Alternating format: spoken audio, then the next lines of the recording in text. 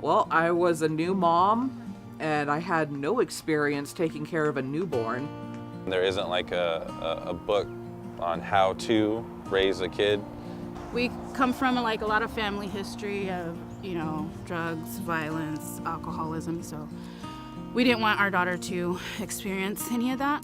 The thought that a parent was supposed to be loving, nurturing, supposed to be there for their kid, provide food, shelter, joy, and going in, becoming a parent for her, I had no clue how to provide that.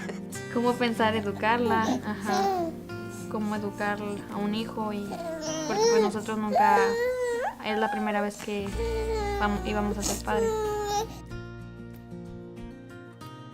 What I think parents should know about home visiting is that you can learn a lot of new things and tips and tricks, how to take care of the baby and what to do, and if you're, stuck in a routine and everything being monotonous, like they give you new resources and new tools how to handle parenthood. It was nice to have them kind of guiding me, even though I was not a first-time mom. I felt like a first-time mom. It totally blew my mind over time. So much information that I had no idea about. She was straightforward when, teaching me this stuff and answered any of my questions. Just a really positive experience.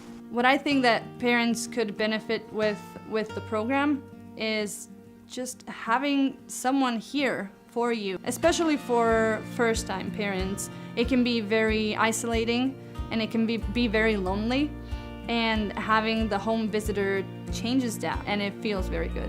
For me, having a home visitor is like having a second mom there. A lot has changed. I'm definitely more knowledgeable taking care of her, and I know that anytime I need advice or help from somebody, I can just call her. It's just that little positive nudge to, hey, I'm noticing something, let's find a way how to change it. And she's like, you know what, Amanda, let's pick you up, dust you off, and let's go over to, see about either getting your driver's license or seeing about, going to college, see if we can start something for you. It's totally worth it. Like, even if you're on the fence at first, you don't feel like having a stranger coming in your house and teaching you about your little one, do it anyway. You get the help that you need. You get professional advice on things you may not know about your child. The fact that the program has no fees or anything, it's all totally free, is fantastic.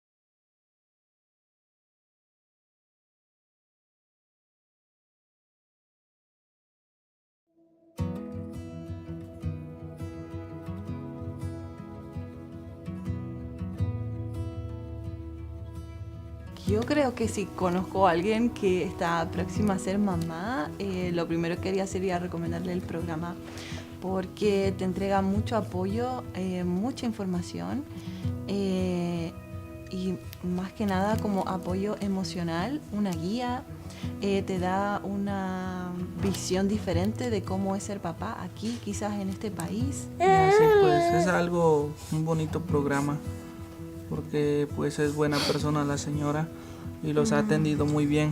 Pensé que nada más iba a ser un programa de orientación quizás para los nuevos padres, pero creo que nos llevamos una linda sorpresa porque Gaby es una persona muy cercana a nosotros, es como parte de nuestra familia, siempre ha estado dispuesta a ayudarnos y a escucharnos con nuestras dudas sobre la paternidad, y en nuestro caso, que estamos solos en este país, ha sido como de mucha ayuda.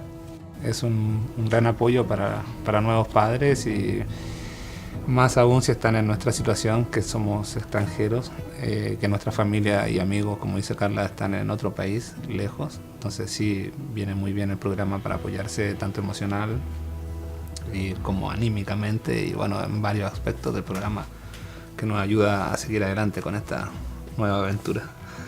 Te ayuda como a ver los distintos recursos que tiene la comunidad para nuevos papás, entonces creo que es de gran ayuda. No queda mucho que agregar, pero lo veo de la misma forma. Que hemos aprendido algunas cosas aquí y pues los han ayudado, como este programa los ha ayudado para seguir creciendo a la bebé, como con buenos consejos y así. Sí, y creo que también ha sido muy importante el tema de apoyarnos con el libro y saber qué actividades hacer con Máximo de acuerdo a su edad, cómo estimularlo, cómo cuidarlo de los peligros de la casa, como cosas que uno como papá nuevo no conoce, claro. Pues a mí me gustaría que lo siguiéramos visitando aquí en la biblioteca de Covelo. Está tranquilo y muy bonito. March 26, 2024, Board of Supervisors meeting to order. Roll call, please. Supervisor McGordy? Here. Chair Mulhern? Here. Supervisor Hashak? Here. Supervisor Jurdy? Here. Supervisor Williams? Good morning. If we could all rise and repeat the Pledge of Allegiance.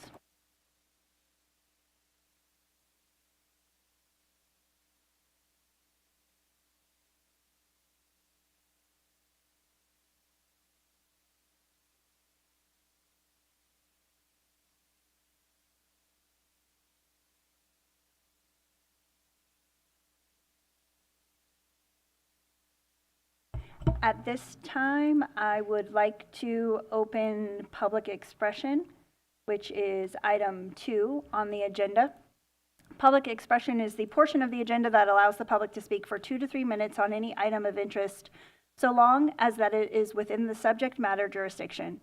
While members of the public are welcome to address the board, under the Brown Act, the board is prohibited from engaging in deliberation or taking action on items that are not on the agenda. Any member of the board is welcome to add an agenda item to a future calendar by working with the chair and the clerk of the board. If you wish to provide comment on items of interest that are not on the agenda, please come forward at this time. If you could please form a line at the podium so I can tell how many speakers we have, that's helpful. If you are on Zoom and wish to make public comment, please use the raise hand feature or press *9 if you are calling via telephone. So are there any members of the public that wish to comment on items not on the agenda? Please, if you could state your name for the record, it's helpful. Thank you. Yeah. Hi, thank you for hearing my comment. My name is Catherine Flink. I'm here advocating that the board put a resolution urging our federal government to push for a ceasefire in Gaza on the agenda for April 9th, the April 9th meeting. As the U.S. has a long history of involvement in the region and creation of the present issue, I believe we hold partial responsibility for the violence being endured by the Palestinian people, and that it is our national responsibility to push with all available resources and use our political power to advocate for the preservation of life. I do not want my tax dollars to continue to support mass displacement and genocide. This is an issue that impacts us here in our county, as there are many people with ties to the region. I believe that we need to use our collective voice and speak out to add to the regional, national, and international calls for peace. I'm not deluded that our county can impact international events, but I can't help but wonder how we could impact things if every city and county were brave enough to speak out and say enough is enough. Thank you. Thank you for your comments.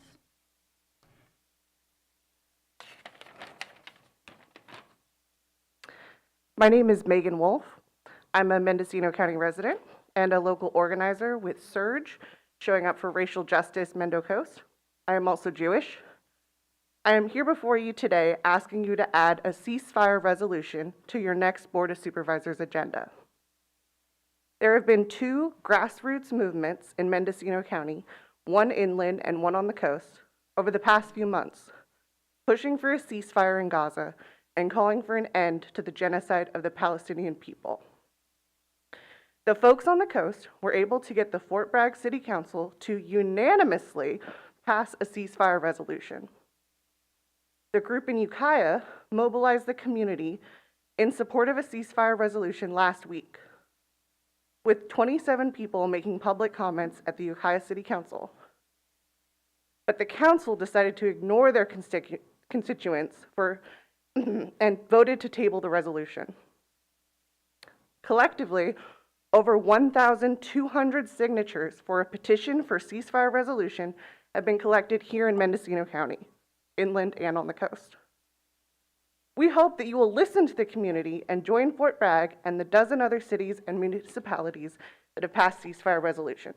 Thank you for your time. Thank you for your comments.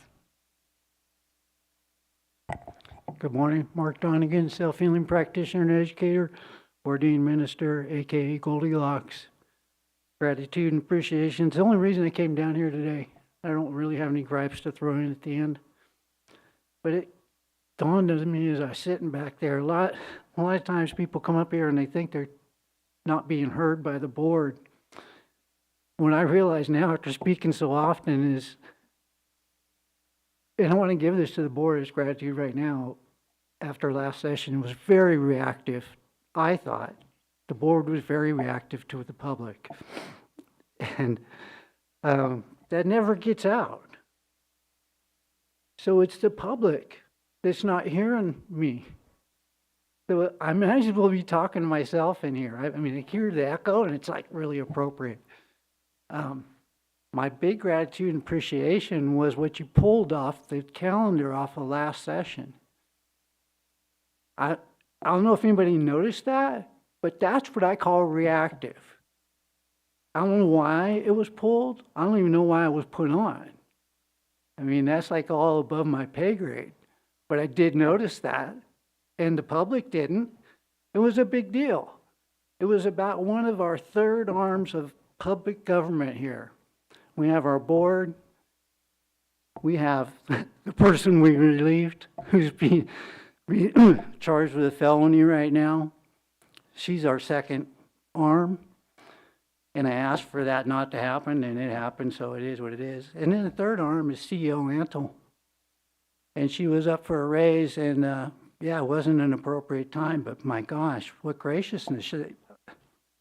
She didn't say anything about it. She's sitting there right now trying not to notice I'm talking about her. That's how fortunate we are. That's reactive. You reacted to the situation. She needs a raise eventually. That's going to have to come up. The public's going to have to accept that. And I hope they don't bitch about it like they bitch about everything else, because they're not paying attention to anything that's going on. So if they want to have, when anyone wants to come up here and complain, they need to self-check their own house first. Thank you. Thank you for your comments.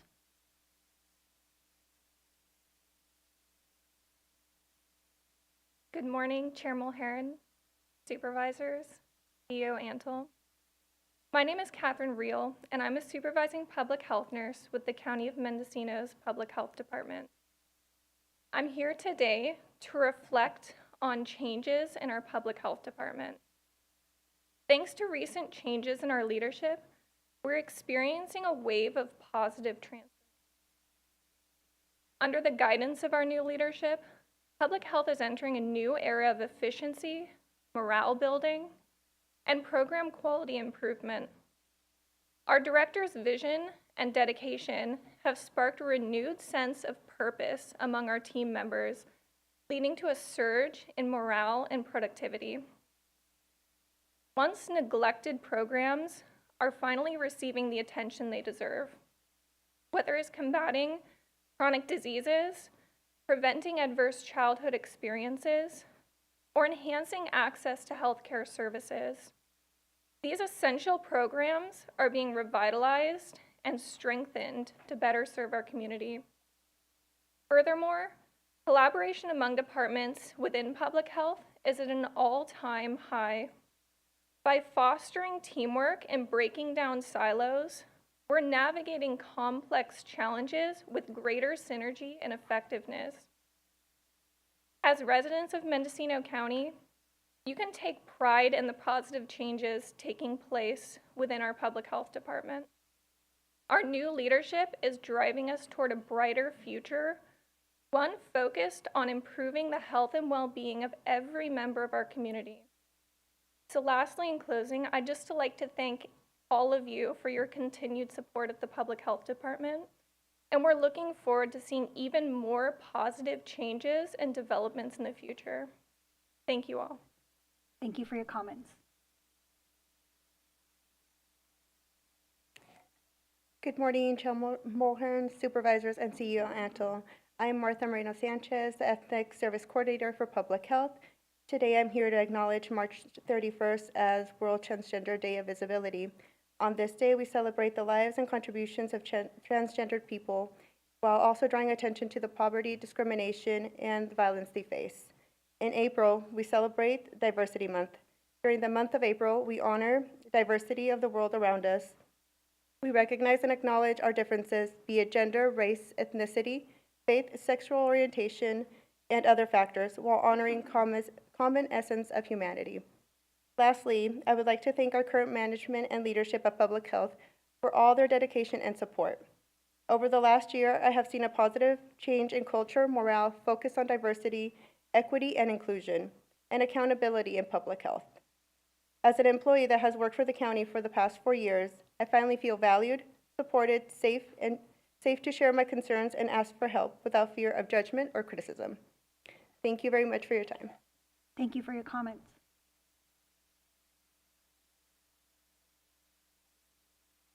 Good morning, Supervisors. Chair Mulhern, CEO Antle County Council. My name is Akesh Eide. I work as a program administrator in public health, and I'm also the president of the chapter executive board of SEIU Local 10-1. We recently surveyed our membership about their work and projects that they have been involved in at the county that they're most proud of. There's so much good work that's going on here at the county, but in most cases, when things go well, work gets done, nobody ever hears about it. Things are running smoothly. We know that you hear about when things go wrong, so we would like to let you know when things go right. The CEO often highlights department and unit successes in the regular CEO report, but we would like to chime in as well to help raise up and shine a spotlight on the good and important work of our members. So we plan to do a 3-minute spotlight on the workers of Mendocino County at the Board of Supervisors meeting. I believe I warned you about this last month. I'd like to start this morning with environmental health. They have offices in Ukiah and Fort Bragg, but their staff travel throughout the entire county. Environmental health, they're part of public health. They monitor the health of our spaces, both natural and built. The permitting process ensures food and water safety at restaurants, school kitchens, food trucks, and swimming pools. Our 3 health inspectors will make sure that it's safe for you. Want a new tattoo? EH has been there too. Underground gas tanks, wells, septic system integrity, EH is on the job making sure sludge stays where it's supposed to be. We didn't start the fire, but EH is there sifting through ashes, oversee cleanup, and making plans to make it safe for rebuilding and repopulation. EH staff crunch through the reams of paper. They work in the field and at the counter, investigate complaints, and test ocean water for domoic acid, toxic algae blooms, and warn the public when it's not safe to consume. They work side by side with our fire and law, ensuring safety for all. Expert advice, decontamination procedures, prevention training, and mitigation measures can all be found 24/7. They can call the duty phone, and EH will answer. Physics, geology, chemistry, biology, EH specialists begin their careers here with 4-year degrees. But wait, that's not all. To answer the call, there's ongoing training, hundreds of hours inside hot hazmat suits, classrooms, and decon showers. Our staff are committed to being the best they can be, and incidentally, our hazmat rehit is the only environmental health team in the surrounding 3 counties. They are the guardians of our environmental wealth. This is our Department of Environmental Health. Thank you. Thank you for your comments. Are there any other members of the public that wish to comment on items not on the agenda? And are there any members of the public online that wish to raise their hand using the Zoom feature? Seeing none, I will move on to item 3, the consent calendar. Clerk, has proper notice been established? Proper notice has been established. Board members, are there any items that you wish to pull for separate consent or separate consideration? Apologies.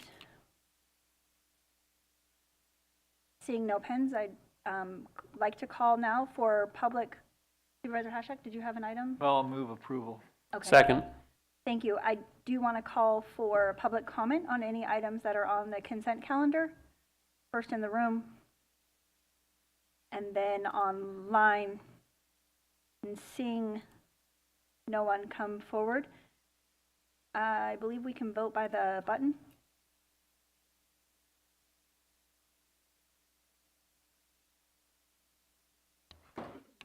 Thank you. Motion carries unanimously. Thank you. Item number 4A, discussion and possible action including acceptance of informational reports from the assessor, clerk, recorder, registrar of voters, acting auditor, controller, treasurer, tax collector, district attorney, sheriff, and various other county department heads or designee. I do not see any of those individuals in the room. CEO, oh, please come forward. I do see an individual in the room. Thank you. Mr. Adair. Good morning, Madam Chair, members of the board, CEO Antle. Jeff Adair, Emergency Services Coordinator for OES. And I had 2 items to update the board on today. Tomorrow, Wednesday the 27th, from 11 a.m. to noon, Mendocino County, Humboldt County, and Del Norte County and the National Weather Service will be participating in the tsunami warning communications exercise. So what to expect, the National Weather Service will send an emergency alert system message to Humboldt, Mendocino, and Del Norte counties. If you're watching television between 11 a.m. and noon on Wednesday morning, expect to see a crawler at the bottom of the screen indicating that a tsunami warning has been issued, and hear a voice indicating that this is only a test. If you don't hear the TV audio, please remember that this is only a test. If you're listening to the radio, you will hear alerting tones followed by a voice announcing that the test is occurring. If you have a NOAA weather radio with the public alert feature, the radio will automatically turn on and you will hear the same message as broadcast on radios countywide. Tsunami sirens will be activated on the coast. Weather permitting, which may or may not happen, Civil Air Patrol will fly the entire length of our county coastline, broadcasting a test message over their public address system. Mendocino County will send a reverse 911 call to the coastal residents that are within the targeted test zone. So this is kind of in the timing of it is in commemoration with the 1964 earthquake in Seward, Alaska, that caused real significant damage impacts to Crescent City. And so that's why this is Tsunami Preparedness Week. And then the other item I had to update the board on was on March 18th, OES launched a new evacuation mapping software program on mendoready.org, our website. And that mapping software program is called Genesis Protect. The mapping program replaced the current emergency information map on our website, mendoready.org. All evacuation zones are the same as they were before, except the naming convention will now include the prefix MEN to distinguish Mendocino County zones from other counties in the region. This is the same mapping evacuation software used by a lot of our neighboring counties, so that's one advantage of going to this new vendor. Genesis Protect Map allows the public to view all emergency advisories, warnings, and orders in the county, as well as incident-specific evacuation points, evacuation shelters, road closures, and sandbag stations. So it should be a pretty seamless transition, and so we've rolled it out, done some testing, haven't had any need for evacuations since the 18th of March, but it should be pretty seamless for the public. Their zones will pretty much remain the same as what they were. Thank you. Thank you for both of those updates. Of course. I don't see any questions from board members. Thank Thank you. Ms. Bartlemy, would you like to come forward and do an update?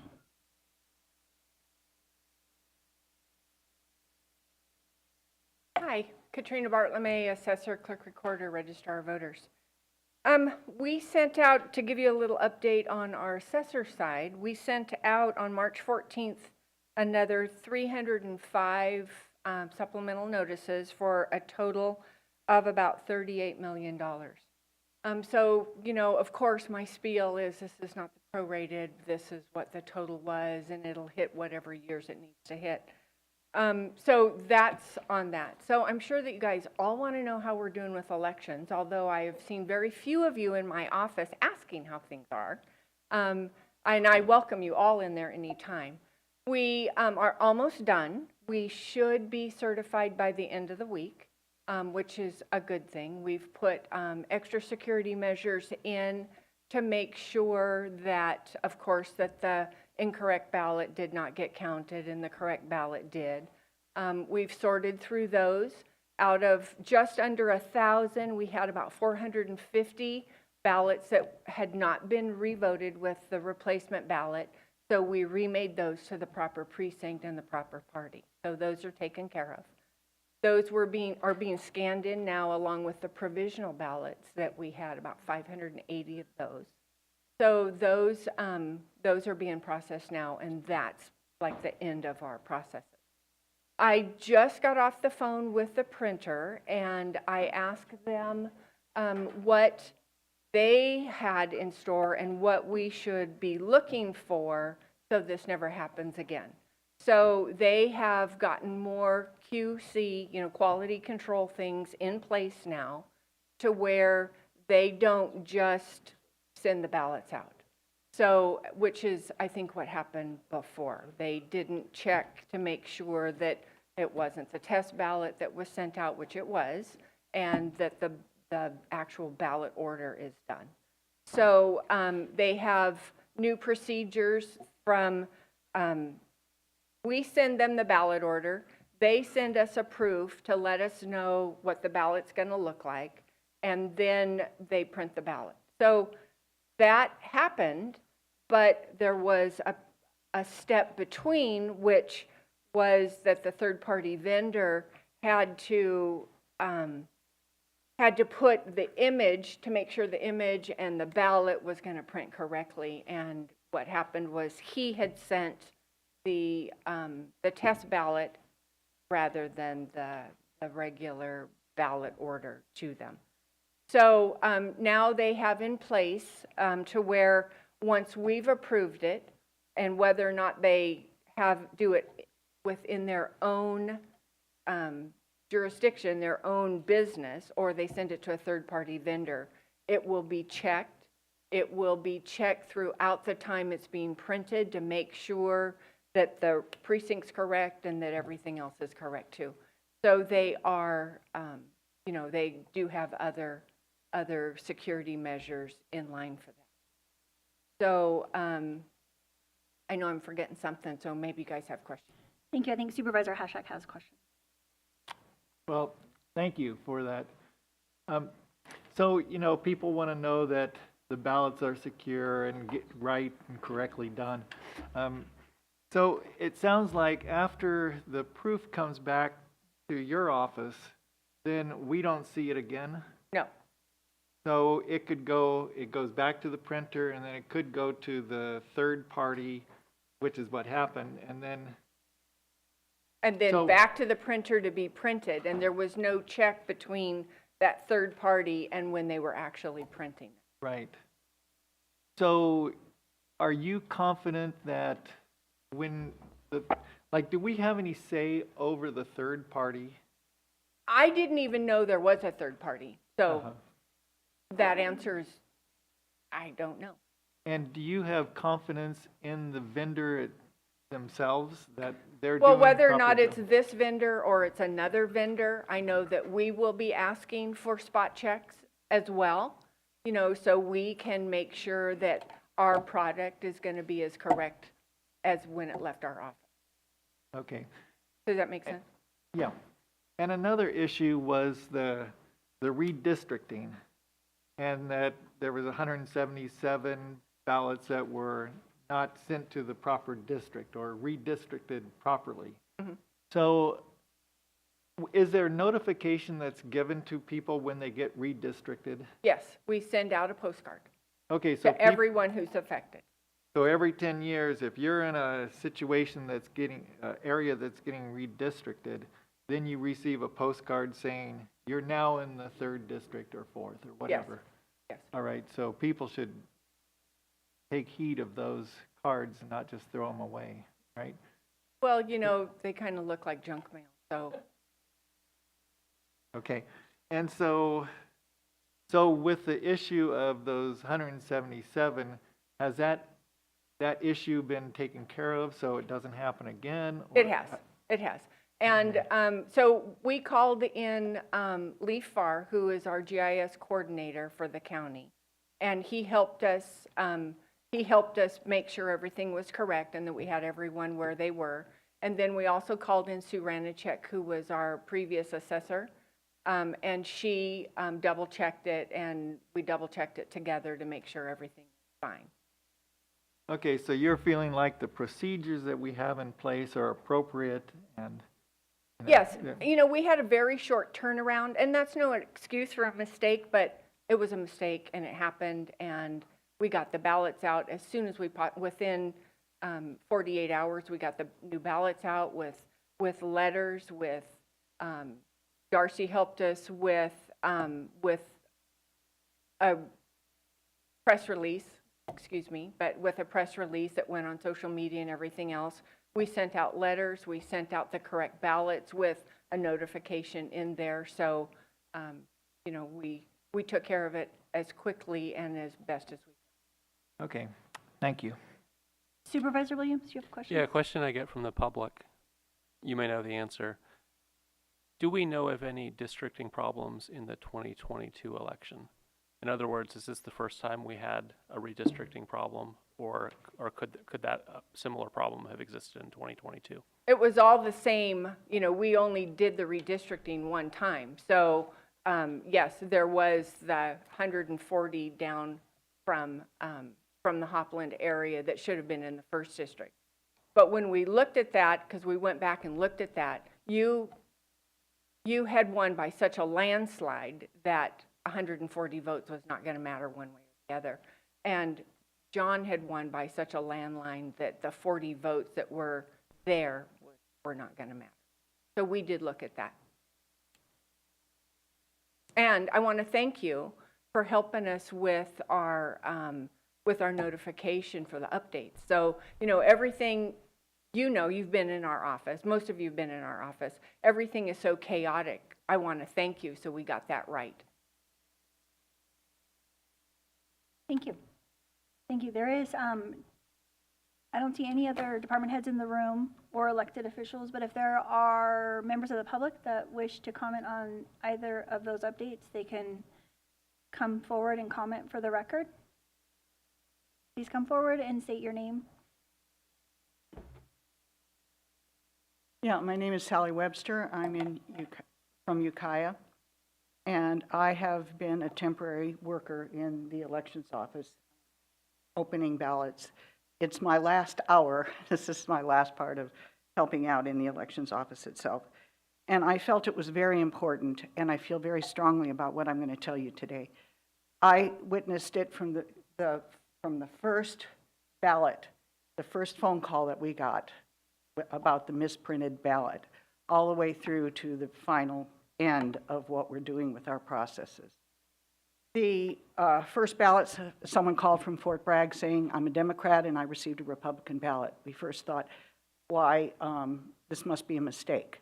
And subsequent calls came through afterward. Well, Katrina immediately started investigating it. By the next morning, I came into the office and she had a plan. And she had marching orders. And she told us exactly what we were going to do and how we were going to handle this. She what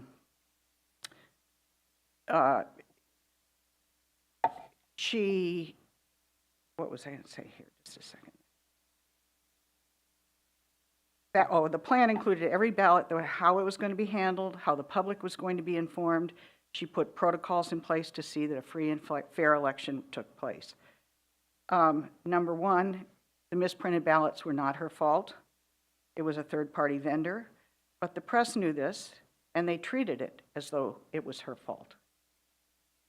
Fact two, Katrina saw that the public was informed. She did postcard mailings. She inserted the correct ballot, an insert in the in the corrected ballot, the press releases she put out, postings on the website, social media, and the press. Fact 3, she answered any calls from any candidates and the press. She welcomed people in the office. She opened the office up. She gave tours. She showed exactly what plan she had and what plan she had in place. She directed staff on how they were going to proceed. Phone calls came in and personal appearances from the public. They were continuous. They were ceaseless.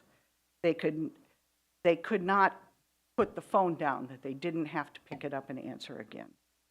The stress in the office was very high, and I'm going to remind you that it was of no fault of the elections office or its employees. So I'm an accountant. I've lived my life with checks and balances. I have always been impressed with what we have done in the elections office and the checks and balances we have in place. But let me just say that during this election, there were so many other checks and balances that we had to do to sort out what needed to be done for this misprinted ballot. That came from the direction of Katrina. She has shouldered the problem. It was not her fault. She's provided strong leadership throughout the whole process. She weathered the criticism from the press and everybody else who wanted to denigrate a strong and fair system. Let me just say that Katrina's goal is to see that everyone has the right to vote. I know that many of the candidates came in. I didn't see any of the Board of Supervisors coming in, but I welcome you to come in and look at what she's done. And I think the final thing that I want to say, and I want to encourage you, is that we're really fortunate to have her in this office because she is a strong leader. And I just think that she deserves commendation for the work that she's done. And I have never had more respect for her as I do right now. Thank you. Thank you for your comments. Not seeing any other members of I'm seeing a member of the public come forward in the room. And then if you're on Zoom and wish to comment on this item, please feel free to use the raise hand feature or your telephone. Please go ahead. Mark Donigan, since there's nobody else for the public to speak today on this, I'd like to say I appreciate how the clerk recorder handled the whole situation. Absolutely on top of it. I don't know where all of the condemnation's coming from. I didn't really see much of it. But I don't want glossed over is this third-party vendor. It shouldn't be a question of do we have control over them? We have control over them. We have control over the clerk recorder. She shouldn't defend them. I don't want her getting stuck. And if there's any condemnation, it may come from that interpretation. And I don't know if that's a correct interpretation or not. But again, I don't want to gloss over the fact that we pay for these services and we should have control over every aspect of it, especially voting. So I don't think it's okay to just say she did a great job under, a really bad situation that happened that was not her fault. Absolutely. And she didn't even know about the third-party vendor. I mean, I don't think anybody knew about that until she said that today. So again, from the public's point of view, we need to get rid of that third-party vendor. Absolutely. And yeah, we need to quit getting rid of the head of departments when they make mistakes. They need to quit getting walked out of their cars for no reasons and not explain to the public why. And so I don't want to get into that either. But there's been enough head chopping. And yeah, she did an awesome job as far as I can tell with that kind of disaster and with the redistricting. So I appreciate it as a citizen. I got everything correct. And people will complain about anything. So don't be drugged down by it, clerk recorder.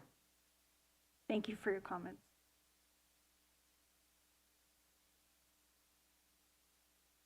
Okay, seeing no one else come forward in the room and no hands raised online, no pens from the board, I'm going to move on to item 4B, a noticed public hearing.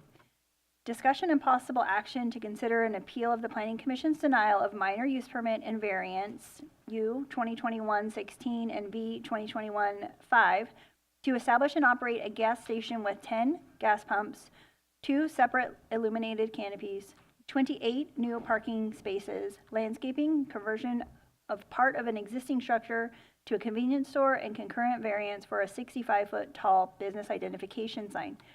Increase in the allowable sign area and to reduce the front yard setback located at 9621 and 96,001 North State Street, Redwood Valley, APNs 162-158 and 162-159, which may include adoption of a resolution and or additional direction to staff. Clerk, has proper notice been established? Proper notice has been established and all correspondence have been sent to your email. Thank you very much. So I will now open the public hearing. First, we will have a staff presentation, which will cover a summary of the staff report and any additions to the written report that the board has received. Then we'll have the applicant presentation, followed by public input and public comment. So again, we'll call for you to come forward in the room or respond online. And then we'll have staff present final remarks and the applicant present final remarks.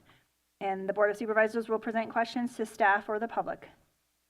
So, who's going to start us off? Julia Krog, Director of Planning and Building. Thank you. Julia Krog, Planning and Building Services Director. I'm going to turn it over to Liam Crowley in our office, who is the project planner for this project. Thank you so much. Morning, everyone. This is Liam Crowley, Planning and Building. I have a brief presentation for you. Go ahead and share my screen. Bear with me.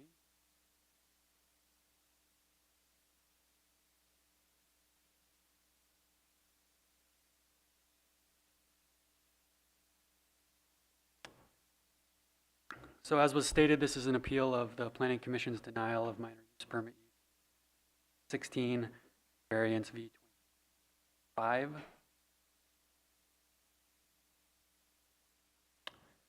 Just a very brief summary. As was stated earlier, the applicant had requested a minor use permit to establish and operate a gas station and convenience store, and a variance to allow an increased sign height and area and reduced setbacks. That project was denied by the Planning Commission at their meeting on January 4th, and the following day, that denial was appealed to the Board of Supervisors by a representative of the applicant. And staff is recommending denying the appeal and upholding the Planning Commission's decision. And this image on the right is just a aerial photo, and the black outline are the parcels that are involved in this project. So a brief overview of the project itself. This image that's displayed is a site plan of the project elements. The project includes a 10-pump gas station under 2 separate illuminated canopies, 1 canopy with 6 gas pumps and 1 canopy with 4, so a total of 20 pumping stations. There'd be 28 new parking spaces, conversion of a portion of an existing commercial structure to a convenience store, 2 new freestanding signs, 1 fuel price sign and 1 business identification sign, and underground fuel storage tanks and commercial driveway approaches from North State Street into the project site.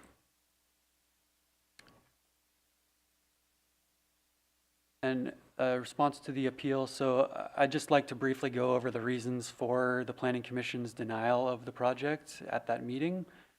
So this image to the right shows the intersection of North State Street and Yuva Drive and US 101. And you can see to the right of the image is the project site with the commercial building that has the gray roof.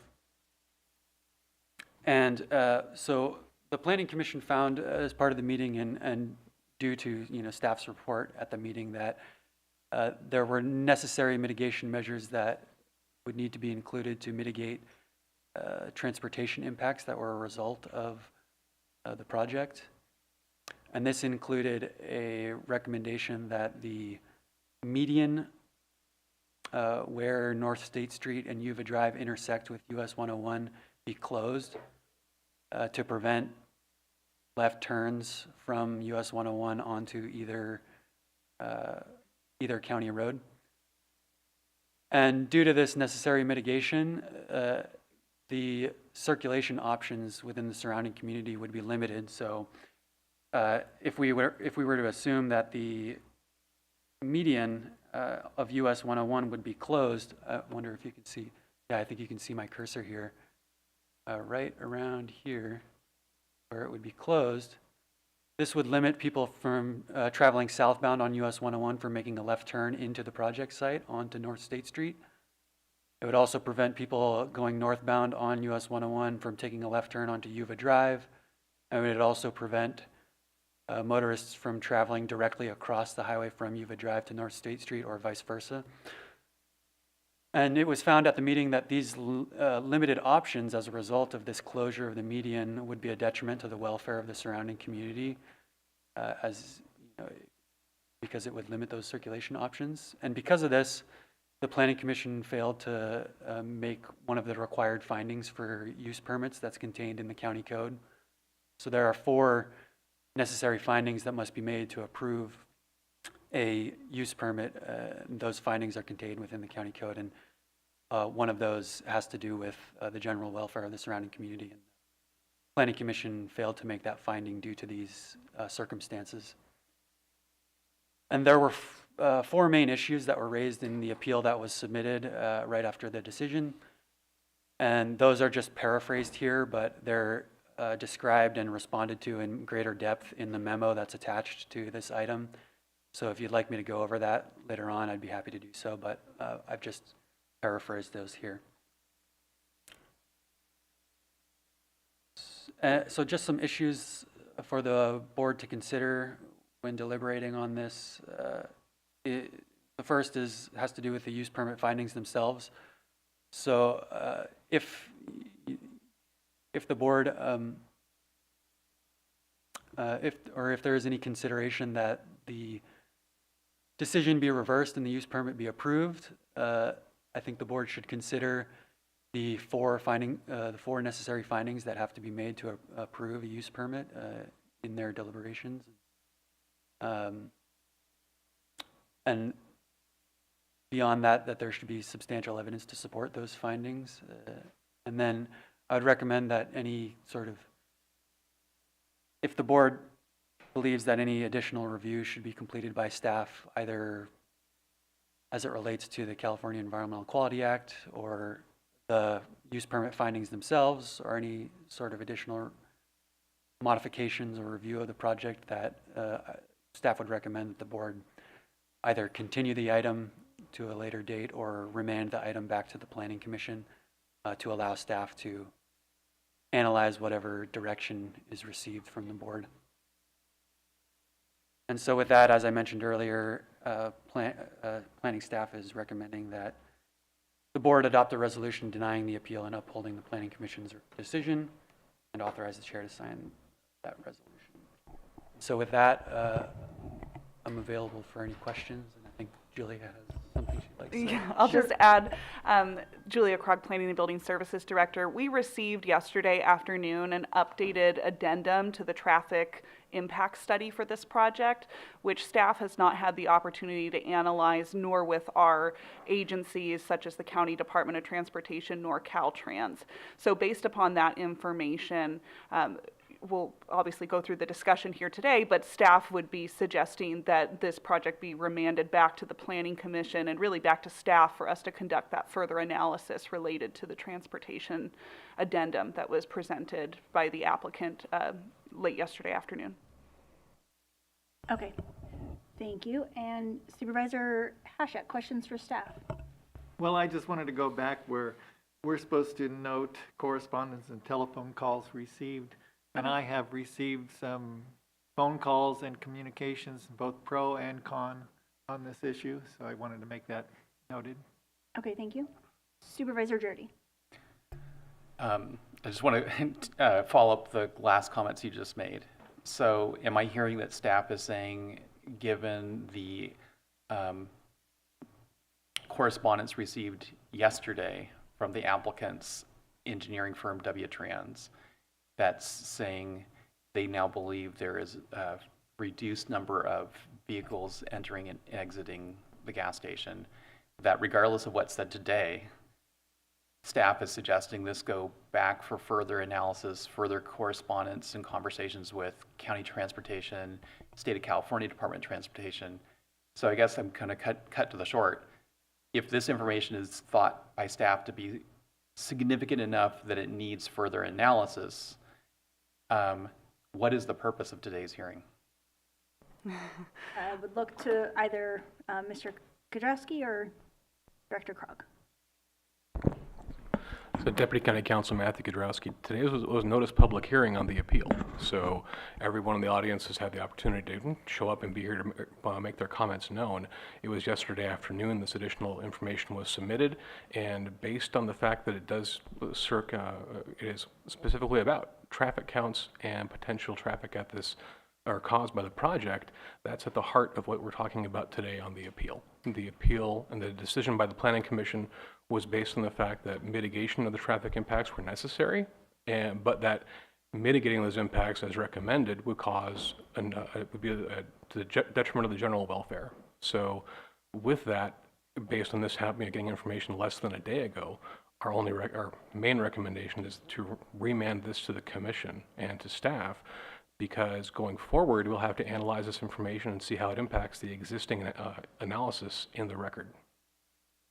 Supervisor Williams, did that answer your question? Does staff believe all other findings can be made to approve this project other than the new information received yesterday? I'll go ahead and respond. Julia Krog, Planning Building Services Director. Staff was originally recommending approval of this project subject to the mitigation measures as identified in the original Planning Commission hearing packet. It was during the hearing with the Planning Commission where they directed staff to prepare an alternate resolution for denial based upon the lack of being able to support one of the use permit findings. And was there a deadline to receive additional information? Do we accept it all the way up to the time of this meeting? Well, yes, public comment can be submitted at any time for any board item. And Deputy County Counsel Matthew Kudrowski, if we receive information from the traffic engineer on the project, even at this point in time, I'd recommend we go back to the record and be amending those, or if need be, amending our record to say, what does that new information mean? How does it impact our ability to move forward? In terms of the issue of, could we make findings to move forward on an approval, given that the traffic analysis has just been revised to be 20% of the data that was the basis of all review to this point, that's significant. And I think that would get to the issue of, can we make these permit findings or any kind of CEQA approval at this time, given a document that doesn't reflect those new updated numbers?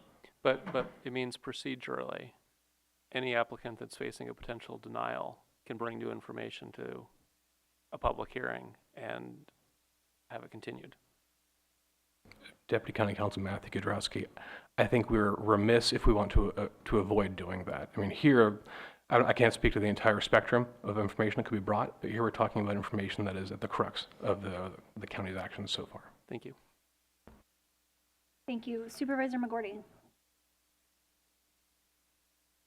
I also received numerous comments and correspondence about the project.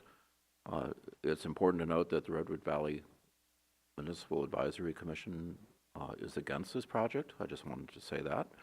And also the neighbors around it are very concerned about the circulation. If 101 was no longer able to be crossed or left turns made, they feel that there would be a major impact.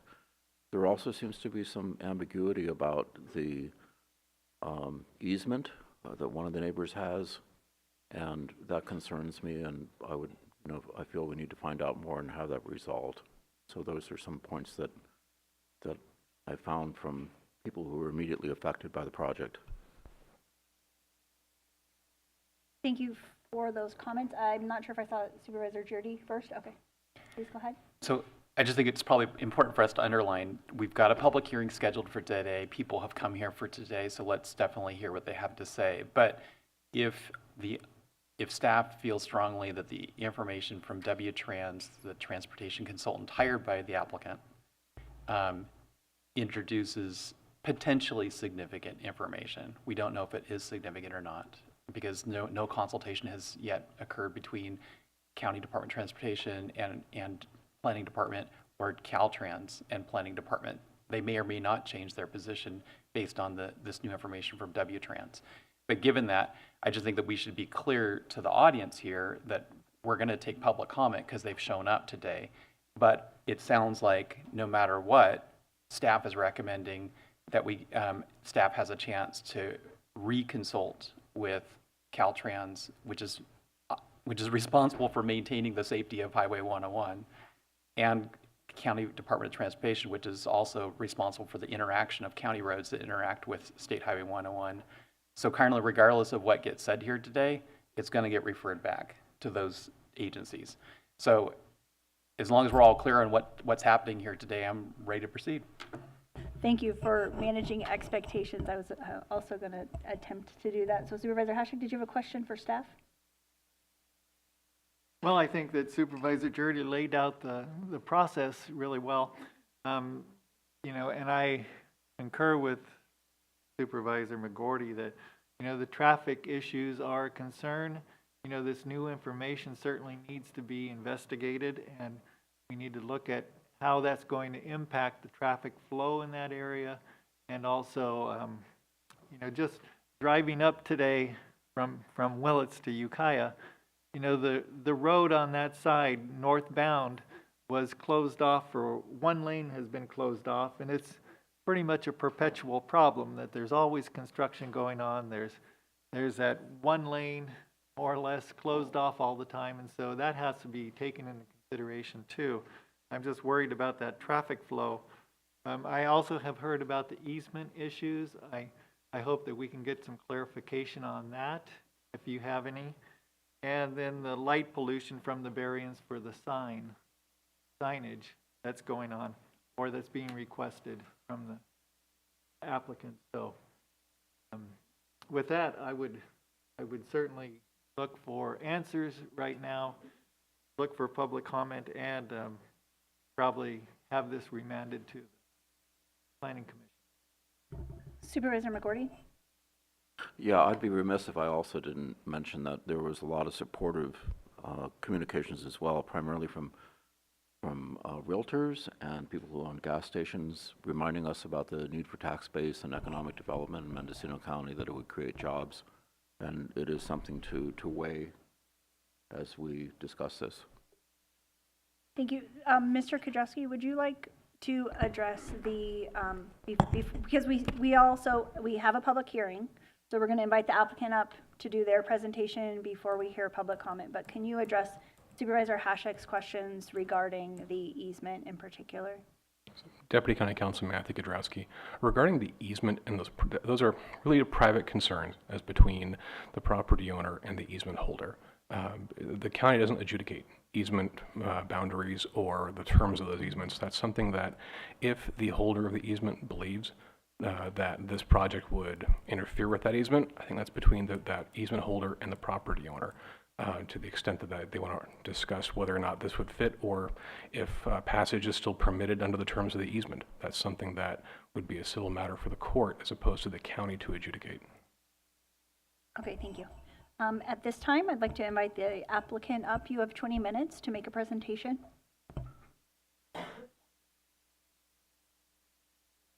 Good morning, Chairman Mulherin, supervisors. My name is Brian Mompson. I'm a local attorney who represents the applicant. I wanted to address this W-Trans filing yesterday because it is important. The original report found, based on a national database for gas stations, that this project would generate 5,300 trips per day, which was astounding to the applicant and didn't flesh with reality in the other gas stations he owned. So he had the engineer go back and review his financial documents from his store and gas station at North State Street Chevron. This project would also be a Chevron with a store, but smaller and in a more isolated location. And she came up with a different estimate that I think Mr. Kudrowski is correct, like far less, like less than 1,000 trips per day. And that is significant. It kind of drives what mitigation measures are necessary because of traffic, whether it be closing the median or something else along 101. And I'm as frustrated as everyone that it came in at the last minute, but I think both the applicant, the public, and the board need to know the truth. They need a realistic estimate of what the trips per day are going to be. 5,300 doesn't seem plausible. I don't think even Costco's gas station would get that much. So we would like to get to the truth of that. I'm wondering if I don't understand the procedure, why it would have to be remanded back to the Planning Commission instead of just continuing this hearing before the board, which we would rather do. But with that, yeah, I'm sorry the information came in late, but the truth is the truth, and we need to find it here for everyone's sake. There has been some recent letters of support for the project, as Supervisor McCourty said, including from realtors. And one that struck me was from Todd Shatmeyer. I saw his letter that this center is run down. He helped the owner of Mario's try to sell his building in that center, and he couldn't sell it. This project would revitalize that center, we hope, with a new construction, a new tenant, and bringing more people to the center, which is one of the first developments you see driving down the grade from Willits. And we'd hope you consider that as well. I wanted to talk about the Planning Commission's hearing and what actions they took that I believe were out of bounds or outside the law. It was within their discretion, and there was evidence, especially these 5,300 trips, that made them say that the median needed to be closed. But their next step to say, oh, this is going to cause a detriment to the general welfare and increase circulation in the area was not anywhere to be found in the actual environmental study, something they just came up with. And I don't even recall, Supervisor McCourty says people have called him on the phone, but I don't even recall anyone standing up saying, hey, I'm a local resident, I want to cross the freeway and turn left, and now I'm going to have to go down to West Road, that's going to be inconvenient. There wasn't even that testimony. And then to call the project a nuisance when it is permitted by the zoning, and the store is, as said in the staff report, is permitted as a matter of right, is just contrary to the law. That's the defense to a nuisance if it's permitted in the zoning. So the Planning Commission kind of went off on a tangent and didn't follow the environmental study or the evidence in the record. And frankly, the applicant deserves better treatment. At least the study should be looked at and followed, and not coming up with some reason that didn't exist in the record. If that were the final ruling on this matter, a court would likely remand it back for reconsideration. Hopefully we don't have to go there. Ms. Whitlock, who submitted the revised report and prepared the original report, is here. So she's going to get up and talk, and you can ask her whatever questions you want about the trips and how these two numbers were so different. But it might necessitate going back and having the Department of Transportation look at this as well. And again, 5,300 trips just didn't seem realistic to begin with, so I'm glad she did submit the supplemental report. With regard to the easement, Mr. Rawls, I believe, holds the easement, and he's here. It's a 55-foot wide easement through the parking lot of this shopping center, which is kind of odd, but I think it's mainly for utilities. The reason that we're requesting a variance to the setback requirement is nothing's going to be constructed in the easement, so it's not going to interfere. There's law on this. As Mr. Kudrowski said, it's essentially a private matter between the parties, but the law is a famous easement case came out of Napa Valley called Scrooby versus Vintage Grapevine, but a property owner can store things or do things inside an easement area so long as it doesn't unreasonably interfere with the easement holder's use. We're not even putting anything inside this easement. So I don't believe he uses it for travel. He has his own driveway to his home. I think it's mainly for utilities through a parking lot. But this project shouldn't interfere with it. I think if he's opposing the project, it's for other reasons and not any interference with his easement. So I don't think that should be a factor in your deliberations. Again, the Planning Commission based denial of the project on this perceived interference with local traffic circulation. I drove out there this morning and used my trip odometer and my stopwatch on my phone, and it's 1.1 miles from the project site to the northbound on-ramp on 101 on West Road, and 1.2 miles to the southbound on-ramp, and it took me about 90 seconds. It's hardly an impediment or a detriment to the general welfare. If you're saying the freeway shouldn't have to be closed off anyway, but there was no reason to deny the project on that basis. There was no supporting evidence for that, and it's not that big of an inconvenience that people did have to use the actual on-ramps and off-ramps on West Road.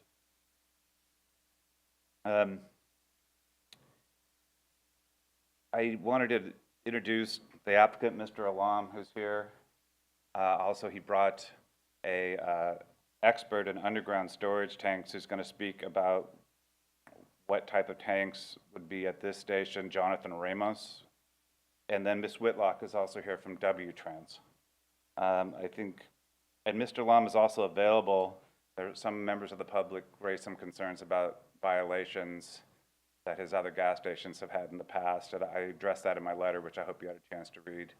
But he's here to answer any questions about those or any other questions you have. With that, I'm going to turn it over to Mr. Ramos, who's going to say some things about the tanks and how this gas station is going to be designed, and then Ms. Whitlock.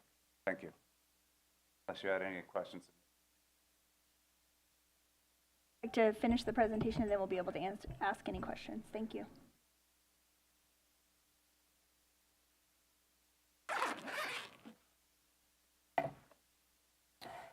Members of the board, my name is Jonathan Ramos. I am design consultant for Mr. Alam and Faison Corporation. Mr. Alam has been a client and actual very good friend for the last 20 years. I've designed many projects here in Mendocino County for him, gas stations, Starbucks, you name it. The most recent was the Jensen's Truck Stop. Before that was the Talmadge Avenue Arco, and also the Arco in Willits, the main highway there. I've been in the underground storage tank design and commercial design world for about 30 years. I've designed prototype fueling drawings, underground storage tank drawings for every major oil company, Chevron, Shell, Arco, Costco, and have worked for companies that still do Costco installations, which they just did the one here in Ukiah. The state of California has extreme tank regulations. When I say extreme, there's no other state that has these type of regulations to contain spills, to monitor. The regulations require designated tank operators. They don't necessarily have to be the owner of the property, but they have to be a consulting company that is designated as that operator. In case there is any issues, they are notified and handle the issues. The type of systems that are installed nowadays are all double contained, enhanced leak detected. When I say enhanced leak detected, the secondary space in between the primary pipe and the secondary pipe, that annulus is monitored with what they call VPH, which is vacuum, pressure, or hydrostatic. The industry has went towards hydrostatic, which is a brine solution, and that is monitored constantly. If the solution goes down at all in the reservoirs, alarm goes off. There are also sensors in every termination point on the tanks, at the turbines underneath the ground, any connection point where the fiberglass goes through a sump and connects to a mechanical fitting. There's sensors there. There's sensors underneath the dispensers. There's flow sensors. So if there's ever a pressure decay when you're pumping gas and the pressure goes down, the system shuts off. So the chances of any type of spill from or pollution from an underground storage tank system is pretty slim and nil, and it rarely occurs, if ever. Back in the day, they used to use single wall pipe, single wall tanks, and this is prior to 30 years ago. Those would have leaks, and that would in turn leak into the underground water sources and into the soil, causing contamination. Mr. Alam buys gas stations that have prior issues, digs out all the dirt, which is very expensive to get rid of and to have treated, rebuilds these systems, puts millions of dollars into them, and operates a very clean and functional type of gas station. Some of the best. And I say that because I design them. So I know they're very good systems. There's been a lot of concern about this station not having electric charging stations for electric cars. I know that information is not correct because in the California Building Code, it's required that we put in charging stations. Not numerous ones, but at least 2. We have to have electric vehicle charging stations, be ready for any future. So what we do in our design is we provide an area for that, say 2 to 4 parking spaces, either provide 2 charging stations or have it stubbed for future when a company comes through that's got a grant from the state and they want to install, at least the space. Also, there was going on that charging station, the electric grid that we currently have does not really support a lot of charging, especially in rural areas. A lot of people use generators. Well, generators are not electric on electric. They require a fuel to operate them. I think in this area, in rural area, I'm sure there's a lot of people that do have generators. I'm a victim of 2 fires in Sonoma County, one being the Tubbs. I lost my house in Fountain Grove there, and then was also a victim of the glass fire. Both times I had to use generators. So, I mean, that's fuel is definitely required for everyday life, regardless if we have electric cars or not. We all want to see things go that way. I do too, but it's just not quite there yet. We're still fighting that battle. There was some discussion about 2 other gas stations in Redwood Valley, one of them being the casino. Now, with casinos or sovereign territory, there is absolutely no regulation. Those stations don't even have to get permits. They don't have to get building permits. They don't have the regulation that an operator like Mr. Alam has. Matter of fact, they can sell fuels that are illegal in California. They're not oxygenated. They're not winter-summer blend. They're straight out of Nevada. They're illegal for somebody like Mr. Alam to sell. I think that's probably more of a concern than a new Chevron station with all of the regulation in place that the state has put. It's a clean operating station. 0 spills. The only spills come from the public occasionally if they overfill something that spills on the ground. We have cleanup containment kits for that. Everything's contained. Let's see, what else do I have here? I think that pretty much sums it up for that portion of it. Do you guys have any questions for me? I'd like to hold the questions until we hear from the traffic count consultant. Thank you. Okay, thank you.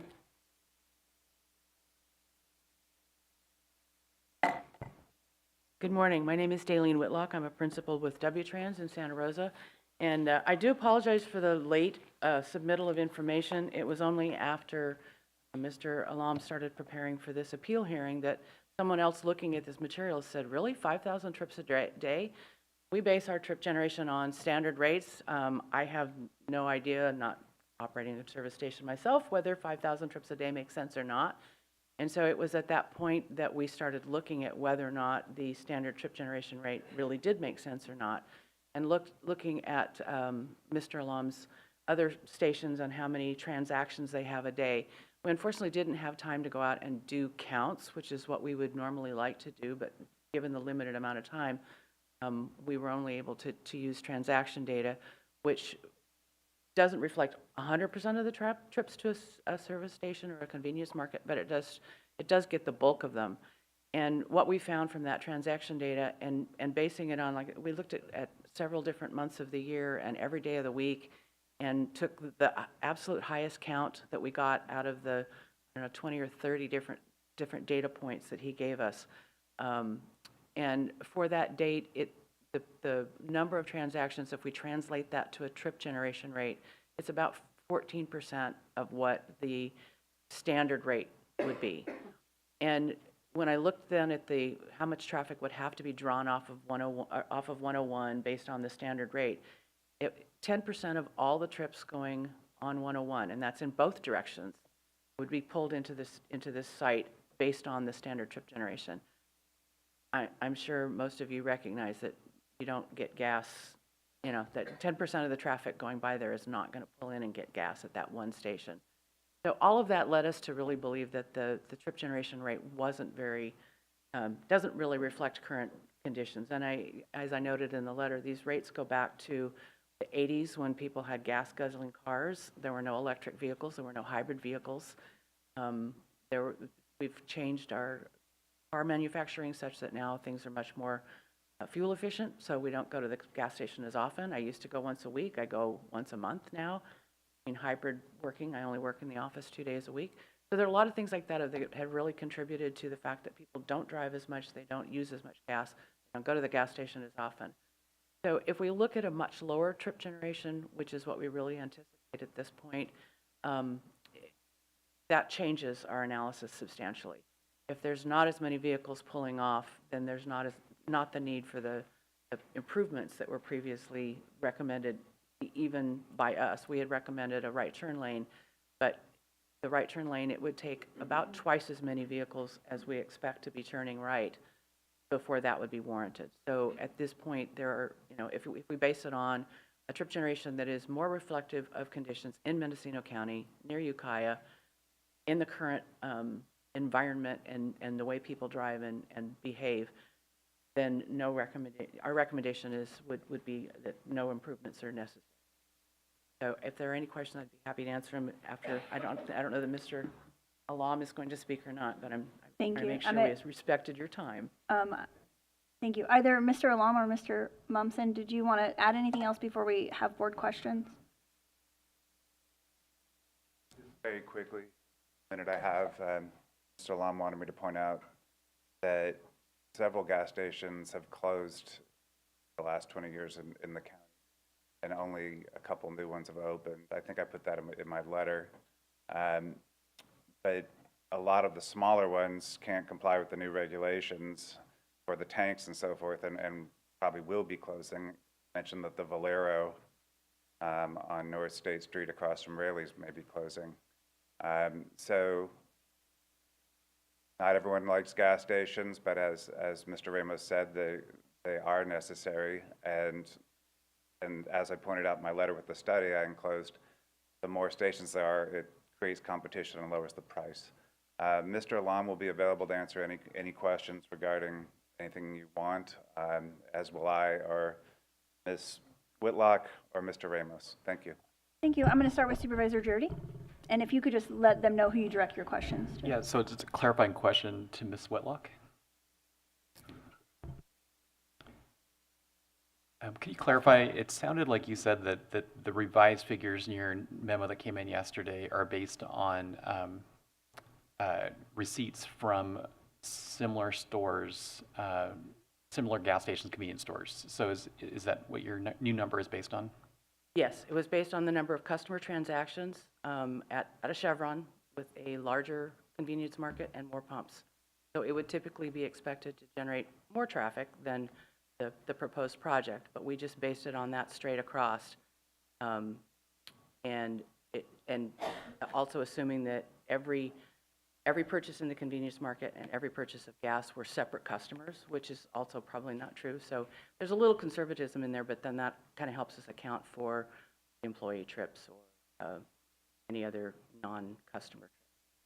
Okay, and to further clarifying that the board has received correspondence, mostly from some realtors and other people in support of the project, which are guessing, estimating, projecting that this gas station could cause additional commercial development and or revitalization of the commercial development that's there. So just to be clear, your revised figures do not take into speculative forecast for what might occur if this development occurred and it had a cascading effect of causing additional commercial activity at the adjacent properties. It does not. Although if the adjacent property, I mean, if somebody comes in and gets gas and they also stop and do some shopping or whatever, that doesn't create additional traffic. It just takes advantage of the traffic that's already there and kind of captures it, and it gets several purposes out of a single trip. But we didn't. We did look at how much more traffic, because of the fact that our numbers were not as firm as I would normally like them to be. They were a little bit squishy, I'll say. We looked at a sensitivity analysis as opposed to a straight, this is how many trips we have, this is what it means. Instead, we looked at, okay, how many trips would you need to have before the turn lane would be warranted? And as indicated in the report, it would take under current conditions, it's like 64 trips, and the project would generate 28. So even with the rate that are already there, it's still a long ways from hitting the mark where. All right, thanks. Supervisor McCourty, did you have a question for Ms. Whitlock, or? I do. Okay. So please describe again your analysis, how it was done. For the trip generation? Yes. So Mr. Assam provided us with the number of transactions per day, so the number of customers that either charged or paid cash, or however they paid for their services. And we took that number and then doubled it, because that's the trips.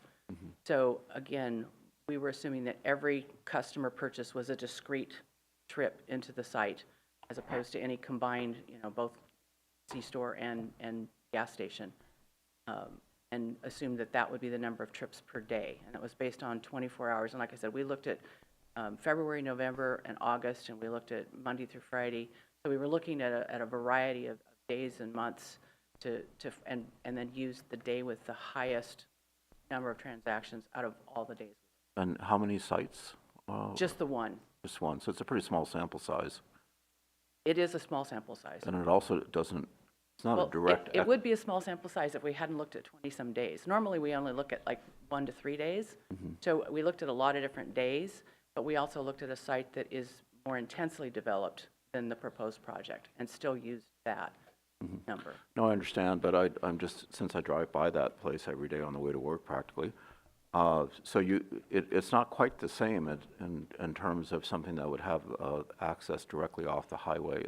You have to make an exit from the freeway, go to a stoplight, and then make a right turn, and then a left turn, and then into the station. So it's a little different. It is a little different.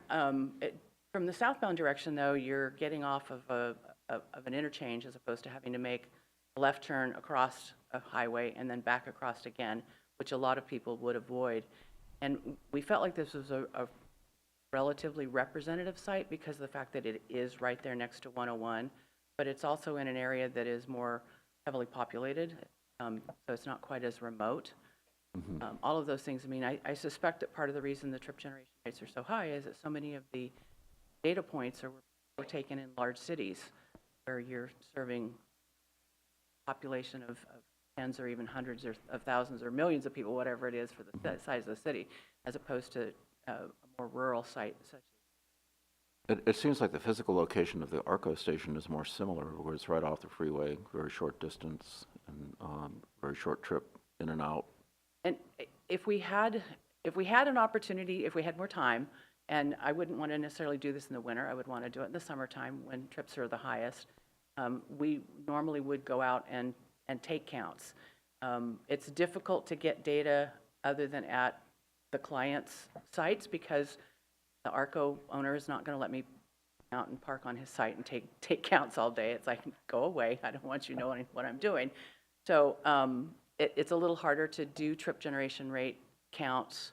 I mean, we can do peak hours, and we could do that without being on site. You can park across the street or sit on the sidewalk or whatever. And, you know, that's something that could be done if desired, is that we could go back and do more in-depth and more conclusive data collection, I guess. But again, I'm, you know, we're getting now into the spring, and we've got spring break coming up, and so lots more traveling again as the weather gets better. And so we probably could do that this spring, but I would be surprised if we came out with any numbers higher than what we already are using, because we use absolute highest value of any found on the site. Thank you for that information. I think Mr. Lama is the owner of that ARCO, so Yes, he could he help. is. He And could help you with that That's future why we data were able analysis. to. So That's why we were able to get the data there, is because he's the owner. It's he's much also harder. the owner of the ARCO that we're Oh, discussing. okay, So he well. can help you. Mr. Williams, Supervisor Williams, you have a question for Ms. Whitlock or for the? I do. I'm concerned about the sample size of 1. For all I know, that other site that we're comparing against, owned by the same owner, is poorly performing and may not be representational of the traffic we would see at the project that's being proposed. How would you counter that? As a professional doing these types of studies, is a sample size of 1 generally accepted? When we do traffic counts, we do 1 day. So yes, a sample size of 1 is often used. If we do trip generation, we try to get at least 3 days, but we often will get only one site. But maybe do you 2 compare sites. it? Do you compare it to one other business owned by the same entity? Not normally. Yeah. And- So something not normal has been submitted here because we didn't like the answer the Planning Commission gave. Everything else aside, just looking at the research method here, I don't think it has a lot of credibility. Sample size of 1. I guess suppose I have a question for maybe Mr. Kudrowski on that topic, and I'm not sure, Supervisor Judy, if you have a different topic, or I should go ahead and ask. Okay. So as part of this process with this going back to the Planning Commission, as staff is recommending, can the board give direction as to the kind of sampling size we would like to see go back to the Planning Commission? If board members feel like this is, well, first we had too many, and now maybe we have too little, we got a little Goldilocks syndrome going on here. So what are our options?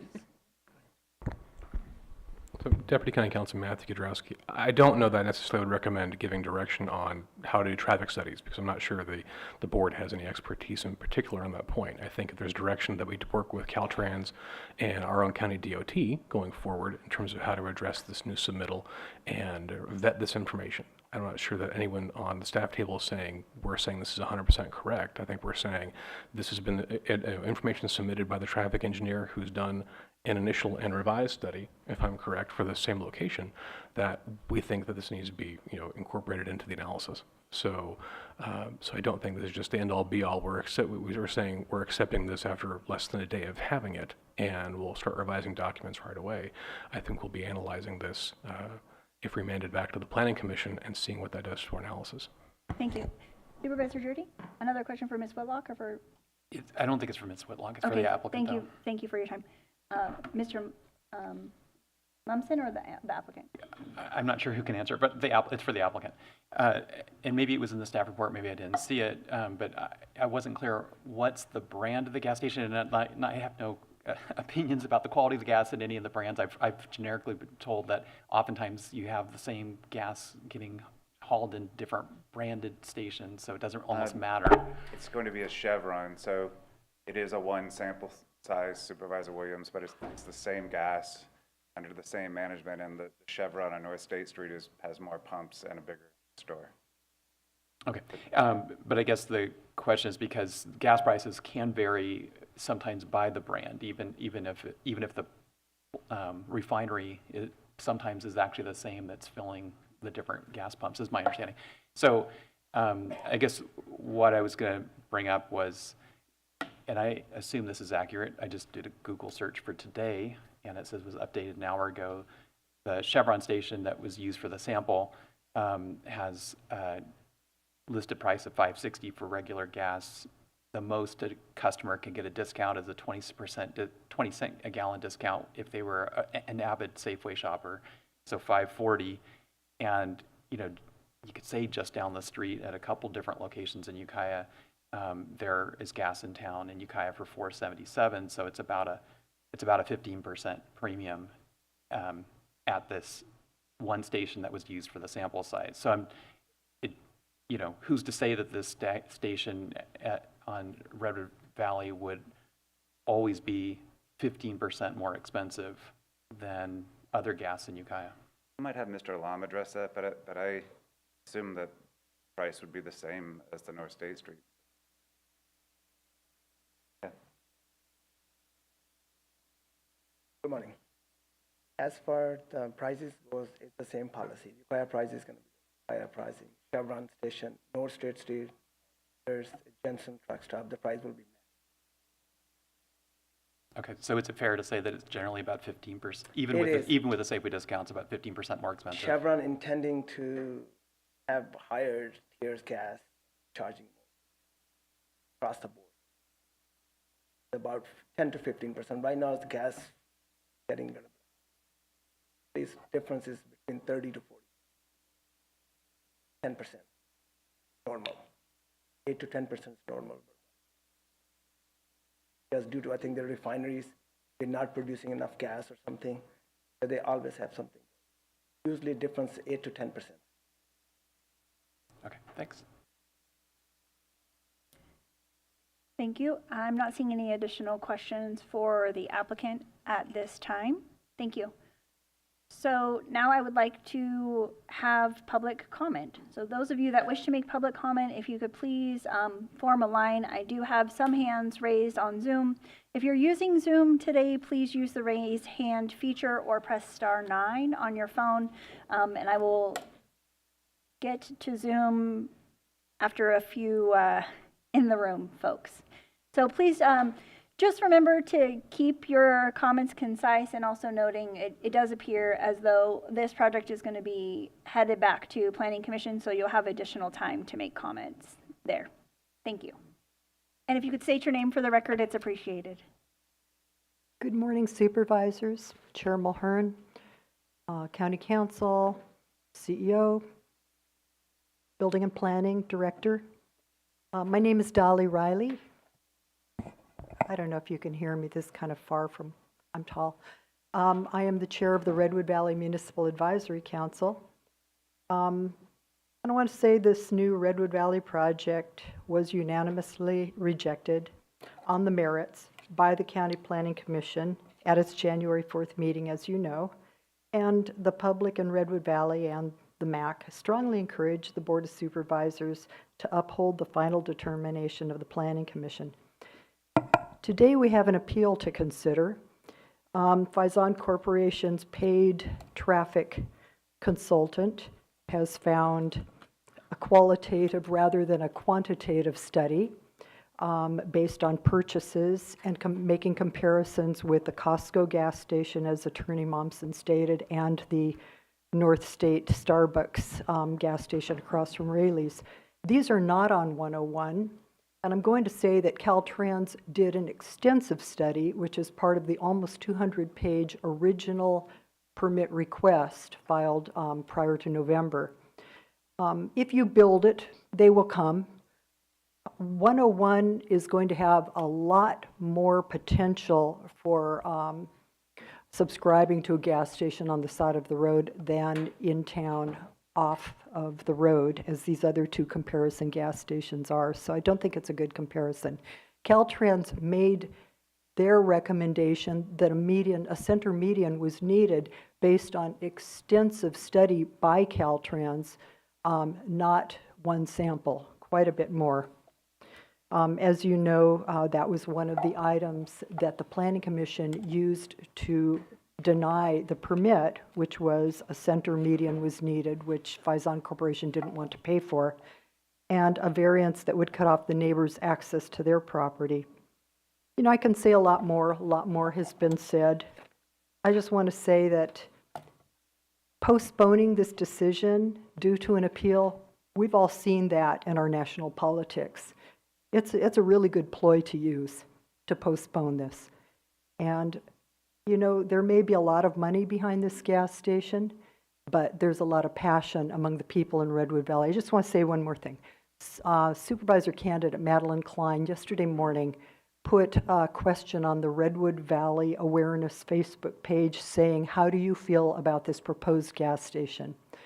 By the time I looked at it, 4 o'clock, there were 57 no's, not in my backyard, don't want it. This morning I looked at it, there were 187 comments of local people, your constituents. So we can kick this can down the road. We have the passion to be here and to continue to talk about it. Thank you. Thank you for your comments. Please come forward. Good morning, I'm Sonia Pio, and this is my visit for the Board of Supervisors. You guys are doing a great job, thank you. I have a few areas of concern with this new gas station. People are coming down Willits Gray, big trucks loaded, they're heavy. And, you know, if you're in their way and you want to turn, then it's going to be hard. We already have the overpass that goes off to the broiler and the school, and it seems like everybody's managing just fine with that. In light of the gas station, it's going to create light pollution, air pollution. Maybe there's going to be overnight parking with trucks idling, so you're going to have noise. There's going to be a convenience store, so it's going to sell alcohol. We already have a great amount of alcohol in Mendocino County as it is.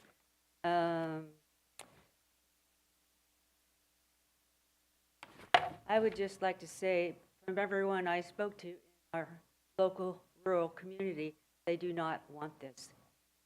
It's not who we are. Thank you for your comments. If you could please come forward and state your name for the record. I'm Bob Parmenter. I've been a resident homeowner of Redwood Valley for more than 30 years. I represent people who have left a metropolitan area to come and live and raise a family in a rural setting. This project takes away from that rural kind of feel and setting by creating more traffic congestion in a small area. The light pollution, huge concern. I've noticed the difference in our skies the past 30 years. It's a big deal. Person wants to live in Windsor, that's great. I've been happy to live in this situation. I want to thank Madeline Klein for bringing it to the attention of social media users in Redwood Valley. I appreciate the comments. I appreciate John Haschek, who I know has read my concerns as I communicated to him. I appreciate comments by Supervisor McGurty, Ted Williams, and McGurty, looking into this matter, but I'm against this project 100%. I see no reason for it to be revisited. I would encourage these supervisors to let the Planning Commission's decision stand. We don't need another gas station. If we just want to talk about the community of Redwood Valley, we don't need another gas station. We don't need another convenience store. Redwood Valley grocery store is a fine place to shop. Virtually anything you would need is there. The Coyote Valley gas station, some of the best prices in town. They're competitive. Costco. Another matter is I didn't really appreciate the disparaging comments made against the indigenous people of our county. Coyote Valley maintains a good supply of gas at competitive prices, and I didn't see this as being a platform for the disparaging remarks made about Coyote Valley gas station plan there. So once again, I would appreciate if the supervisors let this drop. We don't need to revisit this matter. We don't need that gas station. Thank you. Thank you. Please come forward, and if you could state your name for the record, that's helpful. Good morning. My name is Tom Rawls. Good morning to the board, county council, planners. I stated at the December Planning Commission meeting and the January Planning Commission meeting that I have a 40-foot easement that runs through the middle of the proposed project. A little perplexed how good planning can just say it's a property rights owner if you have a deeded easement. My family has had access to our ranch since 1944. The current easement was deeded to my family November 16th, 1976. It is the entrance to my home. And our easements must always be made clear. DeFazio Corporation has yet to identify how they will maintain a clear easement. You know, putting gas pumps to the west of my easement and a convenience store to the east is passively building a gas station convenience store over the top of my family. Like I said, it's the driveway to my home. My living room looks out towards where the proposed station will be. I will be a victim of the light pollution. The easement must be maintained and clear to maintain my ranching operation and home deliveries. Additionally, emergency vehicles will need access to my property in case of an emergency. Like I said, the easement is a non-buildable easement. I urge the board to uphold the Planning Commission's decision to deny the project. Approving the project would constitute a nuisance to my family, our safety, our peace, morals, and comfort, and general welfare, since we do reside in the neighborhood. Lastly, I think that the project would likely increase the likelihood of fatal accidents if the traffic isn't changed. The project is a bad idea for numerous reasons, as many agencies, groups, and individuals have stated.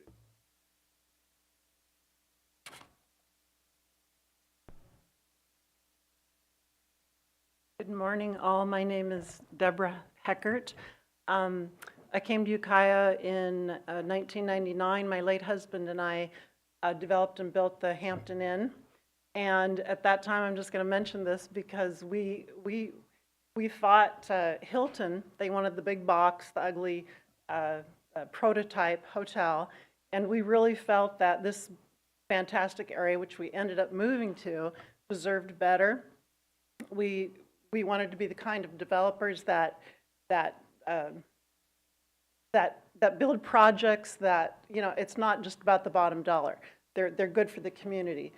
And Haji Alam is that kind of a developer. I think Ukiah area and Mendocino County are very, very lucky to have him. I mean, he takes so much pride. He walked me through his newest gas station, and I was blown away by the design, by the care he puts into it. He keeps everything perfect. He's a very good developer. I understand the people that, the 180 people, I get that. It's, you know, change is hard, and you don't want what you have to change, but this is a good project. That is an eyesore area. It's an embarrassment, and much like, I'm sure everyone remembers the Jensen truck stop, same kind of a thing. It's a beautiful project that you can be proud of. This would be as well. I just think that that should be a very important consideration. I currently have I raise organic walnuts in Lake County. My farm sits on either side of Highway 29. And a few years back, kind of a similar project, Westgate Petroleum wanted to put in gas stations in a project there. And there was so much fear and concern about the additional traffic, the fatalities there along Highway 29. Never happened, never been a project, never been a problem. And again, my farm sits on either side of right there, Highland Springs Road and Highway 29. So good project, good developer. I know the facts will come out as far as traffic mitigation. I know you're going to listen to the experts on that, but I think it's, again, a great project, especially for people coming into Mendocino County from the north. It's going to change that whole eyesore area. So I would urge you to approve this. Thank you. Thank you for your comments.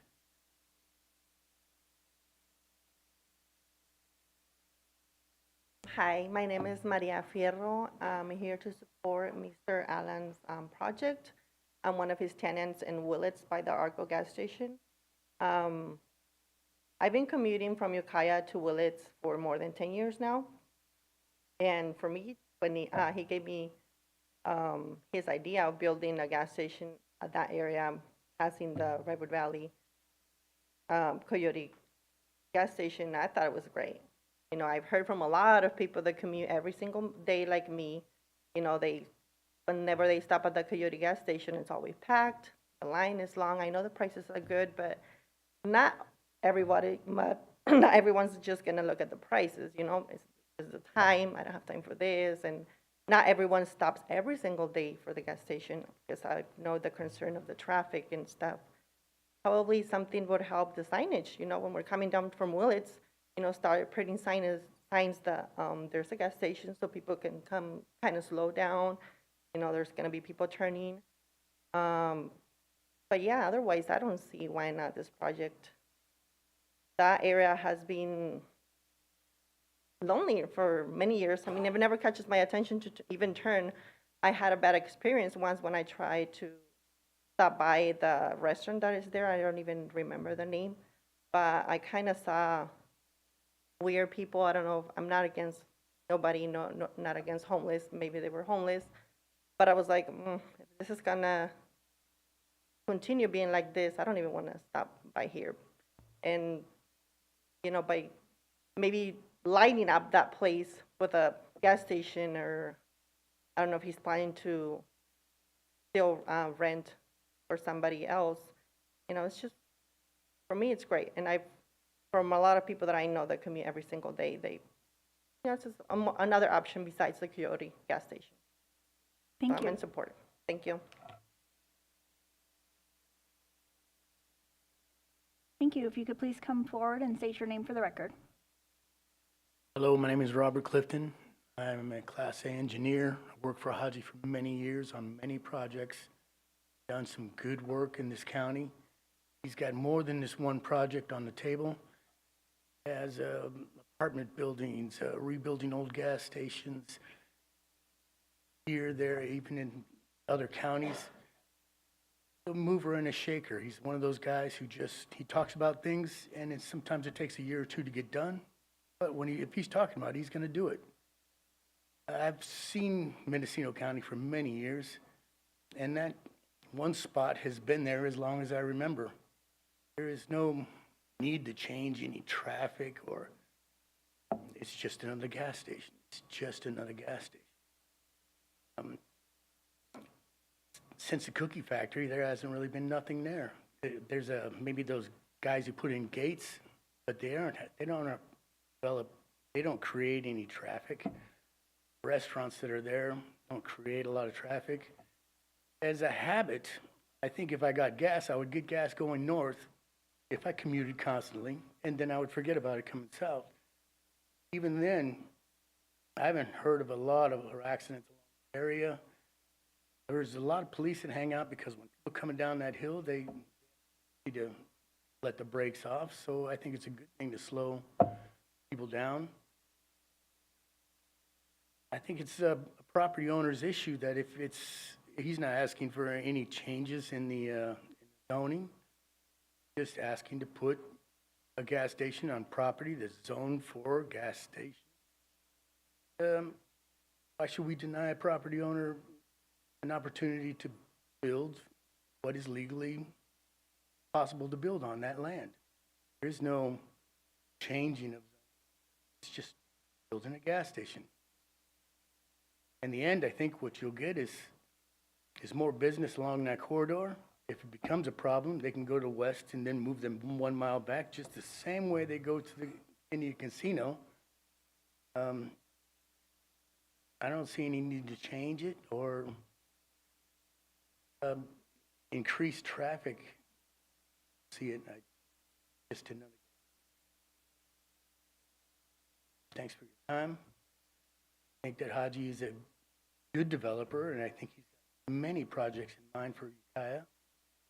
So this is just one of 10 that I've heard of. Thank you. Thank you.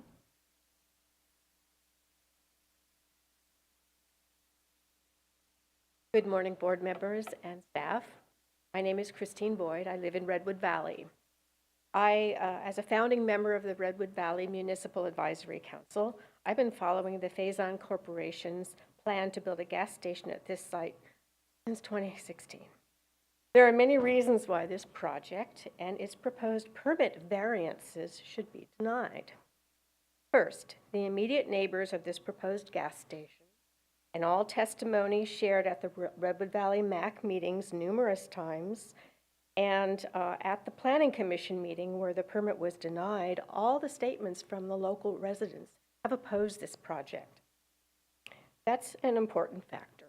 Secondly, as this board's public policy is that Mendocino County is in the midst of a climate emergency, we must conclude that constructing a new fossil fuel station here denies that emergency, especially as this county, Mendocino, currently has twice as many gas stations per capita as Sonoma County. Those of us with children and grandchildren already hear about their fears for the future as they learn more about global warming and mass extinctions.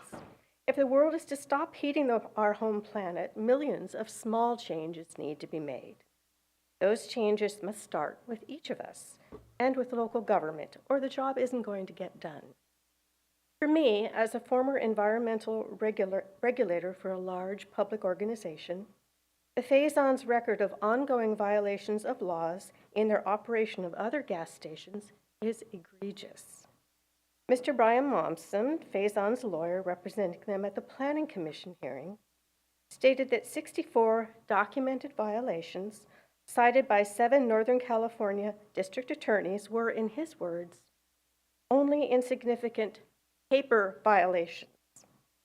Polluting Ukiah's groundwater with gasoline, causing the closure of a well accessed for the public, and dropping contaminated soils at another Ukiah site outside of the regulations that caused additional contamination, these are far from paper violations.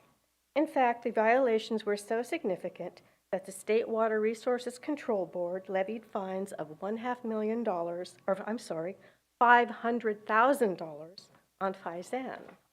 Such large penalties are quite unusual in California and signify the serious nature of these illegal activities. Yet this limited liability corporation wants the board to grant exceptions or variances to requirements in county code in order to site this gas station near the headwaters of the Russian River. Local officials are currently working hard to consolidate various water agencies with Ukiah to take advantage of the large aquifer here. In that light, inviting potential pollution and potential abandonment of another gas station is irresponsible. Further, it invites additional litigation by enabling Faison to encroach on long-existing rights of other property owners. Please respect the wishes of the Redwood Valley community and deny this. Thank you very much. Thank you.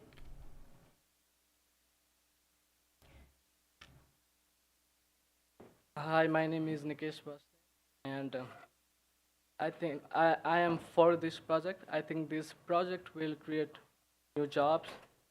In Ukiah, Redwood Valley, there is not many job opportunities, so it would help the job to create the job opportunities, and that place is beat up. Like, I go to Ukiah to Willis every once in a while for work, because I work at the Willis AM PM too. It's like in the blind spot. You cannot even see what's in there. That businesses are dying over there. There's nothing. You will just pass that place and realize, well, you will not realize what's in there. So this project, I think, will light up that place, act as an anchor tenant, and help the other businesses too. Regarding the traffic problems and those things, I would leave that to the experts. If it's safe to do, if it's legal to do, if it's safe to do for the public, I think we should do it, because there's less job opportunities that will create a job, and it would just light up that place, you know. And there's not much to do over here. When I go to casino, that place is always packed. So I think that will create a good alternative for the gas around that area too. So I think I'll just support this project. Thank you. Thank you. Hello, I'm Lucia Parmenter, a long-term resident of 30 years in Redwood Valley. And the overwhelming consensus that I've seen on Facebook in response to Madeline Klein's question as to whether or not this was a project that our community supported, it's been an overwhelming no. We don't need another gas station in Redwood Valley. We have Coyote Valley close by. I also took offense at the disparaging comments that were made regarding their quality of gas. I think that was unfair and unfounded. And I think it's unfortunate that there wasn't someone or is someone from the Native community here to defend the quality of their gas. It's an easy drive to Ukiah if you don't want to go to the gas station at Coyote Valley. Their gas prices are competitive. Frequently, they're cheaper than Costco.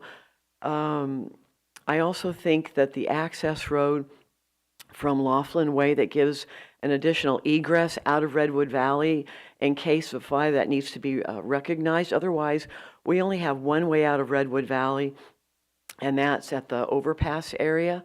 And Laughlin Way is an additional egress to the north that would allow you to get onto the 101 in case of a fire. And I haven't even heard that addressed here today. The light pollution would be horrible. A 65-foot sign, 65-foot illuminated sign along the 101 corridor, that would be horrible. We have wonderful views of the night sky in Redwood Valley, and it's just, you know, this is a small town. We don't need that development. I've heard disparaging remarks about that being an eyesore area. This is a small town. I don't think people are really concerned about that. We have a great little Thai restaurant down there. A biker group has moved in to Mario's. They seem to be a great group. No one has any problem with them. We don't need change. We don't need something from out of the area. I think some of the people have addressed this topic in a positive way are from out of the area. They don't recognize the needs or the wants of our local community, but the overwhelming response that I've seen on Facebook is that people are opposed to this. So I think you should respect the initial concerns that the Planning Commission had and just move ahead with rejecting this variance and not allowing this project to come into our community. Thank you very much. Thank you.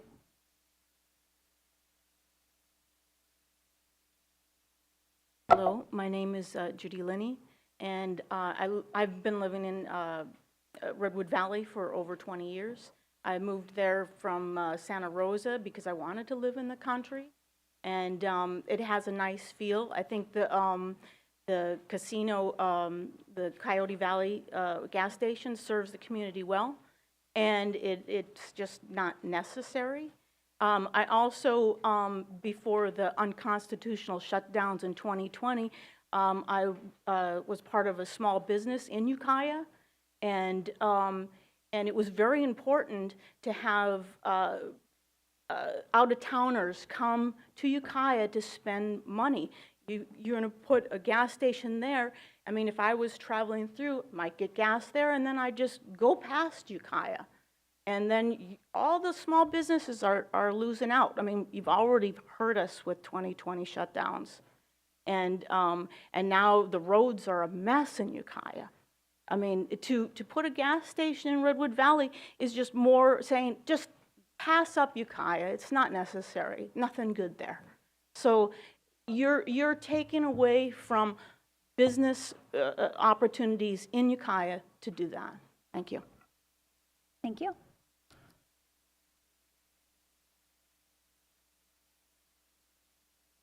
Hi, my name is Michael Mendez. I just got a couple things I want to touch on. I've lived the majority of my life in Redwood Valley. I was raised in Redwood Valley. I can remember growing up, that area was an eyesore. It was minimally maintained. We now have someone who wants to come in and beautify that area, put in something of value. Okay, now look at it from this perspective. Okay, the gas station would bring in jobs, which is revenue to both the residents and the county. It would also increase property values around it by the property value of itself. Okay? And then the aesthetic appeal of these buildings, they've been minimally maintained for years and years and years. When the shutdown of 2020 with COVID and the few businesses that were trying to survive in there were forced to close their doors. A lot of the homeless population ended up going into these buildings, taking over these buildings, affecting the businesses that were able to survive in that area, affecting the neighbors in that area. The new owner has made a lot of advancement in removing the homeless from the area, putting more measures in to help protect the area, keeping eye on the area. He has put a lot of effort into this that is going unacknowledged. That is something that I think we should look at. My children were raised in that area. I was raised in that area. He's bettering that area, making it safer for the children in that area. Okay, I'm not trying to downplay or degrade any of the homeless from that area, but with homelessness comes drug activity, criminal activity, all of these things that he is trying to mitigate and remove from this area, taking that danger away from the children in this area. So that's one of the big things that I wanted to point out. Another thing that I'd like to point out is we all keep talking about the Redwood Valley gas station. I was raised and lived most of my life in Redwood Valley. I now live in Willits, but I commute to Calpella and work in Calpella every day. I get gas every day on my way home, headed north. Every day, I sit with my vehicle idling in line anywhere from 5 to 20 minutes. And I'm sure many of you can attest to the fact that anytime you go by there, it is completely jam-packed. People trying to get gas, people trying to get in and out of there. Adding another gas station would alleviate some of that congestion in that area. By sending more of those cars to another place, it opens up both areas, alleviating a lot of the congestion, a lot of the idling of the vehicles sitting still. I know people have been concerned with the idling of trucks, big rigs. What I would like to point out is Section 2485 of the California Code of Regulations, Title 13, which actually puts limitations on the time in which a truck can sit just idling for no reason. So with that, if they are reported and found to be needlessly idling, polluting, they do face a monetary fine. As a former truck driver myself, again, I didn't want to pay that fine because it's upwards of, I believe, $185 at this point. That would be out of my pocket for, why? Because I wanted to let the truck idle? These are all things that need to be considered. My main point on this is the improvement of the area, the revenue that it brings to not only the county, but the residents that will be employed there. Also removing some of the unemployment by giving jobs to people. And that's about all I have to say because I went over time. Thank you. Thank you. Good morning, Board. I want to thank you for your service because I know that you're leaving. I just want to thank you for your service over time, first thing. Let's see. So I don't have to bring up the dilapidation that's happened over time and the new owner. I personally have not seen anything move as far as working on what's going on there. I've walked the property several times and done maintenance over the years. As far as just the you know, what the back portion of what they're saying, yeah, it's pretty dilapidated, but I think we'd like to see maybe some things moving towards the future with the current owner right now to give us some validity to what might happen in the future. As far as the easement, and I brought this up a couple times, there's a fire hydrant back there, I believe, and access to the fire hydrant by making something 2 feet is going to be, I mean, it's totally non-negotiable in my opinion.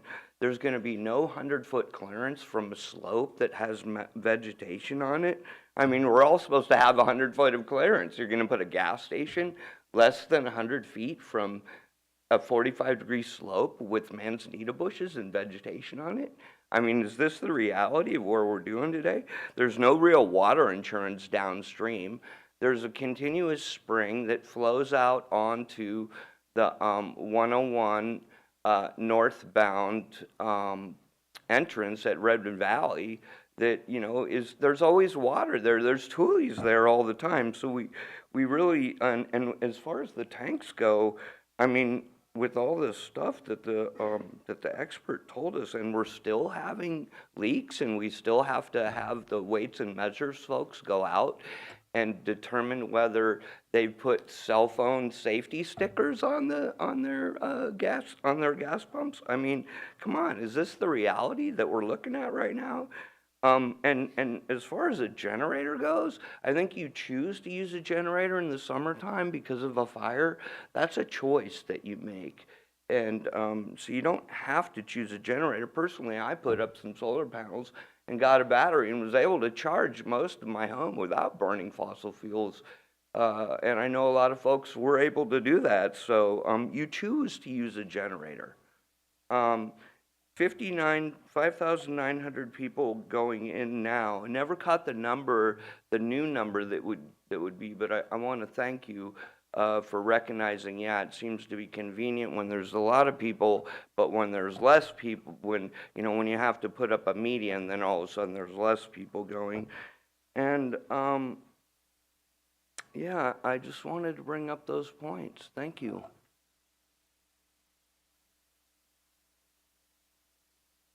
I guess I'm the closer. So let me start with a letter from a person who couldn't be here today. My name's Tom Allman, be the sheriff. Maria Martinson from Testa Vineyards. I'm going to leave the letter with you. I'm just going to read the first and last paragraph. I support and trust that the regulation permit studies and so forth have been met by the applicant before proceeding with the building plan. These are my thoughts on the concerns I've heard. Too loud? It's not too loud. She said, I live near the Coyote gas station and it doesn't change the noise when her gas station came in. She ends it with, I think we're lucky to have someone want to put in a state-of-the-art facility in that area that has all the experience that he has. I also think that the space fixed up with the new trees and greenery and light will be a great entrance to our beautiful Redwood Valley.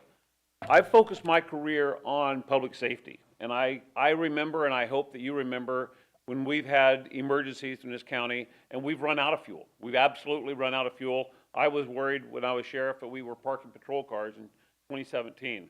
This is an opportunity to have a state-of-the-art facility in Redwood Valley, a very strategic location where we are going to improve public safety. We're going to improve the south edge of the ridge. We're going to have travelers stop there. We're going to actually increase our sales tax by not having them stop on Lake County Highway 20. They're going to be, northbound traffic is going to be spending their sales tax here. Hooray. And we're going to continue our economic drive. Supervisor Jurdy, I was in this room about 8 years ago when you made a very, very brave decision when it was a 2-2 tie on whether we're going to keep the gravel plant on the ridge open. And you were very brave and you voted to support it. And your vote alone has allowed millions of dollars to continue and hundreds of people to keep their jobs. This is not an easy vote for you, but this is an economic situation that we're faced. We will do well by improving the Redwood Valley area. And I was on the side of making sure that Dollar General didn't come in. This isn't a Dollar General situation. People aren't going to leave Highway 101 to go into the Redwood Valley gas station. They might go to the Coyote Valley gas station, and that's competition. Hooray, we live in America. That's competition. Government's really good at saying no. Actually, we perfected saying no. And in this situation, I really would like for you to look. 10 years from now, is your vote going to make a difference? And the answer is yes. In the criminal arena where I worked, if a deputy took evidence illegally, it was fruits of the poisonous tree. So now the Planning Commission has said the very first thing that happened is the number was askew. The number that they said for the of cars going in there is not correct. Everything after that is fruit to the poisonous tree. Let's go back, let's take it to the planning commission, let's make sure we have the right numbers. The truth is the truth. We can't change the truth, and let's find out where we need to go on this. This is a good part for our community. This man has built great examples that other people only wish they could do. It's good for our economy. It's good for the people that live in this county. Thank you for your concern. Thank you. I do see maybe one more comment in the room, and I have 2 callers online. Morning, everybody. My name is Enrique Espinosa. I approve this new project.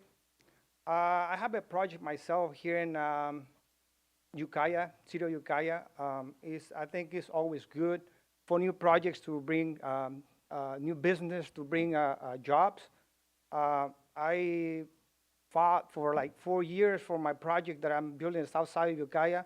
I think anybody that bring new ideas, new projects, new jobs, I think we all, we have different ideas that we support, we don't support.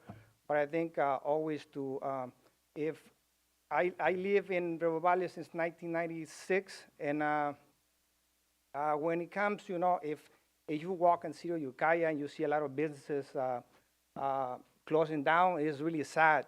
And I think it's better to see, businesses going instead of seeing homeless, around the Ukiah area.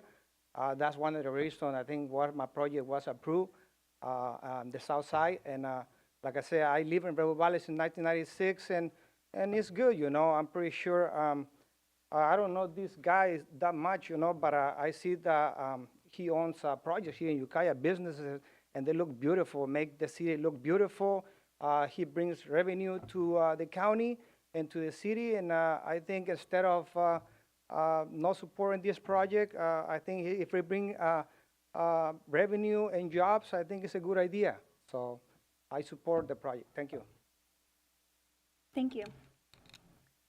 I'm going to go online. If you're calling in on Zoom and you wish to speak, please use the raise hand feature. I'll go first to Peter McNamee and then to Don Hess.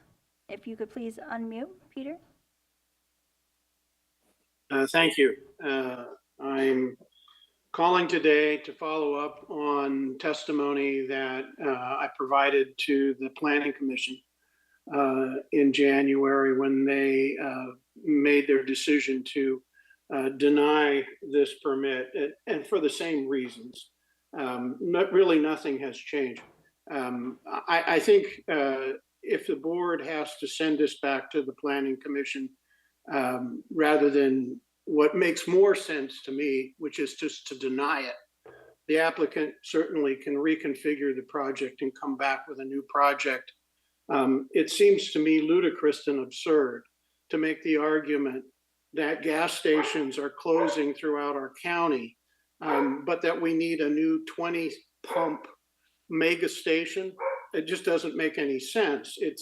And then to say, well, the initial traffic studies overstated the number of people that would go to this gas station to obtain gas, and then to come back and say, but there will be a lot less, but we still need 20 pump mega station. None of this makes any logical sense. It doesn't make sense from a climate standpoint. It doesn't make sense from the community of Redwood Valley that doesn't want it and has gone on record repeatedly saying that they don't want it. It doesn't make sense from the standpoint that it would undercut the Native American community's investment in the Coyote Valley casino and gas facility there. And it really doesn't make any sense to waste any more tax dollars, my tax dollars, as a resident of Mendocino County, by perpetually dragging this on and requiring the massive commitment of county planning staff and your own legal staff in order to constantly rehash this question. The applicant has had plenty of time to make a credible case, and they failed to do it at the Planning Commission, despite being given adequate opportunity. Now they're coming in with a last-minute study that says, geez, we got the numbers wrong. Well, they were their numbers originally. They agreed to the numbers originally, but now that they didn't get the answer they want everything to stop and go back to the planning commission, or to just continue it so that they can continue to argue us. You know, frankly, this is just delay, with the idea that if they'll wear the public's opposition down, and eventually they'll get something. Whether or not it will be an economic generator is hilarious. As they say, gas stations are closing everywhere.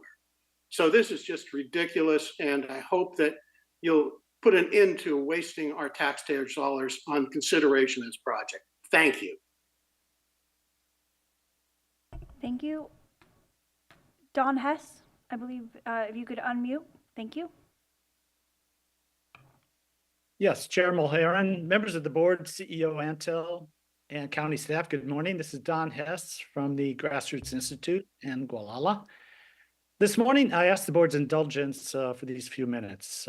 Okay, let's pretend that I am a presiding judge and all of you are members of a jury considering this issue. So here are your instructions. The following publicly available facts, albeit considered relevant by members of the public, are not to be considered in your final determination. Number one, in a final judgment and permanent injunction filed in Alameda Superior Court, January 5th, 2023, Mahmoud Alam and Faison Corporation agreed to pay a $500,000 fine and take remedial action after being charged with 64 violations of gas station health and safety codes. Two, scientists across the world are sounding the alarm about the need to drastically reduce the burning of fossil fuels to avoid the worst impacts of climate change. Three, every single gas station, new or old, presents an environmental risk in terms of the threat of underground storage tank leaks and exposure to carcinogenic benzene gas vapor. Four, Mendocino County, according to California Energy Commission data, already has more than twice as many gas stations as Sonoma County based on population. And number five, according to a number of studies, air pollution caused substantially by the burning of fossil fuels results in an estimated 9 million premature deaths each year globally. Now, what you must consider is whether or not this gas station proposal complies with Mendocino County land use regulations, specifically with regards to the C1 limited commercial zoning district. The Planning Commission has denied the application primarily on the grounds, and I quote, that the granting of such a minor use permit would constitute a nuisance or be detrimental to the health, safety, peace, morals, comfort, or general welfare of persons residing or working in or passing through the neighborhood, end quote. While the commission in its determination did not explicitly state that the project failed to conform with the definition for the C1 zoning district, I will read you a relevant passage from the county's zoning ordinance as it defines a C1 district. And I quote, typically this district would be applied in conjunction with residential uses and would permit only those uses which do not significantly increase traffic, noise, or other impacts, end quote. Furthermore, it is worth considering that Caltrans, in a letter to Planning and Building Services, states, and I quote, this project does not appear to conform with the C1 limited commercial district zoning as defined by the Mendocino County Code, Chapter 20.088, end quote. The final determination is now in your hands, members of the jury, and should not be delayed due to a last-minute dubious study submitted by the applicant. Please deliberate and vote wisely. Thank you.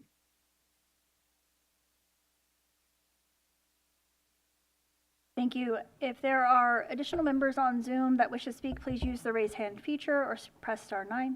And if there are any members in the room that wish to come forward for public comment that have not yet come forward, please do so at this time.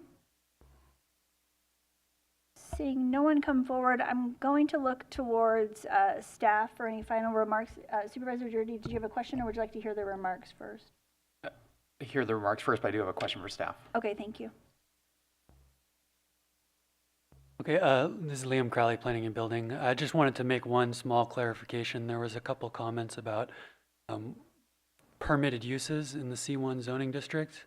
And so just to be clear, A restaurant or retail sales of food and beverages are a permitted use in the C1 zoning, so someone would not be required to obtain a use permit to establish something like that in this zoning district. However, a gas station does require a use permit, and that's stated in the zoning ordinance for C1. So I just wanted to make that clear for everyone. That's all I have. Thank you. Thank you. Director Krog or Mr. Krajewski, do you have additional Nothing comments? else to add, thank you. Okay, Supervisor Jordy and then Supervisor Williams. Yeah. So the letter that the county received yesterday from W-Trans, we now learned was based on a single location's receipts. And it seems to me that this information needs to be analyzed and I would say supplemented. And as has been noted earlier, data from a single source seems to be inadequate to calculate the trip traffics. And my question to the staff is, if additional data is going to be obtained, why would not the data from the two nearest gas stations to this proposed location be at least considered for alternative data? And I see the two nearest to this gas station is obviously the Coyote gas station, but also just a little bit south of that, the next gas station south is the Chevron station, accessed off Lake Mendocino Drive. In a lot of ways, it seems somewhat comparable from this because it's visible from the highway, it's accessible from the highway. And although we did receive testimony from the applicant saying that Chevron establishes its gas prices, according to Google, the Chevron station accessed closest to Coyote is actually 50 cents a gallon less than his gas station further south in Ukiah. So I think that those two gas stations, the Chevron on Lake Mendocino Drive, visible from Highway 101, easily accessible from Highway 101, it's the second closest gas station to the proposed location, as well as Coyote, which is the closest gas station to this proposed location. It seems to me that trip traffics for those two gas stations should at least be considered in determining what is the appropriate trip traffic that this project would generate. Maybe there's a compelling reason why one or both of those shouldn't be in there, but on the surface, it seems like they're the two most logical. Thank you for that. Supervisor Williams? The responsibility to provide this data was on the applicant at the time of submission. And I see this is now costing the public. I'm going to move the recommended action.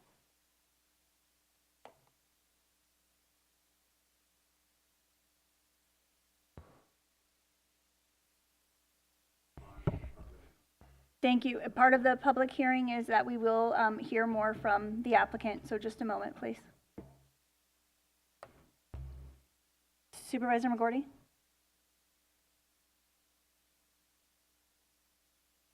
Actually second that. And the reason why is because I'm still concerned about impacts to the neighborhood, impacts to traffic in the area, and impact to the neighbor that's right next door, with a sort of a vague idea of what happens when this thing is built, and it doesn't seem like there is an agreement in place for access to his property. Thank you. Mr. Kudowski, did you need? No, okay, that's fine. I'd like to, at this time, the applicant does have time to present final remarks. If you could please come forward.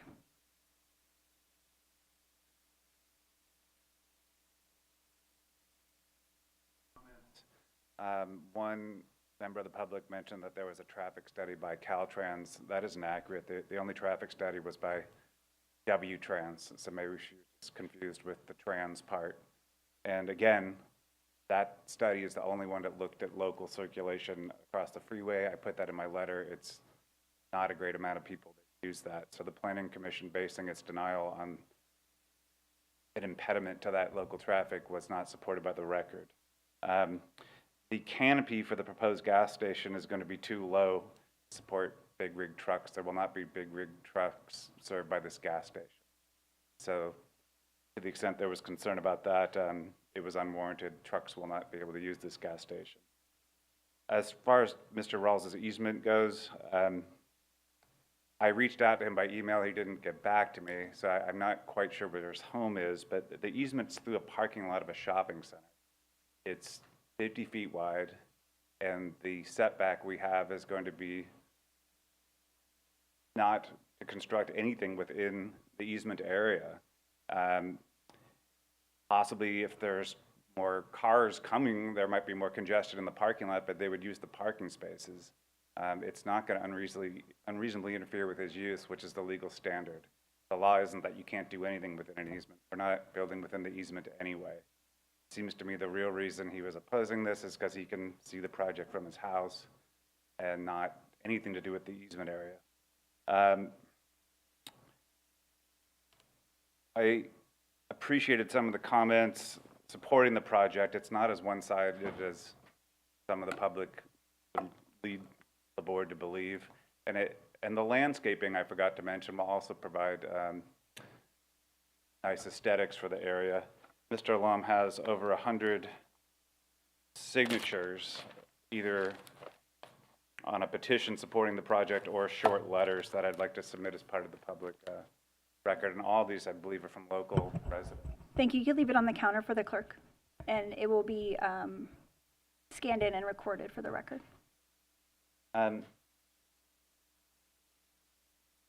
We do not want to delay.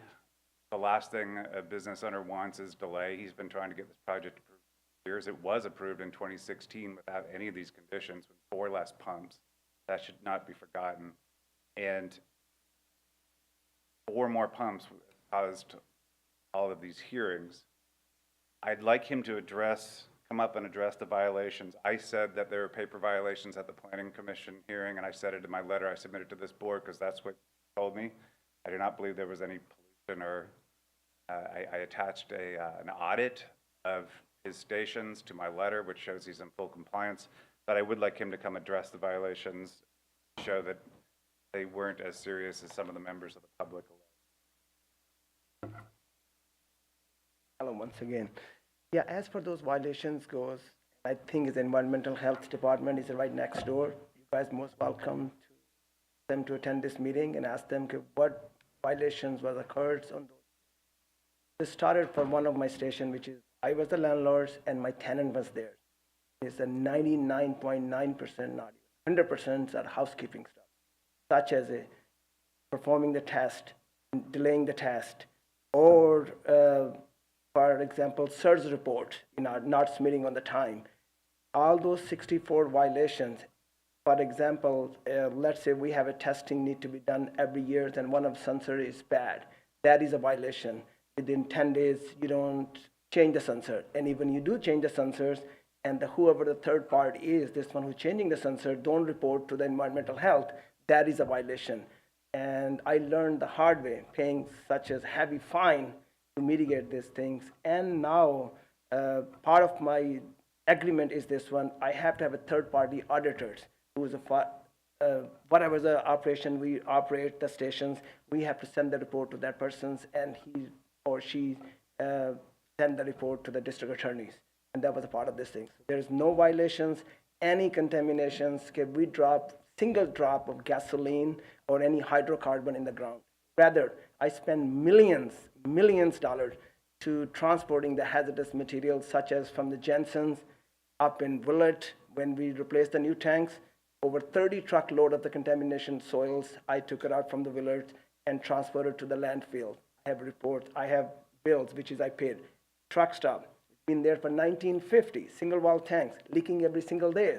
Single wall tanks does leak, and I spend millions dollars to cleaning up the environment rather than, polluting it. There's any proof, if somebody can show me in any violations, there was contaminated caused by us, or any tanks was leaked during our operations, I can be responsible. And this can be verified by the environmental health.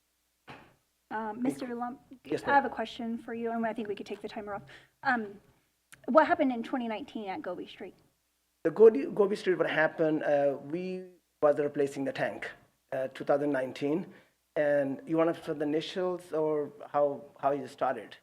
So I was on the city council in Correct. 2019, so I'd like to hear in your words what happened. So what happened 2019, that was older gas station, had a single wall tanks, and we were notified by the environmental health in I think is the 19, yeah, 2019, we have to perform enhanced, it's called ELD testing. And I said, ELD testing is not required. And they said, yes, it's 2009, ELD testing is required. And I asked them why, because they said there's a public well, which is within the 100 foot or 200 feet and whatever that's, then we had to do ELD testing. However, we had a permit pending for the new, replacing the tank. So we took the tank out and we had environmental health. They came, they did the soil samples and all the stuff. Everything was fine. There was none detected. There's no contaminations or anything. And then what happened, we had a Baker tanks. What is a Baker tank is this one is a storage tank. So basically, whatever's, when you take the tanks out, the water, the tank pit is open and it's charged the waters, groundwater. So we take their waters and put the Baker tanks rather than we cannot discharge. So what we did, we put in the Baker tanks. Baker tank was full. So now what happened, we backfilled the tanks. Everything was fine, and we pumped back that same water because it was non-detected. We pumped back the back waters into the tank pit, and we were cleaning up our what is called the Baker tank. Somebody called the city or something, we're polluting the ground, and they called the water board and EPAs and all the stuff. Guess what? I got like 100 letters, and they came and red tagged us. Everything was red tagged. Anyway, long story short, abatement order was issued by the water board. He said, whatever soils you already have, which was doing with the AZ construction, they said, you guys cannot touch it, and you have to pump 80,000 gallons from the tank pit and test it, which is we did. And what was the result? End of the result, non-detected. If that was contaminated, I would have been in jail by now.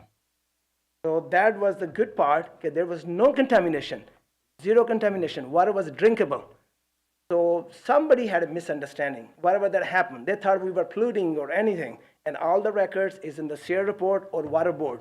You guys are most welcome to go to the public geo-tracker and watch those results are there. I had to pump 80,000 gallons from the same tank pit to test it with a 10 different testing method to see the water was contaminated. They tried to fight. State came and did that testing. There was zero contamination. There was nothing. Same thing with the soil. So then later on, soil was used in A to Z construction, which is we gave them. They used for whatever they use it, but there was no contamination. So I just want to clear up this one. If you have any question about this thing, everything is on the water board website. Different question, or a different question for Mr. Alam. Question for the board. Okay, I have an additional question for the applicant. How long have you owned the property at North State Street, 9600? I own that at least, I think, it's 10 years. And you've done hardly any renovations or improvements on that site, and why is that? As soon as I bought this property, I came for because I had the plans. I do wanted to build a station there, and that's one of the reasons 2016 station was approved. So 2016, the very same location, there was a gas station was approved at that location. However, the condition of the approval was this one, for me to obtaining the easement from my next door neighbor. And that neighbor was in this room and supporting my project. Once his project was approved, I went back to him. Mr. Bryan can verify this thing. And he said he's not going to do it because he's selling the property to somebody else. And, that doesn't want to the easement. So that did not leave me any choice. It took me some time. Then I went south of this property and I bought Mario's. There used to be a restaurant. I bought that property to order to, get my parking, not get whatever the additional parking I needed, so that way I don't need an easement. So I got that property. Then I came back to the Planning Commission. I said, it took me a little longer. I need to get moving forward with my project, which was approved. I was told it's been time lapse. So now I have to go back and reapply it, and it should be very easy. I said, that's fine. So 2006, when I came back, 2018, I believe, or then COVID happened, so we reapplied this project almost 4 years ago. So I'm just in the holding pattern to see what to do with this property. I had many tenants, comes and goes, and it is true, it's very depressing. If anybody goes there, it will be, would not disagree with me, it's going to be very hard to business to succeed at that location because there's nothing going on. So you need an anchor tenant, something to attract people to come there. So the restaurant comes and goes, I don't collect any money. It costs me money because sometimes I get a call, windows broke. And this one, what tenant we have? Storage company. That's the retail, that's a prime piece of property. It's been waste. I understand this rural area, and I live over here. I cast my ballot. I live in Mendocino County. You know, I have a house in the Bay Area too. I mean, I don't think, you know, I heard a lot of stuff from a lot of neighbors, and especially for the Coyote Valley gas station. I'm not engaged to them. But the matter of the truth is the truth. The gas, they are selling it. I can't sell that. It's illegal for me to sell it because they truck out of the state. It's a fact. If anybody prove me wrong, I'm willing to show $100,000 bond or anything. I'm not going to lie. It is true. Would you describe for us your relationship with the Redwood Valley MAC and how many meetings of the Redwood Valley MAC you've attended in the last 10 years? I have not attended any meetings. I have to tell the truth, you know, in the MAC meeting. However, you know, there's either the people are for the project or people that engage the project. And most people I heard engaged to this project, such as a issue with the easement. I called Mr. Juan, I think his name, and I said, I'd like to meet you, what I can do for you. And he's here still, you guys can ask him. And first his issue was easement. And I said, I understand you have a 40-foot easement, and I showed him pearls. I said, listen, nobody's doing anything this property. I said, if I don't get approved, I'm gonna have no choice to change this property into mini storage or something. If people's gonna come in and back, I said, there's no interest, because as a business point, I understand, I love this community, but in the same sense, you know what I mean, I want a little bit of return on my money if I work and how much money I have to invest it. So however, I said, look at this parking lot, and you driving every day to this parking lot. You had a 40-foot easement. I'm leaving 100 foot, not a 40-foot, 100 foot in between my structure, so that way you can have easy passes. So, and I said, how I can accommodate you? And his answer was all lights and all the stuff. And I said, listen, Title 24, any light we put in the property now, it cannot spill out of the property. So I tried to accommodate him. So I was failed. However, I got some signatures, about 150 of them is from Redwood Valley, going there for a few hours, talking to the people. People was not engaged to this project, except a few people, which is, they don't like gas station. But the fact is, environmental health can be called. Last 25 years, Mr. Bryan already said it, in Ukiah, how many gas station has been closed down? Drive on State Street. You can see the Redwood Tree. They had 2 gas stations, both been closed down. There was Stevo's Towing now. That was used to be gas station. Last 25 years, 2 gas station has been approved. In Mendocino, actually, 4 has been approved. 2 of them, which never, one of them was Costco, and second one was Safeway. And the 2 other additional gas station was approved.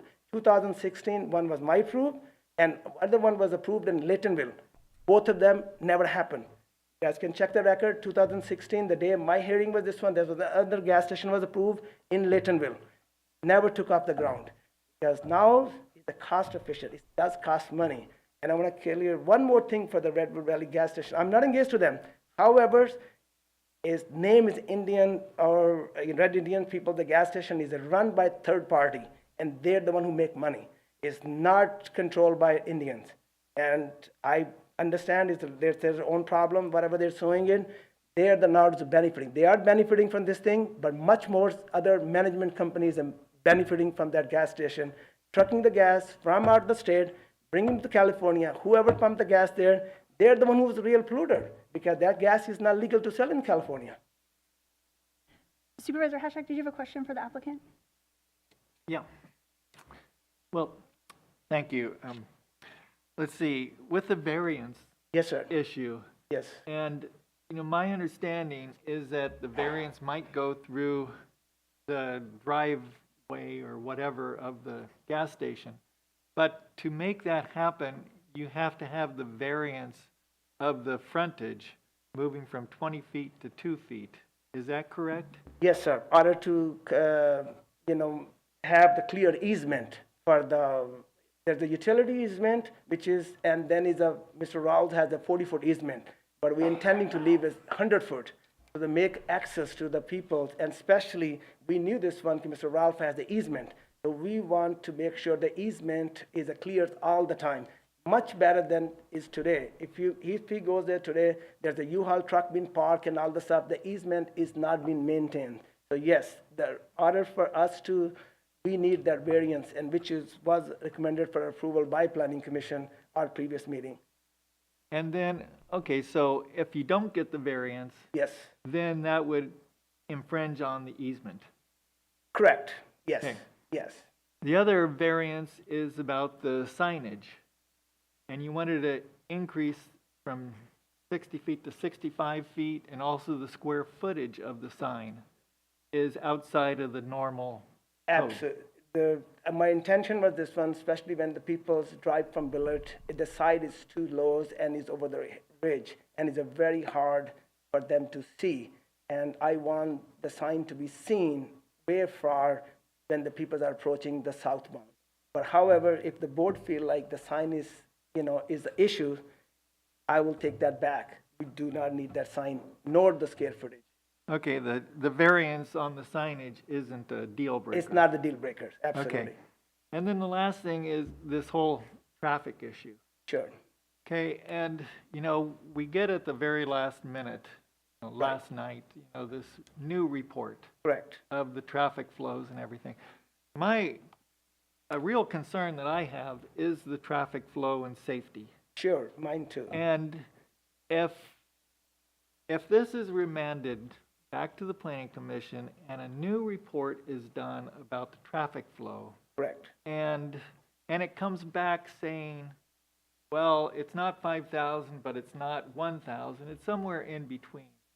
And that if Caltrans and our Department of Transportation still say, this is a hazard for those people turning, that median has to exist. Correct. Right? You have to put in a median. You have to put in a deceleration lane and an acceleration lane. Correct. Because that pulling out, a big truck or whatever, pulling out into that traffic is a danger. Correct. Right? And it sounds like there's studies that say that would cost a couple $1 million. Yes. So I guess my question to you is, if the study comes back and it says, yeah, Caltrans is still demanding that median be closed off. Right. And that these acceleration, deceleration lanes be added. Is that a deal breaker for you? Yes, I'm going to give a little background if you allow me for a couple minutes. So what happened originally when we did this study and we sent the papers to the Caltrans for their bullet point, okay, what they want us to study. That's a normal course of the business when we engage the traffic engineer. So I talked to the guy's name. He's not here. His name is Jesse, and I remembered his last name. So first they said in the very beginning, they came up and they said, oh, by the way, we do not want you to study this intersection. The very same intersection, which is people are making left turn. And the same guy was here in 2016. Going south, making a left turn into... Exactly. They didn't want, they said south turn, you can make it. Their recommendation was this, they didn't want to study that intersection when you're coming from the ridge, from the village, and you're making left turn into the property. Their concern was only this one, okay, when people make a left turn and get the gas, you need to restrict them to not making another left turn to jumping back to the freeway. They can take the west road, which is putting the signs and all the stuff, which is absolutely fine. And I said, that's great, we can do this one. So they said, we want you to study west road. And we did the west road. We did the west road, we came with the recommendations and all the stuff. When we were about to send this thing, they said, oh, we have a 20 years plans.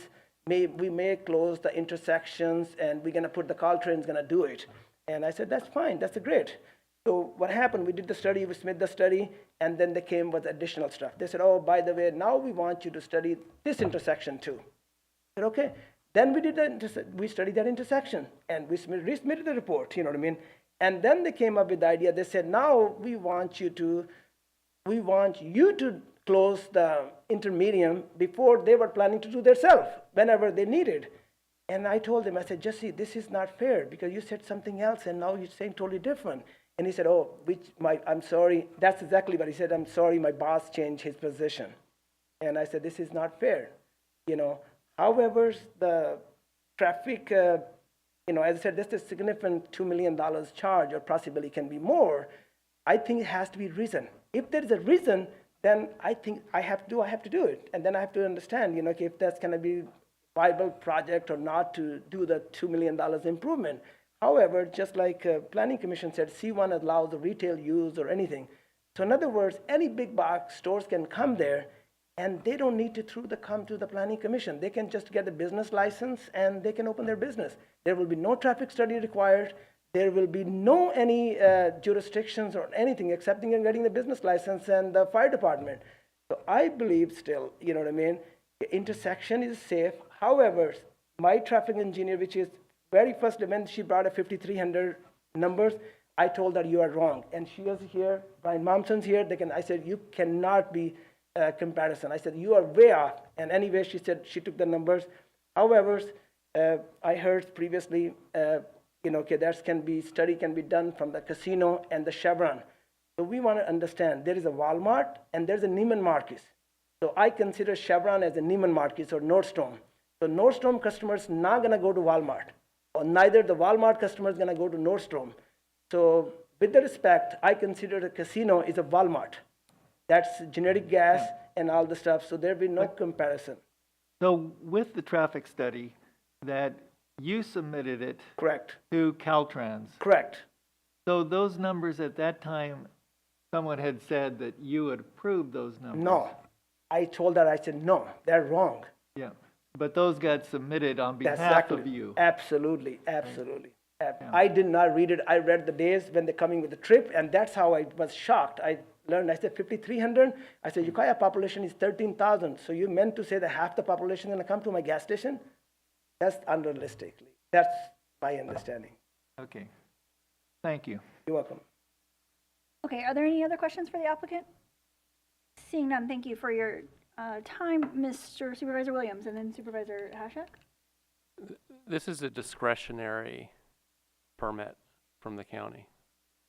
Discretion means we get to evaluate, not does it have any benefits. Tom Allman may be right, there may be benefits to the county having more fuel reserve. And it's also true, it would be good if the county were receiving some of the sales tax. But that's not the test. It's not, are there any benefits? It's, if we were to issue a use permit, under the use,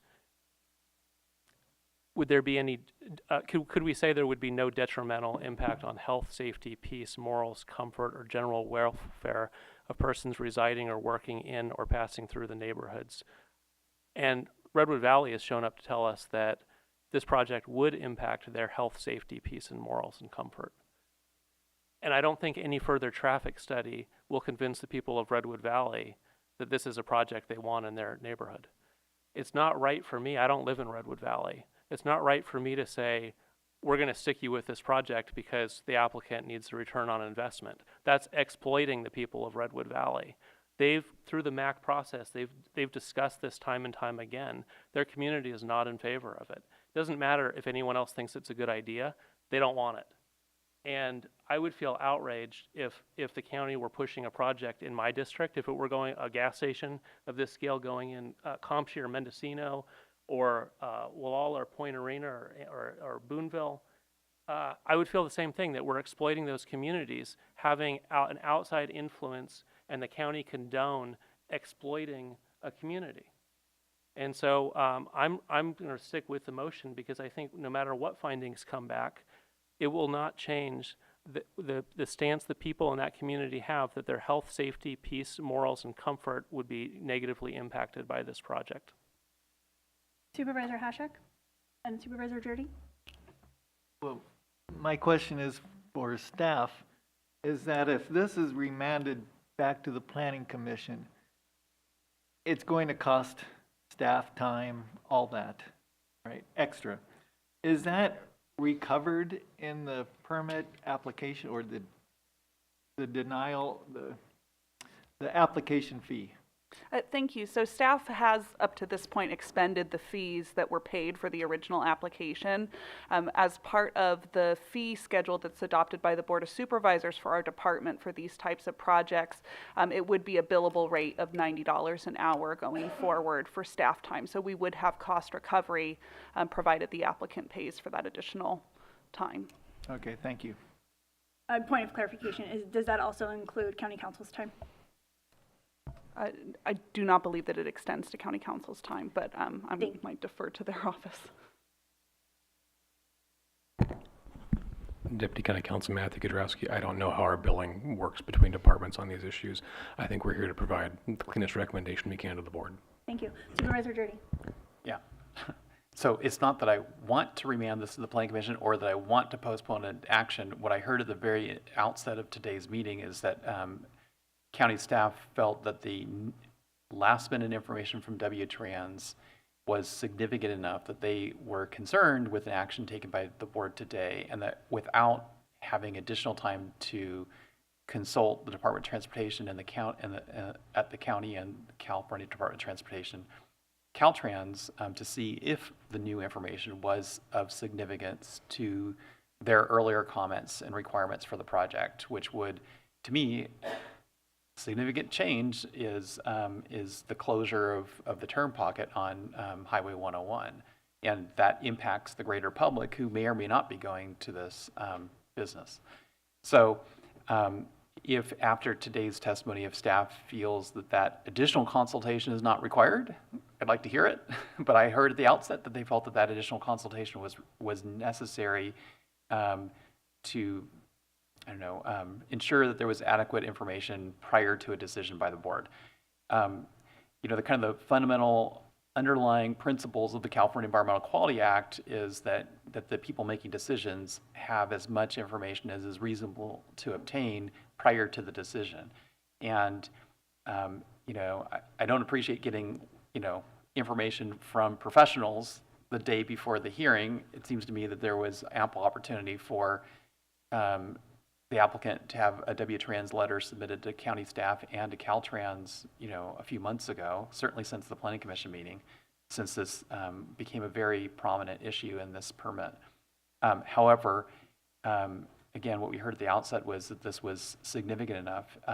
I think also, as we heard during the meeting, it's questionable whether or not the data source used in this revised letter is actually sufficient either, being from a single data point, and is not from the two nearest gas stations to this proposed location. It's, again, on the surface, it seems like both the Coyote gas station and the Chevron station further south, adjacent to the highway, would be the two that would be included in further data points. So I guess I'd like to hear from staff, what's their comfort level with the board voting today? Option one. Option two, if not voting today, what is their need for additional consultation with better data sources for traffic volumes, and then consultation with Department of Transportation at the county and the state? And then three, does this necessitate remanding it back to the Planning Commission, or could it simply, with that additional information and additional consultation, simply come back to the Board of Supervisors? Can I also, before? You have additional questions for staff, Mr. Mahoney? Yes, this goes to county council, and I would like them to weigh in on this sort of last minute data that we got and the obligation of us to consider it. I'm sure if that was a question for Mr. Kudrowski or Mr. Ross, but I'd invite either of them to answer it. Deputy County Counsel Matthew Kudrowski. So what I'll say is, when we get additional information before the hearing, that goes to the central nature or issue that was brought up in the Planning Commission's denial. The denial was premised on a mitigation measure that would need to happen, that is based on traffic studies that we have, the county had in front of it at the time. Recommendations were crafted. And given that that's called into question, our recommendation would be to take that and to review it to see if we needed to reanalyze the project, whether it's the traffic study that was done as part of a CEQA document or a mitigation measure, or whether and how that would affect the rationale that the Planning Commission used to deny the project. And that really is just about making we have the most defensible record on this project, whether it's for people who oppose it or people who support it. So I think that's the one thing I would say on that front. In terms of procedural issues, in terms of why we were thinking remand to the Planning Commission. The Planning Commission is the original jurisdiction for use permits. So in terms of the entity who would see this to approve it, it would make sense to have the action go back to them and have them kind of see what the root analysis was, as opposed necessarily to keep it with the board, but that is at the board's discretion. So for clarification then, after that analysis was done, it could just go back to the board and not burden the Planning Commission? Deputy County Counsel Matthew Kudrowski, and I'll let Mr. Ross correct me if I'm wrong, but I think if desired, it could. I'm not sure it'd be a burden on the commission. This is what they do. It's their primary jurisdiction is use permits. Mr. Ross? Yes, members of the board, James Ross, Interim County Counsel. To answer Supervisor McGordy's question, it's not unusual in the land use context to get last-minute information. In the CEQA world, we call that affectionately a document dump, and it happens often. There's really no way to limit that type of a last-minute piece of information. You know, under the circumstances where there's significant difference in the information that was considered by the Planning Commission, and the Planning Commission did not reach a decision on the CEQA document. They denied it on the police power aspect. They did not reach a decision on the CEQA document. And therefore, that's part of our recommendation is with this new information, it's possible it comes back to the board at some point and you deny it or don't like it for the same reasons. Or you could change your ideas on it. Either way, you'd be making the decision based on a full evaluation of the information that's been provided, and the Planning Commission would have a chance to reach the CEQA document. Supervisor Williams, I have a question for staff, but I'm happy to hear your question or. Yeah, even if we accept the new information, I still couldn't make the finding that this doesn't have a detrimental impact on health, safety, peace, morals, and comfort, general welfare of the people of Redwood Valley. And so we're spending a lot of county money cycling through. The same people will be in the room. Positions won't change. I know how Redwood Valley feels, and I want to support them. So I don't think we need to get into, is it 10 cars per day or 10,000 cars per day? It doesn't have much bearing.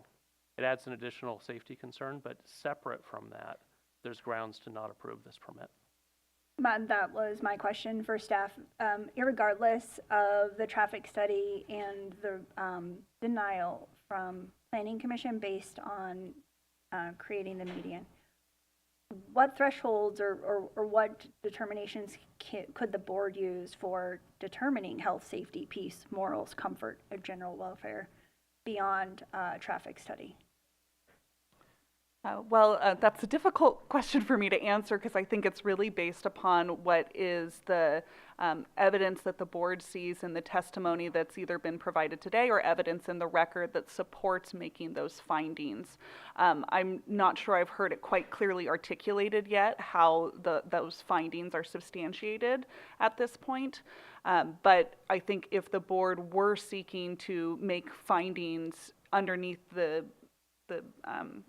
use permit finding that speaks to the health, safety, morals, and general welfare, that we would ask that it be clearly articulated how that finding is being substantiated. And likely, if the board was seeking to take direction, I would suggest that it be a continued matter to allow staff time to prepare a resolution for consideration of the board addressing that finding. But I'm going to look to council as well if they have anything else they want to add on that. Mr. Ross? And I would second that comment. There's been statements that would be detrimental to the general welfare of the people. It would be very helpful to have the board, if it's going to deny the project, articulate sort of what evidence they're relying upon to find that it's a detriment. And then second, I would second staff's recommendation that we be given an opportunity to make sure that any resolution we prepare clearly outlines those facts and what is the evidence that is supporting the board's finding, if that's the direction of the board. Supervisor Hashad? If we redo a traffic study and it shows that there's still a significant amount of traffic that would be turning in and it would cause according to Caltrans, danger with high-speed traffic, crossings and everything, and on and off ramps or the deceleration and acceleration lanes. And the applicant says that they won't, if Caltrans says they need a median built there and that deceleration, acceleration lane built, and the applicant says that that's a deal breaker, that they won't go there, aren't going to do it, then I think that would be good information to have, right? And it just, I mean, for me, that right there would, I would certainly go with Caltrans. I'm not going to say, oh, just because the applicant says that you don't need a median, then I wouldn't allow that. So I hope I'm making myself clear on that issue, that even if we go ahead with this revised study, that if it shows that Caltrans, Department of Transportation say that we need to do those things, then that's what I'd be going with. I wanted to be clear with the applicant on that issue. Supervisor Williams? Yeah, land use is local. This is a discretionary permit. We don't have the obligation to find a reason to deny it. Supervisor Williams? The other Supervisor Williams? Were you finished? Sorry. I'm just wondering if you would like to articulate the findings that, I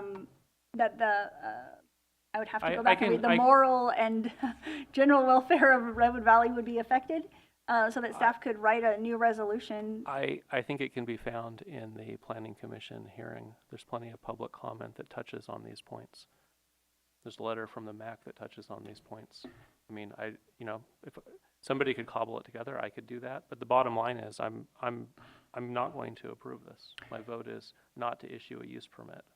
Supervisor Jordy? So Chair, we have been going on for a pretty long time without a break. Maybe this would be an appropriate time to take a break and let Supervisor Williams discuss with county staff. And either we come back after lunch or we come back in 20 minutes. I mean, I think the more pragmatic thing would be just come back after lunch. We do have some closed session items and a working lunch, and also there has been some public notice given by individual supervisors that will be coming back from lunch near 1 o'clock. So Supervisor Williams? Supervisor Jordy has a good idea, but I wonder if I could bring Supervisor McGordy since this is his district. Director Krog? And I just want to comment, I think that if the idea is just to discuss what kind of findings to substantiate, I do not believe that 20 minutes would be adequate for us to be able to prepare an alternate resolution for this board to act upon today. I really would encourage the board, if this is the direction that you're planning to move in, that this be continued to a future agenda to allow staff adequate time to be able to prepare that resolution, rather than doing it on the fly. Yeah, I agree that it takes some time to work this out, because it's a very classic, difficult decision the board has to make. I've looked at the project on North State Street. I love what's happened there. It used to be so horrible, and the area in Redwood Valley is not exactly Shangri-La, so we can see that there's a need for an improvement, but I can't ignore what's going to happen to the neighborhood, what's going to happen to the people of Redwood Valley who are so opposed to this. So it's just, as someone who's here to represent them, I can't ignore that. So we need to have some time to come up with a credible response as to why we can't approve this project. Supervisor Jordy? Yeah, just asking a question for staff. Would it be more streamlined if the motion on the table was for, by Supervisor Williams and McGordy, to direct that this item be continued to a date certain, could be our next meeting, giving time for Supervisors Williams and McGordy to work with staff to bring forward a revised resolution, revised findings? The maker of the motion accepts the change of language. And I do as well. Would the April 9th meeting work for staff? And maybe we can check with the clerk of the board as to whether or not that would work. I'll defer to Ms. Krug, but I will say that I think doing the next meeting is probably a little overambitious. I think it would be at least to the following meeting after that. And if I may, I did hear from the Senior Deputy Clerk of the Board, and there is some time on May 7th. So that would be my suggestion. So a question for my colleagues. Would you like So it's my understanding that Supervisors McGorty and Williams are going to work with staff for findings related to what we had mentioned, the detrimental health, safety, peace, morals, comfort, general welfare of persons residing or working in the neighborhood. Would you like to have a dual path within which the applicant's transportation consultant also does a traffic study, and I think it's preferable to the board that it include the Coyote Valley Casino and a gas station which is on a Chevron on Lake Mendocino Drive that is not owned by the applicant but also may have a similar traffic flow, that they continue to work on that and through Caltrans and bring that back? Or do you want to table those efforts by the applicant and just hear back from Supervisors McGorty and Williams in May? I know everybody's busy, but I would prefer to have both sets of information. Okay. Supervisor Hashek? Yeah, me too.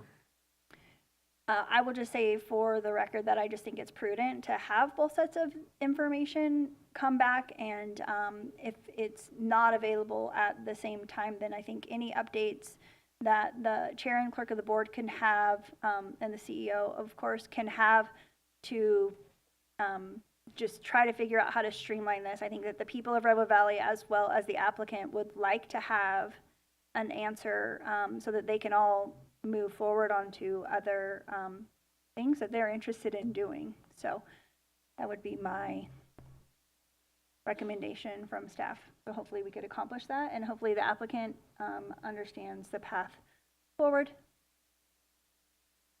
Chair, clarification, is that at no cost to our general fund? I'm sorry, can you clarify? What the additional work you're asking for? For the applicant or from you? From the county. Are we paying for it in any way? Well, perhaps. Director Krog has stated that she would be able to recoup her fees. I'm not sure if the Board of Supervisors is able to recoup their fees directly to the applicant. I'm not sure. As we talk about DOT and county council, I want to make sure that we recoup those costs, the actual cost, so that we're not out for additional studies. Director Krog? Well, I'm sorry, I'm just running through it in my head here. If this is all related underneath the appeal, I think reasonably this is underneath the appeal fee that was paid by the applicant, which does include a portion for clerk of the board's time and a portion for planning and building services time. I don't believe we have previously had where it was collecting the costs for other departments that may be involved as well. And I'm not sure of all the allowances around that, to be totally honest. So then I'll just ask my colleagues then. If it's certainly the department will do everything that they can to be able to reduce the burden on the general fund, but is it all right with you moving forward with dual tracks if there is a cost? So I think we need that information, even if there is some cost to the county. Thank you. Supervisor Hashek, do you agree with that? Well, I'd like to have cost recovery on this. Okay, I think that everybody on the board would like to have cost recovery, and I think our staff will do the best that they can to make sure that that happens. Okay. Director Krog? I just, there's been a lot of discussion, and I think I'm a little lost in where the motion is at this exact moment, and if it's a continuance to a date certain. So staff just needs a little bit of clarification there. I think the motion just needs to now state the date certain. Was that May 7th? Would you like to read the motion to the record, clerk? I also have a lot of things written down, and I'm also a little bit confused on where the motion is currently. I was also going to ask for a clear restatement of the motion. Okay. Supervisor Williams? Direct Planning and Building Director Krog to work with Supervisors McGorty and Williams to document denial based on health, safety, peace, morals, comfort, and general welfare, referencing Planning Commission and other correspondence and continue to May 7th.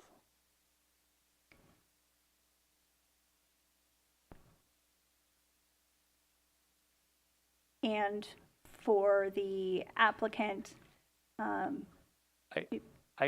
don't feel comfortable directing the applicant. I think Okay. that's a little bit outside of our, I mean, they're welcome to continue studies and submit information as it becomes available, but I don't know that we can direct them per se. Planning and Building? I would just say from a county perspective, we would likely still be routing this information and having a follow-up conversation, the addendum as currently submitted, and discussion with our local county Department of Transportation and also with Caltrans to sort of vet the validity in some of the statements made in there and see whether or not that has any alterations. At least that's what I understood the desire of several board members to be as well. All right, so it sounds like the applicant has heard all of the information provided today, has heard the questions and comments by the supervisors, and can make their own decisions about how they're going to move forward at this point, whether or not they choose to move forward with a parallel track. Okay. Are you good with that, Lily? For the record, does the second agree on the current motion stated?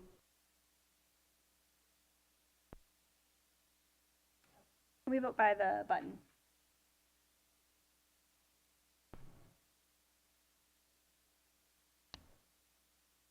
The motion carries unanimously. Thank you. At this time, the board will adjourn to a working closed session. We'll hear items 6A and 6B and reconvene no sooner than 1 p.m. And if the board could maybe just take a 15-minute break, and then we'll meet again for a working lunch in closed session. And is there any public comment on item 6A or 6B? Thank you for that, Mr. Ross.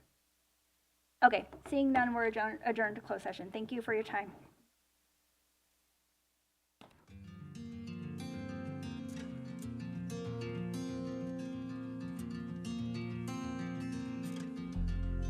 When I first realized that I was going to be a parent, I was super scared. After 2 or 3 weeks of meeting in the home visiting program, I was totally comfortable with the fact that I was going to have a baby.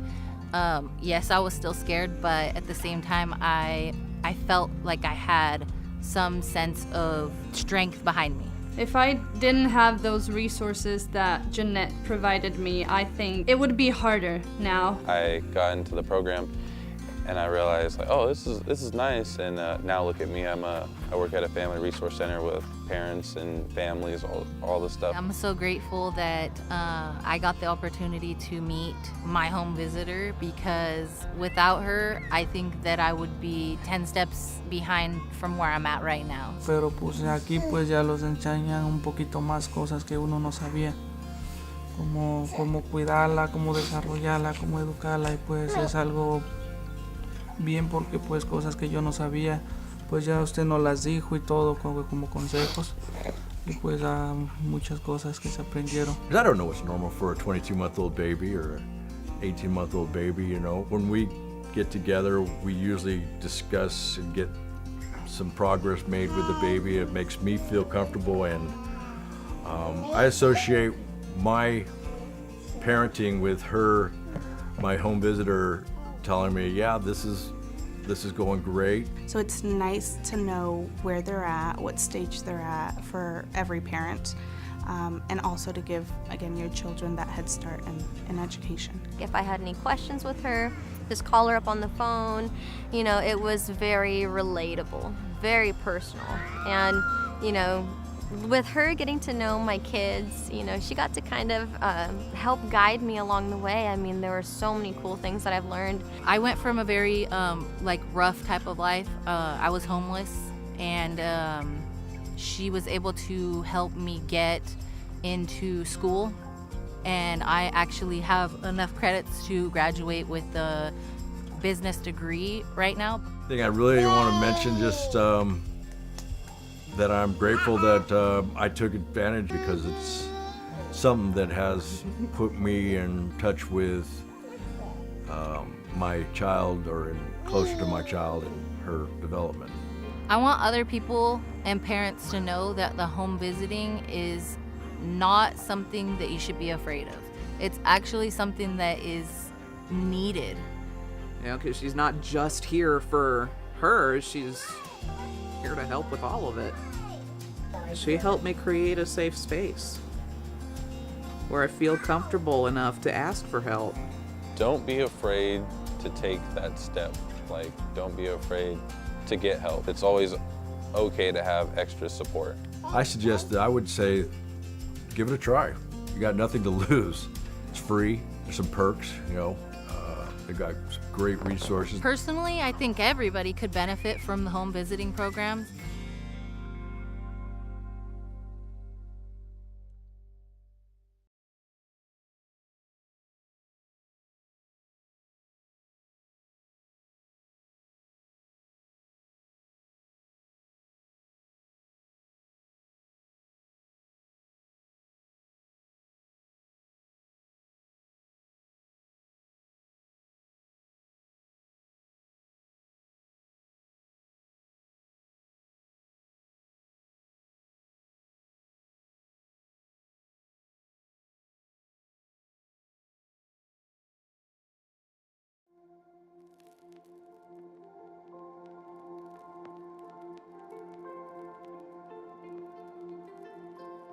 I realized that my life was going to change dramatically in ways that I did not know or understand or even comprehend. I was going to have to really go to the well and become accountable and adjust to a lot of things differently. Que queríamos era que naciera, ya quiero tener, entonces ahorita lo que tenemos es aprovecharla, quererla y cuidarla lo más que se pueda.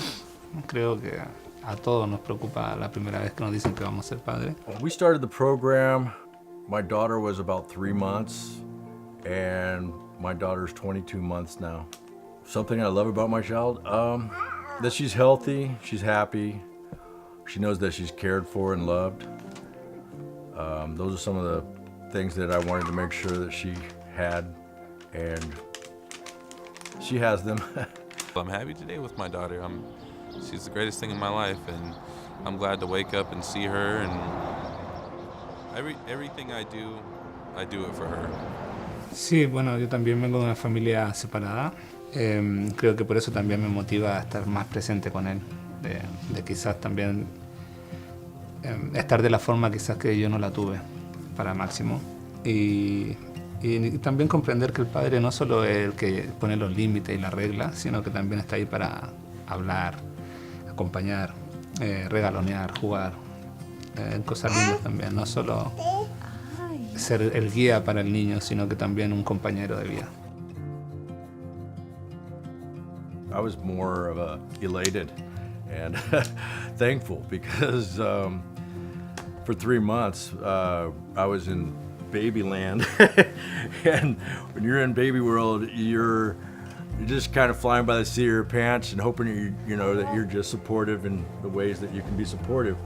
Pero pues aquí pues ya los enseñan un poquito más cosas que uno no sabía, como cuidarla, cómo desarrollarla, cómo educarla, y pues es algo bien porque pues cosas que yo no sabía, pues ya usted nos las dijo y todo como consejos, y pues muchas cosas que se aprendieron. Bueno, creo que por mi parte esperaba algo totalmente diferente, como un programa más frío, por decir algo, no tan cercano a la familia, sino más bien un programa de estado programado para la ayuda solamente. Y a través del programa nos hemos dado cuenta que también pasa a ser una familia con nosotros, porque nos apoya en los momentos difíciles o cuando nos hemos visto en dificultades. Siempre nos hemos podido apoyar en Gaby a través de su programa. Encuentro que ha sido fundamental el apoyo. You know, my experience has been nothing but positive. Annette has been wonderful. She's on time. She lets me know if there's going to be any changes in the schedule. Not only did we get the assistance with this program, but we also made a really good friend. I'm happy to call Gabby our friend. I still feel the challenge of being a parent now in today's world is immense. I think that you need support. Es un gran apoyo para nuevos padres, y Más aún si están en nuestra situación, que somos extranjeros, que nuestra familia y amigos, como dice Carla, están en otro país, lejos. Entonces sí, viene muy bien el programa para apoyarse tanto emocional y como anímicamente y bueno, en varios aspectos del programa que nos ayuda a seguir adelante con esta nueva aventura. Don't be afraid to take that step. Like, don't be afraid to get help. Because, you know, you might think that you know what you're doing, but it's always okay to have extra support, and don't do it alone. Give it a try. You got nothing to lose.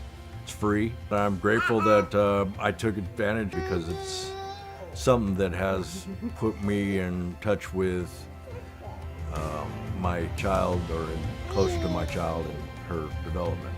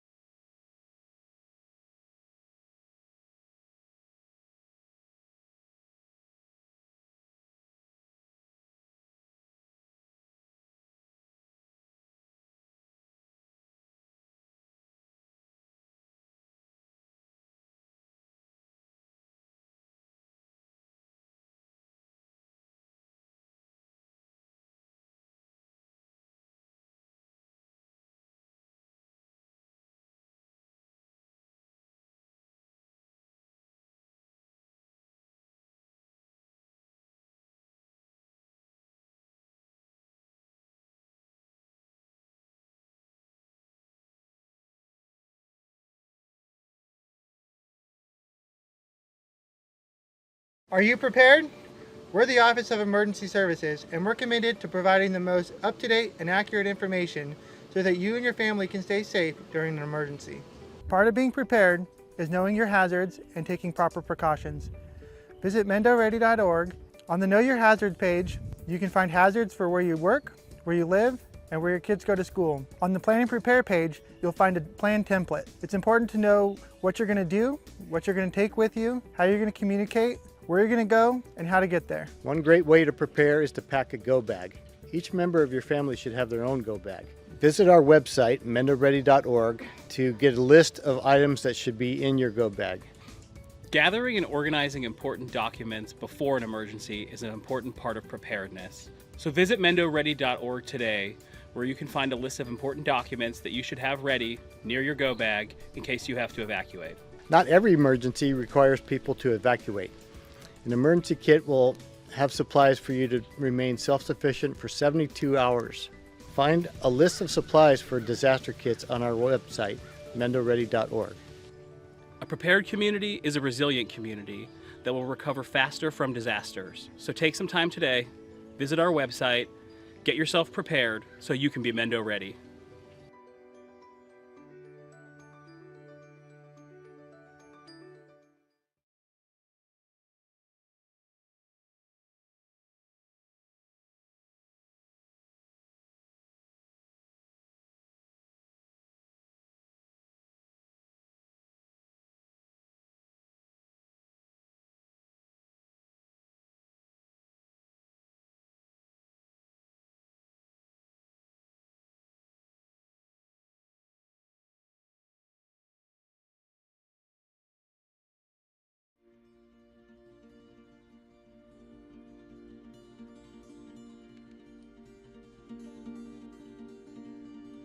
Personally, I think everybody could benefit from the home visiting programs. I think that as a parent now, I'm grateful for support more than I was before. I filled out that form not knowing what I was doing. I am very, very grateful that I did it because it's really helping me a lot.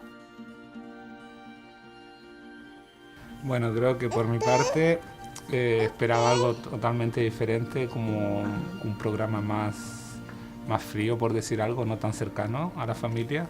Y a través del programa nos hemos dado cuenta que también pasa a ser una familia con nosotros porque nos apoya en los momentos difíciles o cuando nos hemos visto en dificultades. Well, I was a new mom and I had no experience taking care of a newborn.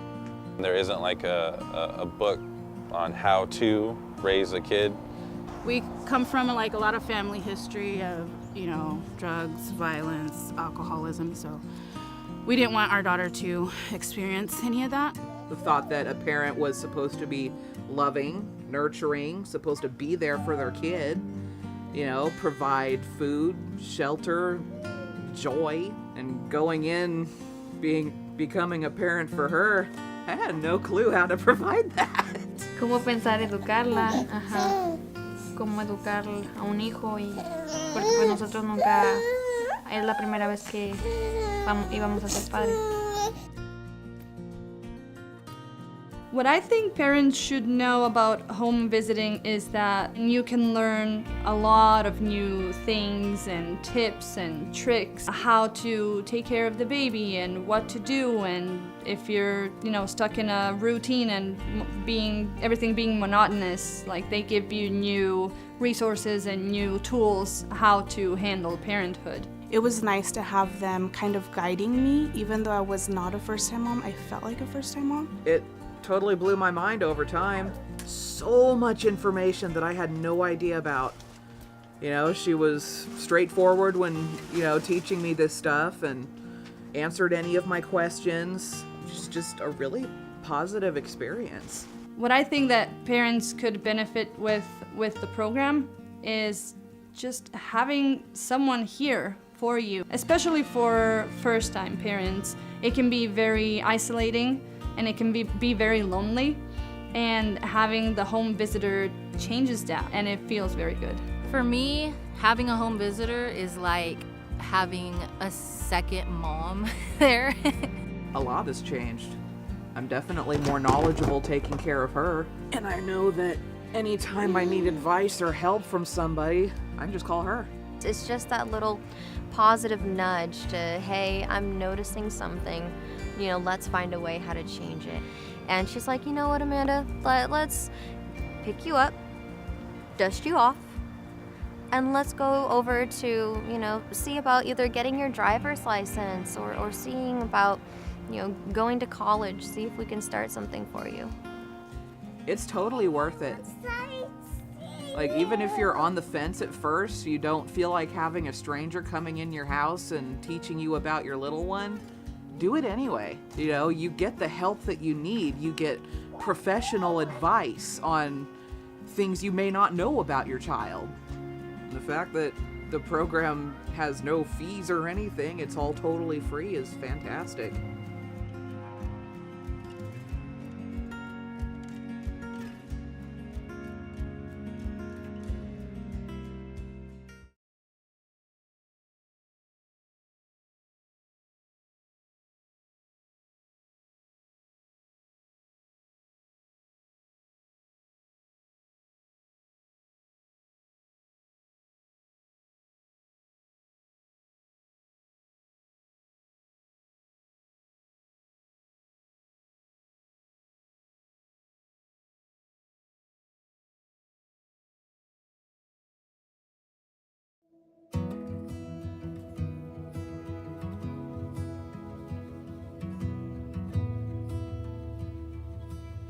Yo creo que si conozco a alguien que está próxima a ser mamá, lo primero que haría sería recomendarle el programa, porque te entrega mucho apoyo, mucha información y más que nada como apoyo emocional, una guía, te da una visión diferente de cómo es ser papá aquí, quizás en este país. Y así pues es un bonito programa, porque pues es buena persona la señora y los ha atendido muy bien. Pensé que nada más iba a ser un programa de orientación quizás para los nuevos padres, pero creo que nos llevamos una linda sorpresa porque Gaby es una persona muy cercana a nosotros, es como parte de nuestra familia, siempre ha estado dispuesta a ayudarnos y a escucharnos con nuestras dudas sobre la paternidad, y en nuestro caso, que estamos solos en este país, ha sido como de mucha ayuda.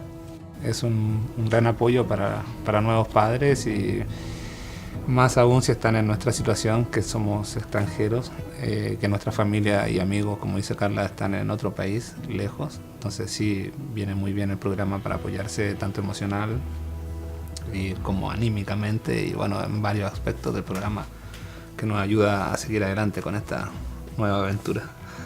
Te ayuda como a ver los distintos recursos que tiene la comunidad para nuevos papás, entonces creo que es de gran ayuda. No queda mucho que agregar, pero lo veo de la misma forma. Que hemos aprendido algunas cosas aquí y pues los han ayudado, como este programa los ha ayudado para seguir creciendo a la bebé, como con buenos consejos y así. Sí, y creo que también ha sido muy importante el tema de apoyarnos con el libro y saber qué actividades hacer con Máximo de acuerdo a su edad, cómo estimularlo, cómo cuidarlo de los peligros de la casa, como cosas que uno como papá nuevo no conoce, claro. Pues a mí me gustaría que lo siguiéramos visitando aquí en la biblioteca de Covelo. Está tranquilo, muy bonito aquí. Cuando no nos podemos reunir, nos comunicamos por Zoom o una llamada telefónica o por texto. Donde nos visite, porque ha sido nuestra casa, a veces nosotros vamos a Willits y puede ser en el parque. Gaby llega, hacemos un resumen de cómo ha ido nuestra semana o qué hemos hecho de nuevo, cómo va el trabajo. Luego hacemos las actividades del libro, vemos si podemos hacer un juguetito nuevo para Máximo, a veces ella lo evalúa, cómo está su sentido motriz, qué ha aprendido de nuevo, nuevas palabras, y jugamos un ratito y conversamos. A mí personalmente también me ayudó mucho a obtener mi licencia a conducir, que era un objetivo que teníamos en cuanto a la familia, sí, para poder estar tranquilos, así que encuentro que ha sido fundamental el apoyo. El objetivo del programa es que las familias estén bien, y que las familias estén bien significan niños felices, niños sanos, y eso en un futuro es adultos sanos y un mundo mejor. Entonces está bueno.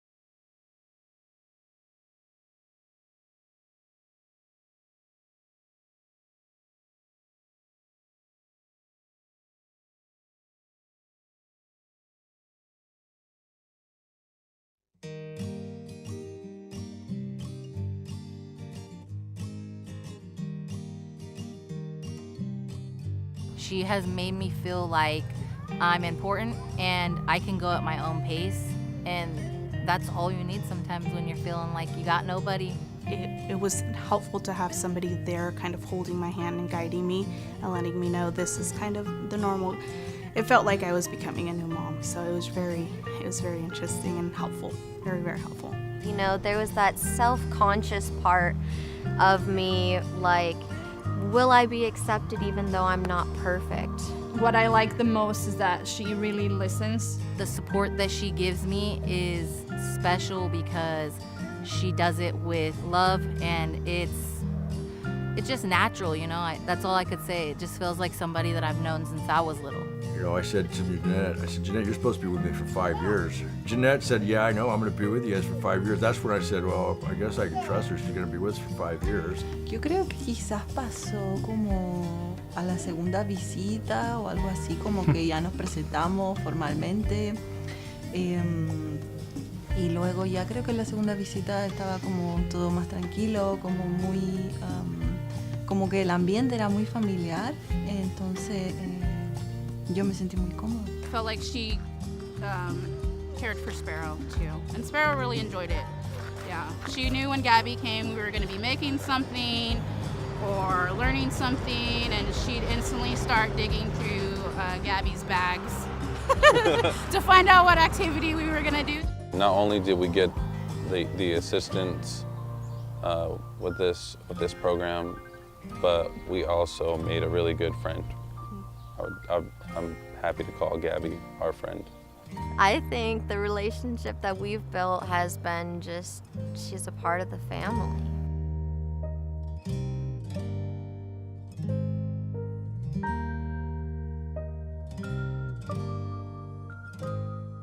Are you prepared?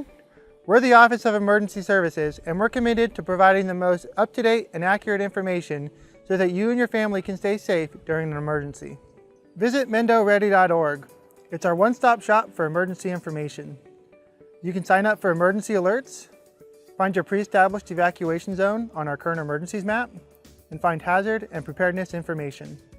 Imagine you're faced with a disaster such as a wildfire and you're ordered to evacuate. I'll bet you wish you had more time in that moment. Now's your chance to buy yourself that time. Sign up for Nixle and Mendo Alerts on our website, mendoready.org. Do it today. If you want your family to be as resilient as possible, it's important to take some time today and visit mendoready.org, where you can look up your pre-established evacuation zones on our current emergencies map. You can also find important tools to help maintain your situational awareness, such as the Alert California wildfire cameras and the Caltrans road conditions cameras. We hope you'll take some time today to prepare so that your family can be Mendo ready. Thank you.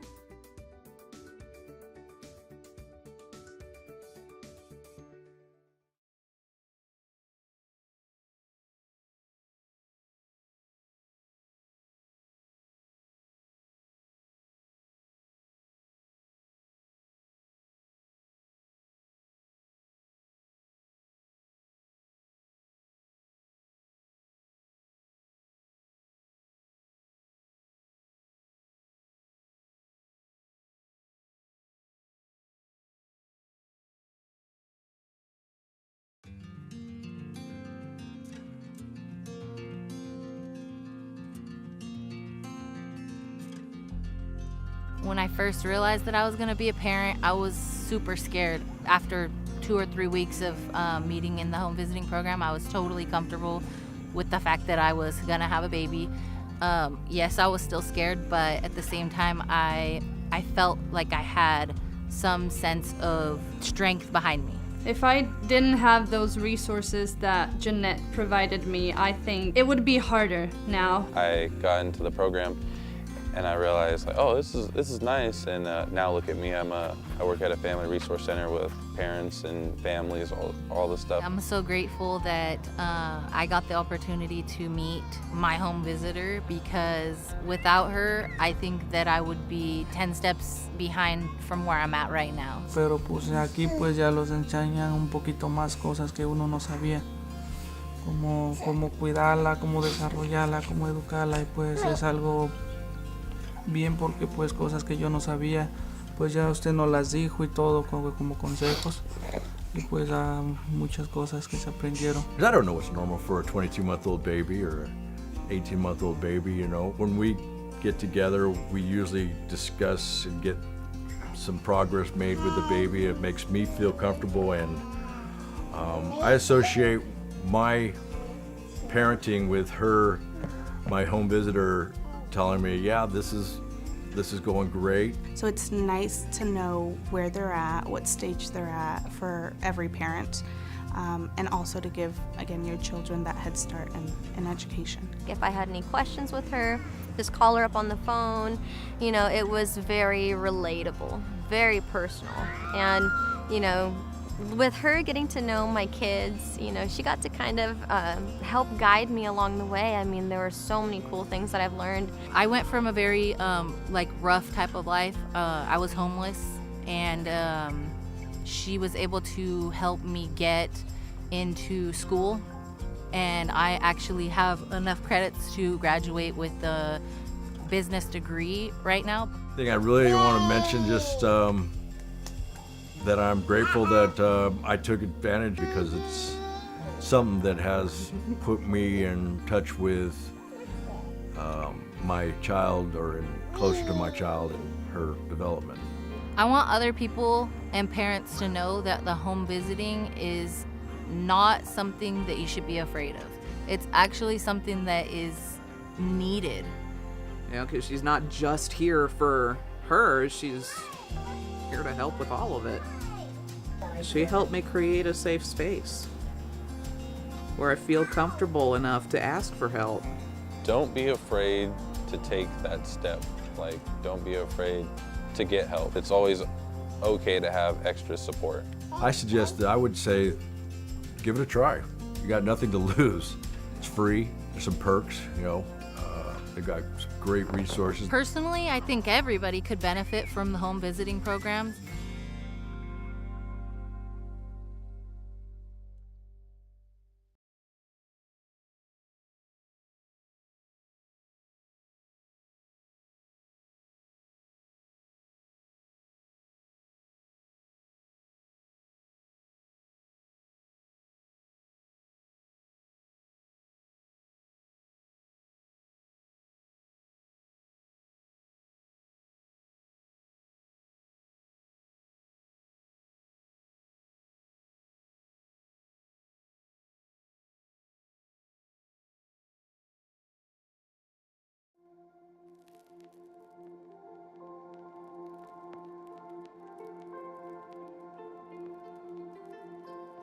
I realized that my life was going to change dramatically in ways that I did not know or understand or even comprehend. I was going to have to really go to the well and become accountable and adjust to a lot of things differently. Que queríamos era que naciera, ya quiero tener, entonces ahorita lo que tenemos es aprovecharla, quererla y cuidarla lo más que se pueda. Creo que a todos nos preocupa la primera vez que nos dicen que vamos a ser padres. When we started the program, my daughter was about 3 months, and my daughter's 22 months now. Something I love about my child, that she's healthy, she's happy, she knows that she's cared for and loved. Those are some of the things that I wanted to make sure that she had, and she has them. I'm happy today with my daughter. She's the greatest thing in my life, and I'm glad to wake up and see her, and everything I do it for her. Sí, bueno, yo también vengo de una familia separada. Creo que por eso también me motiva a estar más presente con él, de quizás también estar de la forma quizás que yo no la tuve para Máximo, y también comprender que el padre no solo es el que pone los límites y las reglas, sino que también está ahí para hablar, acompañar, regalonear, jugar, cosas lindas también, no solo ser el guía para el niño, sino que también un compañero de vida. I was more of a elated and thankful because for 3 months I was in baby land, and when you're in baby world, you're just kind of flying by the seat of your pants and hoping that you're just supportive in the ways that you can be supportive.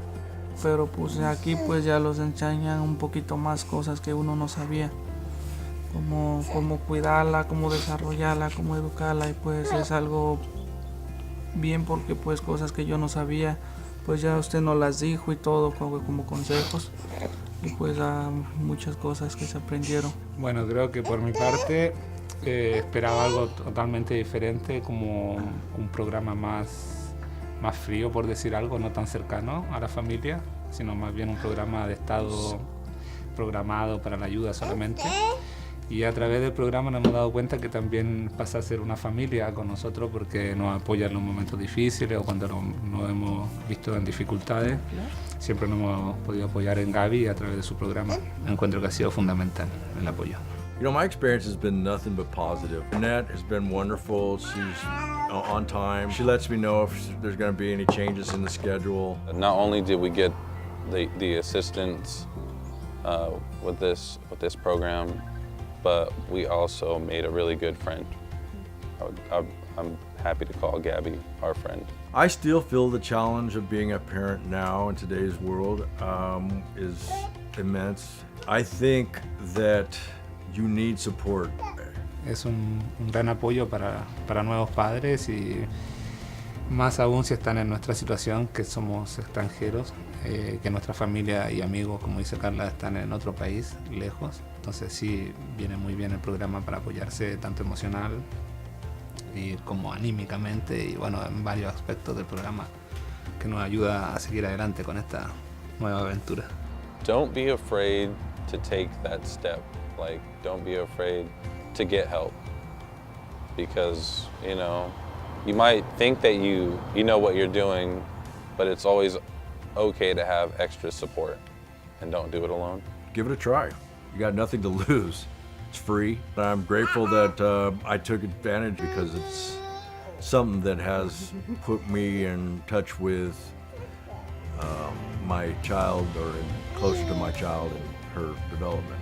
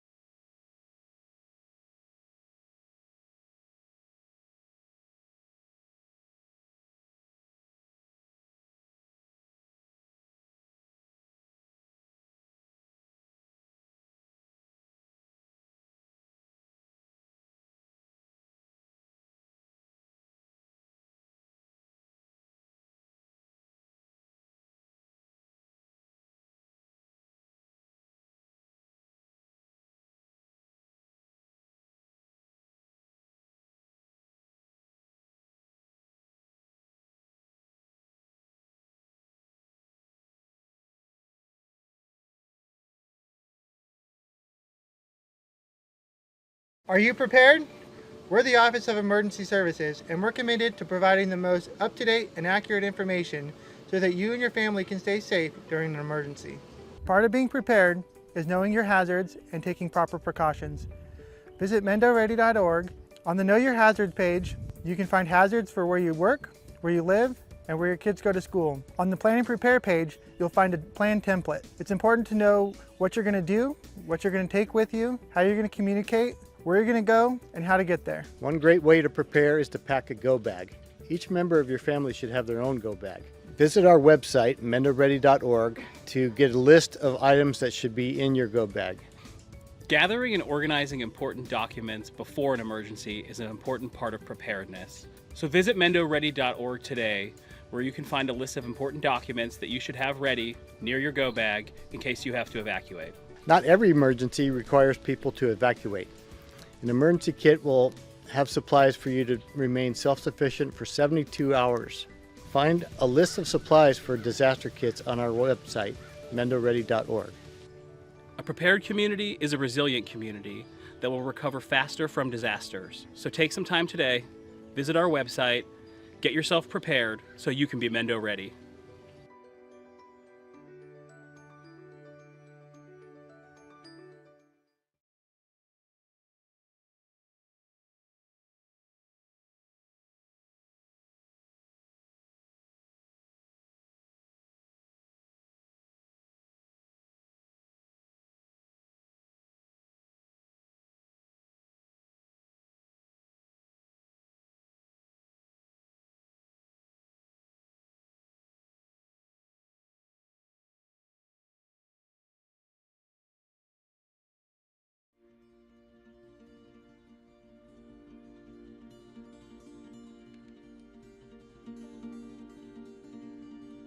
Personally, I think everybody could benefit from the home visiting programs. I think that as a parent now, I'm grateful for support more than I was before. I filled out that form not knowing what I was doing. I am very, very grateful that I did it because it's really helping me a lot.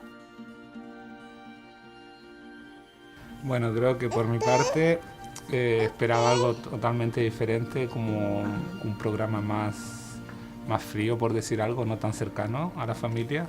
Y a través del programa nos hemos dado cuenta que también pasa a ser una familia con nosotros porque nos apoya en los momentos difíciles o cuando nos hemos visto en dificultades. Well, I was a new mom and I had no experience taking care of a newborn. There isn't like a book on how to raise a kid. We come from like a lot of family history of, drugs, violence, alcoholism, so we didn't want our daughter to experience any of that. The thought that a parent was supposed to be loving, nurturing, supposed to be there for their kid, provide food, shelter, joy, and going in, becoming a parent for her, I had no clue how to provide that.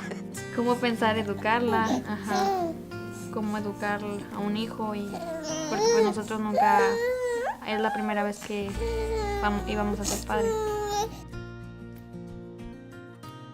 What I think parents should know about home visiting is that you can learn a lot of new things and tips and tricks, how to take care of the baby and what to do, and if you're, stuck in a routine and everything being monotonous, like they give you new resources and new tools how to handle parenthood. It was nice to have them kind of guiding me, even though I was not a first-time mom. I felt like a first-time mom. It totally blew my mind over time.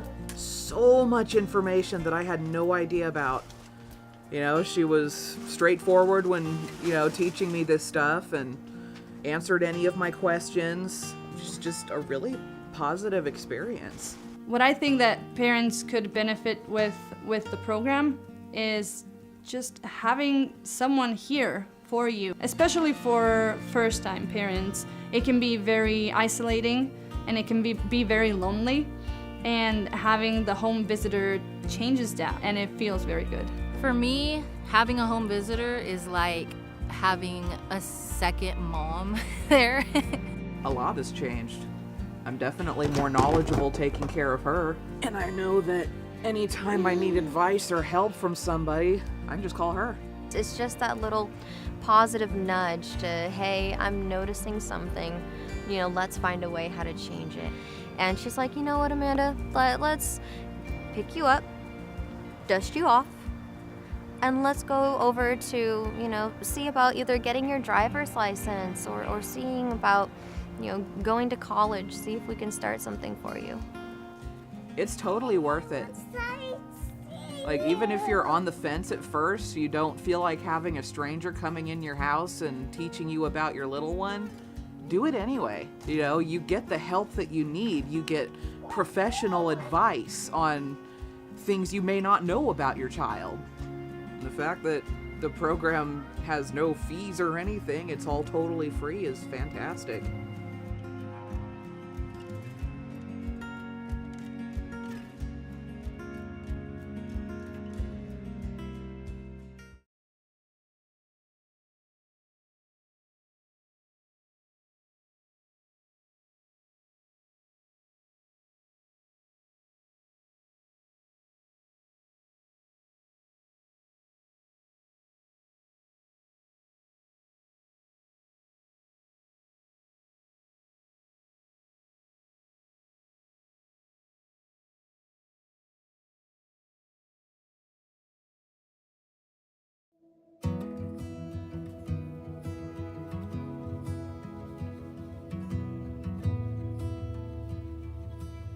Yo creo que si conozco a alguien que está próxima a ser mamá, lo primero que haría sería recomendarle el programa porque te entrega mucho apoyo, mucha información y más que nada como apoyo emocional, una guía, te da una visión diferente de cómo es ser papá aquí, quizás en este país. Sí, pues es un bonito programa.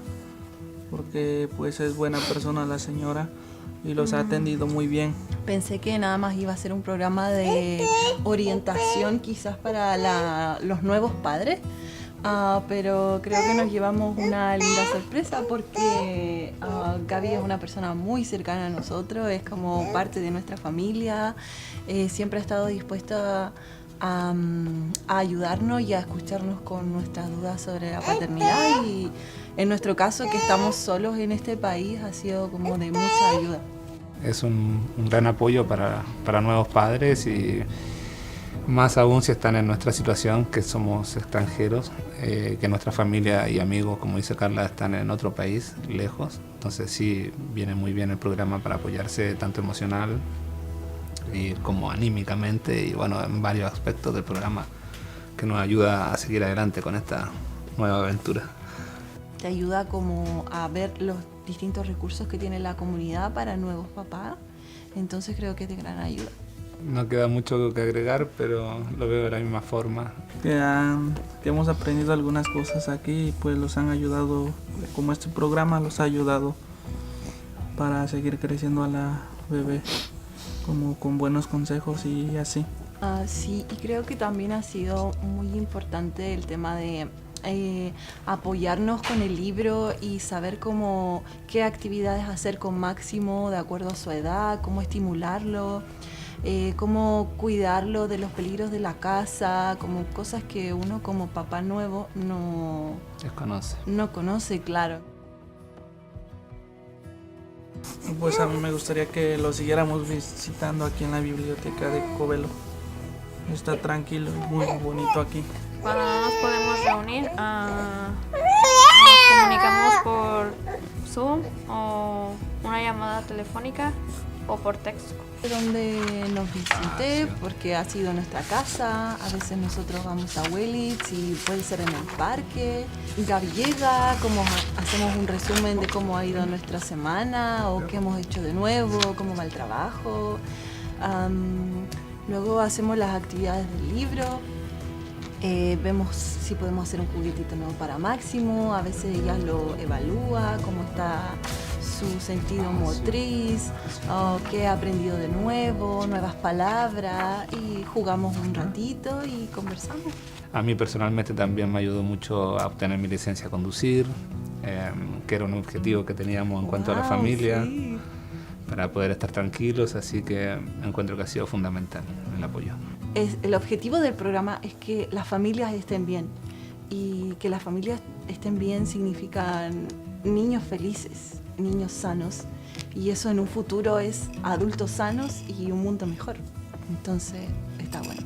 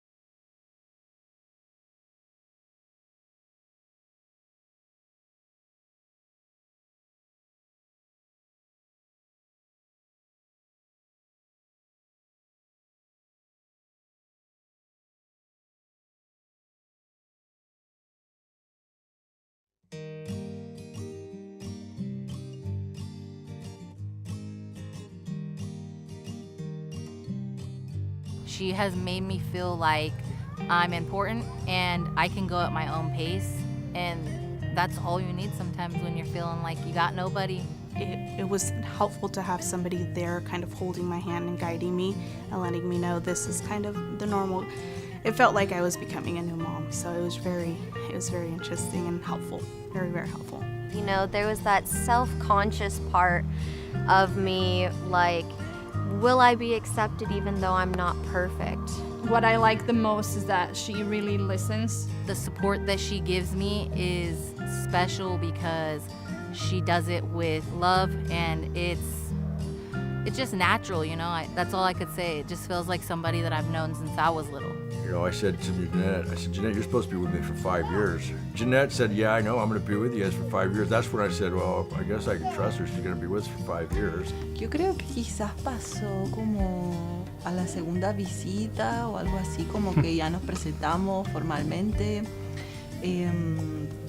Y luego ya creo que en la segunda visita estaba como todo más tranquilo, como muy, como que el ambiente era muy familiar, entonces yo me sentí muy cómoda. Felt like she cared for Sparrow too, and Sparrow really enjoyed it.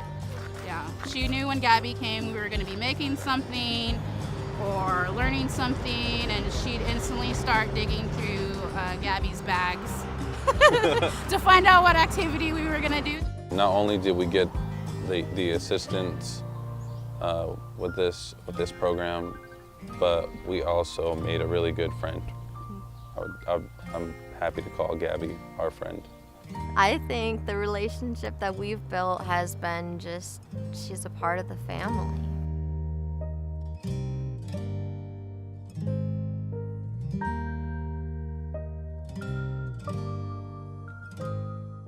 Are you prepared? We're the Office of Emergency Services, and we're committed to providing the most up-to-date and accurate information so that you and your family can stay safe during an emergency. Visit mendoready.org. It's our one-stop shop for emergency information. You can sign up for emergency alerts, find your pre-established evacuation zone on our current emergencies map, and find hazard and preparedness information. Imagine you're faced with a disaster such as a wildfire and you're ordered to evacuate. I'll bet you wish you had more time in that moment. Now's your chance to buy yourself that time. Sign up for Nixle and Mendo Alerts on our website, mendoready.org. Do it today. If you want your family to be as resilient as possible, it's important to take some time today and visit mendoready.org, where you can look up your pre-established evacuation zones on our current emergencies map.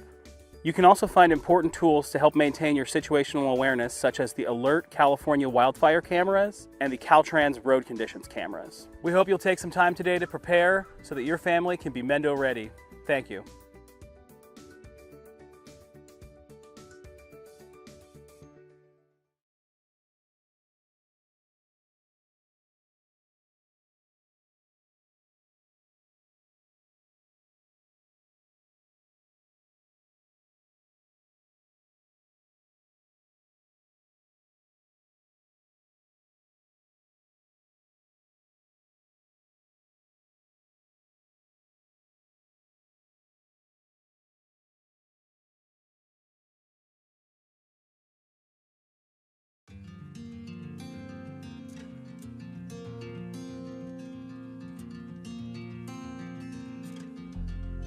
When I first realized that I was going to be a parent, I was super scared. After 2 or 3 weeks of meeting in the home visiting program, I was totally comfortable with the fact that I was going to have a baby. Yes, I was still scared, but at the same time, I felt like I had some sense of strength behind me. If I didn't have those resources that Jeanette provided me, I think it would be harder now. I got into the program and I realized, like, oh, this is nice. And now look at me, I work at a family resource center with parents and families, all this stuff. I'm so grateful that I got the opportunity to meet my home visitor, because without her, I think that I would be 10 steps behind from where I'm at right now. Pero pues aquí pues ya los enseñan un poquito más cosas que uno no sabía. Cómo cuidarla, cómo desarrollarla, cómo educarla, y pues es algo bien, porque pues cosas que yo no sabía, pues ya usted nos las dijo y todo como consejos. y pues muchas cosas que se aprendieron. I don't know what's normal for a 22-month-old baby or an 18-month-old baby, you know. When we get together, we usually discuss and get some progress made with the baby. It makes me feel comfortable, and I associate my parenting with her, my home visitor, telling me, yeah, this is going great. So it's nice to know where they're at, what stage they're at for every parent, and also to give, again, your children that head start in education. If I had any questions with her, just call her up on the phone. You know, it was very relatable, very personal. And, you know, with her getting to know my kids, you know, she got to kind of help guide me along the way. I mean, there were so many cool things that I've learned. I went from a very like rough type of life. I was homeless, and she was able to help me get into school, and I actually have enough credits to graduate with the business degree right now. I think I really want to mention just that I'm grateful that I took advantage, because it's something that has put me in touch with my child, or closer to my child and her development. I want other people and parents to know that the home visiting is not something that you should be afraid of. It's actually something that is needed. You know, because she's not just here for her, she's here to help with all of it. She helped me create a safe space where I feel comfortable enough to ask for help. Don't be afraid to take that step. Like, don't be afraid to get help. It's always okay to have extra support. I would say, give it a try. You got nothing to lose. It's free. There's some perks, you know. They got great resources. Personally, I think everybody could benefit from the home visiting programs.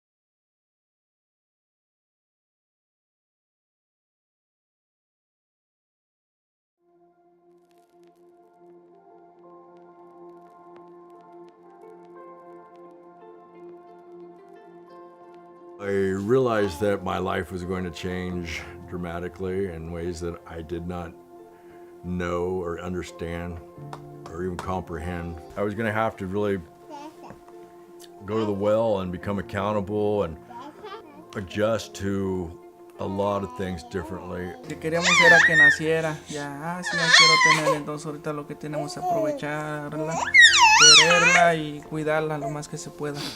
Creo que a todos nos preocupa la primera vez que nos dicen que vamos a ser padres. When we started the program, my daughter was about 3 months, and my daughter's 22 months now.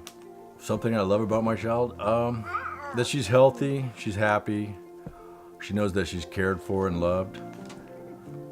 Those are some of the things that I wanted to make sure that she had, and she has them. I'm happy today with my daughter. She's the greatest thing in my life, and I'm glad to wake up and see her, and everything I do it for her. Sí, bueno, yo también vengo de una familia separada.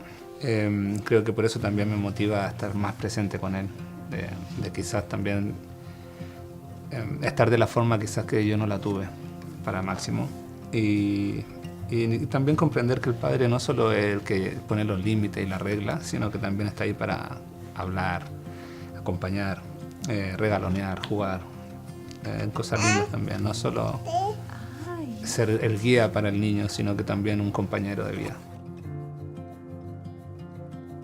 I was more of a elated and thankful because for 3 months I was in baby land, and when you're in baby world, you're You're just kind of flying by the seat of your pants and hoping that you're just supportive in the ways that you can be supportive. Pero pues aquí pues ya los enseñan un poquito más cosas que uno no sabía. Cómo cuidarla, cómo desarrollarla, cómo educarla, y pues es algo bien porque pues cosas que yo no sabía, pues ya usted nos las dijo y todo como consejos, y pues muchas cosas que se aprendieron. Bueno, creo que por mi parte esperaba algo totalmente diferente, como un programa más frío, por decir algo, no tan cercano a la familia, sino más bien un programa de estado programado para la ayuda solamente. Y a través del programa nos hemos dado cuenta que también pasa a ser una familia con nosotros, porque nos apoya en los momentos difíciles o cuando nos hemos visto en dificultades. Siempre nos hemos podido apoyar en Gaby a través de su programa. Encuentro que ha sido fundamental el apoyo. You know, my experience has been nothing but positive. Annette has been wonderful. She's on time. She lets me know if there's going to be any changes in the schedule. Not only did we get the assistance with this program, but we also made a really good friend. I'm happy to call Gabby our friend. I still feel the challenge of being a parent now in today's world is immense. I think that you need support. Es un gran apoyo para nuevos padres, y más aún si están en nuestra situación, que somos extranjeros, que nuestra familia y amigos, como dice Carla, están en otro país, lejos. Entonces sí, viene muy bien el programa para apoyarse tanto emocional y como anímicamente, y bueno, en varios aspectos del programa, que nos ayuda a seguir adelante con esta nueva aventura. Don't be afraid to take that step. Like, don't be afraid to get help, because you might think that you know what you're doing, but it's always okay to have extra support, and don't do it alone. Give it a try. You got nothing to lose. It's free. I'm grateful that I took advantage, because it's something that has put me in touch with my child, or closer to my child and her development.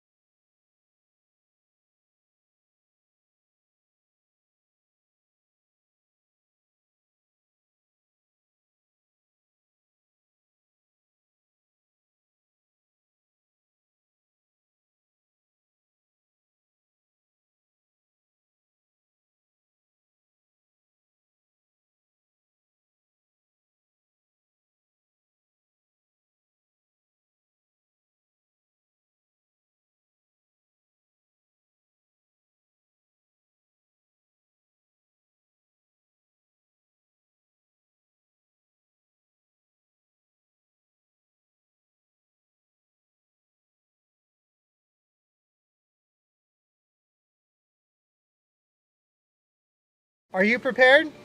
We're the Office of Emergency Services, and we're committed to providing the most up-to-date and accurate information so that you and your family can stay safe during an emergency. Part of being prepared is knowing your hazards and taking proper precautions. Visit mendoready.org. On the Know Your Hazards page, you can find hazards for where you work, where you live, and where your kids go to school. On the Plan and Prepare page, you'll find a plan template. It's important to know what you're going to do, what you're going to take with you, how you're going to communicate, where you're going to go, and how to get there. One great way to prepare is to pack a go bag. Each member of your family should have their own go bag. Visit our website, mendoready.org, to get a list of items that should be in your go bag. Gathering and organizing important documents before an emergency is an important part of preparedness. So visit mendoready.org today, where you can find a list of important documents that you should have ready near your go bag in case you have to evacuate. Not every emergency requires people to evacuate. An emergency kit will have supplies for you to remain self-sufficient for 72 hours. Find a list of supplies for disaster kits on our website, mendoready.org. A prepared community is a resilient community that will recover faster from disasters. So take some time today, visit our website, get yourself prepared so you can be Mendo ready.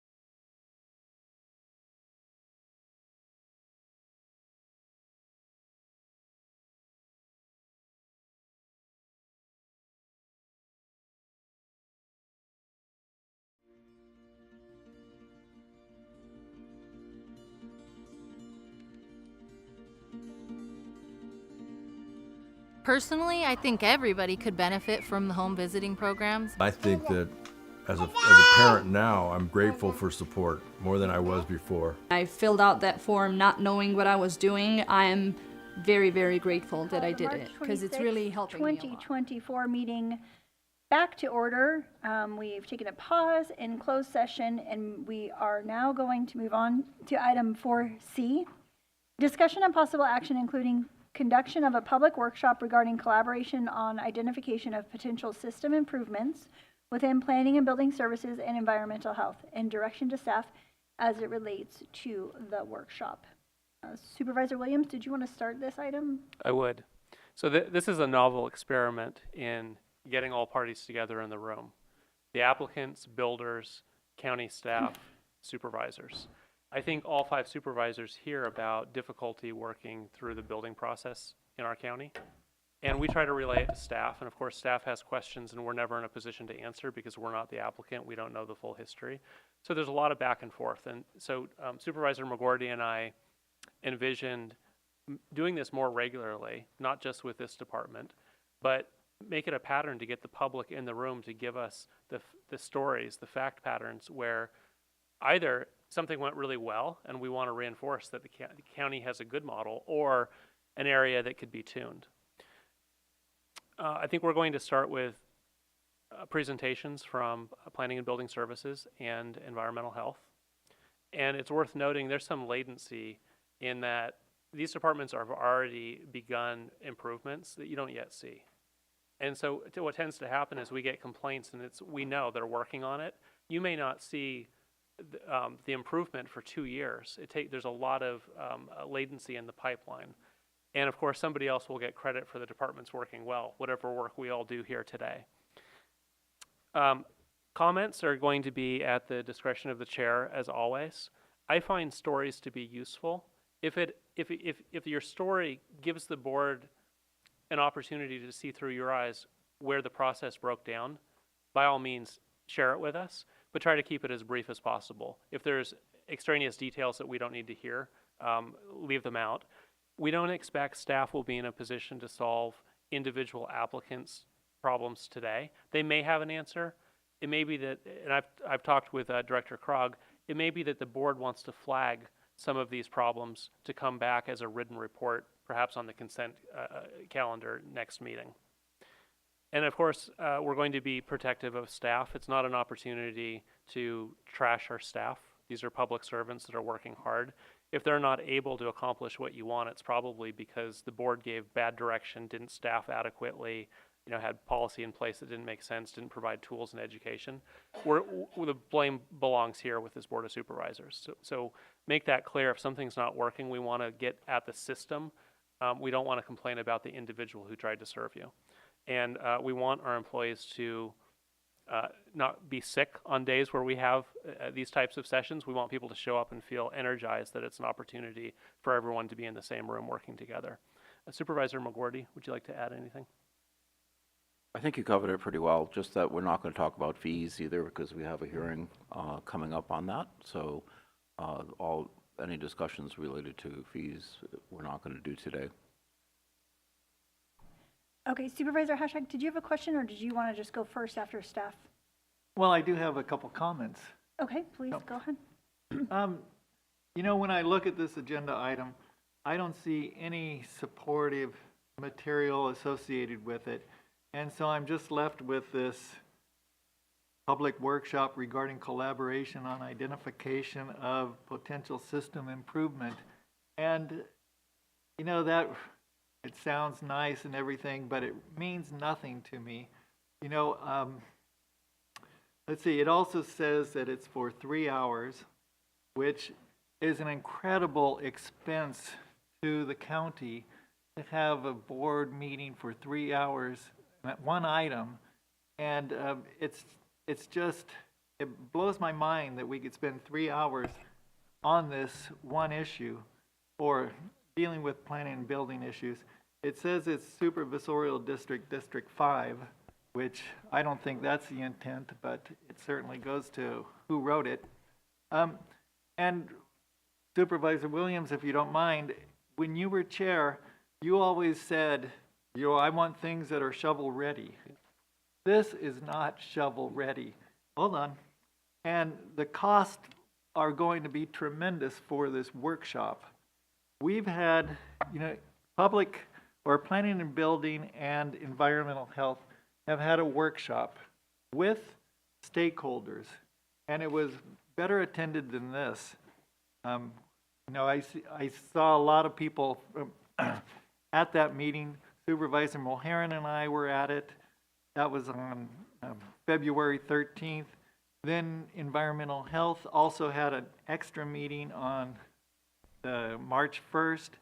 And I guess in November there was one on the coast of the stakeholders with planning and building and environmental health, and there weren't any supervisors in attendance. You know, when I was Supervisor Mulherin, Chair Mulherin, and I were in attendance at the workshops with the stakeholders at in February and March, you know, I heard about definitions. They were working on definitions. They were working on issues that came up and kind of the blocking points, you know, what people felt like were ridiculous issues. We heard all of these things, and there was Director Krog and Director Marlena Dooley, you're okay. And so, you know, it was a time to work through those issues. It wasn't in this setting where we are using an incredible amount of staff time to do it. And when we talk about efficiencies, you know, hopefully this is going to talk, we're supposed to be talking about efficiencies in those programs. Well, this is probably the most inefficient way to do that. You know, the efficient way is to attend those meetings that they've had, listen to what the issues are, talk to the directors. I've had a conversation with all of the directors and the people working on these issues, talk to them, see what needs to be brought back to the board, or if they're working on them themselves, and see what the real issues are. That's how things get solved. It's not going to be using all this time of a board meeting to do that. I just really, I just don't think it's the right way. And when you talk about the Golden Gate Bridge Initiative, you know, I just heard about, you know, their work on standard operating procedures and administrative desk manual, digitizing, the one-stop shop workflow, all of those things that they're working on. And now we have to have a whole board meeting all afternoon working on this. It just doesn't make sense to me, I think. And what we did with cannabis, when we had these issues that cannabis was taking up too much time, there were the issues, people needed to talk about them. What we did was we sent them to the General Government Committee, and in that forum, which is a lot cheaper than doing it this way, that we were able to have that dialogue with people to really hear what the issues were, and we got that program really turned around. That's the way to do it. And so I'm going to make a motion right now to send this off, refer this issue to the General Government Committee. And I'll second the motion. When I heard about this agenda item, I thought, great. Supervisor McGordy and Williams are going to meet with the community. Staff have already conducted a number of meetings. Undoubtedly, there's notes from those meetings. There's follow-up occurring. And then this, after all the build-up, and then the agenda item, and there's like nothing attached to the agenda summary other than an update from the Golden Gate Bridge, which is a couple county employees on a couple of things. There's like, I'm just surprised that this even made its way onto the agenda, given that there's no backup material, no work that apparently took place before putting this on the agenda, and now creating expectation in the community that we're here to talk about something when there was no backup work done prior to today's meeting, apparently. Because why is there no, why did the two of you not get from staff their notes from the previous meetings? Why did you not get from staff their response to their update on those items? Why do we instead have a paper-thin agenda item once again placed on the agenda? So, okay, thank you for that. as the chair of the board, I just want to say that the County Board of Supervisors has a rule and procedure that allows any supervisor to place an item on the agenda, whether or not that item is complete, and the chair has no discretion to withhold that item. So if Supervisor Williams and McGordy would like to comment, that's fine with me. I would like for the public that has come here today to have time to be heard. I think that is an appropriate procedural way forward at this point. And while there may not be the ability to have a back and forth dialogue between staff and the members of the public that have come here on specific projects, I do think it is an opportunity for folks to come forward and have their voice heard that may not have been at the workshops that have already been conducted. Supervisor Hashak or McGordy? I don't know who was first. McGordy. So in preparation for this meeting, Supervisor Williams and I have talked with Director Krog and Director Dooley about this meeting, and we decided that how it would be structured would be kind of an update from the public hearings, and that we would also hear from the Golden Gate Initiative just to let the public know where we are, what we've learned from our collective listening to the community. And I think the reason that Supervisor Williams and I think this is important because we get so much feedback all the time about PBS and environmental health. Some of it good, some of it like, can't you do something better? So that's why we're here. And I think it's really important periodically to have a discussion at this level. I think the board has to take some responsibility and give some direction when we perceive a process that our constituents are really dissatisfied with. I think it's really important for us to listen as a board. We can't all be at the hearing sessions, so I had conflicts, which is why I wasn't there. So that's why we're here today. And I'm sorry if you think that's a waste of time, but I think it's a very good use of time personally. And if we're not listening to our constituents, if we're not trying to foster a good discussion between the service providers and the people who use the services, I think we're remiss. Okay. Supervisor Williams, Supervisor Hashak, and Supervisor Jurdy. I think it's valuable because the directors can hold stakeholder meetings, but they can't change policy. They can tell the applicants, this is the system, this is what your county supervisors have decided, we have to implement it. That's different than this venue where the people get to show up and directly, they get to tell us what's working and what's not working, and we're in control. We can make changes. We may not be able to make the change today, but we can direct that modifications to the system come back. I think we need to do this with all of the departments that we oversee. The public has a sense that they try to give their comments during public expression or public comment, and we say, you only get 3 minutes, we have to move on, we have a busy schedule. The idea here was to block off enough time that the public has ample opportunity to fully convey what needs to change for the system to be valuable in their eyes.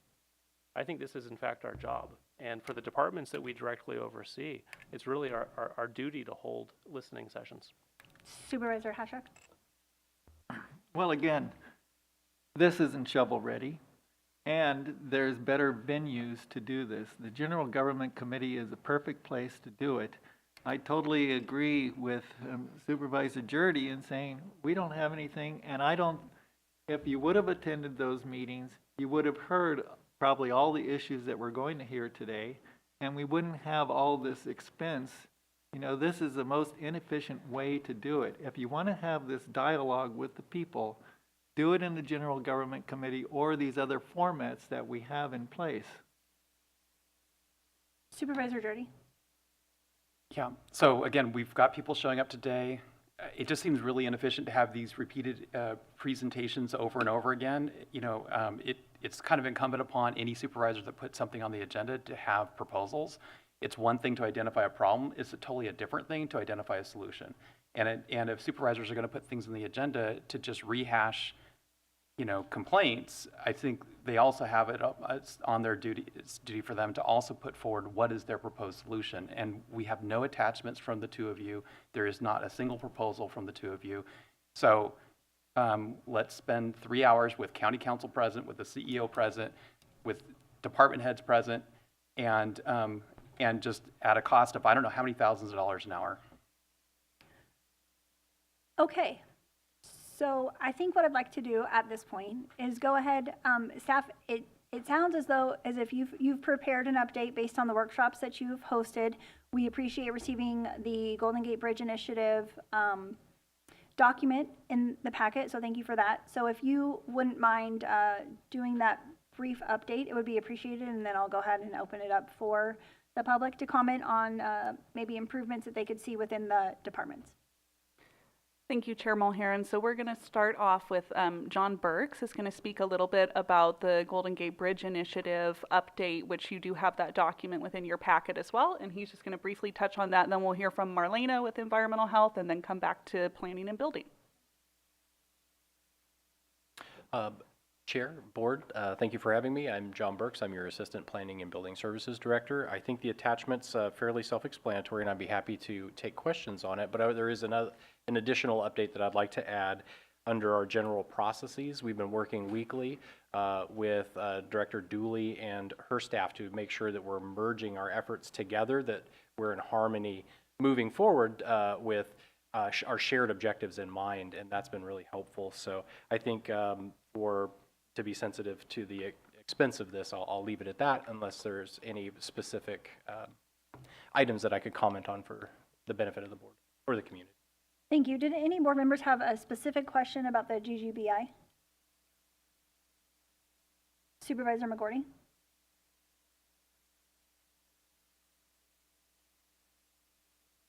So give us a synopsis of what you found as you're looking to improve efficiencies and the way that things presently are organized in planning building services. Yes, of course. If I may respond to that question, Chair. Please do. Yeah. Yeah. So just in general, I think that there is a lot of opportunity to improve process, obviously, and we've outlined all of the, I think, the most obvious ones that are going to net the best return on investment by addressing some structural issues, focusing on the process itself, managing expenses differently than we have before, and then ultimately making sure that we're in line with the customer experience. And that's why I was thankful to participate in the workshops that we had. What we came prepared today to discuss ultimately are responses to the items we heard from those stakeholder meetings, of why does it take so long? I mean, from the experts themselves, this isn't going to help with the expense piece of it, but the actual subject matter experts who do the work on a daily basis are all present here and are prepared to basically answer the questions and the comments that we'd heard through that workshop. So also what we've done in terms of really trying to understand how our processes are working is to bring in an expert in that field. So one of the Golden Gate members, Trish Tracy, who is an analyst with the executive office, is just a phenom in this type of activity. So we're all generally subject matter experts in planning and building, but to have somebody from the outside come in and identify process problems specifically, that's her expertise, is really helpful. So we just started in on that. We asked for some assistance with the executive office, and the CEO was kind enough to share some of her staff on a few month basis so that we can take a look at our standard operating procedures, take all of those stakeholder input, sort of bottleneck pieces, and figure out how do we overcome them with somebody who's good at doing that. So I think that that's sort of the high level synopsis of where we're at currently. Thank you for that. Director Dooley, please go ahead. Oh, thank you.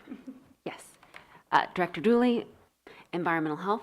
I wanted to give you an update, a brief update of what was covered in the stakeholder meeting that we held on March 1st, and bring forward some of those comments that you may not have heard in the other stakeholder meetings because it was very specific to our land use and well and septic stakeholder group. So I'll give you a brief update on that, as well as where we're at with our water well permitting process as relates to commercial, agricultural, and industrial water wells, and then finish up in discussing some of the projects that we are working on, particularly with our Fort Bragg move coming up this year, and what improvements that's going to necessitate, and how we'll be working together internally for making that happen. So in brief, at our stakeholder meeting, which I appreciated Supervisor Hashchak's attendance, we did indeed get into the weeds and meet with our stakeholders. We built our agenda from items that our local engineers would like to hear us work on and address, and issues within our processes that they're finding that they're experiencing bottlenecks in. And the very first comment that we've received that the department's looking into is a request for us to review and investigate what kinds of services and reviews can be contracted out, because it is glaringly apparent that our staffing is slowing our review times of septic reports down. We're down from 15 days to 26 days, and we are looking at staffing issues versus what we could potentially contract out with a local engineering or geologist firm to do those reviews faster, particularly in the building season when our 2 staff will be out in the field and not available as much in the office. So one item is reviewing what services can be contracted out, and we're going to be reporting that back to our stakeholders. And the next item on our agenda were review of 3 of our policies that guide our review and approval of septic design. We spent quite a bit of the meeting, which was 4 hours long, discussing how these policies are affecting different applications. And we were able to, during the meeting, draft some revisions to 2 of the 3 policies. Those drafts are going to be shared with our stakeholders, ideally next week, once we've put our finishing touches on them. And we'll be bringing them back to our semi-annual fall meeting for adoption and approval with our stakeholders. So we've been working on process improvement with our policies. We've got a 3rd policy to pick up on that fall meeting. We also found that the designing community are having issues with how staff are interpreting our waiver guidelines. So when someone requests a waiver to a standard within a design, there are criteria in which we issue a waiver to a standard. And from that discussion, we've created a subcommittee of staff and local engineers that have volunteered their time to meet quarterly to help us update and improve our waiver guideline so that future reviews will not have the same bottleneck in that area. And our water wells, I want to kind of back up and give a 1-minute history. When I talk about our water well permitting process, I'm discussing water well applications that are specific to agricultural water use, commercial water use, or industrial. Domestic water well applications are not a part of this conversation. Domestic water well applications are continuing to be reviewed and approved and issued, and are not affected by this policy that I'm discussing or going to discuss, or the governor's executive order. So in that context, 2 years ago, almost to the day, Governor Newsom issued an executive order in response to the emergency situation of drought in California. And it required local jurisdictions to make findings for issuing water wells specific to non-domestic and non-residential water use that would be above 2 acre-feet. This was across the state of California. All jurisdictions have been working to try and create processes that stay in line with the executive order requirements and allow projects to move forward. And it's been very difficult. The policy here at our county has had several iterations as the legal landscape in relation to water in California has changed. But with that, We have a policy that has been drafted, and with recommendations from County Council, we have requested that that policy be reviewed by a licensed hydrologist. And in the fact that the county does not continue to staff a hydrologist, and the hydrologist on staff at the UC Extension not being available for this project, the division has approached Larry Walker and Associates to conduct that review, and we have a contract, a small contract with them at the moment, and have requested an amendment to that contract to allow for their review of this policy. They have agreed. We are working on our amendment to the contract that will be going through the county system, and we have a tentative completion date of the review of that policy for the end of April. So I will certainly be bringing that back to the executive office and the board when we have their comments. And we did have 3 applicants that were patiently waiting during this time, one of which has received their permit, the second of which we contracted with Larry Walker and Associates to do a review, and that review will be complete next week. And the third application, we are awaiting a complete packet, and the applicant is aware of that. So beyond those 3, those are the 3 affected projects. If there was question about how many are sitting and waiting, that's the answer. And that's my update for water well drilling, for ag wells in particular. And I did want to say that we're working on digitizing our Fort Bragg files as the move to the Avila Center becomes more defined. We are going to be scanning existing records and working on how to implement a digital review process, because we're under the impression there's not room for rooms and rooms of paper files the way we do things now. And when we move, we won't be moving with those paper files. And when we open our doors in Avila, we won't be starting new paper files the way we had been. So we have really been putting practical steps on how we can get our staff trained and transitioned this year, particularly for the Fort Bragg office, to make that happen. And that's where I'll end my update for now. Thank you very much for that. Supervisor Hashak, did you have a question? Well, I wanted to say thank you for that report, and certainly you followed up on those issues that were brought up with the stakeholder meetings, and also with the water wells. You know, those are a couple issues that I was dealing with too, and I appreciate all your explanation, which was easily, you know, it's good for the public to hear that, but at the same time, you know, any supervisor could go into your office and get that same report and update.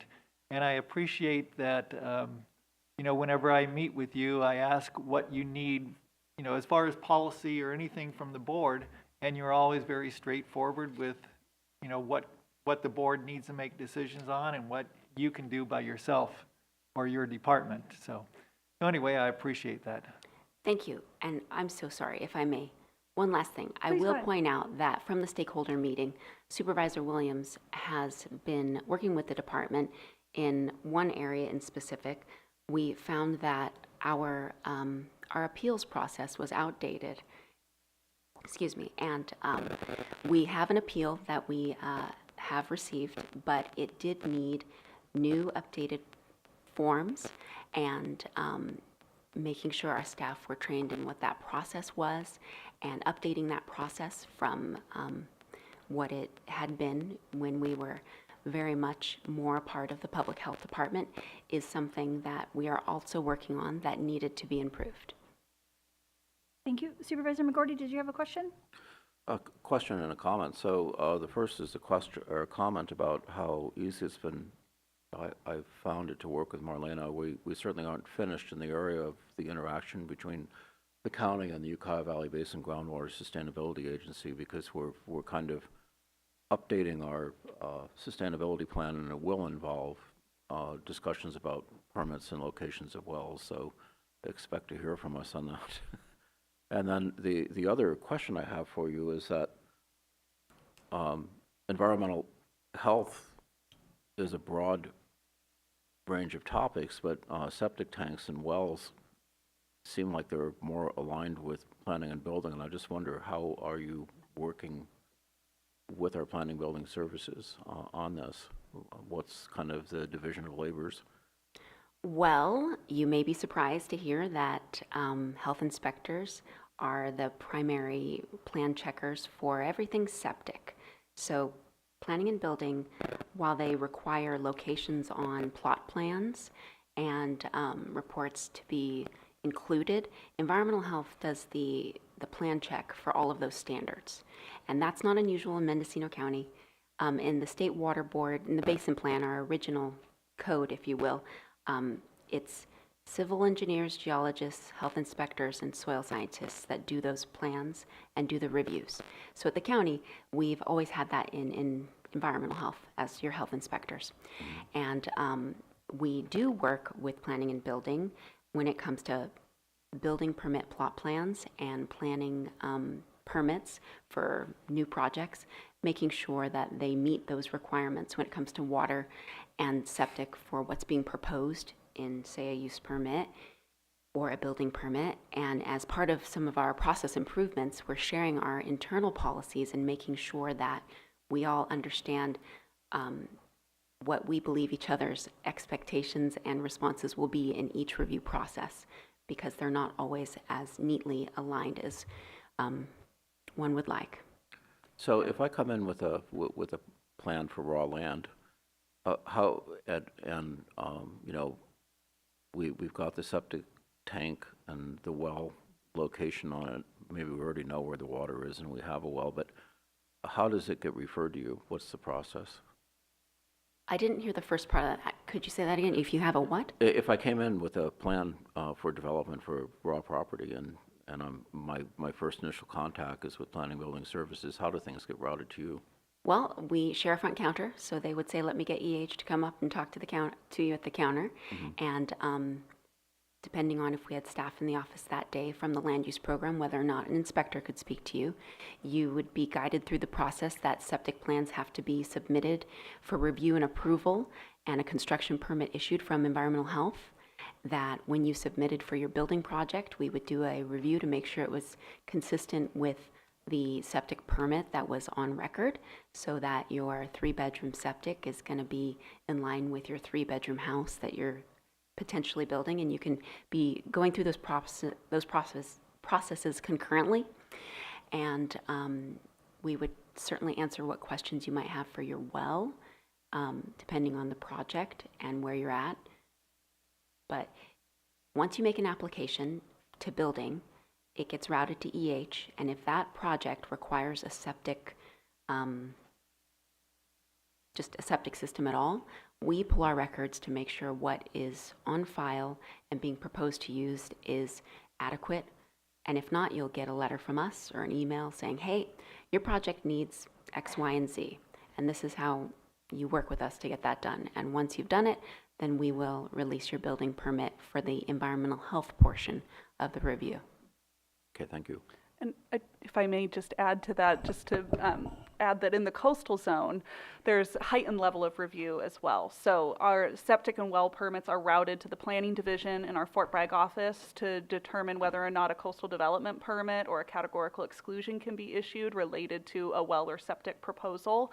And primarily planning is reviewing, for one, whether or not a discretionary permit is required, and then also secondarily, if it's through a discretionary coastal development permit, whether or not the well or septic location meets our county code standards related to sensitive habitat areas, setbacks from geologic hazards, etc. So standards underneath our local coastal program. Thank you. And just as a reminder, a great place for updates that I always appreciate is the CEO report. And so if you'd like to just submit brief updates about environmental health to the CEO report, I think that's helpful for the community and the board to have one location where we're providing those updates. Director Krug, are you ready for a brief update? Yes, although I just wanted to check in. So I was not prepared to be extremely brief. So I'm wondering if it's all right with the board if I can go through with my presentation as originally planned, with the staff chiming in that we have set up here today. Yeah, I think because... It'll be about 15 minutes or under. Perfect. Yeah, okay, great, perfect. Then I'll go ahead and just jump right into it. So we held numerous stakeholder meetings, as was noted by Supervisor Hashak, leading up to today. And as part of that, we sat down and sort of compiled some of the questions that we were hearing come up pretty often. And we worked with our staff. And so today I'm going to do a little bit of a different format. I'm going to pose the question, and I'm going to ask some of our staff that we have here sitting in the front row here to come up and respond to that question. So the first question that I'm going to ask is, why does it take so long to get a permit from Planning and Building Services? And we're going to start with our building division, and we have Senior Building Inspector Keith Hoyt here, and I'm going to ask him to come up to the podium. Good afternoon. Keith Hoyt, Senior Building Inspector from the County of Mendocino. So why does it take so long to get a permit from Planning and Building? There are several factors that will determine the length of time it takes to receive an approved building permit from the building department. The most important factor being the quality of the initial submittal and the accuracy of the information submitted on that application. When a permit application submittal is incomplete and we have performed the initial review, we will generate a correction letter. This correction letter will have all the relevant information needed to guide the applicant toward a code-compliant submittal.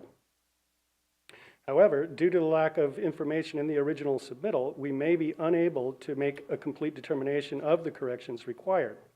This usually results in the need for a resubmittal and an additional review. Another factor is the response time of the applicant agent. When a letter of correction is sent, the amount of time it takes them to respond to the corrections will affect the total time a permit is in review. The volume of building permit application submittals, inspection requests, phone calls, emails, and counter questions occurring on any given day will also affect plan review time. Certain times of the year are much busier for inspectors. During these busier times, more inspectors are required in the field for longer durations, leaving the inspectors still in the office responding to an increased volume of phone calls, emails, and counter questions with fewer staff. Since all field inspectors must also perform plan reviews, the additional inspection volume cuts down on their available time to complete the plan. So just to note some of the improvements that we're making related to this as well is really trying to improve our quality of submissions at the front counter. So we've been talking through sort of solutions internally on how we can ensure that the submittals that we are taking in are of sufficient information for us to conduct even an initial plan review without having to immediately send out a correction letter asking for additional information. So that's one of the improvements that we are working on within our department related to building permit application submittals. And so thank you, Keith. And next I'm going to ask from our planning division to have Russ Ford, our senior planner, come up to the podium and talk about why it takes so long to get planning permits from Planning and Building Services. Good question. Good afternoon. Excuse me, Russ Ford, senior planner. Many of the issues addressed by Keith also apply to planning projects. Discretionary permits have several processing phases, some of which the department has influence over and some of which not. The fixed timelines include the initial referral phase of 45 days at the beginning, and then the scheduling phase at the end, which can be 45 to 60 days depending on the project. The phase in between consists of preparing all necessary documents, including initial studies pursuant to CEQA and staff reports, which also require the review of admin staff, senior staff, county council, and the director, depending on the project. Planners are also constantly juggling competing priorities. Their responsibilities also include preparing for, attending, and following up on public hearings, responding to general planning questions via phone and email, and assisting customers with walk-in service during counter hours. And I should mention that the County of Mendocino is one of the few jurisdictions in the region that offers fully staffed counter hours daily from 8 to 5. Almost every other jurisdiction has some closure during the week, even if it's just for lunch. As Keith has already mentioned, changes in the project on the applicant's end can also cause delays. If a revision is significant enough, it may warrant a re-referral, which effectively starts that process. And so I'll just note here again for some of our process improvements internally is clear guidance to staff on policies and procedures. That's one of the improvements that we're working on. And then also just something we've done recently is we have a planner assigned up at our front counter that is handling the volume of emails, phone calls, and counter traffic here in our Ukiah office. We have also routed the phone calls from our Fort Bragg office over here since we have some short staffing over there right now in order to be able to respond to the public as quickly as possible. So a little bit of siloing of that particular staff member where they don't have any discretionary projects assigned underneath them, but I think we're seeing some benefits to that, and we hope to see more benefits in the future. Thank you, Russ. So next I want to talk about something that we hear very often, which is why do applicants get different or inconsistent answers when asking questions of our planning and building staff? And so again, I'm going to ask our Senior Building Inspector, Keith Hoyt, to come up to the podium and talk about some of these issues that present for the building division. So, inconsistent or varying answers can happen for several different reasons. If an applicant believes they have received varying answers, this may be due to the applicant asking the same question multiple times to various people or even to the same person. Often, this happens when the applicant has included new additional information or even changed the parameters of the question. What the applicant may see as an insignificant change in the information they have provided can result in a completely different response based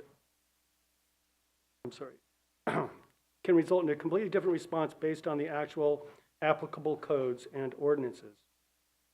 Many applicants are not aware of code adoption dates or mid-cycle changes. The same question asked 2 months or even 2 days later can require a different answer because of the code changes. There are also times when an inspector, not realizing the applicant's question is in regard to an issued permit under a previous code cycle, provides a response based on current code requirements that may not be applicable to the project. So, and again, here I think we don't necessarily have a process improvement associated with this. More so, I think our request from the public is when interfacing with our office, if you've spoken to a prior staff member, it's important to identify that with our office. Also making sure that we have the full facts surrounding your project, and including if you have a currently issued permit, if it is an application under review, and for us, the time period when that permit was issued or when it was submitted is also really critical to our response. So this is part of that partnership between the department and the public where good information in from the public results in good information out from the department. And so just really encouraging the public to make sure that those interactions with our office provide all of that necessary information. You may think it's superfluous, but we want to know all of it. And next I'm going to ask Russ Ford to respond to the same question from the planning division. Sure. So with planning, there's kind of two sides to this question. Keith has already spoken a bit to the first with regard to details of the question changing. Staff frequently experiences what we affectionately call planner shopping, in which one applicant will intentionally speak with a number of different planners with a specific goal of getting the answer that they want. This is usually by way of altering the question slightly, so different planners are given different sets of information, and consequently the answers are different. The other side of that when it comes to planning is that planners require a certain amount of discretionary authority in order to do their jobs. Ordinances and plans provide guidelines, but planners are required to make an interpretation of those guidelines to both allow implementation and to keep the organization from running afoul of any relevant laws. So even something as routine as a business license requires interpretation of code sections in order to classify uses. By nature, not everyone is going to interpret something exactly the same way, so there may be some variations in the response. That being said, staff is always willing to justify their interpretation by citing a relevant code section or a plan policy. Should a situation arise in which an applicant disagrees with an interpretation provided by staff, I invite them to reach out to planning supervisors, and we're happy to check the math. Should we conclude that the interpretation was incorrect, we can then resolve the issue and provide coaching to staff, but we can't fix it if we don't know it's broken. So completing that information feedback is critical. Thank you, Russ. So our next question is about our training materials and standard operating procedures. So one question that we hear is wondering what kind of training materials or standard operating procedures are being used by planning and building staff to ensure training and consistency. And I'm going to ask again Keith Hoyt to come up to the podium to talk about that for our building division. Okay, so currently all Mendocino County building inspectors are required to pass the same standardized certification exams based on the international codes from which the California building codes are derived. Inspectors are required to receive continuing education units to keep their certification active and to remain current on code changes. Building inspectors have a bi-monthly meeting to discuss new code topics that come up based on field inspections or plan review, as well as a Microsoft Teams group chat meeting as needed for immediate clarifications. A question posted by staff on the Teams group chat instantly goes to all inspectors and the chief building official. This provides opportunities for discussion so that an immediate consensus answer can be found. If the discussion warrants the development of a policy or memo, a meeting will be held with all the inspectors to review the item, resulting in a written document. The policy or memo is then posted in the Teams chat file for future access by all inspectors. Inspectors are also trained that if they are unsure of the answer they are giving, they will need to request contact information for the person asking the question, then research the answers so as to provide the most accurate information by a follow-up phone call or email. Thank you, Keith. And next up we have Russ for the planning division.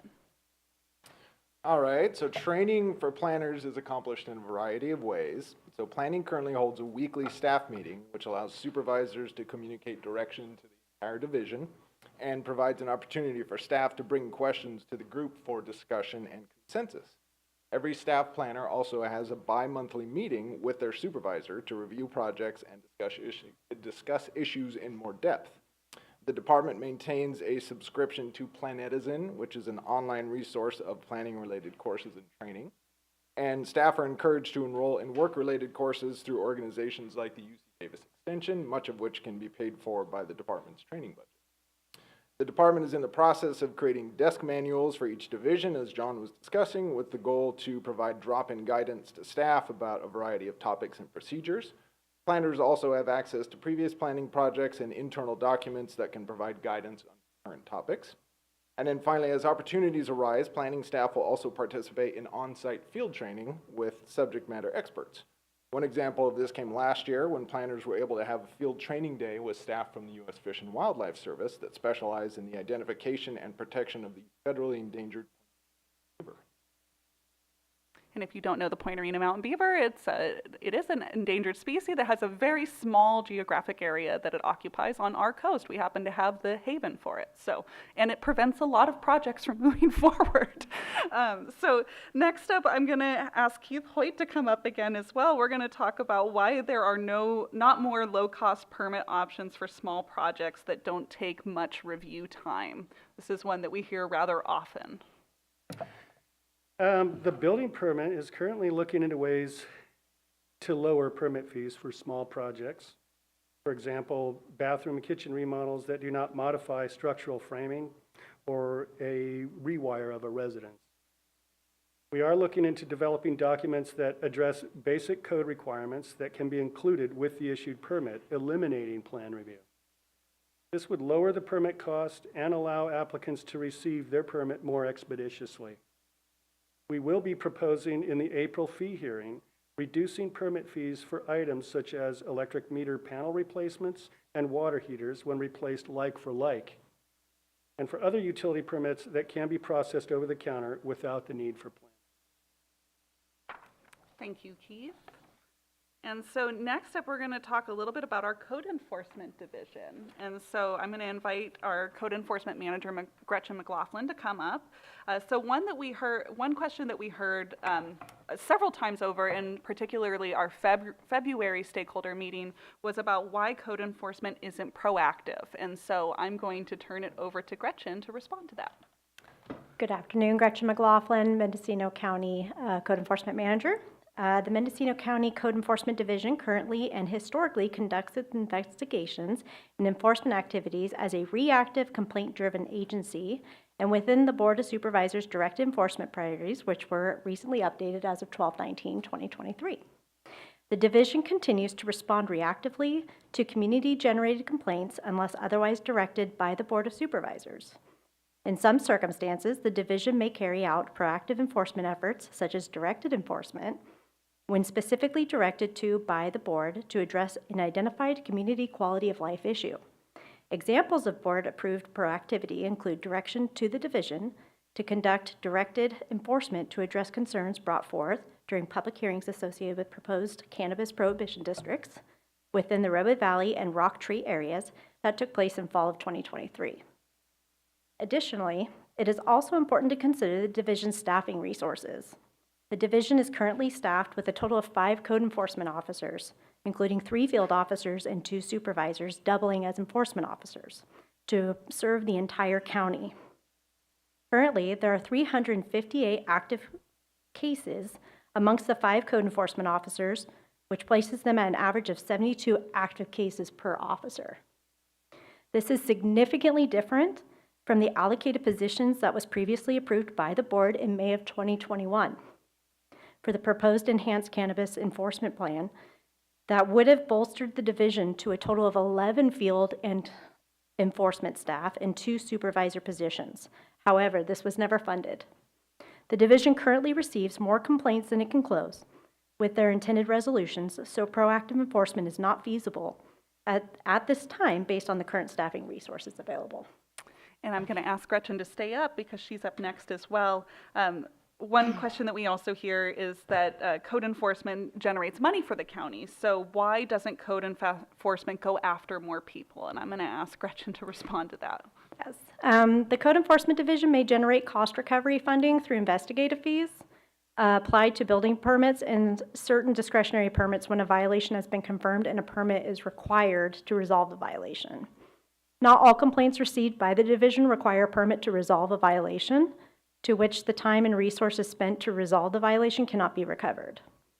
Examples of this include violations related to storage of trash and debris, junkyard conditions, occupied travel trailers, certain types of zoning violations, certain illegal cannabis activities such as abatement-only cases, and stormwater violations.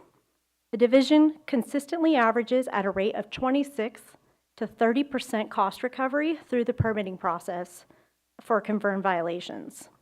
Additionally, the division, with the support of the department and the board, seeks voluntary compliance by collaboratively working with responsible parties to successfully resolve the violations without the need to immediately implement punitive enforcement actions.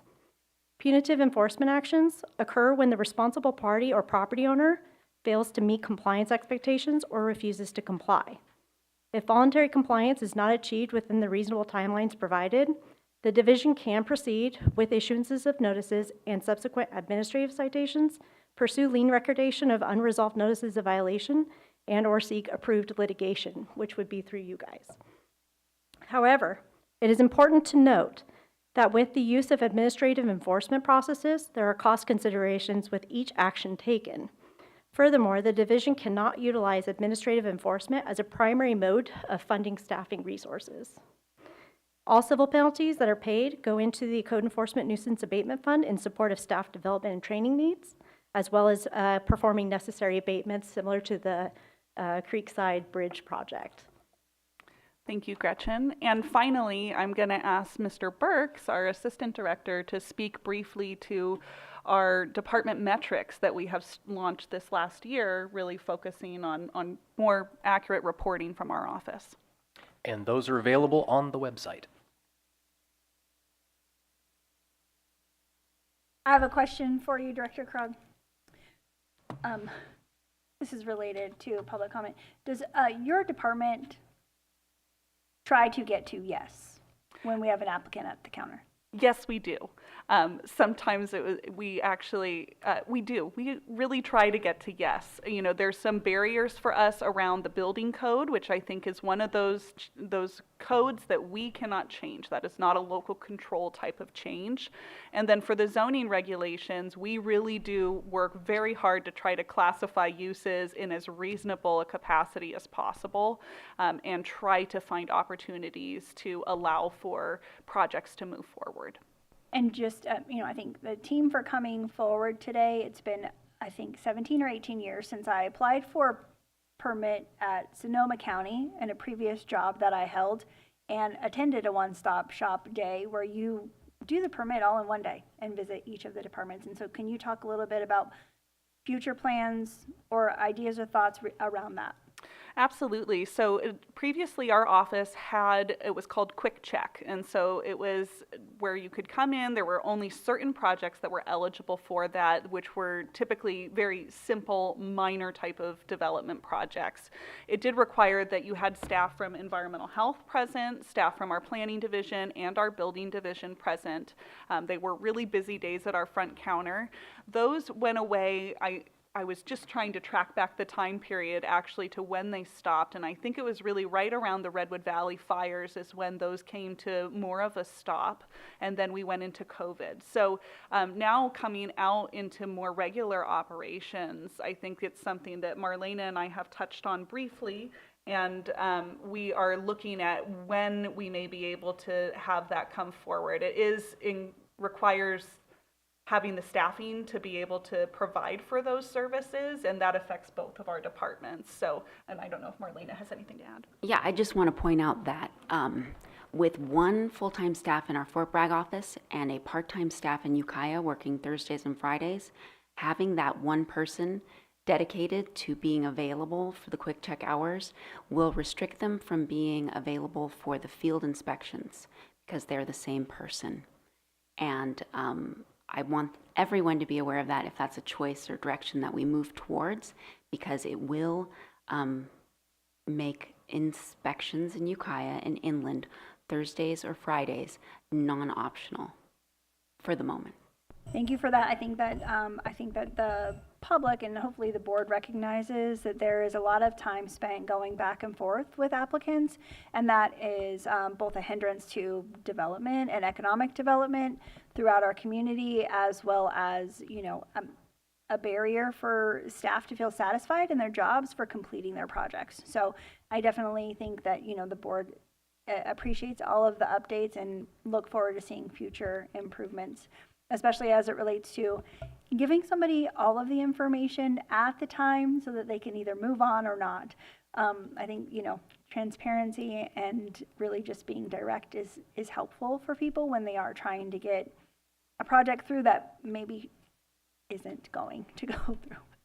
Okay, so at this time, I would like to open the item up for public comment. And we will have the 3-minute timer up. If you're going to speak, I'd ask that you come forward and state your name for the record. And certainly the board can ask you questions if they have further questions for you. Good afternoon, board. Dee Pallison, resident of Ukiah in District 5. I asked for a little bit of latitude because as hard as I tried, my comments are going to run about 4 minutes. I hope you'll let me finish. The California Building Code, Title 24, states in part that the general building and construction requirements relating to fire and safety, structural safety, and access compliance. CBC provisions provide minimum standards to safeguard life or limb, health, property, and public welfare. Current PBS process and practice falls far short of this. Current culture and processes create an environment where the good are paying for the bad. The current environment applies the full force of the law and all related permit fees to those who play by the rules, yet appears to look for ways to not do the same when faced with bringing an unpermitted property into compliance. There is no enforced consequence for not following these rules when building in Mendocino County. The solution is a culture change at the management and supervisor level.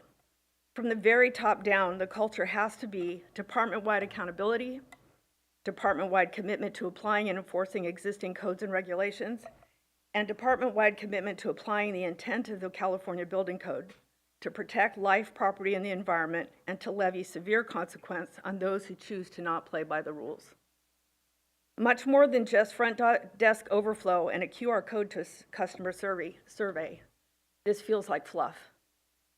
Current processes appear to value quantity over quality, get more done regardless of the quality of the work, checking the boxes instead of applying the law. The focus appears to be to cut corners to make everyone happy, circumventing the law to make things easier on those who have chosen to not follow the rules. The current environment is one of inefficiency and unrecouped costs. More than one PBS employee has shared that their direction is to only investigate those items mentioned in a complaint, not to look for or report on any other non-compliant issues. This causes duplicate work and a failure to fix the entire problem the first time. Solutions? Look at the entire property, the entire history of a property, not just the paperwork sitting in front of you. Have one file for every property that includes all historical records from PBS, environmental health, and code enforcement. Every time a property crosses a desk, a complete review of the file is conducted. This should only add a few minutes to the process, but it will accomplish two things. It will verify the information being submitted, and it will catch other things on the property that may need to be addressed. Apply the law, the rules and regulations to all properties equally. This doesn't mean to ask less of those who follow the rules, but to hold those who haven't to the same letter of the law. This is a safety issue and an environmental issue. This has to also include fines and penalties, and staff who choose to cut corners must be held accountable. I have several examples to support my comments, but not the time to share them all.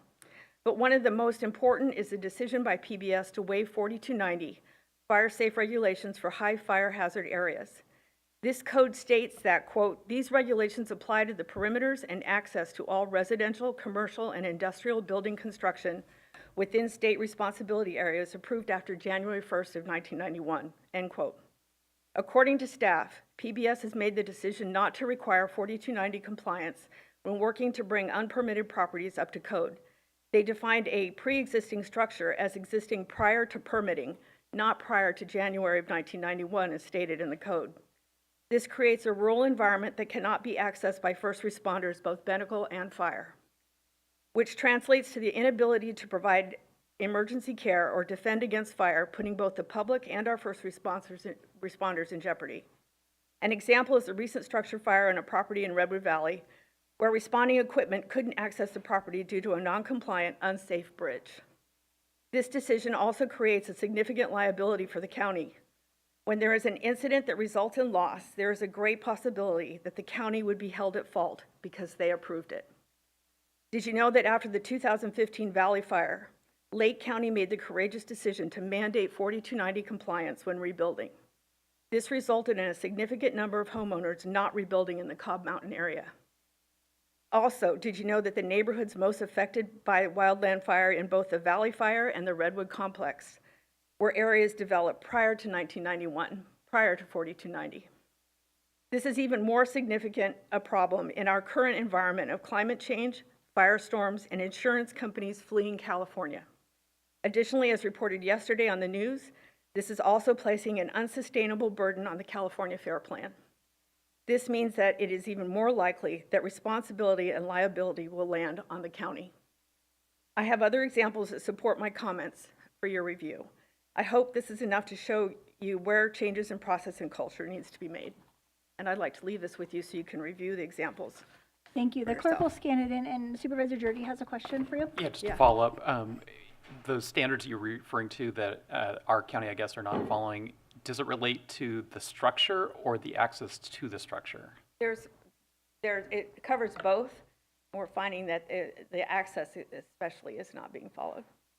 Okay, so it's maybe the paramount concern is that the access should be held to that standard, maybe even more than whether or not the building is upgraded to that standard. I believe so. That's my opinion. All right, thanks.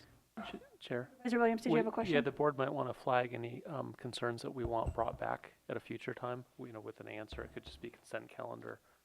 Is just pointing it out now as we start. This may be one that we want to provide an answer to after further investigating. Thank you. I believe that our team members are carefully noting each public comment, and I think, again, the CEO's report is a great place to follow up. If you'd like to put a response on the consent calendar, every board member reads the consent calendar religiously, so I'm certain that they will catch that. Thank you. And if you want to speak on public comment and you're in the room, please come forward and create a line there so that I can see you. And if you're online, you can use the raise hand feature or *9 on your phone. Thank you. John Redding, Mendocino. I think we're aware, at least on the coast, that we're in an accelerating doom loop. We're losing services. We're going to lose our hospital, job opportunities. And I came here today hoping that this would launch a discussion of how we can encourage economic development, be more pro-business. And I think that is what the intent of Supervisor Williams-McGorty is. I don't think trying to make our existing systems more efficient is going to get the result that we want. If you remember your Peter Drucker, he wrote books on management years ago. He said leaders should focus not on making their systems more efficient, but making them effective. What I've heard today is how we're going to make our systems efficient. I contend we need to overhaul our systems so we can meet the goals that we have, including more housing and more job opportunities, more tax revenues for the county. So I would encourage that level of discussion at future meetings. And CEQA is a big part of it. I would follow what the Little Hoover Commission has been studying all year. And if you haven't seen their reports, it's worth looking into.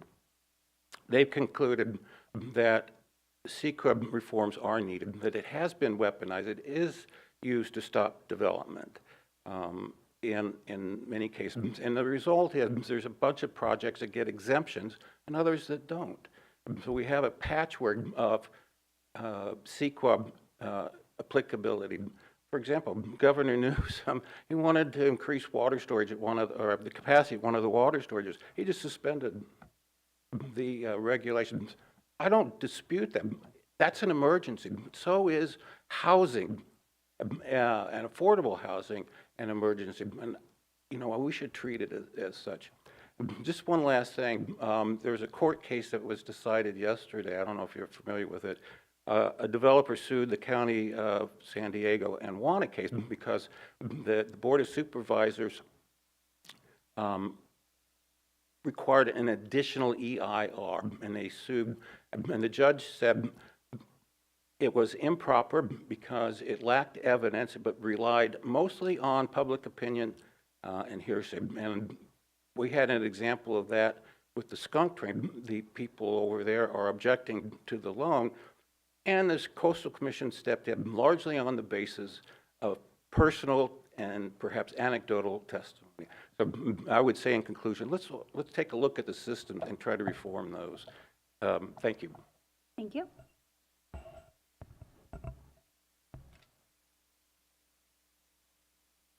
Good afternoon, Chair and Supervisors. My name is Sarah Bodner, and I am the owner of the Mendocino Tea Company. I bought the business 2 years ago, and it's celebrating its 20th anniversary this year. And I wanted to continue the legacy of great organic tea on the coast. So about a year in, I decided to start looking for a retail shop. And I opened up across from Mendoza's in Mendocino. And it's a tiny little building, really hard to see if you aren't looking for it, or even if you are. And I set out to hang a sign. If you live in Mendocino, you know that hanging a sign is about as complicated as applying to adopt a child. The process is unbelievably confusing, expensive, and risky for a business owner. Because if you apply for a sign and you get denied, you are no longer allowed to hang a sign. The Historical Review Board set out to try to improve the process, to make it better for them, to conserve the amount of agenda time they were spending on hearing sign proposals, to save staff time and money, and to also facilitate businesses being able to hang their shingle and make it a little easier to open. So right around the time I was looking at a retail space, this new policy was in process. And I waited several months to apply for my sign so I could apply under this new policy that was intended to streamline and make it more efficient. Then I went through all the hoops. I made sure it was the right size, the right materials, the right paperwork. And when I got to the planner's desk, she said, "Oh, not going to be able to sign this because it's not similar colors." The sign that hung in the same place before me was black and white and green and blue. My sign was black and white. Not similar. I'm telling this story not to complain about my sign, but to illuminate that we have a total disconnect between what is happening in the county offices and what is the real story of businesses trying to survive and thrive in this county. And I think what it highlights ultimately is a need for leadership and vision. What kind of community, what kind of county do we want to be? And all around me, I see fewer and fewer locals being able to afford food, teachers getting cut this week from Mendocino School District's budget, people being, TOT going down, and it being harder and harder for businesses to survive. So I agree we need to have a different kind of conversation that is not just about the definition of similar and please, let's not let that take up any more time. But what does it mean to have a community that's thriving, and where can we have our department and our employees focus so that they are truly supporting public health and safety and prosperity so that we can pay taxes and make this place go. Thank you. Thank you.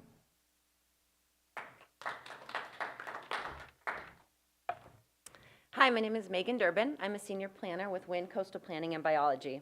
First of all, I want to say that the cost of the time spent today, I think, is well worth it. I also, to what Supervisor Williams said at the beginning, yes, it will take small changes over time to make these big changes, and sometimes those aren't visible, but I am seeing those changes already in my day-to-day work and interactions with the county staff and resources. My suggestions to strengthen operations echo some of the comments already made and can be distilled down to 2 words: responsiveness and transparency. I think both of those aspects can significantly improve through fortified structure and systems, and I'm hearing that some of those things are already being put in place. The most common frustration I, my coworkers, colleagues from other companies, and other clients, and our clients, the property owners, applicants, experience, relates to the time it takes to process a permit application, already touched on. And it's not so much about the time it takes because of the order of operations, the legal requirements, but more about the communications. I believe that the frustration is exasperated by a lack of responsiveness, clear communication, and managing expectations. For example, I'm working on a CDP project currently where we're at the point of waiting for a staff report to be completed. Regular monthly updates with the planner have worked well until recently. Over the last 2 weeks, I've asked 4 times for a projected timeline in response to the answer, "We are still processing documents," and I haven't received any response. So that's frustrating. I'm not expecting hard and fast deadlines. I know things are variable and things can change, but at least a response of, "I'm not sure because of this, I'll get back to you soon," or within a certain time frame. I find it hard to believe that within the time span that this has taken, that the staff member could not find time to respond. For one thing, there are other planners who are very responsive. I'm just making sure I'm using the time. Maybe we could utilize some sort of project tracking tool via an online portal. There are lots of online tools these days. We have the technology. Then they wouldn't have to worry about responding to various emails and my squeaky wheel coming at them all the time. That's just a broad concept. I'm sure there are other solutions and structures that could improve responsiveness. The issue of transparency is embedded into what I've already said as it relates to managing expectations around process timelines. More importantly, though, transparency is desperately needed in relation to county policy. I love the idea of a desk manuals. I think that's really smart. Developing such guidance documents will help everyone involved, the applicant, the agent consultant, and staff. I've heard a number of things today that bolster my hopes.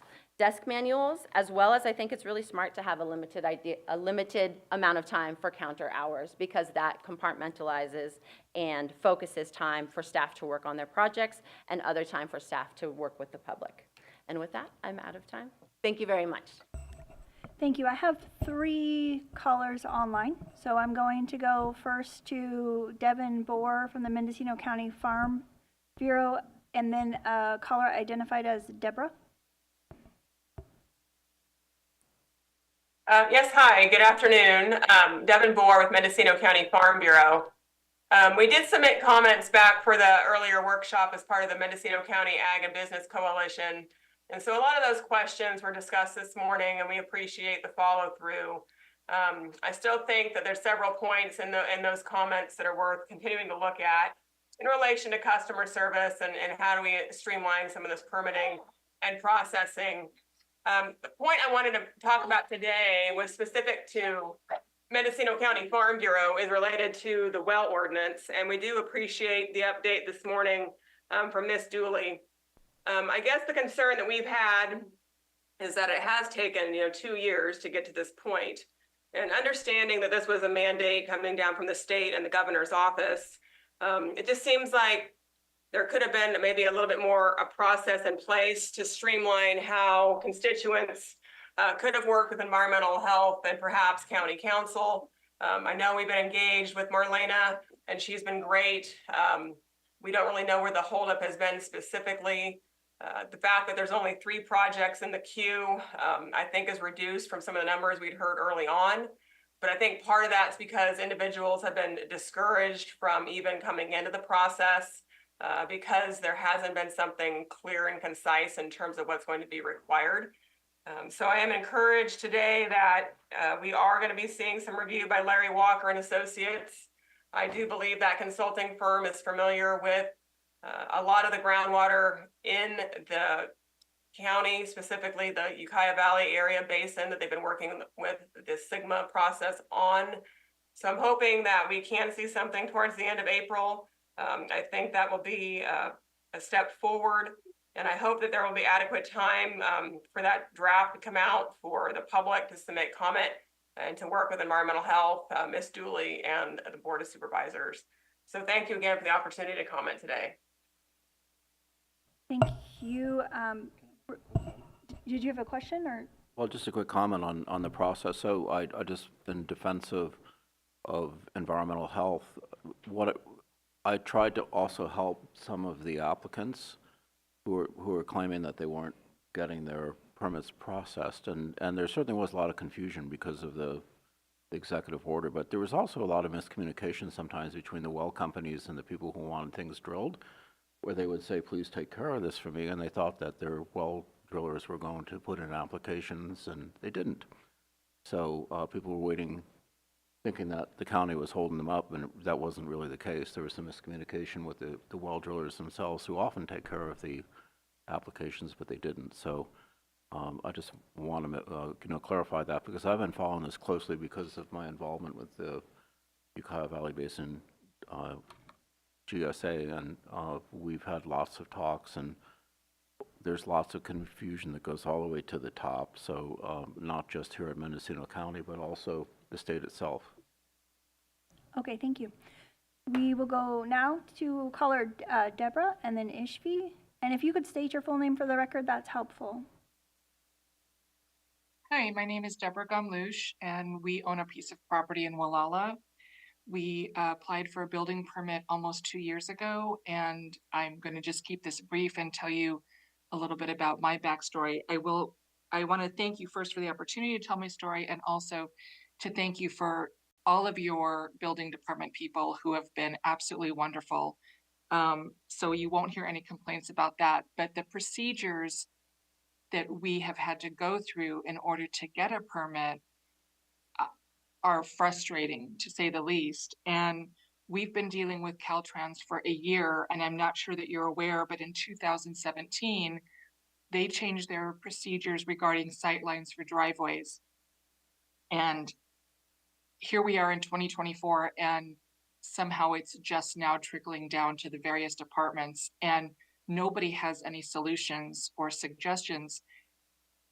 So we're in this never-ending circle of frustration that we just want to build our retirement home. It's not even a mansion, it's 1,500 square feet, and we don't have access to our property. And it's just incredibly frustrating. And so I just appreciate the opportunity that maybe having this meeting and having all of the brilliant minds that are here together can somehow figure out a way that it doesn't end up being on me to figure out a solution. Their latest solution is that I could apply for this design permit exemption that costs more than $200,000 to do, and I will have no guarantees that that is even going to get accepted.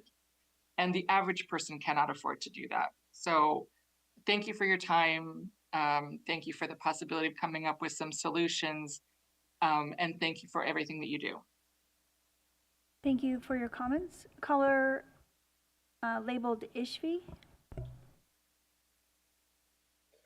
Yes, thank you. Good afternoon. My name is Ishvi Om. I'm a building contractor on the coast. I've been building homes in Mendocino County for over 25 years. And I like to say that it used to be the hard part of building a home was actually building the home, tying the rebar, framing, roofing, etc. And it has gotten to the point where the hard part is now getting the permit acquisition. And I want to point out to both planning and building and to the Board of Supervisors that the purpose of county planning and building is to interpret the various codes to whatever level of stringency they see fit for their local jurisdiction. And I can tell you that I have seen the codes be interpreted much, much, much more stringently as time has gone on. You know, this is why certain counties, Sonoma County, Mendocino County, are more difficult to build in than Modoc County or Nevada or other states. So I want to encourage planning and building, who say constantly how understaffed and overworked they are, to try to focus on the big picture and push projects through more quickly, particularly when they're being presented with projects from building professionals who have a long time in the field. I do find everybody is trying to work together. It's just very cumbersome, the sheer amount of codes and rules and regulations. Moving along, I'll give you a quick example of something I'm dealing with now. And I want to be clear, I'm speaking on my own behalf and not on the behalf of the MCCSD, which is the sewer district, which board I do sit on. But I am speaking on my own behalf because I went before Historical Review Board to try to get the sewer district exempted from going through historical review in the town of Mendocino for buildings that are not historical and need work. The sewer district is strapped for funds, has no money or staff time, and has a failing sewer plant. And what I met with when I went before the MHRB is, well, we don't really think we can exempt you from that. So I reached out to Julia Krog and asked her, can we be exempted? She's looked into it and has finally come back and said only the Board of Supervisors could exempt the sewer district from MHRB approval. This is simply to try to avoid fees and permit time delays to fix some garage doors in a sewer plant that is not visible anywhere in town on buildings that are not historical in any way. And I bring this to your attention because common sense would dictate that it's all one community of Mendocino. And we don't want to be using county staff time and sewer district time and MHRB time to shuffle paperwork amongst ourselves rather than fixing the infrastructure that needs to be fixed. So I know I'm out of time. And I appreciate it if you guys can take that subject up and see if you can give the Mendocino Community Sewer District some ability to repair itself without going through the MHRB process. Thank you. Thank you for those comments. I do have another commenter in the room, so if you could please come forward and state your name for the record. I have two callers online that I will get back to. If there are commenters in the room and you could please line up in in front of the podium, that's helpful for me so I can recognize who wants to speak. Thank you. Hi, my name's Robert Salisbury, and I'm from Boonville, Anderson Valley. And I just want to ask anybody up here, do you know where most of the people in this county live? Is it in Ukiah? Is it Willits? Is it Point Arena? Is it Fort Bragg? Or is it the unincorporated areas? I was looking at some paperwork, and it's like 2/3 of the people who live in the county live in unincorporated areas. And it makes it extremely difficult to build there because of regulations. And there's a few things that, after comments today, I think I could pass on that the board could direct staff to do, might make a difference. Ted, you brought up the idea of zoning changes where in unincorporated areas, people could get together and suggest a place where there could be more density of building. And I think that's a good thing to pursue.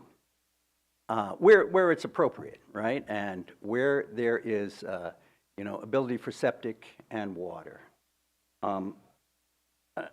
Another angle is the regulations on short-term rentals, which I know in our valley is taking away long-term housing. And I think probably throughout the county, we've all recognized this. And I know that apparently I read in the paper that you guys with planning and building, I mean, there's just not enough time with all the other stuff you got to do to be able to come up with some regulations. And like suggested, putting that off a year. I think we need to move on this. And what if there was another committee formed who would propose to Building and Planning and County Council and Board of Supervisors some regulations that might work? We don't have to reinvent the wheel. Sonoma County has a pretty good setup. There's bunches of ideas. There's the HAT group.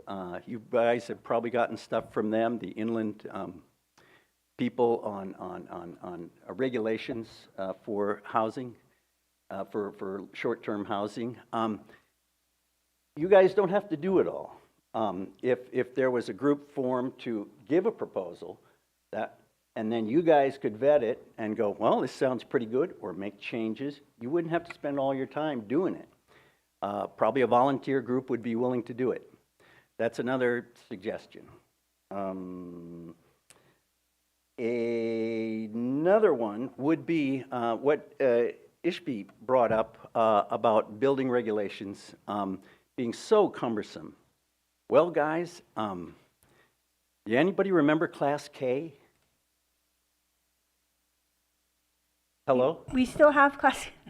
Oh, you do remember Class K. I didn't just see if you're awake.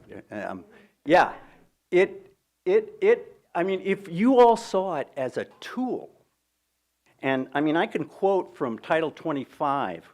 We keep coming up with the idea, well, Building and Planning says, well, we can't do this because it's state regulations. If you've read Title 25, Class K, most of Class K is direct quotes from state law allowing flexibility. It's allowed by the state. Read Title 25. And they allow you guys to be flexible, even down to sanitation. I can quote it right here if you're interested.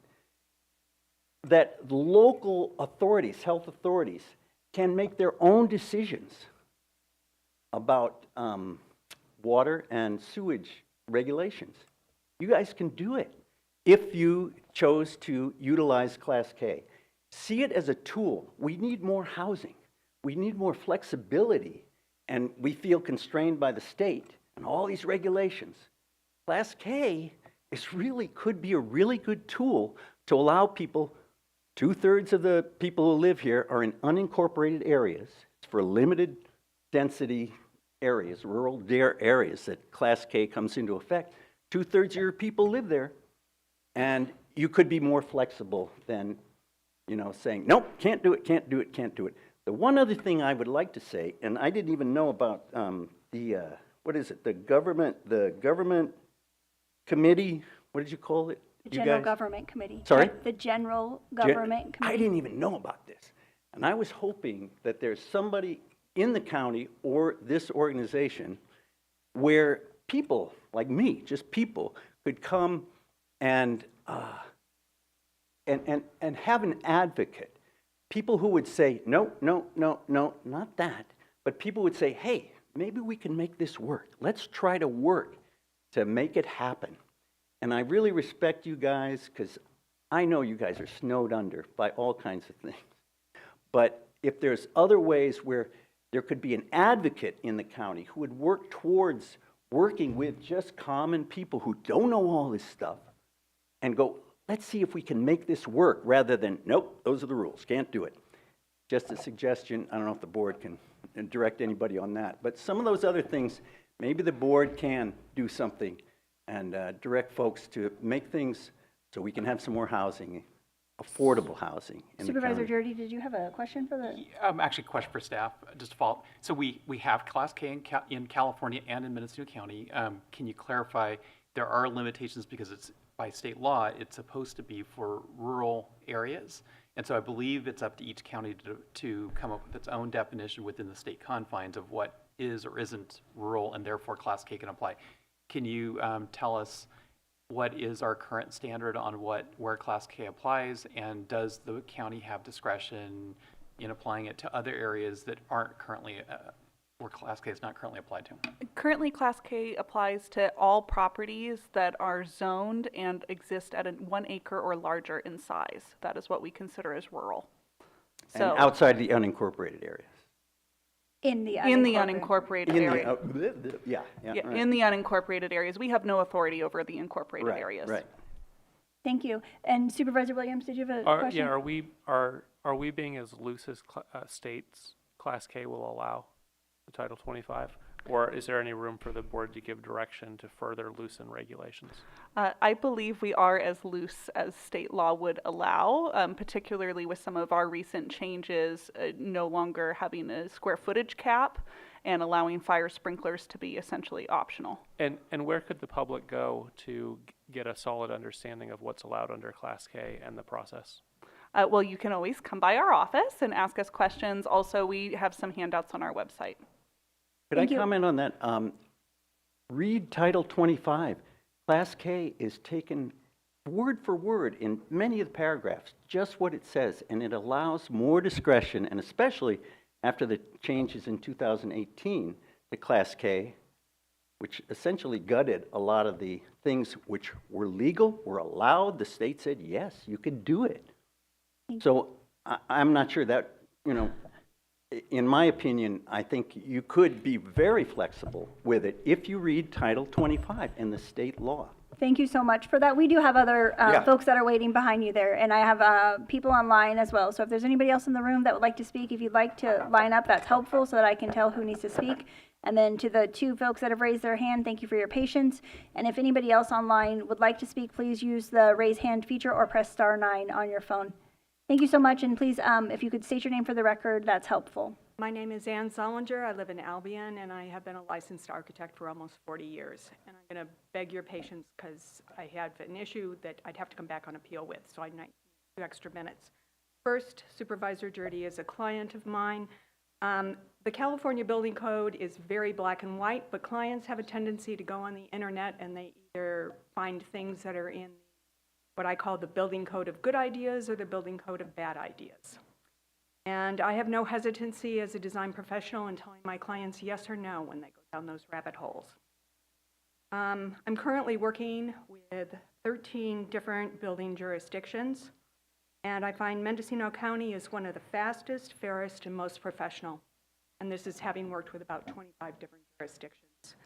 When I submit plans for building permit, it usually takes weeks. I get no plan check corrections, or I get very simple, warranted, and easily handled corrections. I have submitted plans on Monday and had the building permit on Friday. So I have many kudos to the county. I will say, which I won't go into, I'm not a fan of K permit. I went to my first Mendocino Historical Review Board meeting about 7 years ago about the ramp on Caston. I suggested it be a switchback. and it was adopted, and I had dozens of people tell me that I should be on the MHRB board, which I politely declined, and a few weeks ago demonstrated why I declined, which is I completely lost my temper at my last meeting. In short, I attended for an application of changing a corrugated metal roof to asphalt shingles. And I was asked to be there as, it wasn't my client, don't even know the owners, but I was asked to be there as a design professional and also the former owner of a 10-year-old failed Corten steel roof on the coast in Albion, of which pieces. The board present was a chef, a retired lawyer, and an innkeeper. And present from the county was 2 planners and another employee I do not know, but no one was there from the building department nor county counsel's office. Also present were a licensed roofing contractor, a licensed contractor, and a licensed architect, basing our advice on industry standards and building principles. Our advice was ignored. The board chose to be guided by internet research done by the former executive director of the Kelly House, a devoted amateur historian, and a retired garden designer, and also comments from the public. In the original Kelly House historic article, wood-shake shingles were replaced by tin or actually iron roofs at the turn of the century. There's currently 3 choices. One would be a bare cold-rolled steel roof. Second would be a Corten steel, which is the most durable and the most expensive. And it clearly states that this product cannot be used within 1 mile of the ocean. It can be not because it takes dry and wet for the patina or the protective layer to adhere. It cannot be used in salt-laden air, high rainfall, humidity, or persistent fog. And all of these cause accelerated deterioration. And the products have no warranty. When I actually applied for my CDP to replace this 10-year-old roof, the planner agreed with me when she saw the photos, and we expedited the CDP, that it was a dangerous situation, that pieces of steel could be flying off. The other alternative is painted aluminum, specifically Western States Metal Roofing, and it has a limited paint warranty at the coast, and it has no warranty on the material. I actually spoke at great length to them when I was doing my own roof, and he basically said that with our high wind conditions, that this roof could not be used at the coast, and that all warranties would be void. And FEMA actually has advisories on many things, buoy decks, rafts, but it basically states that some metal roofs, roofing systems have sufficient strength to resist extremely high winds, while other systems have blown off during winds that were designed well below that speed, and that blown off roofing can damage buildings and injure people. Some of the public comments that were made at that, well, basically, first of all, the facts are, there is no corrugated metal roof that is recommended for use at the coast by the manufacturer, and none have a warranty. The public comments included things like, it was all about the money, and that people should not buy property in Mendocino if they cannot afford to restore and maintain it. It was implied that the roofer was recommending the asphalt shingle roof because he was going to make more money, of which the opposite is true. It was pointed out that my house is 1,500 feet from the ocean. It is 1,500 feet from the very narrow, deep Albion Bay, where we get little teeny tiny waves, as opposed to the subject property, which is 1,000 feet from the Mendocino Bay, which gets huge crashing waves that crash on the headlands. So I'm not sure if the Pacific Ocean is different in Albion than it is in Mendocino. Quite get the comment. It was pointed out that these pieces of roofing were off my roof and not the subject property, but I don't have access to the subject property. One person said that corrugated aluminum roofs were used in hurricane areas, but I have no idea where that fact came from. Another person said that warranties are scams for roofers to sell more roofs. I think we all know that roofs are either 20-year, 30-year. Personally, I went for the 50-year because I'm also not buying green bananas. And when you go for a 50-year roof, the manufacturer is telling you in point-blank words that that roof is going to last longer than a 20-year roof. And when a manufacturer tells you that your roofing material has no warranty or your warranty is void if you use it at the coast, they are basically telling you that your roofing material is going to fail. So right before they took the vote, the chairman introduced a couple of tear sheets that he had gotten from Karen McGrath, he defined her, the retired garden designer, and it was about the aluminum corrugated roof. He stated that this painted corrugated aluminum roofing could be used. This completely ignored my testimony 15 minutes earlier that I had spoken to the manufacturer and that this roofing should not be used at the coast. And part of the reason is that the aluminum, with the corrugation, you get uplift. Have roofing material right against sheathing, you don't get any air in there. As soon as you put it corrugated, and I can attest to you, because I vacuumed 5 gallons of sand that sprayed all over the inside of my house when the new roof was put on, that the wind definitely gets under a corrugated roof. At any rate, they voted to deny the application to put asphalt shingles on this roof. I believe I could, should, and would be professionally negligent if I were to specify a corrugated metal roof at the coast or in Mendocino. I would not do it, and Dan will tell you I would walk away. I admit I know nothing about the MHRB. Procedures, its requirements, nothing other than its joking nickname. And I do admire the people who volunteer to be on that board because it is a really thankless job. But I don't know if the County of Mendocino, if the building department or county council is giving these lay people, and again, I know it sounds like a joke, but it was a chef, a retired lawyer, and an innkeeper taking the guidance from a garden designer. So I don't know how they get their guidance.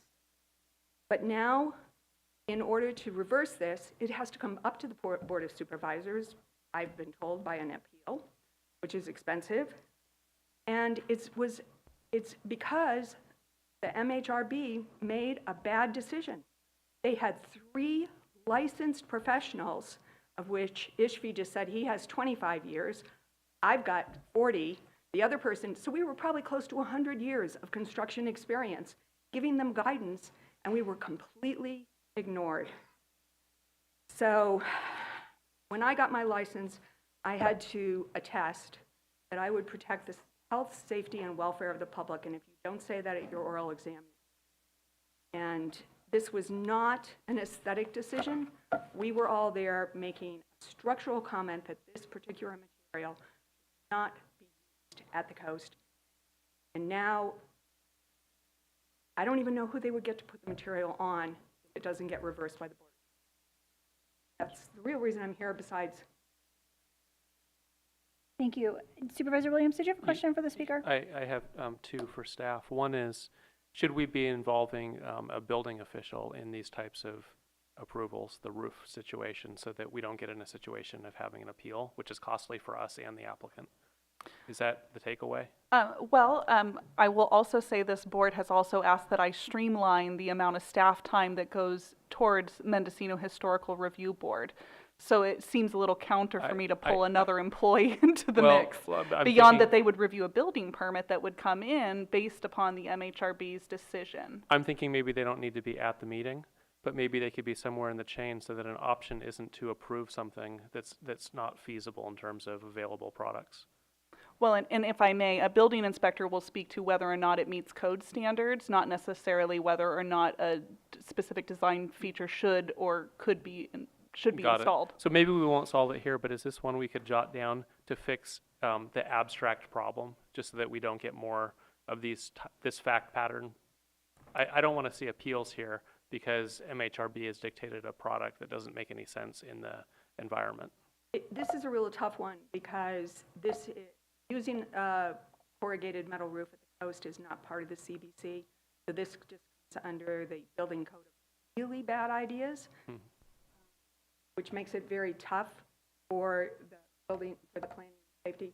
I just don't understand MHRB absolutely more licensed. I'm not going to tell Julian Lopez how to cook a meal. I think that we recognize that MHRB has some strengths and challenges, and we are trying to work through those. So we very much appreciate your comments today. And then, No problem. and then two, I hear Ann tell us that it takes her weeks, maybe days to get a permit. And we have other professionals who say it takes months, even for a minor deck remodel. Why is that? Is that because she's a better applicant? Is it entirely the applicant, or is there a reason for inconsistency in our flow? It's the applicant. It's the applicant. So what can we do as a county to put together a guide so I'll be that happy all to send applicants? him my checklist Yeah. of what. You're going to write the guide for us? Well, I have a very definitive checklist that goes into every single county, and it has everything from if there's trust calcs, there's an approval letter by the structural, all goes in. I don't care if it takes the client to halt to get it in at a complete and full detail for me. If you could help us with that, John might forgive me for this agenda item. I will be Maybe. more than happy to. Richard Angley, I work with him. Yeah, Thank so you so much. I think for staff, that's one of the takeaways for me is the desk manual. But we also maybe the desk manual is for our staff and for the applicant, or maybe there's an addition for the applicant that guides them to be good applicants into our process. Because I think what I've heard from staff and seeing that some professionals go straight to a permit and others talk about a year of back and forth, we want to try to get everybody into Ann's position of being in the fast lane. Thank you. It looks like I have 2 more speakers in the room, and then we'll go to the 2 online. And if we could just try to be mindful of time, it's very much appreciative. Hi, my name is Katie Pence, and I've Can lived on you speak closer to the mic? Sorry, we're having a little trouble hearing. Thank you. I've lived on the coast for 40 years, and I've built 5 houses, 2 with CDPs, and I know Julia Krog very well, and she's helped me enormously, and I've had great success working with this county in every aspect. Planners are amazingly educated. I can spend endless hours talking to them about little questions I've had, especially because I tried to recently apply for an ADU on the coast. I live in Gualala. I have a 40-acre parcel that's a farm. I have really wanted to implement, like what I'm seeing, I have a lot of issues. Like one is I would love to see agritourism come to the coast. Dan Hamburg wrote a food action plan with the supervisors, with a committee. It's been published in 2014. It hasn't been implemented at all in the county. I would love to see support for small farmers. Our entire farmers market is made up of farmers that do not have any benefits from the state. They don't have Williamson Act because they're all smaller parcels. Our area doesn't have any ag zone land between the Gualala River and Point Arena. There's some rangeland when we get up to Billy Hayes area, and there's TPZ, but there's not Williamson Act for agriculture. I was an existing farm. I was part of McNamee's farm that wasn't, and there was also a chicken farm below me. There was a turkey farm down the street, and but none of them were fully in business in the 70s, in 1978, when it was rezoned by the Coastal Commission. I've realized a lot of things. I had to go through, I got turned in by a neighbor, and that's part of why I know Julia very well, and I had, none of the things they turned me in for were valid, but by the compliance officer walking through the parcel, there were other things that came up that we had to rectify. And but the reason that I was turned in was an issue about the roads, which somebody else brought up, the Anderson Valley Boonville person, in that there is supposed to be on private roads a 50-foot wide swath is legally the way it's dictated. In the planning and building process, this doesn't really get reviewed. There is a forestry department permit that has to be applied for and permissive to get before you can pull your permit. But that doesn't, like they don't even come to visit your parcel. They typically just do like an oversight, appearance, and they don't look at the width of the road and whether it's accessible by a fire vehicle. So most of the county roads that were, maybe when they were put in initially or when the subdivisions happened, were 50 feet wide, are now mostly about 20 feet wide, if that. Ours is 13 feet wide. And there's issues about easements, and a lot of people don't understand, and this is one of my suggestions, is that you were talking about what could we do to implement, make it easier for permits with the architect here. And one of the things I would suggest is that most people don't understand what they can do on their properties. They don't understand what a single-family dwelling is and what it can, like that once you get permits for the primary residence, that you typically can do a garage, an appurtenant structure, maybe a barn. In our area, we can do barns because we're in the unincorporated areas. And yet the Coastal Commission, like, if a barn is a certain size, and some of these things are a little questionable, like when I went through the permitting thing in 2014, a barn was supposed to be under 1,000 square feet, or else you had to have a CDP permit if it was over 1,000 square feet. So that communication wasn't necessarily available at the planning and building office. Like if you said, I want to build a barn and it's 1,200 square feet, they'd say, oh, you have to do a CDP.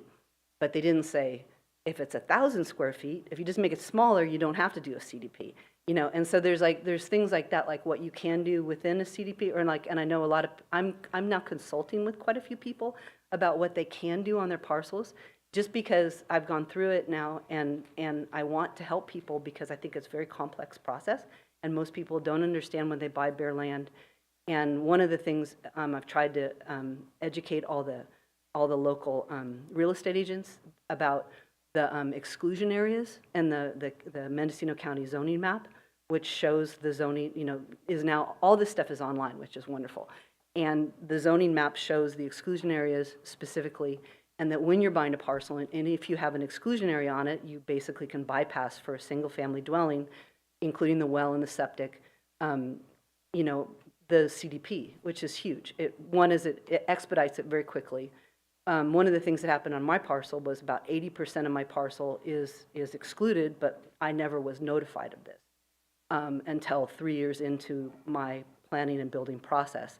And I also had a botanical study that never came up until 2 years into my planning process. There were things like that, like that idea that, you know, when you apply, that your file is pulled and that everything that's within the file is you know, opened up and clarified. What's there, what's not there. And that you know, but one of my suggestions was maybe a monthly, or maybe even every bi-monthly kind of education class that could be just trying to educate people on how to develop land in Mendocino County. And you could have the coastal areas and you could have the inland areas maybe combined, because I don't think it's that much different. There is some things about the CDPs that are complicated that could maybe be a once every 6 month meeting. But I think that kind of stuff is extremely important. I built 2 of my buildings with Class K. I think it's a wonderful, I milled my own wood, you know, which didn't have to be graded because of, you know, there's all these aspects of like how you can build. I built the last house was approximately 1,300 square feet for $95,000. I built it affordably. I built it within 6.5 months, same builders that you're using. And it's like, you know, there's ways to do affordable housing. So that's one issue. The ADU in the coast, the fact that you guys put a clause on it that into perpetuity on my deed, I would have a deed restriction that would state I could never vacation rent my property, anything on my property, into perpetuity is, I think, an unfair restriction. I think it has discouraged many, many people from getting an ADU. I think it bypasses the California law that is requiring Mendocino County to provide the ability to build ADUs in our area and on the coast. I don't think it's common in any other location. Like Sonoma County, what the man from Boonville was talking about was Sonoma County has an ADU policy that if you're vacation renting something, not saying that you should vacation rental the ADU, but the primary residence, the ability to still, like I have a farm. The only way that I can sometimes support my farm is last year I vacation rented my main house. I lived in a tiny cabin for 2 weeks, and I was able to vacation rent my main house for 8 nights and make $9,000, which basically got me through the winter and got me through my farming, to be able to buy my manure, to be able to buy my seeds and everything, to be able to have the time to be able to farm my land. So the ability to have the vacation rental possibility, it's one of our 3 zoning issues of what we can do in the coast. It's one of the main revenues of our coastal areas now. And to eliminate that because you want to put an ADU on your property, I have 40 acres, I have plenty of water, I have a second septic. I don't understand why I can't have it be an ADU. And yet I don't want to sign off my ability to have a vacation rental on my property through perpetuity. So I think that's most of it. The agritourism law allows you to rent appurtenant structures. Like if you're in Switzerland and you wanted to put somebody in your barn and have them sleep in the straw, this is kind of like the agritourism concept is an amazing thing for small farms, especially with the fact that we've lost all our revenue from cannabis in our area. So our area is really suffering right now economically, and it would be a way that small farms could have a secondary revenue source. The way it's stated and right now it's not implemented in Mendocino County. I've talked to Julie about it, but it sounds like a really long, drawn-out process and very expensive for the county to try to interface with the coastal zone to be able to implement the agritourism law, which is already a law since 98 in California. So anyways, I would love to see this because it allows a farm to have like a yurt or a tent, and it allows them legally to rent that and not just the primary residence. Like, just to take a little bit more time, I'm sorry to take so much time, but in my area, in the coastal zone, because I have 40 acres, I can build 38,000 square foot of buildings on my property, but I can't have a second kitchen. I can have a 10-car garage and an apartment above that garage with a shower and a bathroom in it, but I can't have a kitchen in there, and I can't have anybody live in it.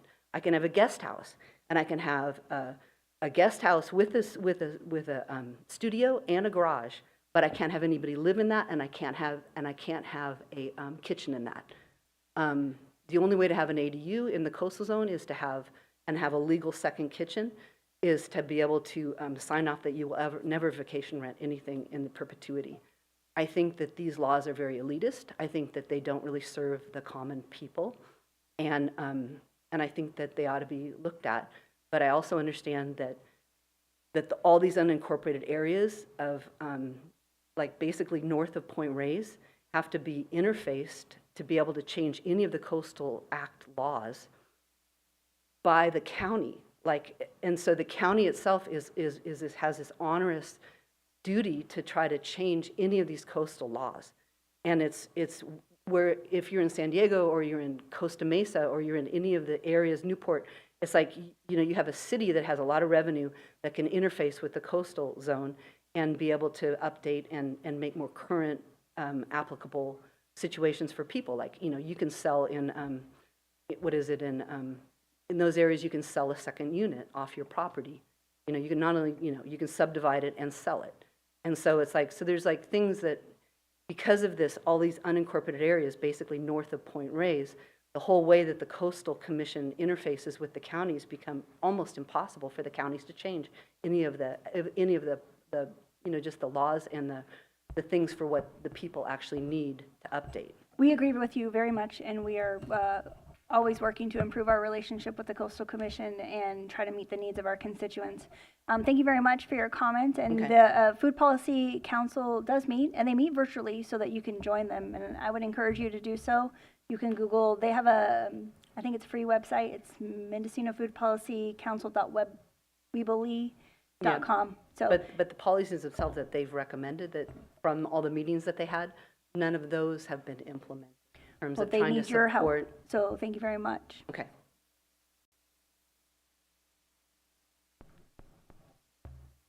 Hi, I'm Deborah Lennox. I wish I could give her some of my time because that was the most informative stuff I've heard in a really long time. I'm an architect on the coast also. I was trying to think what could the Board of Supervisors do to help us out in the building industry and also in our economic dilemma of Mendocino County limitations.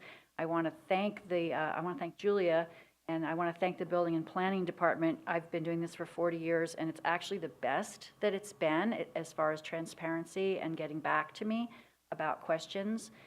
I appreciate that when I get a plan check from the building department, they send a code reference so I can look at it and go fix it and get it going. I think the biggest problem with the planning and building is, of course, staffing. It would be nice if there was more staff, but I know the public does not want to pay more fees, and the fees are tied into staffing. So it's a catch-22. And I didn't know if there was a possibility the Board of Supervisors could have a task force that could write grants through the infrastructure bill or something in order to support affordable housing, in order to expedite permitting for affordable housing. Or, affordable not meaning necessarily that segment that is funded by HUD or something, but even market rate housing for professionals and doctors and teachers. All of that is very difficult, especially on the coast. I think Ann's permits go quicker because I bet most of them aren't on the coast, because dealing with a coastal development permit is the most excruciating part of getting a building permit. And part of that is because it's protecting how beautiful the coast is, and we do appreciate that coastal beauty is protected by CEQA, but we also see how it can turn into something that, as Mr. Redding said, it becomes a tool to stop development that would be helpful in an economic way, but we do want to protect the beauty that we have on the coast, so I appreciate that. But on the other hand, there are a lot of blanket rules applied to individual projects where we don't have a lot of wiggle room. So I'm going to encourage every government official to think about, when you have a rule, have an exception, have a variance, have an option where there is some discretion, where you can make a decision that is in the best interests of the public, the candidate, the applicant, and also always health and safety. So that's very important. I think that we could definitely use some grants in that way. We had a property that we bought in 1985, and I was a member. I got a permit for, it's called Blur 2, was an amnesty program that allowed us to have 4 units on a 4-acre parcel legally. And I would like to see that kind of a program re-implemented, because there are a lot of buildings out there, properties out there that have more than one residence. And if you've got a property that's zoned 40 acres and you're only at 1 residence and 1 ADU, we could have more ADUs. We could have 2 residences. There's really the possibility of having more density on a lot of our rural properties that hasn't been addressed since the 80s. And I would love to hear that the supervisors would look into that. Thank you. And just so that you know, and the public knows, that both our grants division and our economic development team are listening in on the meeting. Supervisor Williams, did you have a question? Yeah, question for planning staff. What would it take to adjust our general plan and zoning to allow more residential units per large parcel where water and sewer can be met? There are some 40-acre parcels where you could have 3 houses. There are others where you may not be able to perk at all today. Sure. Julia Krog, Planning and Building Services Director. A reminder that I believe this direction has actually already been given to us. I think you had sponsored that item June 20th of 2023, I believe it was. And it was suggesting that staff essentially pursue a grant opportunity that would allow for the required environmental study pursuant to CEQA to update our general plan to allow increased density, and then also simultaneously updating the zoning ordinance to allow that increased density as well. The update that I provided in January as part of our priorities discussion was we have not yet found a grant source that could fund that, but that directive is still on our plate. Roughly, what would we need to raise if we wanted to GoFundMe and grant the county to make this change? Wow, that is a challenging question to answer right off the top of my head. If I use the LCP update grant as an example, that's a $2.2 million grant for a comprehensive update. I could easily see that it would be something similar. And if we were to just open the document and find replace and call it good, would we get in a lot of trouble? I would believe you would be violating state law pursuant to CEQA, and so I would advise against that. Thank you. Thank you for your comments. I believe I have 2 more commenters in the room, and Mr. Myrtle, if you could just hang in there. I am going to go back online. Thank you, Chair Mulherin and the rest of the supervisors and staff, family. This is super valuable. Thank you very much for having this workshop and listening to us. May I have 1 minute to present somebody else's comment and clarify, and then have my own 3 minutes, please? Sure. Okay. This one is a comment from Andy Kovchuk. He's a soil scientist from Mendocino County, working with environmental health, and has been working very closely with Marlena and her team with stakeholder meetings. And Andy's proposal is for the Board of Supervisors to find money to hire, and the grant people, to hire folks to clean up the policies of environmental health, understanding how understaffed your team is.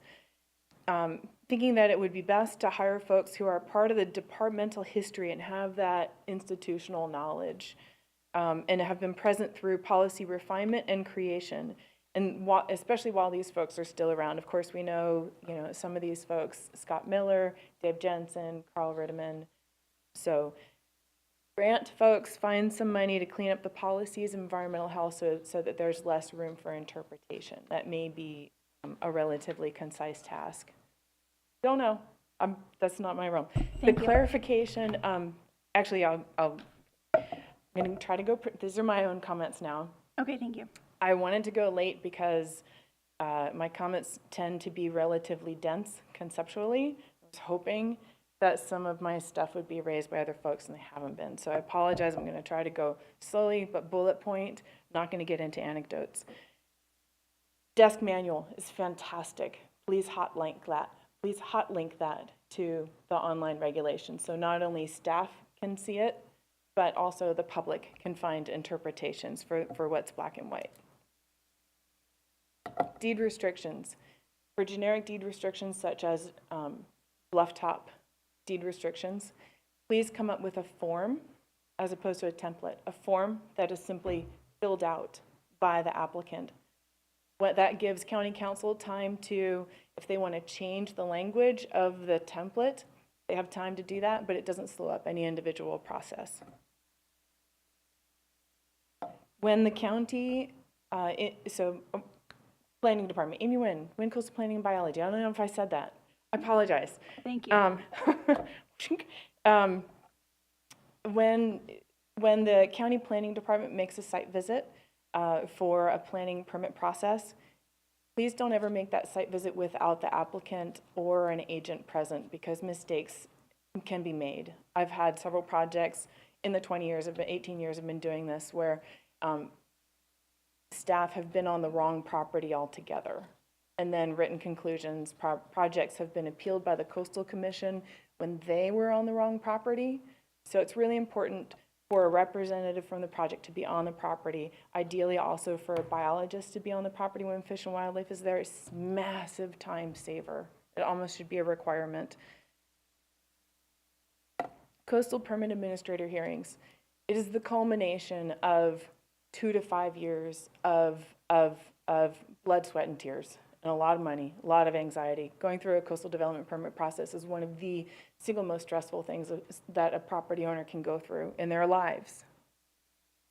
Coastal Permit Administrator hearing. I would love for the CPA to be patient and be resilient to and nimble as things come up during the hearing. Sometimes applicants, their agents, owners might say something out of order. They might have a question that doesn't make sense, and as planners, we all understand these things. But if this is the moment. Sometimes people have put in $50,000, $60,000, $100,000, 2 to 5 years to get through this process for this one moment, and so a little bit more patience from the CPA would be wonderful. It's not all CPAs that act this way. Consistency, huge topic. I'm just gonna give the highlight. Consistency for when biological reports are required and what their content is. We've seen, quick story, seen stuff go to hearing and not be appealed by the Coastal Commission. Coastal meadows major amounts of ground disturbance, no biology or minimal biology compared to the reports that we are required to write, and then the questions back and forth. Sometimes we wonder, do we not write as much so we don't get as many questions? Last item is there some way for the county, and I know this viscerally will Dan will resonate to this one, is there some way for the county, when the Coastal Commission wants to comment on a project, can the county somehow require I know the answer. Can the county somehow require the commission to comment on the project during the referral process at the beginning?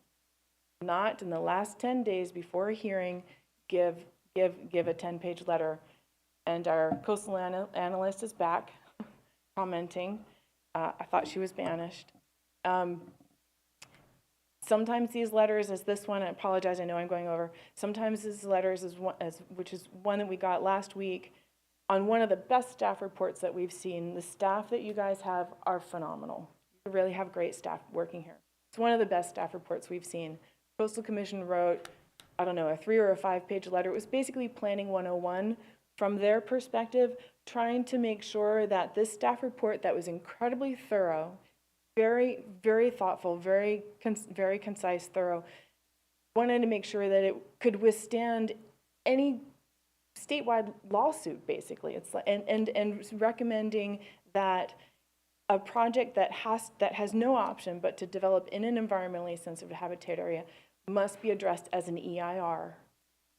So these folks have been in this process since 2021 in building the application, submitted that, do you have to do all your studies, submit the application February 2023, got referred out in May 2023, nothing from the commission. And we're going to hearing on Thursday. Well, we're not. It's going to be continued because we're going to need a couple months to respond to this. But asking for an EIR for a single-family residence on an existing lot of record in the coastal zone is outrageous. So that's a lot. That's why I went to the end. So I was hoping some other people might say some of that stuff. But thank you so much for this. Thank you for listening to us today. I appreciate your time and everybody's time who's been here today. Thank you very much. I think we have one more commenter in the room, and then we'll go online and check for comments. My main issue was the zoning, and that we have an antiquated system from over 50 years ago of our general plan, that 160 acre minimums is quite a large parcel, and the zoning being TPZ or forest land restricts the dividing of that. And I think for developing our county more, we need more housing, and we should be able to split these properties up more so that we can build more homes.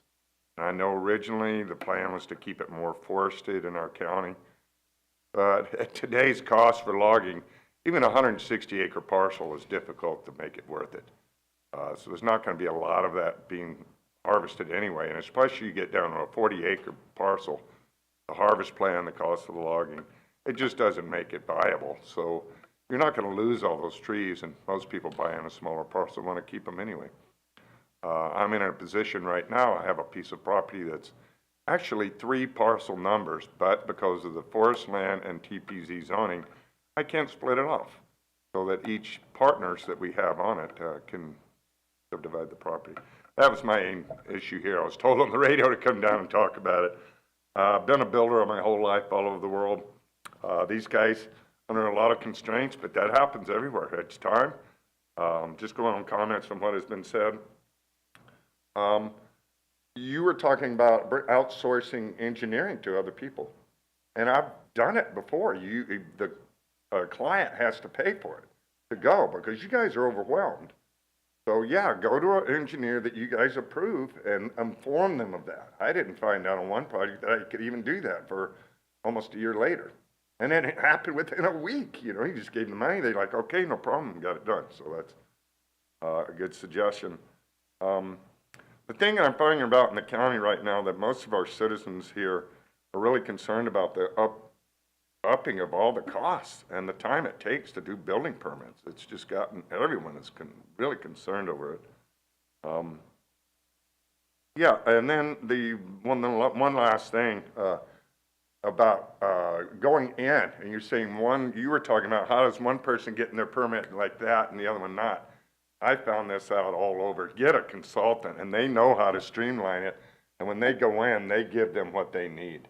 It makes so much of a difference for when it's all in front of you.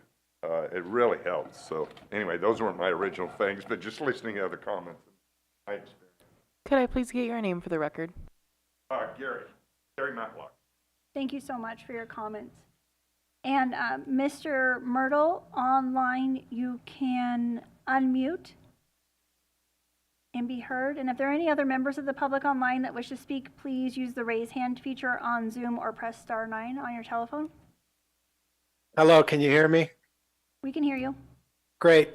I've been waiting patiently. So thank you very much for having this meeting. I think it's very important that the Board of Supervisors hear from the clients that are actually using the services for planning and building, not just the internal personnel that work for you.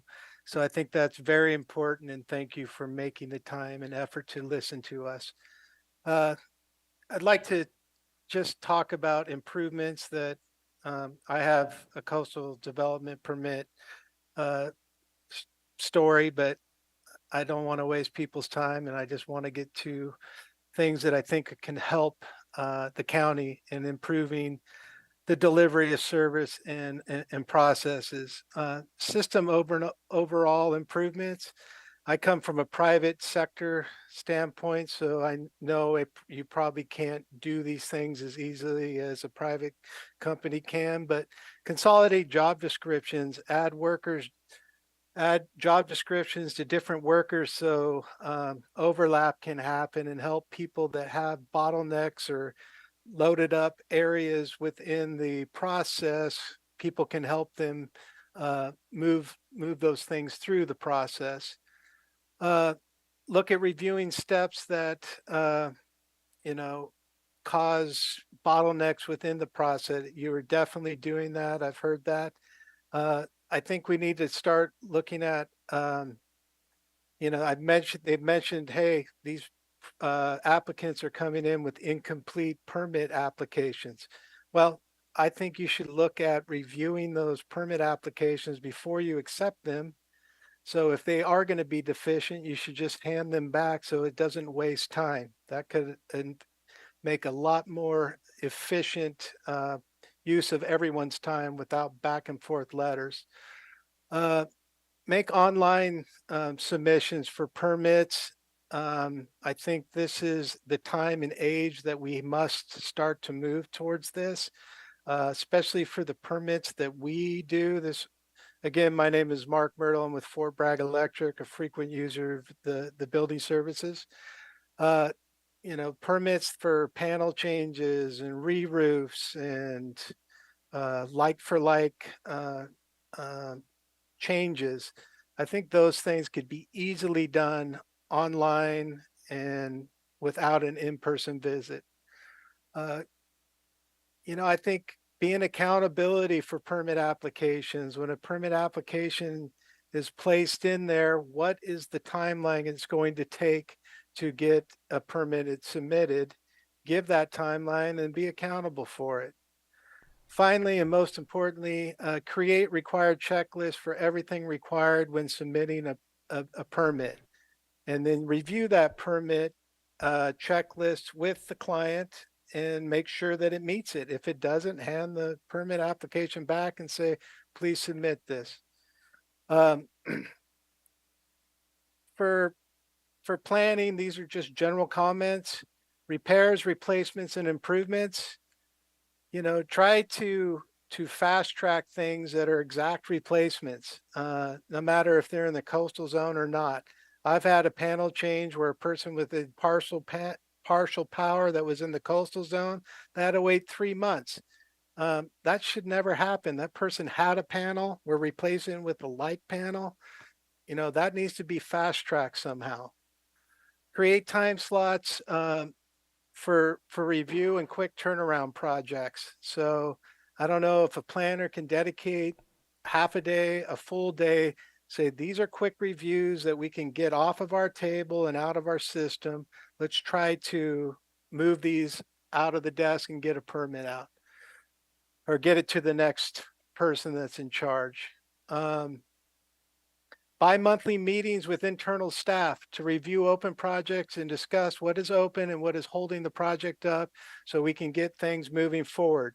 If staff has to be responding to why a project's held up by their superiors, that makes the process move faster because they know they're going to have to speak to it. Building an inspection, make inspections available to be scheduled online via shared calendar or other online formats. Give proper time slot for inspections, travel, etc. Make correction notices or communications available online. Right now, we are getting written correction notices left by the inspector at the site when there's the availability right now that all that can be done. It could be emailed to the contractor or to the owner, or it could at least be made available on the eTrack website. That would be a lot helpful than a handwritten note.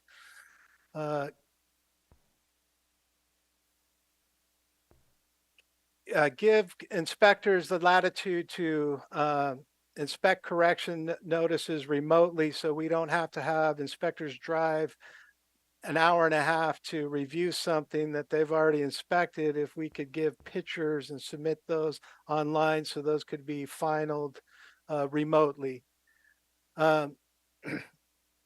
Basically, that's it. Thank you for giving me the opportunity to speak, and also for, again, having this ability to communicate with you. I would like to say that the planning and building services are doing their very best, and I appreciate working with them. Again, we just want to see if we can help improve the process and the delivery for everybody involved. Thank you so much for your comments. And just one moment, because I see two pens and I want to make sure that they don't have questions for you. Supervisor Williams? I do. Mark, how much of your permitting are you doing online today with the county? Zero. Are you able to do any?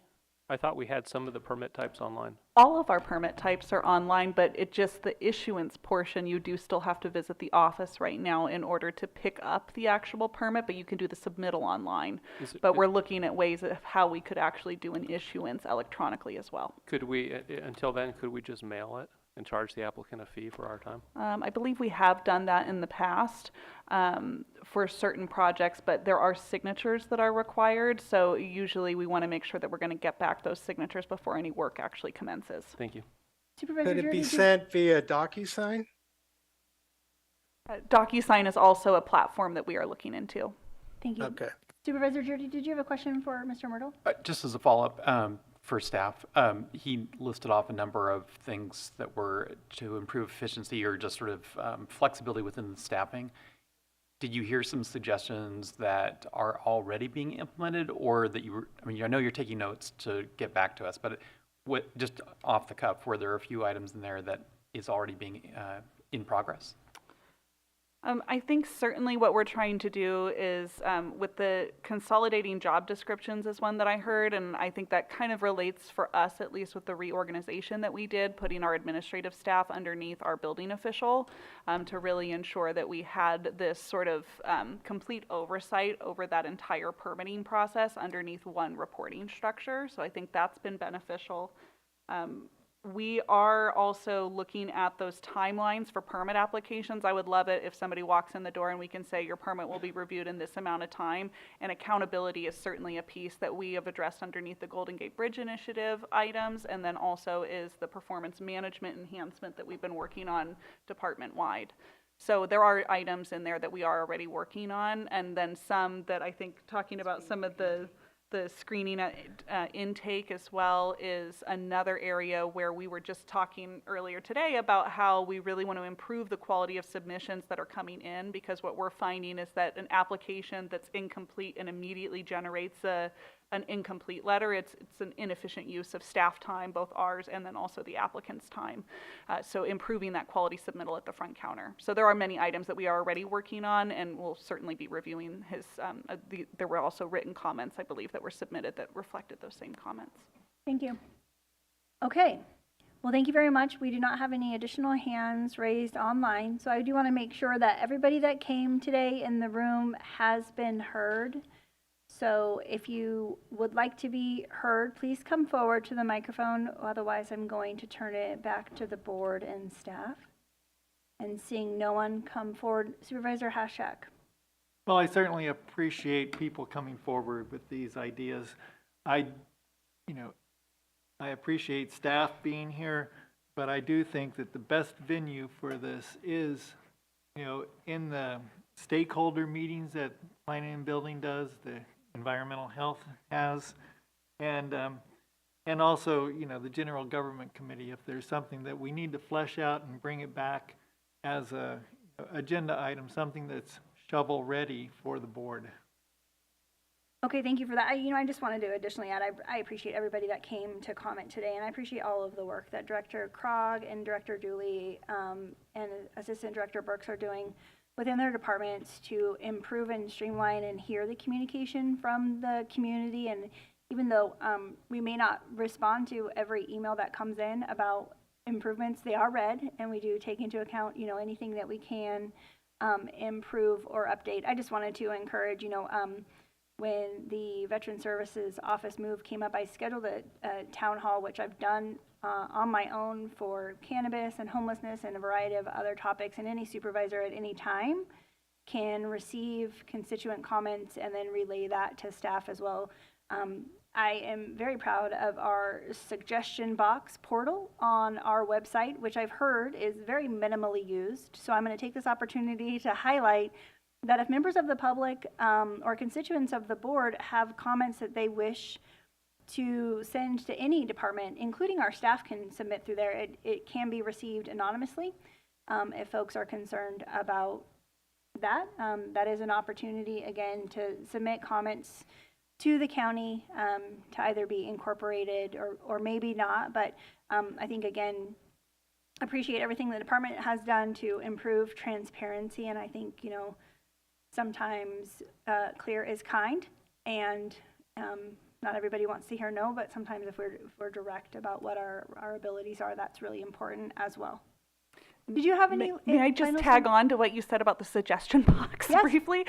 So we did place up here at the podium, we have now our customer survey. It used to be a hand paper form at our front counter. Now it is online. It's on our front page of our website, and also you can scan the QR code and get there. And we ask that folks please submit comments into there. We'll review those. Sometimes you may even get a phone call from us if there's something that we think that maybe we could have improved upon, or to talk with you about the specific scenario that you encountered. So we really do ask people to provide us that feedback. Thank you for that. And so then I would just look towards Supervisor Williams and Supervisor McGordy. The agenda summary did account for some potential budget increases, and I'm not sure if you've gotten what you're looking for out of this event today, or if there's something that you have additional questions or comments on. No further questions. Okay. Well, thank you. Thank you very much, everybody, for coming. We just have, I think, Well, we did have a motion on the table to refer this item to the General Government Committee. Okay. I thought that was before we heard all the comments. So would what would the general government hear at this point? Can you tell me? Well, not that they're going to necessarily hear a lot of new information, but basically at some point, staff will need to be bringing back items, I believe, for the board to approve, to refine systems that only the board can change. I mean, they can change things in many cases on their own. Mm-hmm. There could well be items that need board approval, and I think the General Government Committee is a back and forth between two board members and staff about where is their interest on the board in making those changes. And I think it is a good sounding board for staff to hear from two supervisors that way. Okay, sure. So can we just have a clear restatement of the motion? Well, the motion, if you want to take a stab at it, the motion was to refer any items that might need board approval to go to the General Government Committee and to be vetted and come back to the board if appropriate. Okay, and the second agrees to that? Okay, can we just have a vote by the button, please?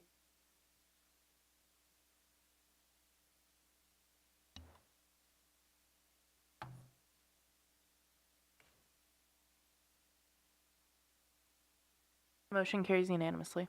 Okay, thank you very much for that. So with that, I do believe that we just have a couple of brief items and then we need to go back into closed session. So if the CEO could update the board on your report? Yes, thank you, through the chair.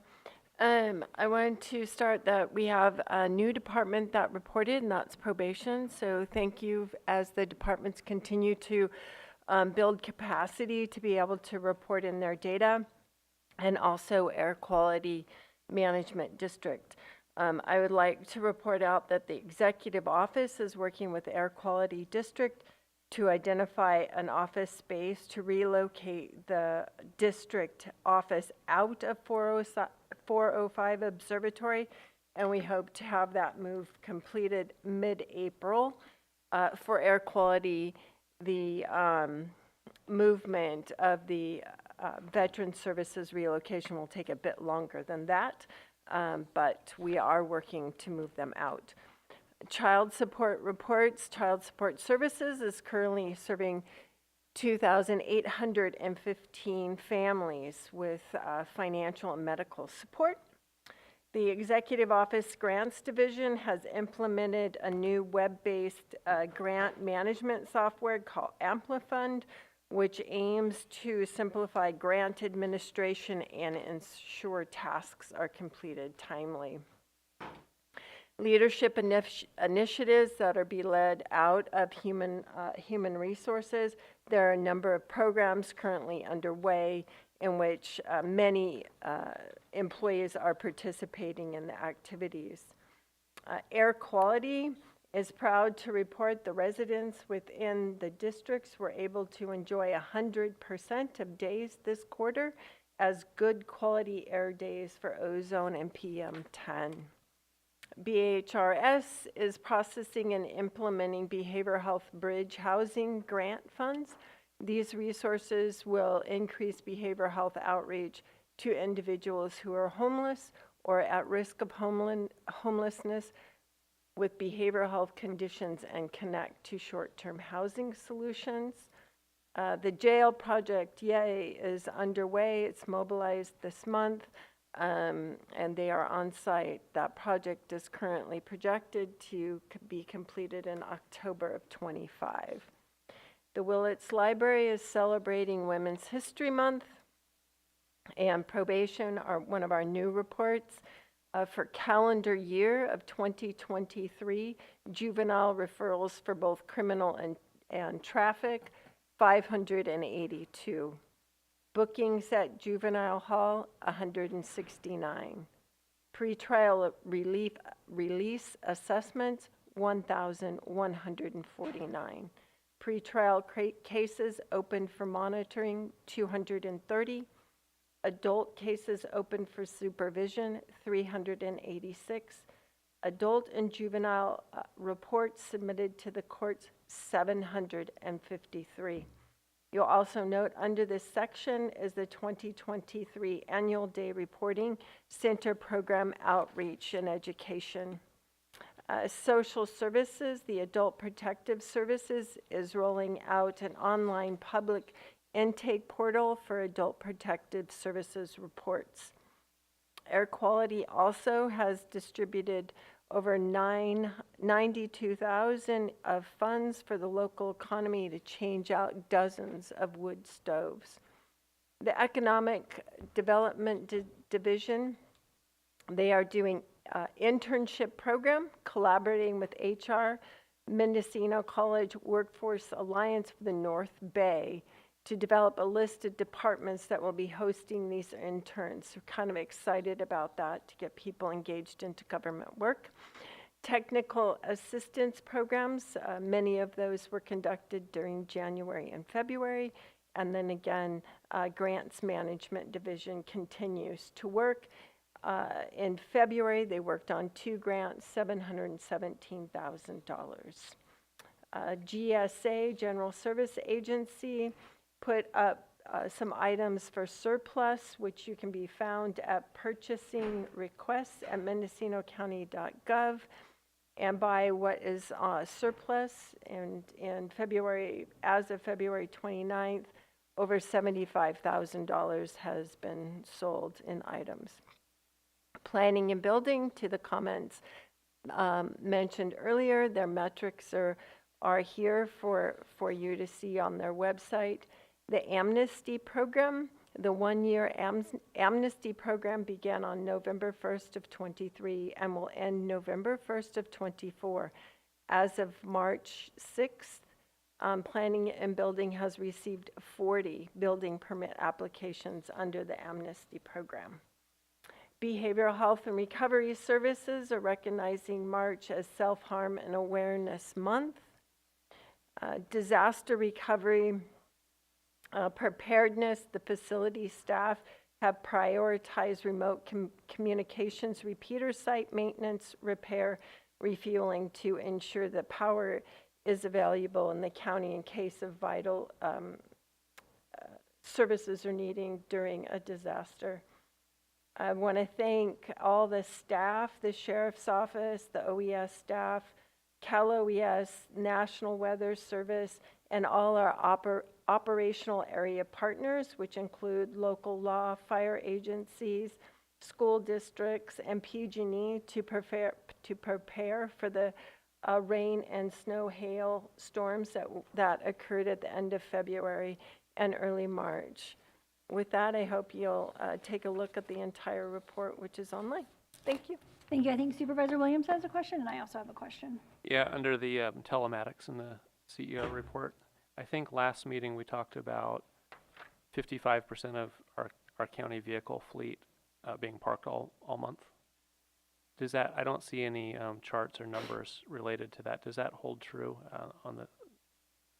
So I clarified with the department, and what that happened was when, I'm going to say it wrong, but I'm going to try.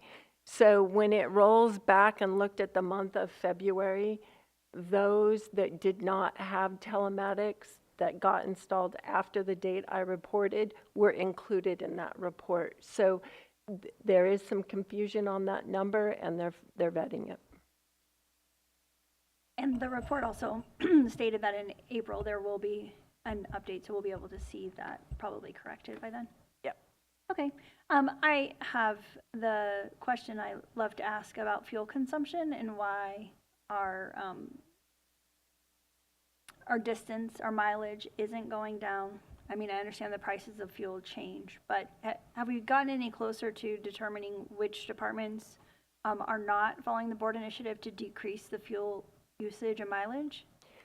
What we're seeing is that it tends to be in our social services, behavioral health, and public health departments that miles have increased now that they're out and about in the field when they were not out in the field during COVID. And Mo's saying, no, that's not the case. I'll continue to work with the department. I encourage you to continue to work with the department because the numbers, I mean, just to be very honest, and it's in the report, and I've watched it all along. During COVID, there was a very small amount of time to which they were not out, and they still have been. And I appreciate all of the efforts that have been done to reduce the electric utilities within the buildings and the fuel consumption of natural gas or propane or whichever we use, whatever building. But for some reason, this mileage initiative just doesn't seem to be moving, and I really think it's important for reducing our costs. We'll get it to the department. Okay, thanks. Any other questions? And are there any members of the public that have questions on the CEO report? Seeing no one come forward and seeing no hands raised online, I will move to Supervisors Reports. Supervisor Williams, did you want to start? Well, I'm going to be blunt. District 5 doesn't like what it's getting from the county. We're paying tax, and what we get back, I mean, I have people who feel like they're hassled. They try to work with the county for services. They can't get through the system. I think we have hardworking public servants. They're doing everything they can. We have a large legacy here. Frankly, a big part of it is how many millions we pay every year for unfunded pensions that went to services and infrastructure of a past generation, rather than the people who are here today. And you know, it's a tough position when you're a supervisor. You can't do anything. You can't change an ordinance. You don't have funds for it. You can't give direction. It'll cost too much. there's the scope of what you can do here to fix the problem is very narrow. And the bottom line for the public is they're not really happy with it. I don't know what to do, but I've brought this up several times to my colleagues. You know, it feels like you come here and you're going to make some decisions that'll put the county in a better position. I feel like we have, there's a trail of problems behind us, or that's almost as big as the problems that we're creating today. And it's none of us, it's not the decision making. It's just the hard reality that we don't have any seed funding to build the efficiency, to correct past policy problems. And I guess I'm curious how everyone else feels about that. It's tough. Well, I'll take that one because there's been another comment by a supervisor, and I frankly disagree that the idea that the most important part of my work as a county supervisor is in this room. I mean, I'm working every single day. I serve on 21 different boards and commissions. I see the impact that the work that I'm doing is making in the community, and I know that it can be frustrating to deal with legacy problems, but the work that the executive office has done to turn around the budget, the work that we are doing to streamline departments and to really take a look at efficiency, these are things that previous boards didn't do that we're a part of, a strategic plan that's never happened before. I feel passionately that the county is headed in the right direction, and I appreciate all of the work that staff has done despite heavy public contention over sometimes things that amongst all of our problems are really not that large. So I think our team has done an incredible job of working through public challenges and being successful and pivoting for the first time probably in generations as far as I could see from the outside. The ability for an executive officer with the County of Mendocino to say, we made the wrong decision, we're going to go ahead and make changes, for this board to say, we hear public comment and we're gonna shift on certain things. I think that that is really important and shouldn't be devalued. So I'm sorry that you feel frustrated, and as you can see, we're happy to accept any agenda items that you want to bring forward to make changes. And if you think that there are other ways that we could have improvements, I'm happy. I'm all ears, really. Supervisor McGordy, do you have an update? Turn on my mic. You want to use my mic? Okay. Lily got it. Oh, we got it. Okay, good.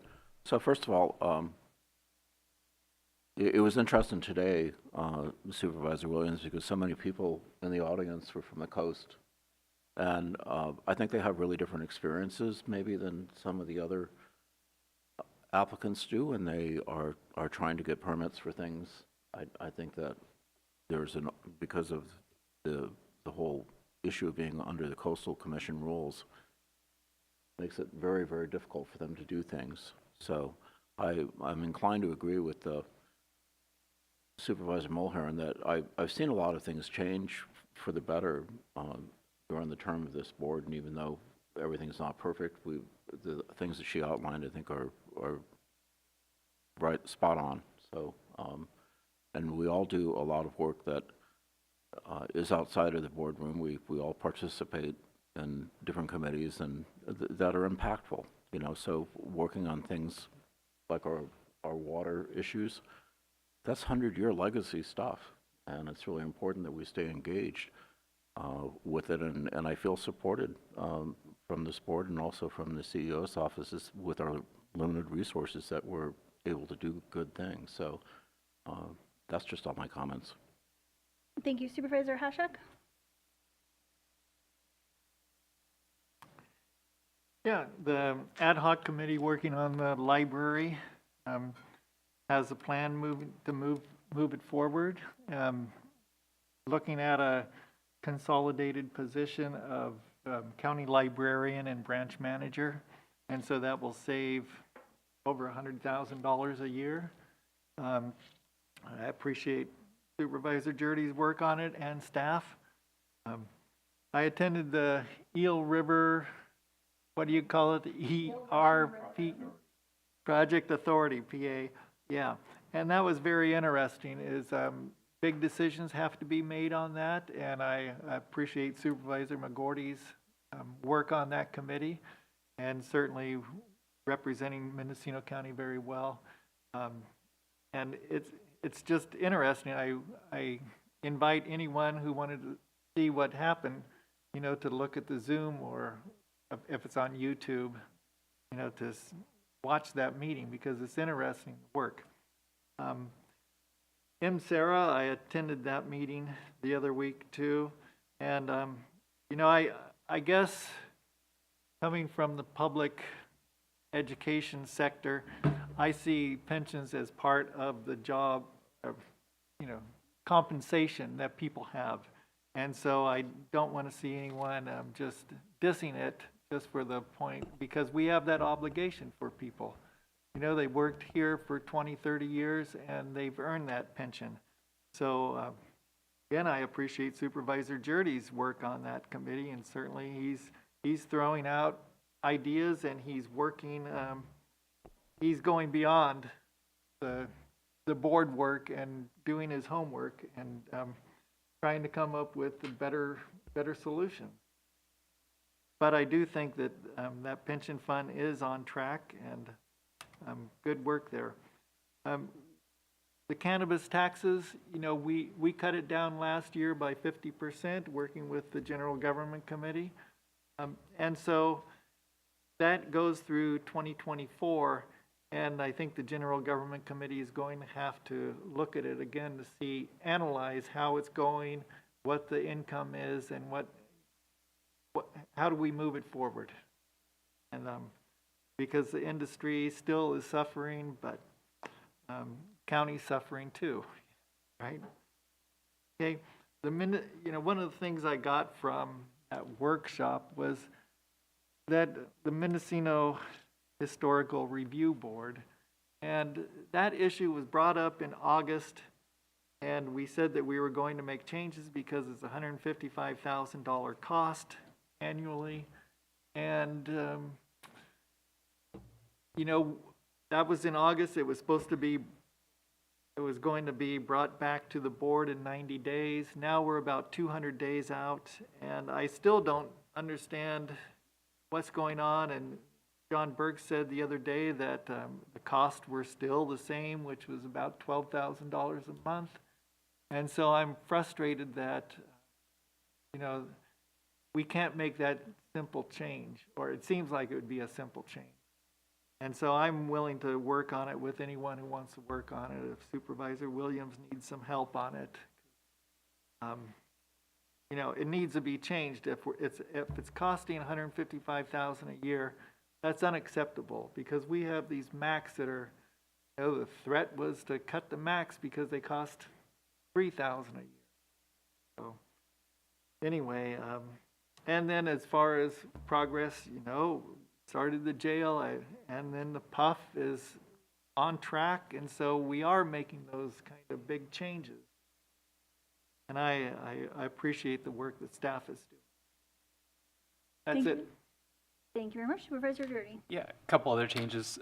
So Supervisor Hashak and I are also working with the museum staff and Sherry Johnson and the CEO's office, and we think we have the beginnings of a proposal that will be going to the community partners for a long-term funding strategy, or at least a transition to a long-term funding strategy. So hopefully, I don't know, in the next 60 days, maybe there's going to be something, you know, back at the board. I think the plan is that there'll be a presentation at the board in May as part of the budget presentation on this. And so I think we're making pretty good progress on that front. And I think that's mostly what I wanted to add.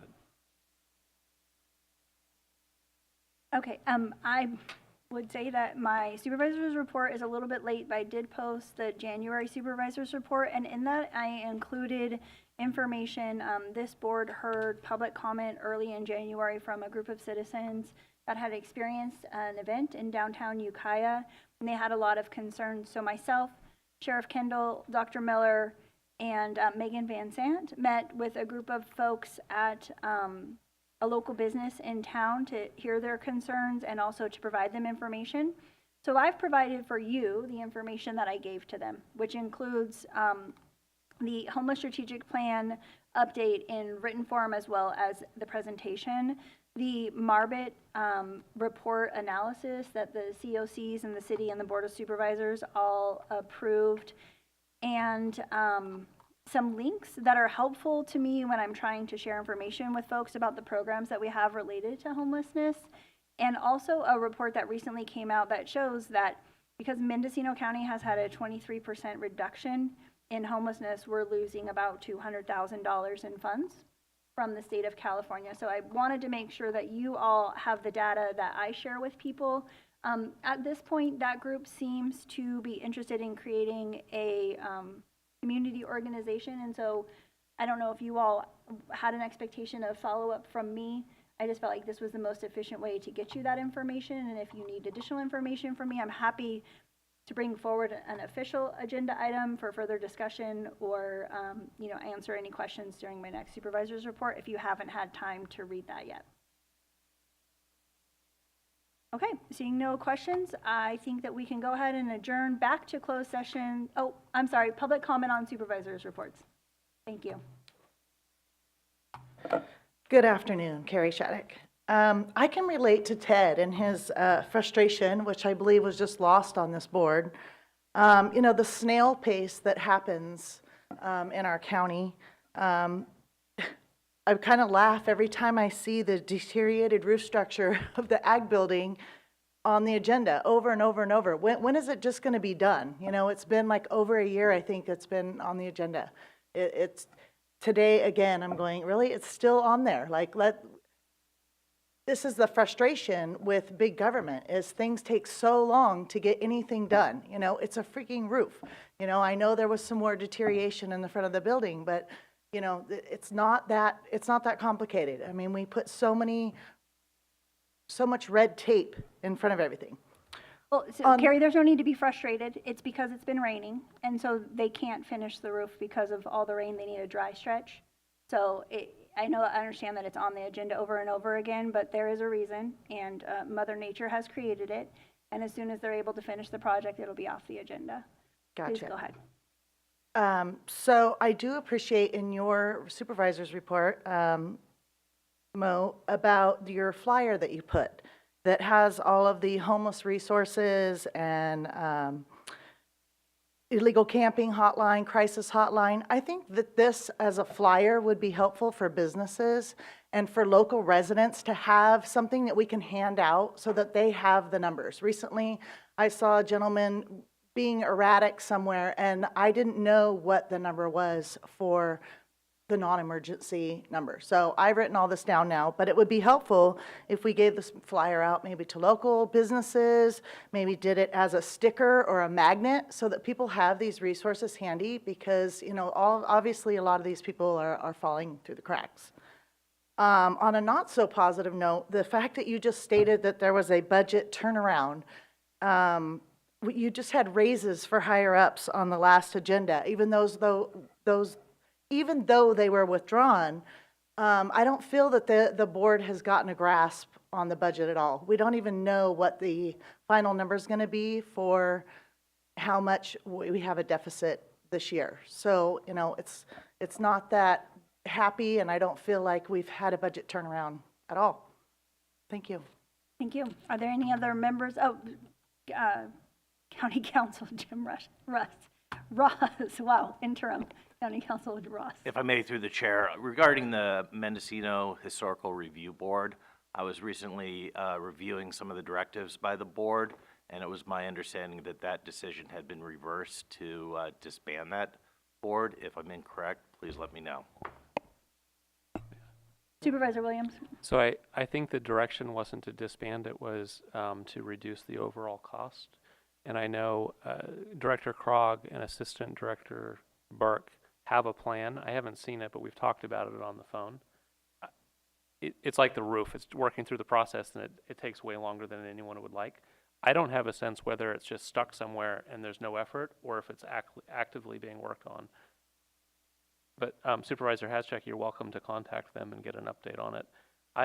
That square mile also generates the most revenue out of any square mile in this county. So part of the cost of generating revenue is you have to pick up some services like trash, which we don't do. There's still trash blowing down the street. We painted the cans. Painting them black didn't help. There's still trash on the street. And, I think some of the people come because it's a preserved town and there's a cost to preservation. So I agree with you. We should try to get that cost down. I have some constructive ideas about how to do it. Send less staff. I would do staff by Zoom perhaps, host it during the day so we don't have people working at odd hours. Get a building official to look over so we don't give direction to put on a roof that's impossible to install. There's some low-hanging fruit, but it'll always have a cost. And if we didn't invest in that cost, we wouldn't see the sales tax and bed tax. Okay, thank you. Supervisor Hasha?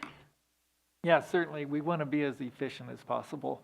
And I would certainly work with you and Julia Krog, whoever, to try to figure out a better way to do it. I just, we haven't heard the reports back or restructuring plan. And, we keep hearing these, several of the comments were critical of don't look at me. If I had any control here, it would be done, right? It would be like that roof, get out there and let's work on it. I see that you have a staffing shortage, and I think we've told them it's one of the lower priorities, so they're not getting to it. But my frustration is we're focusing on pennies. We're focusing on an item that's $12,000 a month. We have millions of dollars flowing out in other areas that we never. When was the last time we did a real review of social services to see why we have a department 3 times the size of Nevada County? I know there's more need here, but you look at the space it takes, the employees, the vehicles that are utilized, we're not going to go after something that's millions and millions of dollars. We're going to focus on an item that's pennies in relative comparison. So I have some frustration about our priorities. We should start at the biggest ticket items and work our way down. I think Director Krog has an update for us. Yes, thank you. Julia Krog, Planning and Building Services Director. So we are actually, the Assistant Director and myself are going to be in front of the Historic Review Board on April 8th to discuss some of our streamlining recommendations, which are related largely to their bylaws and how their meetings are held. So that'll be on April 8th. And then we have a regular agenda item with the board on May 7th to discuss that in front of the full board. So we will be back in front of you in the not too distant future. Thank you. Thank you for the update. Okay, now we really are going to go to closed session to hear items 6A and 6B. And has anybody decided that they would like to make public comment on these items? And seeing no one come forward and seeing no one on Zoom, I think that we would return no sooner than 4:30. And I'm not sure how much longer after that. Thank you.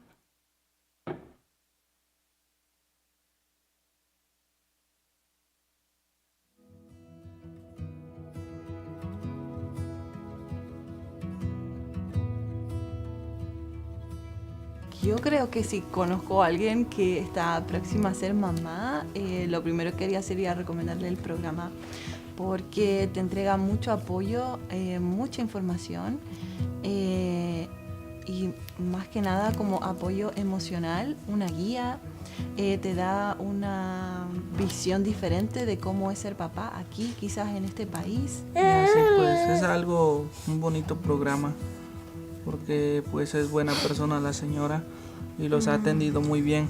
Pensé que nada más iba a ser un programa de orientación quizás para los nuevos padres, pero creo que nos llevamos una linda sorpresa porque Gaby es una persona muy cercana a nosotros, es como parte de nuestra familia, siempre ha estado dispuesta a ayudarnos y a escucharnos con nuestras dudas sobre la paternidad y en nuestro caso que estamos solos en este país ha sido como de mucha ayuda.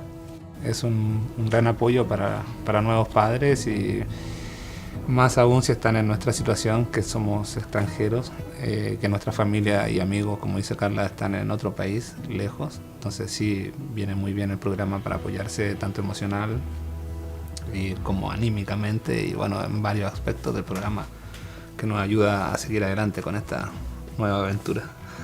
Te ayuda como a ver los distintos recursos que tiene la comunidad para nuevos papás, entonces creo que es de gran ayuda. No queda mucho que agregar, pero lo veo de la misma forma. Que hemos aprendido algunas cosas aquí y pues los han ayudado, como este programa los ha ayudado para seguir creciendo a la bebé. como con buenos consejos y así. Sí, y creo que también ha sido muy importante el tema de apoyarnos con el libro y saber qué actividades hacer con Máximo de acuerdo a su edad, cómo estimularlo, cómo cuidarlo de los peligros de la casa, como cosas que uno como papá nuevo no conoce, claro. Pues a mí me gustaría que lo siguiéramos visitando aquí en la biblioteca de Covelo. Está tranquilo y muy bonito aquí. Cuando no nos podemos reunir, nos comunicamos por Zoom o una llamada telefónica o por texto. Donde nos visite, porque ha sido nuestra casa, a veces nosotros vamos a Willits y puede ser en el parque. Gaby llega, hacemos un resumen de cómo ha ido nuestra semana o qué hemos hecho de nuevo, cómo va el trabajo. Luego hacemos las actividades del libro, vemos si podemos hacer un juguetito nuevo para Máximo, a veces ella lo evalúa, cómo está su sentido motriz, qué ha aprendido de nuevo, nuevas palabras, y jugamos un ratito y conversamos. A mí personalmente también me ayudó mucho a obtener mi licencia a conducir, que era un objetivo que teníamos en cuanto a la familia, sí, para poder estar tranquilos, así que encuentro que ha sido fundamental el apoyo. El objetivo del programa es que las familias estén bien, y que las familias estén bien significan niños felices, niños sanos, y eso en un futuro es adultos sanos y un mundo mejor. Entonces está bueno.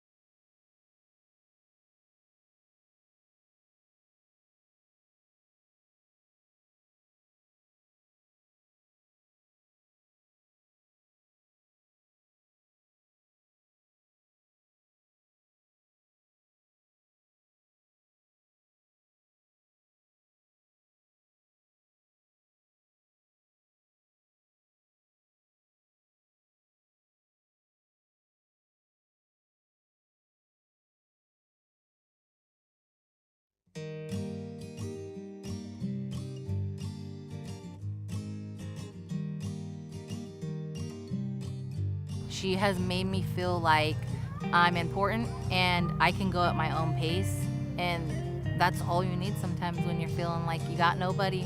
It was helpful to have somebody there kind of holding my hand and guiding me and letting me know this is kind of the normal. It felt like I was becoming a new mom, so it was very interesting and helpful, very, very helpful.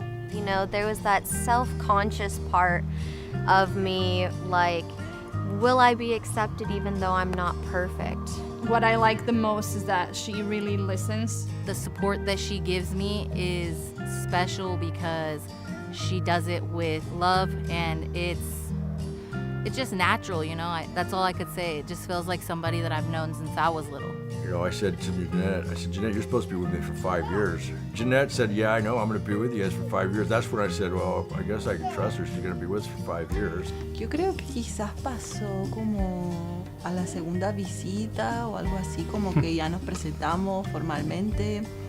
Y luego ya creo que en la segunda visita estaba como todo más tranquilo, como muy, como que el ambiente era muy familiar, entonces yo me sentí muy cómoda. Felt like she cared for Sparrow too, and Sparrow really enjoyed it. Yeah, she knew when Gabby came we were going to be making something or learning something, and she'd instantly start digging through Gabby's bags to find out what activity we were going to do. Not only did we get the assistance with this program, but we also made a really good friend. I'm happy to call Gabby our friend. I think the relationship that we've built has been just, she's a part of the family.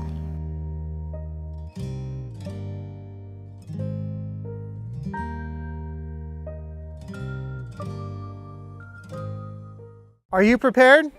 We're the Office of Emergency Services, and we're committed to providing the most up-to-date and accurate information so that you and your family can stay safe during an emergency. Visit MendoReady.org. It's our one-stop shop for emergency information. You can sign up for emergency alerts, find your pre-established evacuation zone on our current emergencies map, and find hazard and preparedness information. Imagine you're faced with a disaster such as a wildfire, and you're ordered to evacuate. I'll bet you wish you had more time in that moment. Now's your chance to buy yourself that time. Sign up for Nixle and Mendo Alerts on our website, MendoReady.org. Do it today. If you want your family to be as resilient as possible, it's important to take some time today and visit MendoReady.org, where you can look up your pre-established evacuation zones on our current emergencies map. You can also find important tools to help maintain your situational awareness, such as the Alert California wildfire cameras and the Caltrans road conditions cameras. We hope you'll take some time today to prepare so that your family can be Mendo ready. Thank you.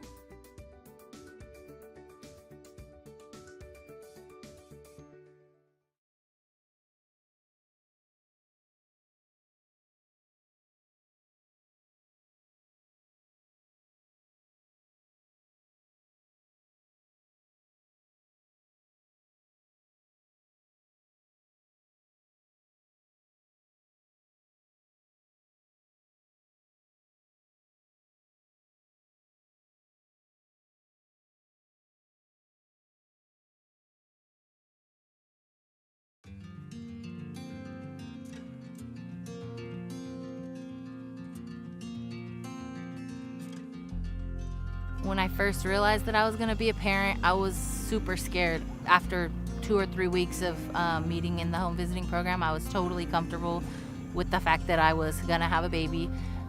Yes, I was still scared, but at the same time, I felt like I had some sense of strength behind me. If I didn't have those resources that Jeanette provided me, I think it would be harder now. I got into the program and I realized, like, oh, this is nice. And now look at me, I work at a family resource center with parents and families, all this stuff. I'm so grateful that I got the opportunity to meet my home visitor, because without her, I think that I would be 10 steps behind from where I'm at right now. Pero pues aquí pues ya los enseñan un poquito más cosas que uno no sabía. Cómo cuidarla, cómo desarrollarla, cómo educarla, y pues es algo bien, porque pues cosas que yo no sabía, pues ya usted nos las dijo y todo como consejos, y pues muchas cosas que se aprendieron. I don't know what's normal for a 22-month-old baby or an 18-month-old baby, you know. When we get together, we usually discuss and get some progress made with the baby. It makes me feel comfortable, and I associate my parenting with her, my home visitor, telling me, yeah, this is going great. So it's nice to know where they're at, what stage they're at for every parent, and also to give, again, your children that head start in education. If I had any questions with her, just call her up on the phone. You know, it was very relatable, very personal. And, you know, with her getting to know my kids, you know, she got to kind of help guide me along the way. I mean, there were so many cool things that I've learned. I went from a very rough type of life. I was homeless, and she was able to help me get into school, and I actually have enough credits to graduate with a business degree right now. I think I really want to mention just that I'm grateful that I took advantage, because something that has put me in touch with my child, or closer to my child and her development. I want other people and parents to know that the home visiting is not something that you should be afraid of. It's actually something that is needed. You know, because she's not just here for her, she's here to help with all of it. She helped me create a safe space where I feel comfortable enough to ask for help. Don't be afraid to take that step. Like, don't be afraid to get help. It's always okay to have extra support. I would say, give it a try. You got nothing to lose. It's free, there's some perks, you know. They got some great resources. Personally, I think everybody could benefit from the home visiting programs.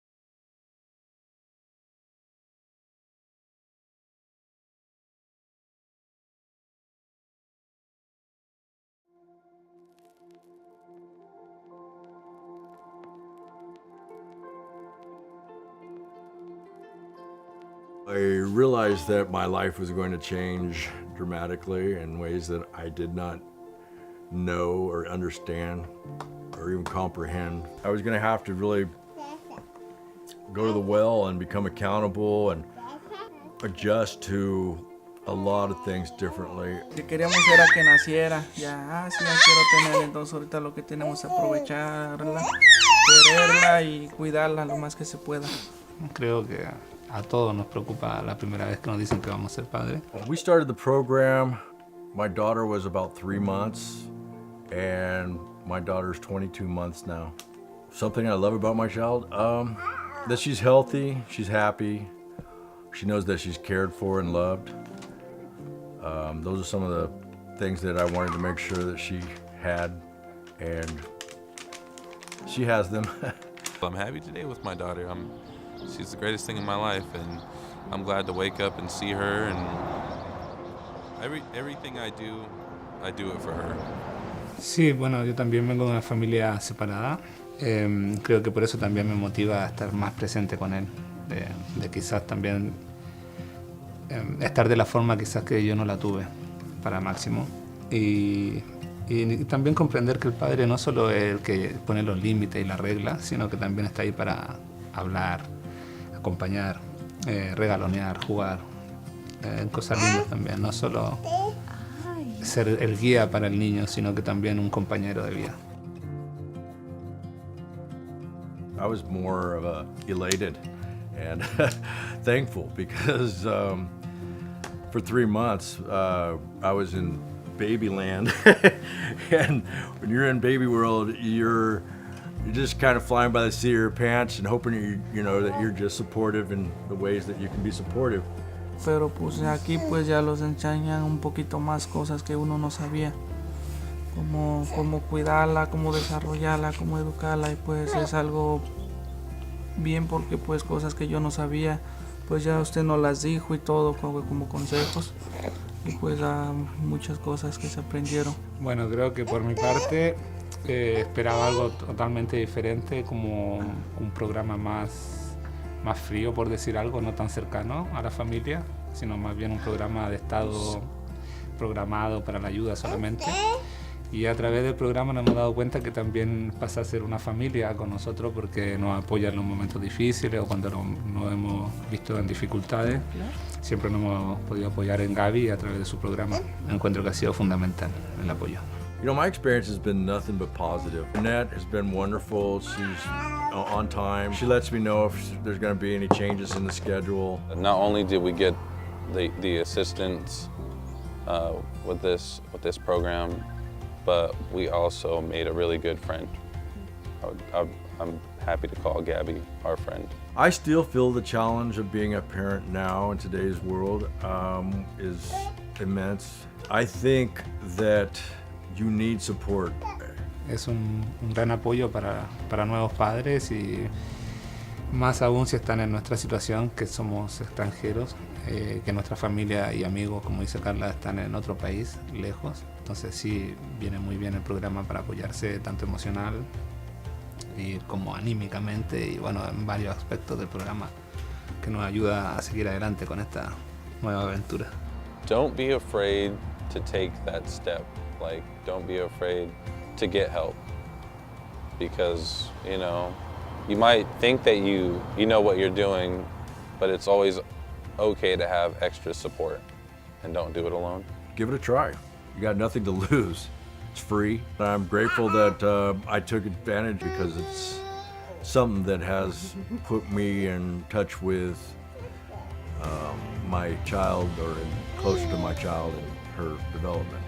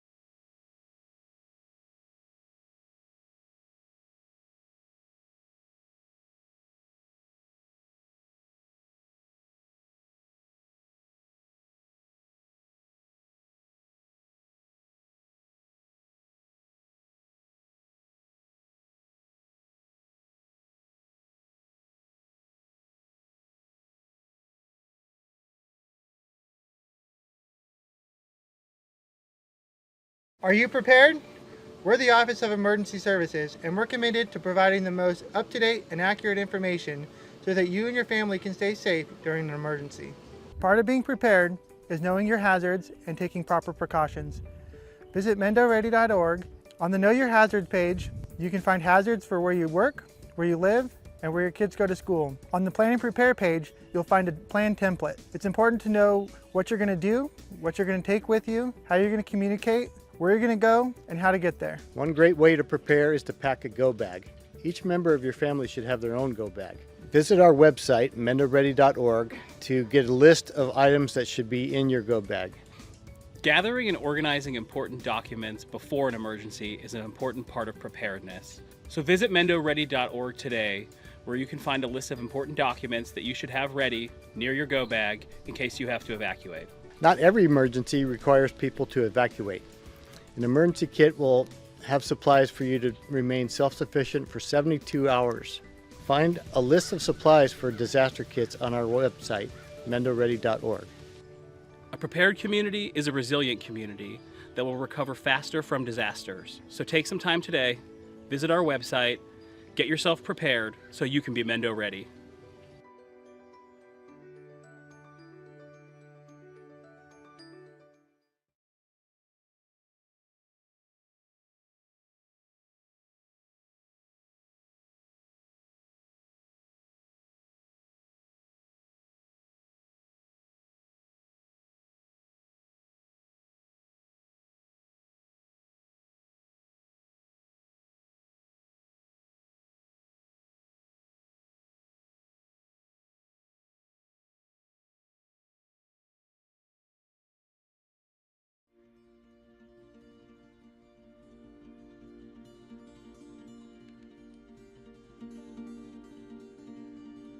Personally, I think everybody could benefit from the home visiting programs. I think that as a parent now, I'm grateful for support more than I was before. I filled out that form not knowing what I was doing. I am very, very grateful that I did it because it's really helping me a lot. Bueno, creo que por mi parte esperaba algo totalmente diferente, como un programa más más frío, por decir algo, no tan cercano a la familia. Y a través del programa nos hemos dado cuenta que también pasa a ser una familia con nosotros porque nos apoya en los momentos difíciles o cuando nos hemos visto en dificultades. Well, I was a new mom and I had no experience taking care of a newborn. There isn't like a book on how to raise a kid. We come from like a lot of family history of, you know, drugs, violence, alcoholism, so we didn't want our daughter to experience any of that. The thought that a parent was supposed to be loving, nurturing, supposed to be there for their kid, you know, provide food, shelter, joy, and going in, becoming a parent for her, I had no clue how to provide that. Cómo pensar educarla, ajá, cómo educar a un hijo y porque pues nosotros nunca, es la primera vez que íbamos a ser padres. What I think parents should know about home visiting is that you can learn a lot of new things and tips and tricks, how to take care of the baby and what to do, and if you're, you know, stuck in a routine and everything being monotonous, like they give you new resources and new tools how to handle parenthood. It was nice to have them kind of guiding me, even though I was not a first-time mom. I felt like a first-time mom. It totally blew my mind over time. So much information that I had no idea about. You know, she was straightforward when, you know, teaching me this stuff and answered any of my questions.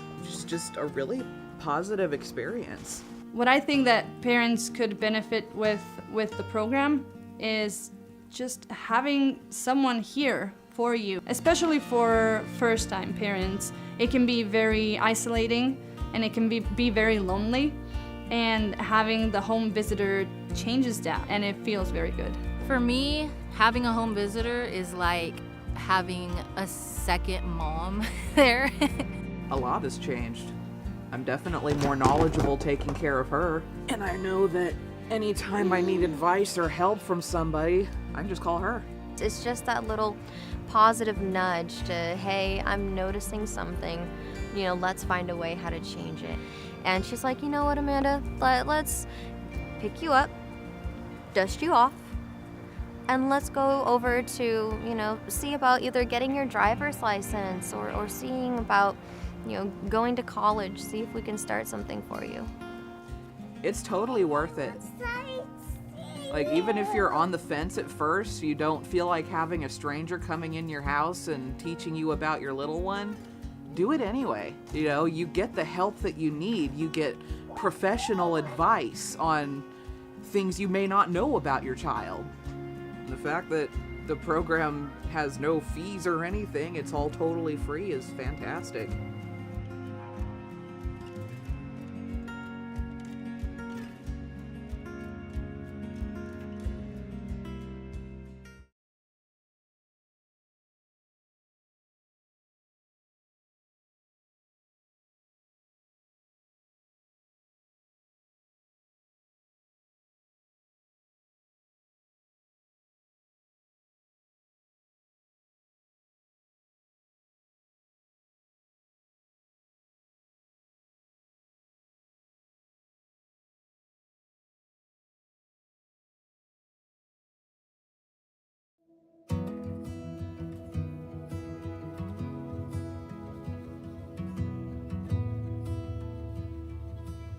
Yo creo que si conozco a alguien que está próxima a ser mamá, lo primero que haría sería recomendarle el programa porque te entrega mucho apoyo, mucha información y más que nada como apoyo emocional, una guía, te da una visión diferente de cómo es ser papá aquí, quizás en este país. Y así pues es un bonito programa porque pues es buena persona la señora y los ha atendido muy bien.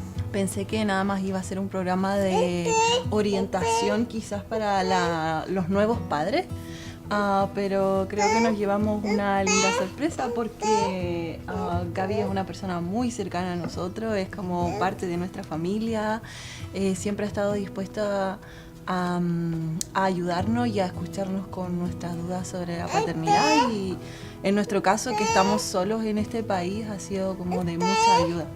Es un gran apoyo para nuevos padres y más aún si están en nuestra situación, que somos extranjeros, que nuestra familia y amigos, como dice Carla, están en otro país, lejos. Entonces sí, viene muy bien el programa para apoyarse tanto emocional y como anímicamente, y bueno, en varios aspectos del programa que nos ayuda a seguir adelante con esta nueva aventura.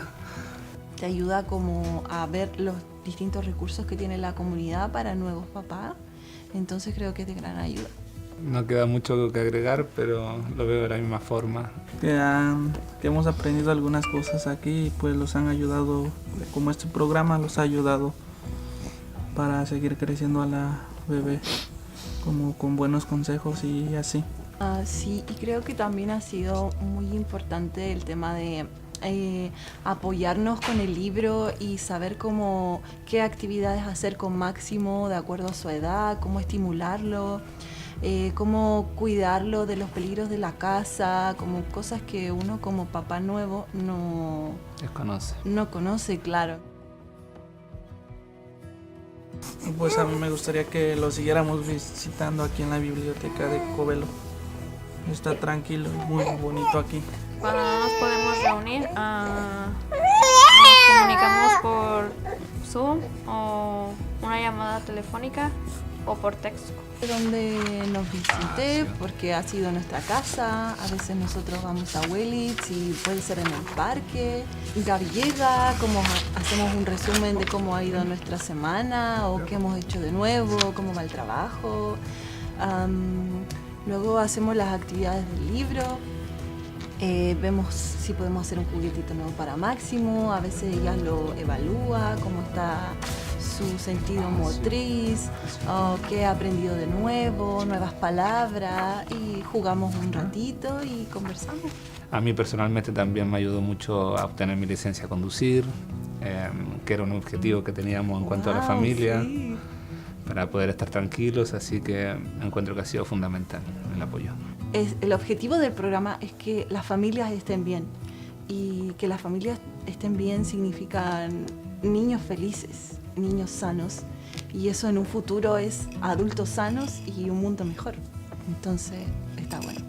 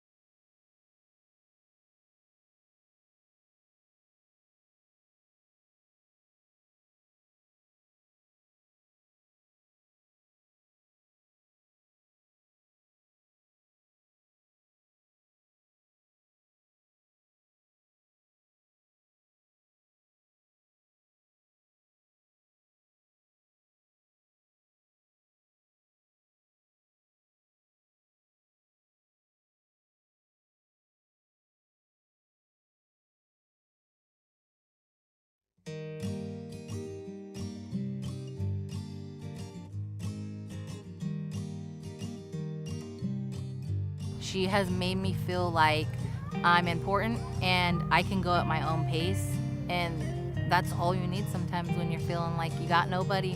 It was helpful to have somebody there kind of holding my hand and guiding me and letting me know this is kind of the normal. It felt like I was becoming a new mom, so it was very interesting and helpful, very, very helpful. You know, there was that self-conscious part of me, like, will I be accepted even though I'm not perfect? What I like the most is that she really listens. The support that she gives me is special because she does it with love, and it's just natural, you know. That's all I could say. It just feels like somebody that I've known since I was little. You know, I said to Jeanette, Jeanette, you're supposed to be with me for 5 years. Jeanette said, yeah, I know, I'm going to be with you guys for 5 years. That's when I said, well, I guess I can trust her. She's going to be with us for 5 years. Yo creo que quizás pasó como a la segunda visita o algo así, como que ya nos presentamos formalmente. Y luego ya creo que en la segunda visita estaba como todo más tranquilo, como muy, como que el ambiente era muy familiar. Entonces yo me sentí muy cómoda. Felt like she cared for Sparrow too, and Sparrow really enjoyed it. Yeah, she knew when Gabby came we were going to be making something or learning something, and she'd instantly start digging through Gabby's bags to find out what activity we were going to do. Not only did we get the assistance with this program, but we also made a really good friend. I'm happy to call Gabby our friend. I think the relationship that we've built has been just, she's a part of the family.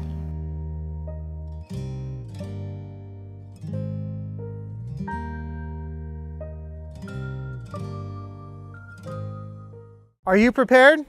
We're the Office of Emergency Services, and we're committed to providing the most up-to-date and accurate information so that you and your family can stay safe during an emergency. Visit mendoready.org. It's our one-stop shop for emergency information. You can sign up for emergency alerts, find your pre-established evacuation zone on our current emergencies map, and find hazard and preparedness information. Imagine you're faced with a disaster such as a wildfire, and you're ordered to evacuate. I'll bet you wish you had more time in that moment. Now's your chance to buy yourself that time. Sign up for Nixle and Mendo Alerts on our website, mendoready.org. Do it today.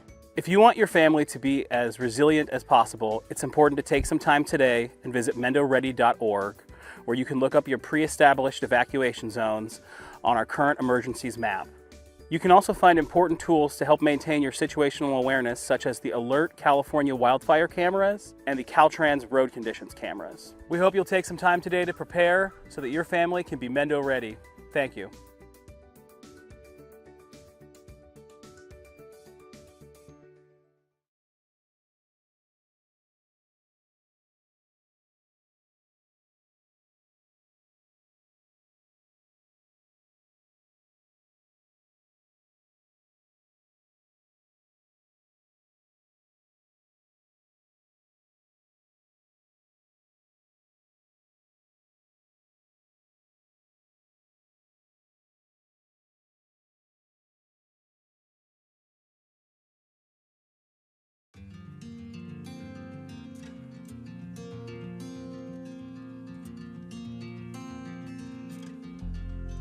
When I first realized that I was going to be a parent, I was super scared. After 2 or 3 weeks of meeting in the home visiting program, I was totally comfortable with the fact that I was going to have a baby. Yes, I was still scared, but at the same time, I felt like I had some sense of strength behind me. If I didn't have those resources that Jeanette provided me, I think it would be harder now. I got into the program and I realized, like, oh, this is nice. And now look at me, I work at a family resource center with parents and families, all this stuff. I'm so grateful that I got the opportunity to meet my home visitor, because without her, I think that I would be 10 steps behind from where I'm at right now. Pero pues aquí pues ya los enseñan un poquito más cosas que uno no sabía. Cómo cuidarla, cómo desarrollarla, cómo educarla, y pues es algo bien, porque pues cosas que yo no sabía, pues ya usted nos las dijo y todo como consejos, y pues muchas cosas que se aprendieron. I don't know what's normal for a 22-month-old baby or an 18-month-old baby, you know. When we get together, we usually discuss and get some progress made with the baby. It makes me feel comfortable, and I associate my parenting with her my home visitor telling me, yeah, this is going great. So it's nice to know where they're at, what stage they're at for every parent, and also to give, again, your children that head start in education. If I had any questions with her, just call her up on the phone. You know, it was very relatable, very personal. And, you know, with her getting to know my kids, you know, she got to kind of help guide me along the way. I mean, there were so many cool things that I've learned. I went from a very like rough type of life. I was homeless, and she was able to help me get into school, and I actually have enough credits to graduate with the business degree right now. I think I really want to mention just that I'm grateful that I took advantage, because it's something that has put me in touch with my child, or closer to my child and her development. I want other people and parents to know that the home visiting is not something that you should be afraid of. It's actually something that is needed. You know, because she's not just here for her, she's here to help with all of it. She helped me create a safe space where I feel comfortable enough to ask for help. Don't be afraid to take that step. Like, don't be afraid to get help. It's always okay to have extra support. I would say, give it a try. You got nothing to lose.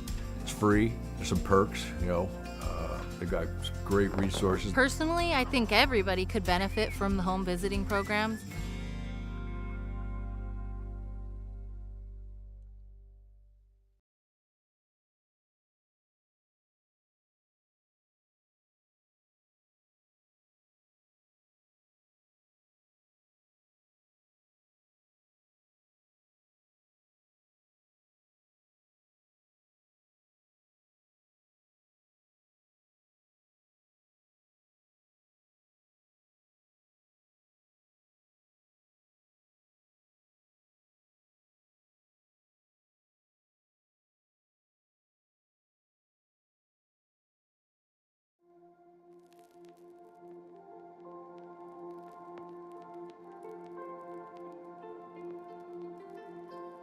I realized that my life was going to change dramatically in ways that I did not know or understand or even comprehend. I was going to have to really go to the well and become accountable and adjust to a lot of things differently. Que queríamos era que naciera, ya, sí, ya quiero tener, entonces ahorita lo que tenemos es aprovecharla, quererla y cuidarla lo más que se pueda. Creo que a todos nos preocupa la primera vez que nos dicen que vamos a ser padres. When we started the program, my daughter was about 3 months, and my daughter's 22 months now. Something I love about my child, that she's healthy, she's happy, she knows that she's cared for and loved. Those are some of the things that I wanted to make sure that she had, and she has them. I'm happy today with my daughter. She's the greatest thing in my life, and I'm glad to wake up and see her, and everything I do it for her. Sí, bueno, yo también vengo de una familia separada. Creo que por eso también me motiva a estar más presente con él, de quizás también estar de la forma quizás que yo no la tuve para Máximo, y también comprender que el padre no solo es el que pone los límites y las reglas, sino que también está ahí para hablar, acompañar, regalonear, jugar, cosas lindas también, no solo ser el guía para el niño, sino que también un compañero de vida. I was more of a elated and thankful, because for 3 months I was in baby land, and when you're in baby world, you're just kind of flying by the seat of your pants and hoping you know that you're just supportive in the ways that you can be supportive. Pero pues aquí pues ya los enseñan un poquito más cosas que uno no sabía, cómo cuidarla, cómo desarrollarla, cómo educarla, y pues es algo bien, porque pues cosas que yo no sabía pues ya usted nos las dijo y todo como consejos. y pues muchas cosas que se aprendieron. Bueno, creo que por mi parte esperaba algo totalmente diferente, como un programa más frío, por decir algo, no tan cercano a la familia, sino más bien un programa de Estado programado para la ayuda solamente. Y a través del programa nos hemos dado cuenta que también pasa a ser una familia con nosotros, porque nos apoya en los momentos difíciles o cuando nos hemos visto en dificultades. Siempre nos hemos podido apoyar en Gaby a través de su programa. Encuentro que ha sido fundamental el apoyo. You know, my experience has been nothing but positive. Annette has been wonderful. She's on time. She lets me know if there's going to be any changes in the schedule. Not only did we get the assistance with this program, but we also made a really good friend. I'm happy to call Gabby our friend. I still feel the challenge of being a parent now in today's world is immense. I think that you need support. Es un gran apoyo para nuevos padres, y más aún si están en nuestra situación, que somos extranjeros, que nuestra familia y amigos, como dice Carla, están en otro país, lejos. Entonces sí, viene muy bien el programa para apoyarse tanto emocional y como anímicamente, y bueno, en varios aspectos del programa, que nos ayuda a seguir adelante con esta nueva aventura. Don't be afraid to take that step. Like, don't be afraid to get help, because, you know, you might think that you know what you're doing, but it's always okay to have extra support, and don't do it alone. Give it a try. You got nothing to lose. It's free. I'm grateful that I took advantage, because it's something that has put me in touch with my child, or closer to my child and her development.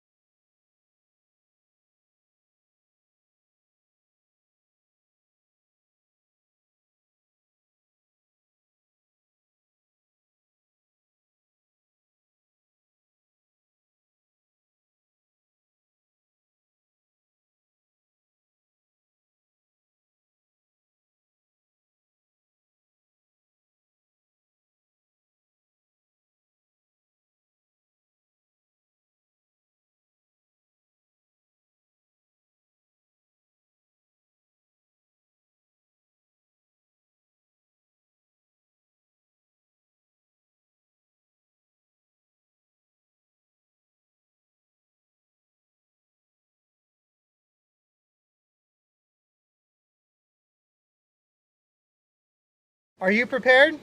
We're the Office of Emergency Services, and we're committed to providing the most up-to-date and accurate information so that you and your family can stay safe during an emergency. Part of being prepared is knowing your hazards and taking proper precautions. Visit mendoready.org.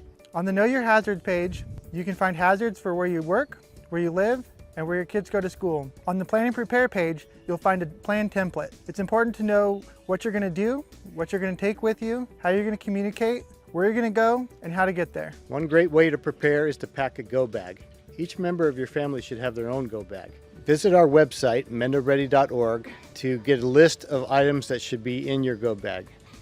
Gathering and organizing important documents before an emergency is an important part of preparedness. So visit mendoready.org today, where you can find a list of important documents that you should have ready near your go bag in case you have to evacuate.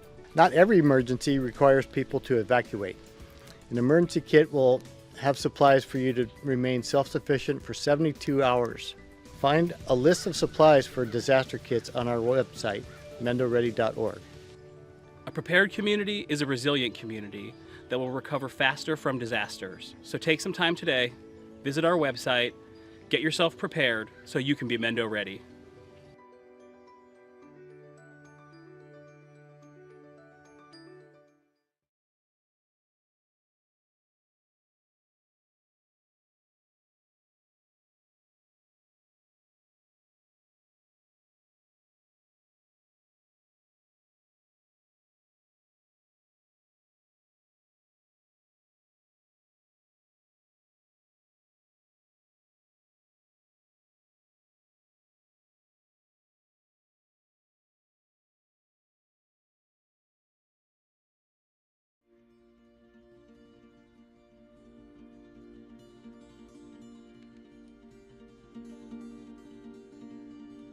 Personally, I think everybody could benefit from the home visiting programs. I think that as a parent now, I'm grateful for support more than I was before. I filled out that form not knowing what I was doing. I am very, very grateful that I did it because it's really helping me a lot.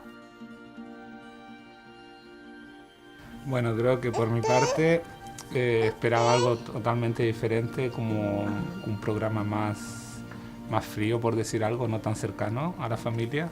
Y a través del programa nos hemos dado cuenta que también pasa a ser una familia con nosotros porque nos apoya en los momentos difíciles o cuando nos hemos visto en dificultades. Well, I was a new mom and I had no experience taking care of a newborn.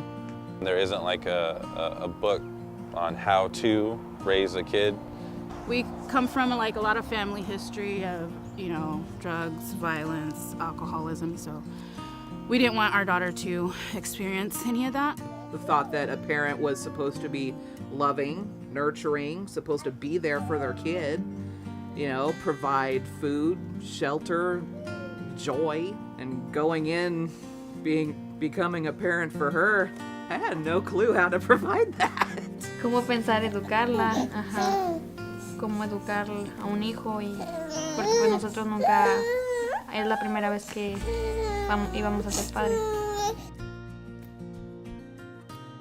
What I think parents should know about home visiting is that you can learn a lot of new things and tips and tricks, how to take care of the baby and what to do, and if you're, you know, stuck in a routine and everything being monotonous, like they give you new resources and new tools how to handle parenthood. It was nice to have them kind of guiding me, even though I was not a first-time mom. I felt like a first-time mom. It totally blew my mind over time. So much information that I had no idea about. You know, she was straightforward when, you know, teaching me this stuff and answered any of my questions. Just a really positive experience. What I think that parents could benefit with the program is just having someone here for you, especially for first-time parents. It can be very isolating and it can be very lonely, and having the home visitor changes that and it feels very good. For me, having a home visitor is like having a second mom there. A lot has changed. I'm definitely more knowledgeable taking care of her, and I know that anytime I need advice or help from somebody, I can just call her.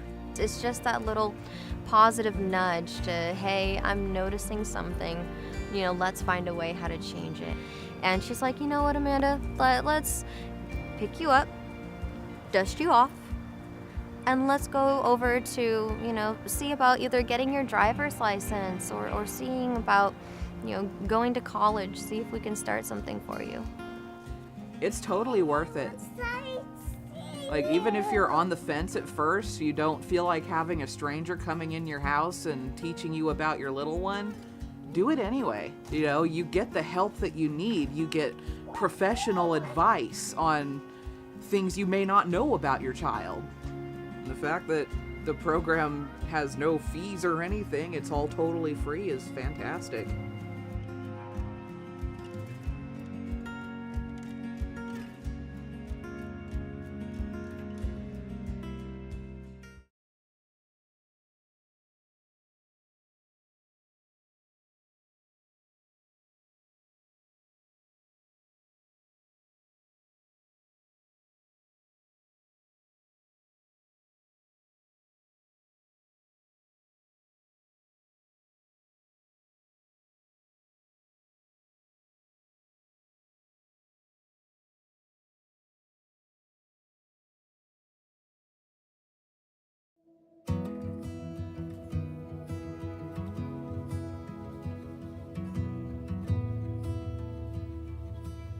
Yo creo que si conozco a alguien que está próxima a ser mamá, lo primero que haría sería recomendarle el programa porque te entrega mucho apoyo, mucha información y más que nada como apoyo emocional, una guía, te da una visión diferente de cómo es ser papá aquí, quizás en este país. Y así pues es un bonito programa. porque pues es buena persona la señora y los ha atendido muy bien. Pensé que nada más iba a ser un programa de orientación quizás para los nuevos padres, pero creo que nos llevamos una linda sorpresa porque Gaby es una persona muy cercana a nosotros, es como parte de nuestra familia, siempre ha estado dispuesta a ayudarnos y a escucharnos con nuestras dudas sobre la paternidad, y en nuestro caso, que estamos solos en este país, ha sido como de mucha ayuda. Es un gran apoyo para nuevos padres y más aún si están en nuestra situación, que somos extranjeros, que nuestra familia y amigos, como dice Carla, están en otro país, lejos. Entonces sí, viene muy bien el programa para apoyarse tanto emocional y como anímicamente, y bueno, en varios aspectos del programa que nos ayuda a seguir adelante con esta nueva aventura. Te ayuda como a ver los distintos recursos que tiene la comunidad para nuevos papás, entonces creo que es de gran ayuda. No queda mucho que agregar, pero lo veo de la misma forma. Que hemos aprendido algunas cosas aquí y pues los han ayudado, como este programa los ha ayudado para seguir creciendo a la bebé, como con buenos consejos y así. Sí, y creo que también ha sido muy importante el tema de apoyarnos con el libro y saber qué actividades hacer con Máximo de acuerdo a su edad, cómo estimularlo, cómo cuidarlo de los peligros de la casa, como cosas que uno como papá nuevo no conoce, claro. Pues a mí me gustaría que lo siguiéramos visitando aquí en la biblioteca de Covelo. Está tranquilo y muy bonito aquí. Cuando no nos podemos reunir, nos comunicamos por Zoom o una llamada telefónica o por texto. Donde nos visite, porque ha sido nuestra casa, a veces nosotros vamos a Willits y puede ser en el parque. Gaby llega, hacemos un resumen de cómo ha ido nuestra semana o qué hemos hecho de nuevo, cómo va el trabajo. Luego hacemos las actividades del libro, vemos si podemos hacer un juguetito nuevo para Máximo, a veces ella lo evalúa, cómo está su sentido motriz, qué ha aprendido de nuevo, nuevas palabras, y jugamos un ratito y conversamos.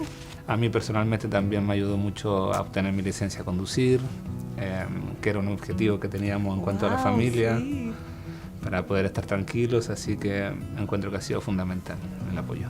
El objetivo del programa es que las familias estén bien, y que las familias estén bien significa niños felices, niños sanos, y eso en un futuro es adultos sanos y un mundo mejor. Entonces está bueno.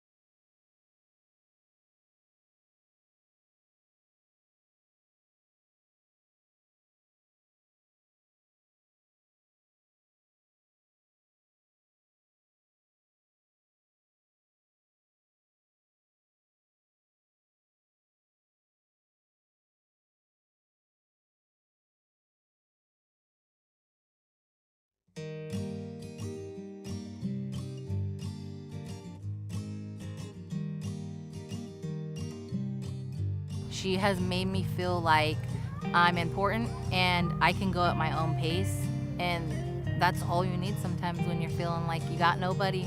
It was helpful to have somebody there kind of holding my hand and guiding me and letting me know this is kind of the normal. It felt like I was becoming a new mom, so it was very interesting and helpful, very, very helpful. You know, there was that self-conscious part of me, like, will I be accepted even though I'm not perfect? What I like the most is that she really listens. The support that she gives me is special because she does it with love, and it's just natural, you know. That's all I could say. It just feels like somebody that I've known since I was little.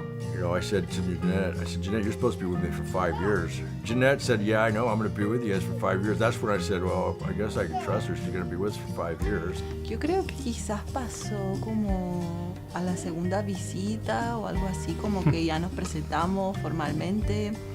Y luego ya creo que en la segunda visita estaba como todo más tranquilo, como muy, como que el ambiente era muy familiar, entonces yo me sentí muy cómoda. Felt like she cared for Sparrow too, and Sparrow really enjoyed it. Yeah, she knew when Gabby came we were going to be making something or learning something, and she'd instantly start digging through Gabby's bags to find out what activity we were going to do. Not only did we get the assistance with this program, but we also made a really good friend. I'm happy to call Gabby our friend. I think the relationship that we've built has been just, she's a part of the family.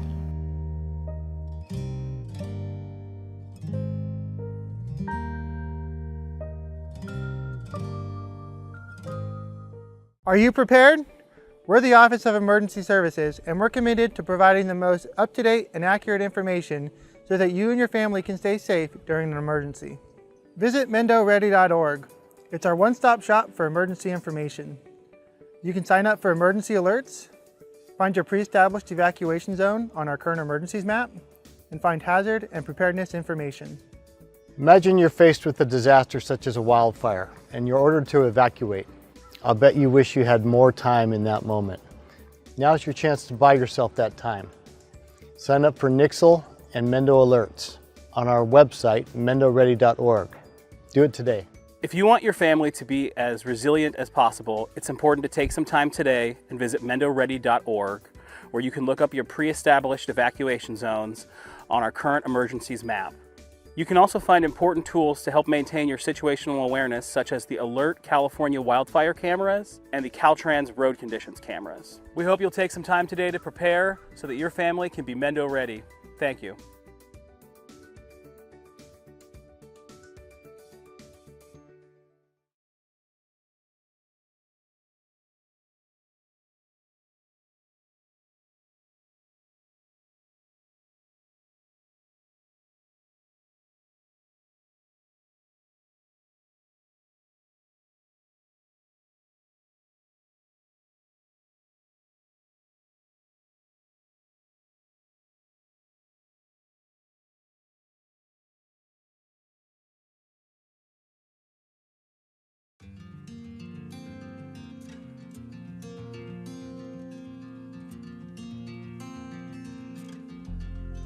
When I first realized that I was going to be a parent, I was super scared. After 2 or 3 weeks of meeting in the home visiting program, I was totally comfortable with the fact that I was going to have a baby.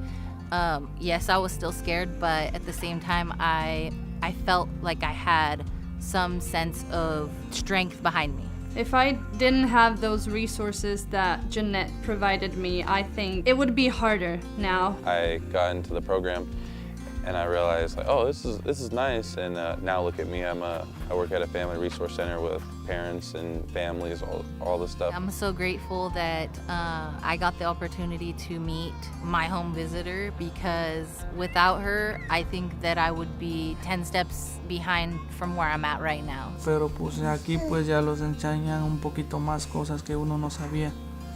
Cómo cuidarla, cómo desarrollarla, cómo educarla, y pues es algo bien, porque pues cosas que yo no sabía, pues ya usted nos las dijo y todo como consejos, y pues muchas cosas que se aprendieron. I don't know what's normal for a 22-month-old baby or an 18-month-old baby, you know. When we get together, we usually discuss and get some progress made with the baby. It makes me feel comfortable, and I associate my parenting with her, my home visitor, telling me, yeah, this is going great. So it's nice to know where they're at, what stage they're at for every parent, and also to give, again, your children that head start in education. If I had any questions with her, just call her up on the phone. You know, it was very relatable, very personal. And, you know, with her getting to know my kids, you know, she got to kind of help guide me along the way. I mean, there were so many cool things that I've learned. I went from a very like rough type of life. I was homeless, and she was able to help me get into school, and I actually have enough credits to graduate with a business degree right now. I think I really want to mention just that I'm grateful that I took advantage, because it's something that has put me in touch with my child, or closer to my child and her development. I want other people and parents to know that the home visiting is not something that you should be afraid of. It's actually something that is needed. You know, because she's not just here for her, she's here to help with all of it. She helped me create a safe space where I feel comfortable enough to ask for help. Don't be afraid to take that step. Like, don't be afraid to get help. It's always okay to have extra support. I would say, give it a try.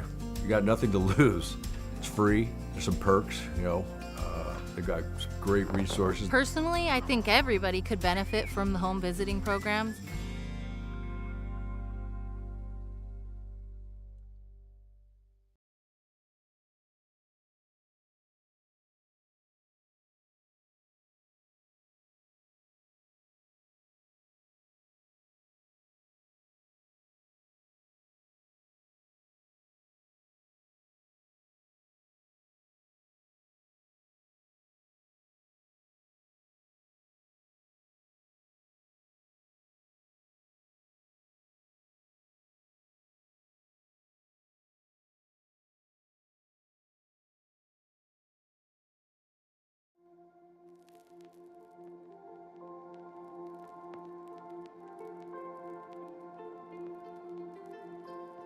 I realized that my life was going to change dramatically in ways that I did not know or understand or even comprehend. I was going to have to really go to the well and become accountable and adjust to a lot of things differently. Que queríamos era que naciera, ya, sí, ya quiero tener, entonces ahorita lo que tenemos es aprovecharla, quererla y cuidarla lo más que se pueda.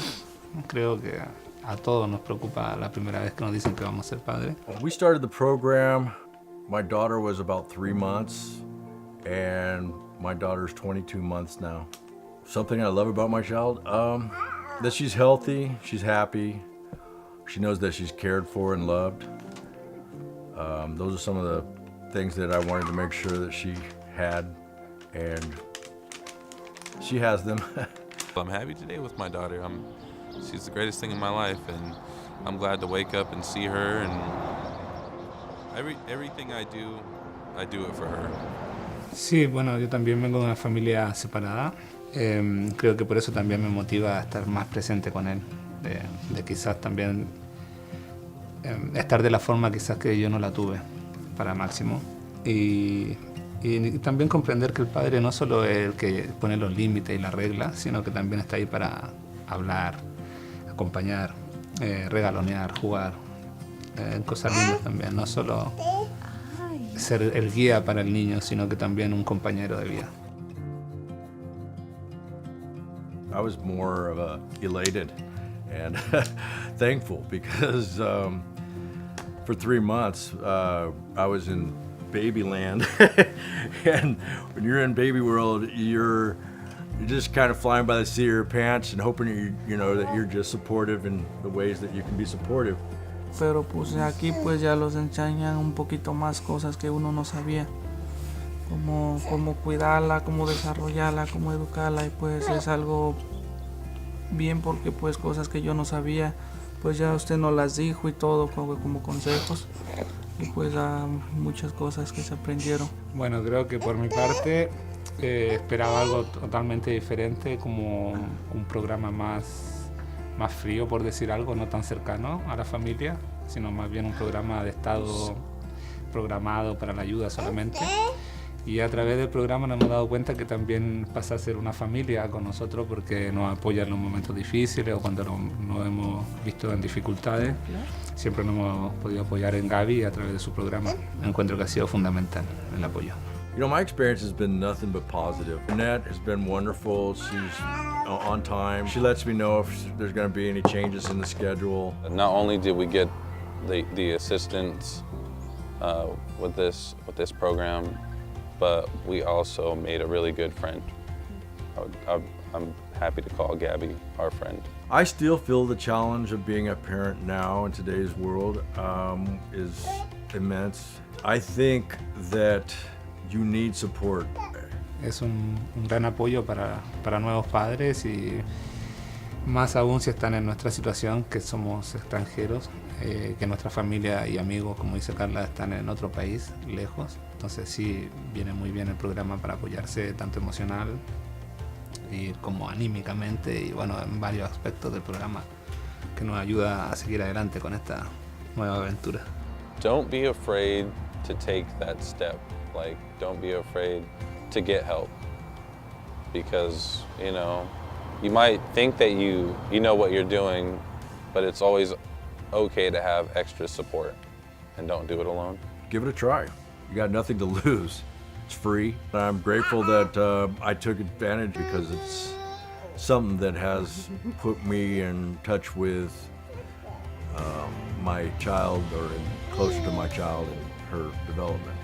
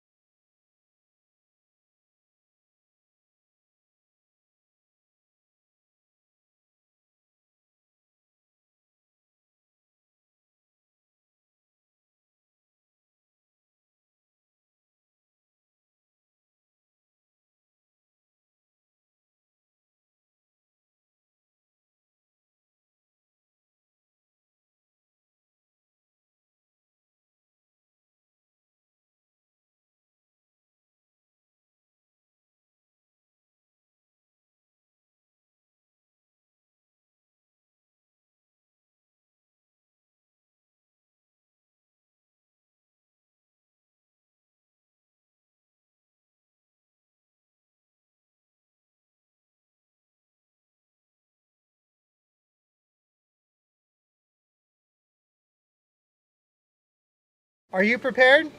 We're the Office of Emergency Services, and we're committed to providing the most up-to-date and accurate information so that you and your family can stay safe during an emergency. Part of being prepared is knowing your hazards and taking proper precautions. Visit mendoready.org.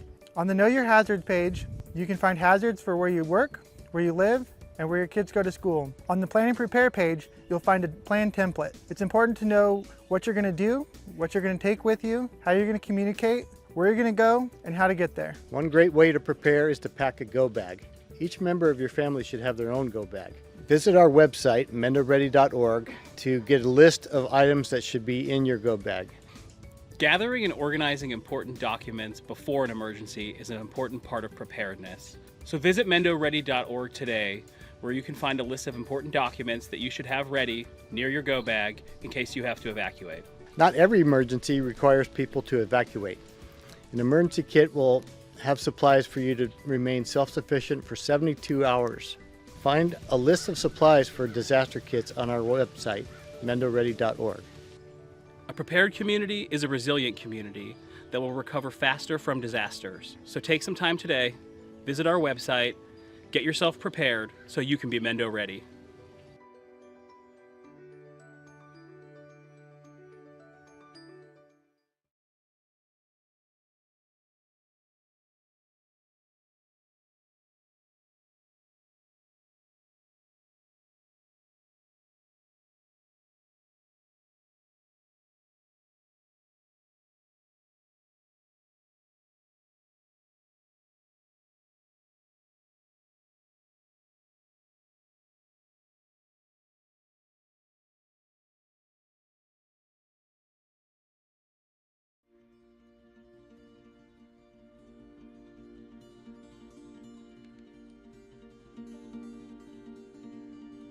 Personally, I think everybody could benefit from the home visiting programs. I think that as a parent now, I'm grateful for support more than I was before. I filled out that form not knowing what I was doing. I am very, very grateful that I did it because it's really helping me a lot. Bueno, creo que por mi parte esperaba algo totalmente diferente, como un programa más frío, por decir algo, no tan cercano a la familia. Y a través del programa nos hemos dado cuenta que también pasa a ser una familia con nosotros porque nos apoya en los momentos difíciles o cuando nos hemos visto en dificultades. Well, I was a new mom and I had no experience taking care of a newborn. There isn't like a book on how to raise a kid. We come from like a lot of family history of, you know, drugs, violence, alcoholism, so we didn't want our daughter to experience any of that.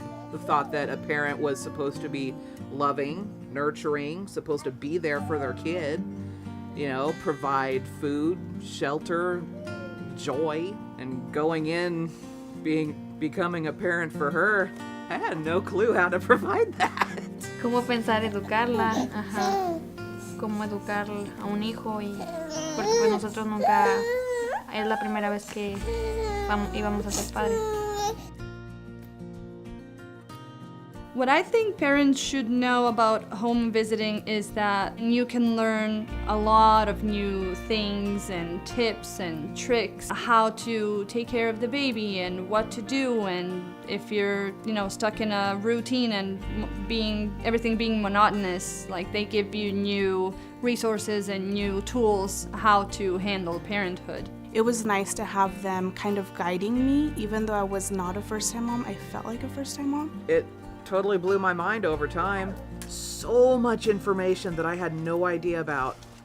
You know, she was straightforward when, you know, teaching me this stuff and answered any of my questions. It's just a really positive experience. What I think that parents could benefit with the program is just having someone here for you, especially for first-time parents. It can be very isolating and it can be very lonely, and having the home visitor changes that and it feels very good.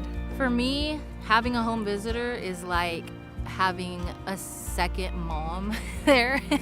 A lot has changed.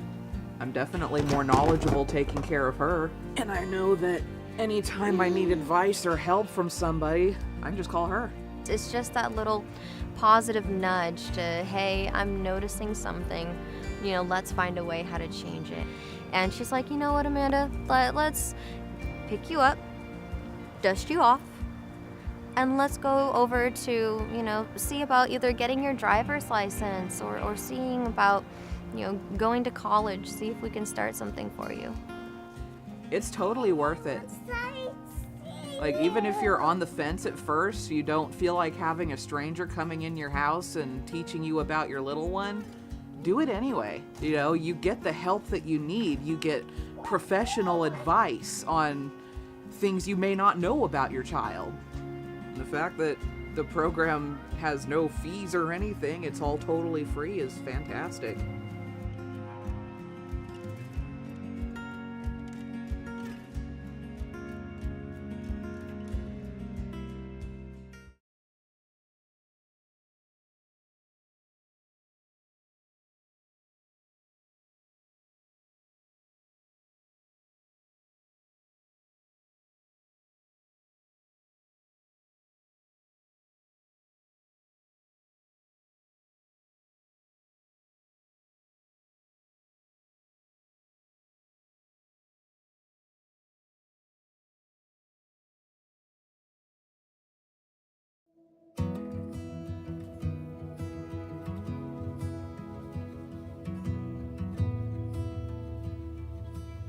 Yo creo que si conozco a alguien que está próxima a ser mamá, lo primero que haría sería recomendarle el programa porque te entrega mucho apoyo, mucha información y más que nada como apoyo emocional, una guía, te da una visión diferente de cómo es ser papá aquí, quizás en este país. Y así pues es un bonito programa. porque pues es buena persona la señora y los ha atendido muy bien. Pensé que nada más iba a ser un programa de orientación quizás para los nuevos padres, pero creo que nos llevamos una linda sorpresa porque Gaby es una persona muy cercana a nosotros, es como parte de nuestra familia, siempre ha estado dispuesta a ayudarnos y a escucharnos con nuestras dudas sobre la paternidad, y en nuestro caso, que estamos solos en este país, ha sido como de mucha ayuda. Es un gran apoyo para nuevos padres y más aún si están en nuestra situación, que somos extranjeros, que nuestra familia y amigos, como dice Carla, están en otro país, lejos. Entonces sí, viene muy bien el programa para apoyarse tanto emocional y como anímicamente, y bueno, en varios aspectos del programa que nos ayuda a seguir adelante con esta nueva aventura. Te ayuda como a ver los distintos recursos que tiene la comunidad para nuevos papás, entonces creo que es de gran ayuda. No queda mucho que agregar, pero lo veo de la misma forma. Que hemos aprendido algunas cosas aquí y pues los han ayudado, como este programa los ha ayudado para seguir creciendo a la bebé, como con buenos consejos y así. Sí, y creo que también ha sido muy importante el tema de apoyarnos con el libro y saber qué actividades hacer con Máximo de acuerdo a su edad, cómo estimularlo, cómo cuidarlo de los peligros de la casa, como cosas que uno como papá nuevo no conoce, claro. Pues a mí me gustaría que lo siguiéramos visitando aquí en la biblioteca de Covelo. Está tranquilo y muy bonito aquí. Cuando no nos podemos reunir, nos comunicamos por Zoom o una llamada telefónica o por texto. Donde nos visite, porque ha sido nuestra casa, a veces nosotros vamos a Willits y puede ser en el parque. Gaby llega, hacemos un resumen de cómo ha ido nuestra semana o qué hemos hecho de nuevo, cómo va el trabajo. Luego hacemos las actividades del libro, vemos si podemos hacer un juguetito nuevo para Máximo, a veces ella lo evalúa, cómo está su sentido motriz, qué ha aprendido de nuevo, nuevas palabras, y jugamos un ratito y conversamos. A mí personalmente también me ayudó mucho a obtener mi licencia a conducir, que era un objetivo que teníamos en cuanto a la familia, sí, para poder estar tranquilos, así que encuentro que ha sido fundamental el apoyo. El objetivo del programa es que las familias estén bien, y que las familias estén bien significa niños felices, niños sanos, y eso en un futuro es adultos sanos y un mundo mejor. Entonces está bueno.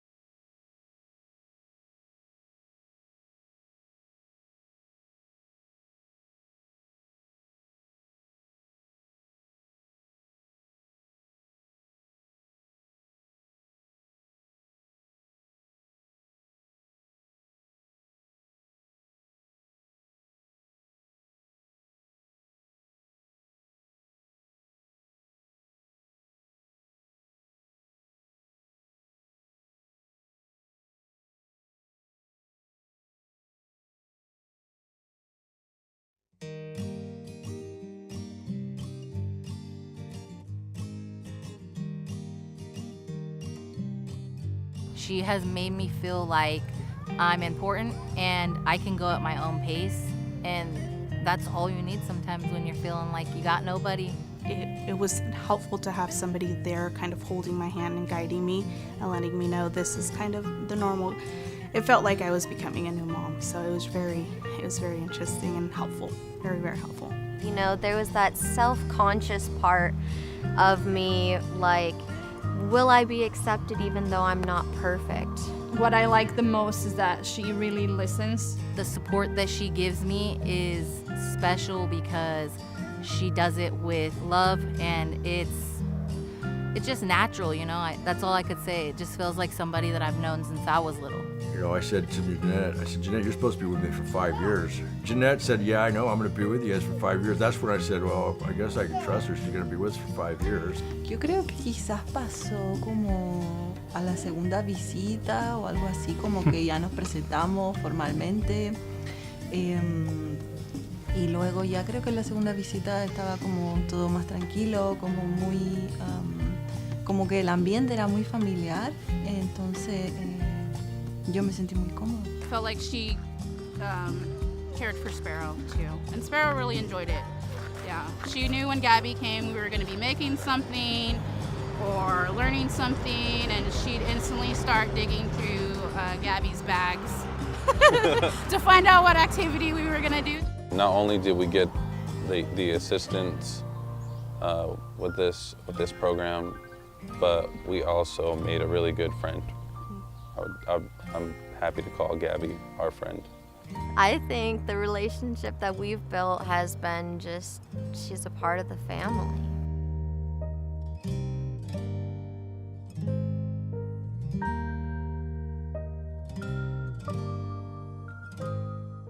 Are you prepared?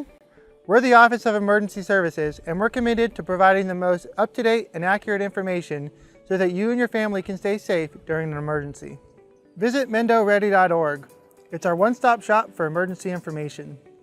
You can sign up for emergency alerts, find your pre-established evacuation zone on our current emergencies map, and find hazard and preparedness information. Imagine you're faced with a disaster such as a wildfire, and you're ordered to evacuate.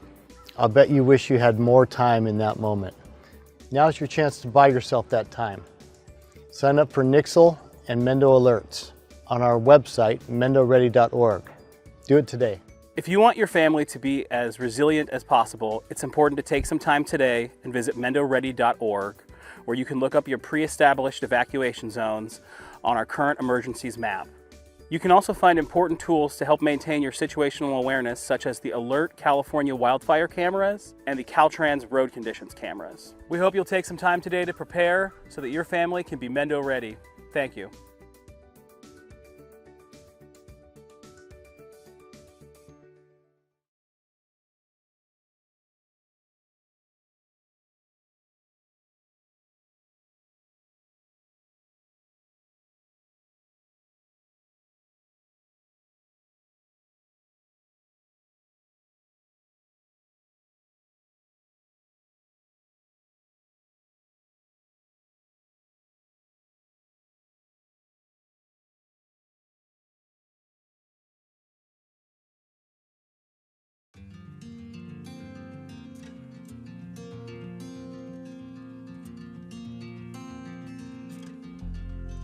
When I first realized that I was going to be a parent, I was super scared. After 2 or 3 weeks of meeting in the home visiting program, I was totally comfortable with the fact that I was going to have a baby.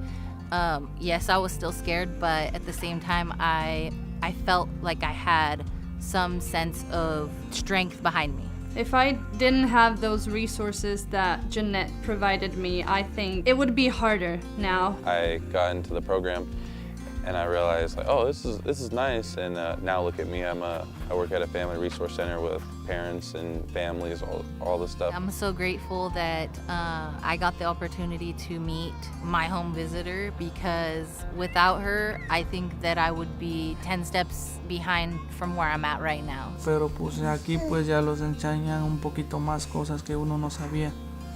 Cómo cuidarla, cómo desarrollarla, cómo educarla, y pues es algo bien, porque pues cosas que yo no sabía, pues ya usted nos las dijo y todo como consejos.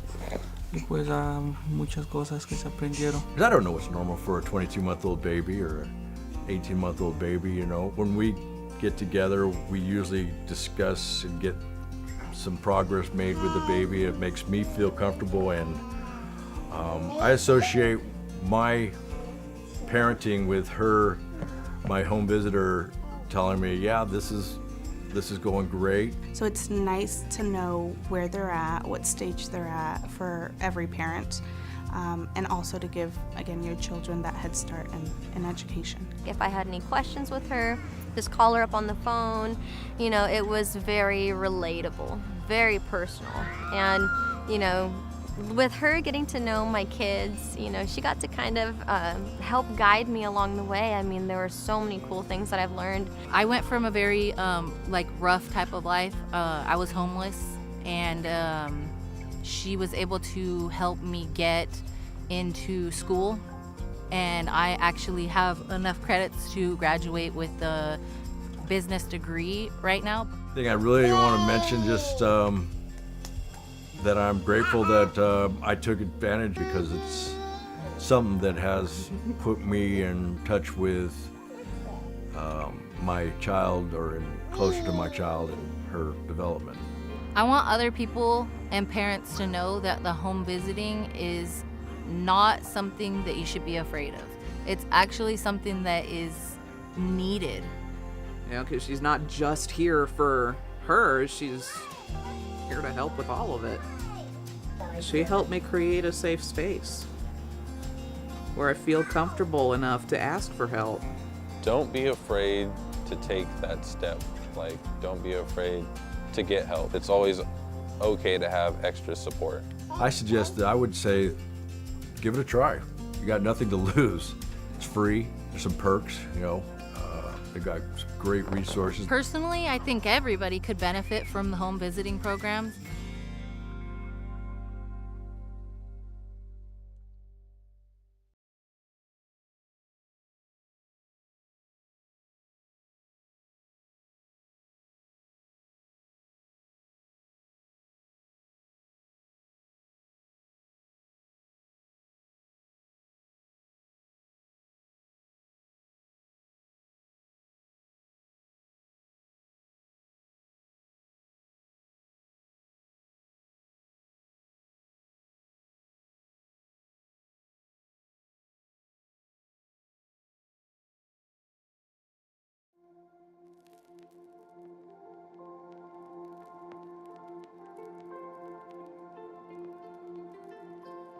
I realized that my life was going to change dramatically in ways that I did not know or understand or even comprehend. I was going to have to really go to the well and become accountable and adjust to a lot of things differently. Que queríamos era que naciera, ya, si ya quiero tener, entonces ahorita lo que tenemos es aprovecharla, quererla y cuidarla lo más que se pueda.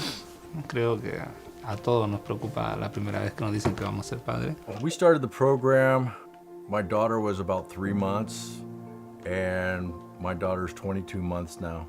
Something I love about my child, that she's healthy, she's happy, she knows that she's cared for and loved. Those are some of the things that I wanted to make sure that she had, and she has them. I'm happy today with my daughter. She's the greatest thing in my life, and I'm glad to wake up and see her, and everything I do it for her. Sí, bueno, yo también vengo de una familia separada. Creo que por eso también me motiva a estar más presente con él, de quizás también estar de la forma quizás que yo no la tuve para Máximo, y también comprender que el padre no solo es el que pone los límites y las reglas, sino que también está ahí para hablar, acompañar, regalonear, jugar, cosas lindas también, no solo ser el guía para el niño, sino que también un compañero de vida. I was more of a elated and thankful, because for 3 months I was in baby land.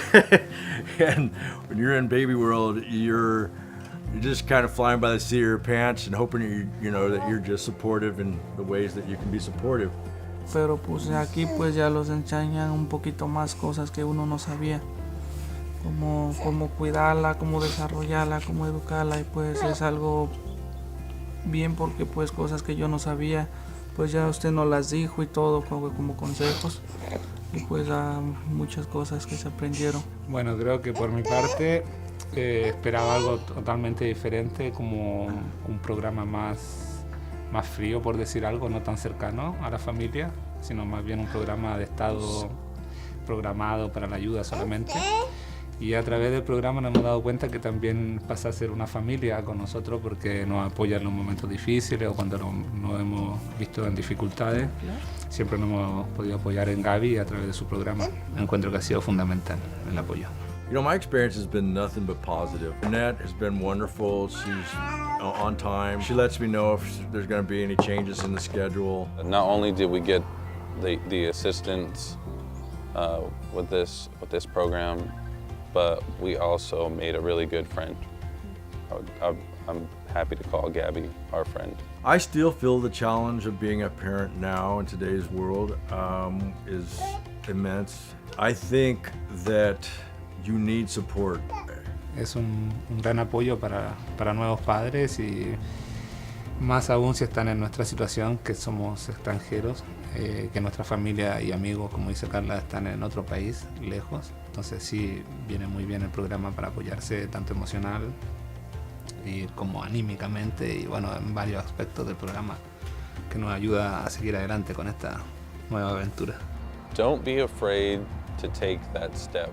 Like, don't be afraid to get help, because you might think that you know what you're doing, but it's always okay to have extra support, and don't do it alone. Give it a try. You got nothing to lose. It's free. I'm grateful that I took advantage, because it's something that has put me in touch with my child, or closer to my child and her development.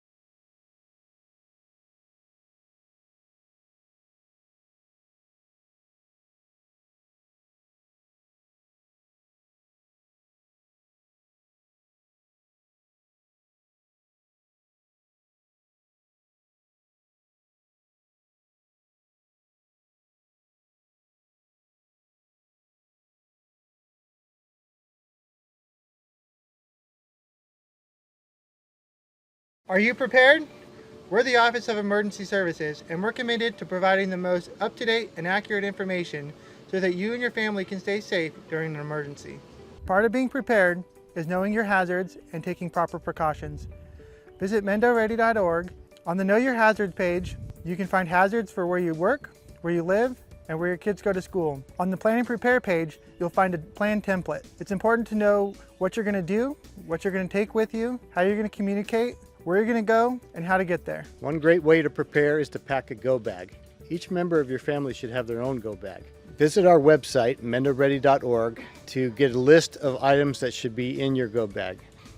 Gathering and organizing important documents before an emergency is an important part of preparedness. So visit mendoready.org today, where you can find a list of important documents that you should have ready near your go bag in case you have to evacuate. Not every emergency requires people to evacuate. An emergency kit will have supplies for you to remain self-sufficient for 72 hours. Find a list of supplies for disaster kits on our website, mendoready.org. A prepared community is a resilient community that will recover faster from disasters. So take some time today, visit our website, get yourself prepared so you can be Mendo ready.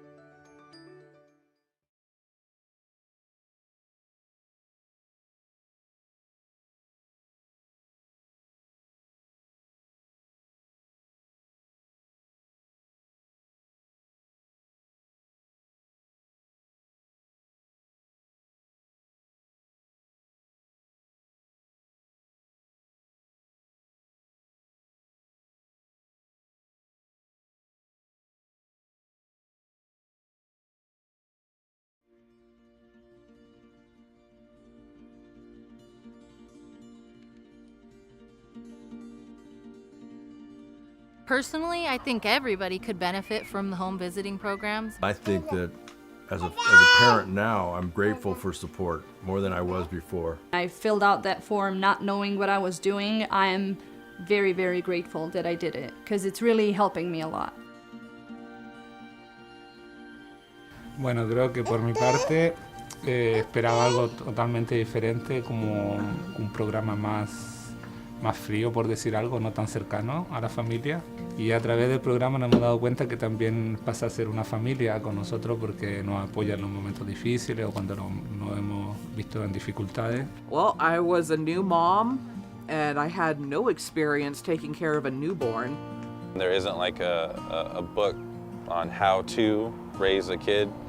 We come from like a lot of family history of, you know, drugs, violence, alcoholism, so we didn't want our daughter to experience any of that. The thought that a parent was supposed to be loving, nurturing, supposed to be there for their kid, you know, provide food, shelter, joy, and going in, becoming a parent for her, I had no clue how to provide that. ¿Cómo pensar educarla? Ajá. Cómo educar a un hijo y porque pues nosotros nunca es la primera vez que íbamos a ser padres.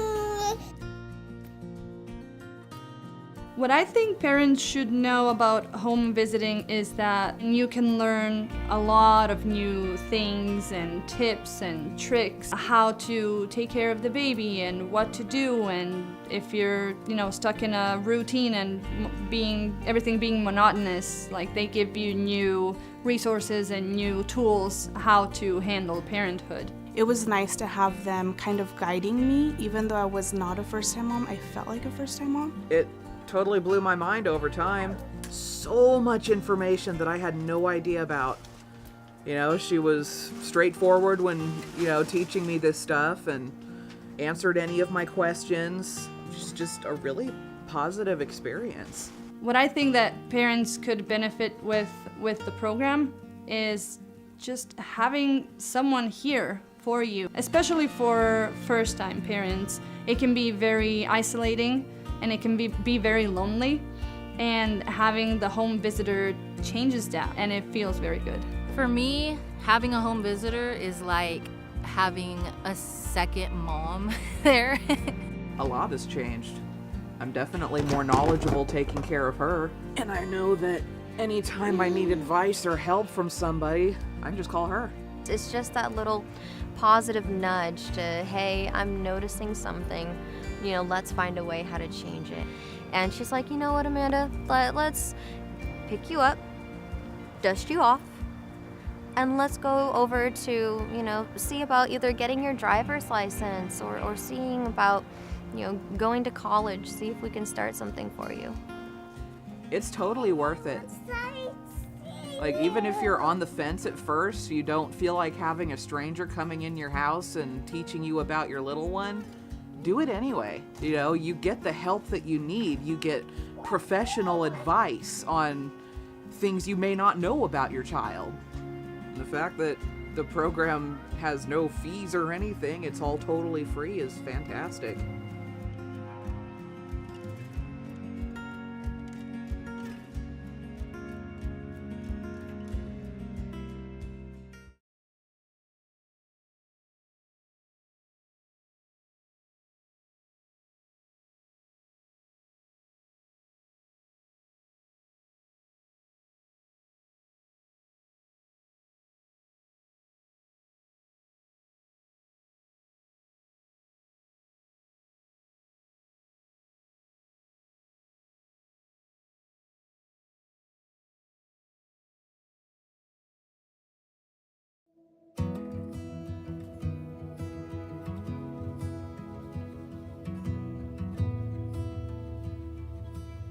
Yo creo que si conozco a alguien que está próxima a ser mamá, lo primero que haría sería recomendarle el programa porque te entrega mucho apoyo, mucha información y más que nada como apoyo emocional, una guía, te da una visión diferente de cómo es ser papá aquí, quizás en este país. Y así pues es un bonito programa. porque pues es buena persona la señora y los ha atendido muy bien. Pensé que nada más iba a ser un programa de orientación quizás para los nuevos padres, pero creo que nos llevamos una linda sorpresa porque Gaby es una persona muy cercana a nosotros, es como parte de nuestra familia, siempre ha estado dispuesta a ayudarnos y a escucharnos con nuestras dudas sobre la paternidad, y en nuestro caso, que estamos solos en este país, ha sido como de mucha ayuda. Es un gran apoyo para nuevos padres y más aún si están en nuestra situación, que somos extranjeros, que nuestra familia y amigos, como dice Carla, están en otro país, lejos. Entonces sí, viene muy bien el programa para apoyarse tanto emocional y como anímicamente, y bueno, en varios aspectos del programa que nos ayuda a seguir adelante con esta nueva aventura. Te ayuda como a ver los distintos recursos que tiene la comunidad para nuevos papás, entonces creo que es de gran ayuda.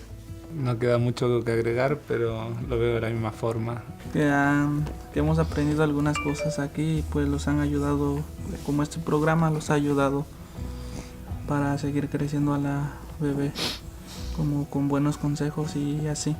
Sí, y creo que también ha sido muy importante el tema de apoyarnos con el libro y saber qué actividades hacer con Máximo de acuerdo a su edad, cómo estimularlo, cómo cuidarlo de los peligros de la casa, como cosas que uno como papá nuevo no conoce, claro.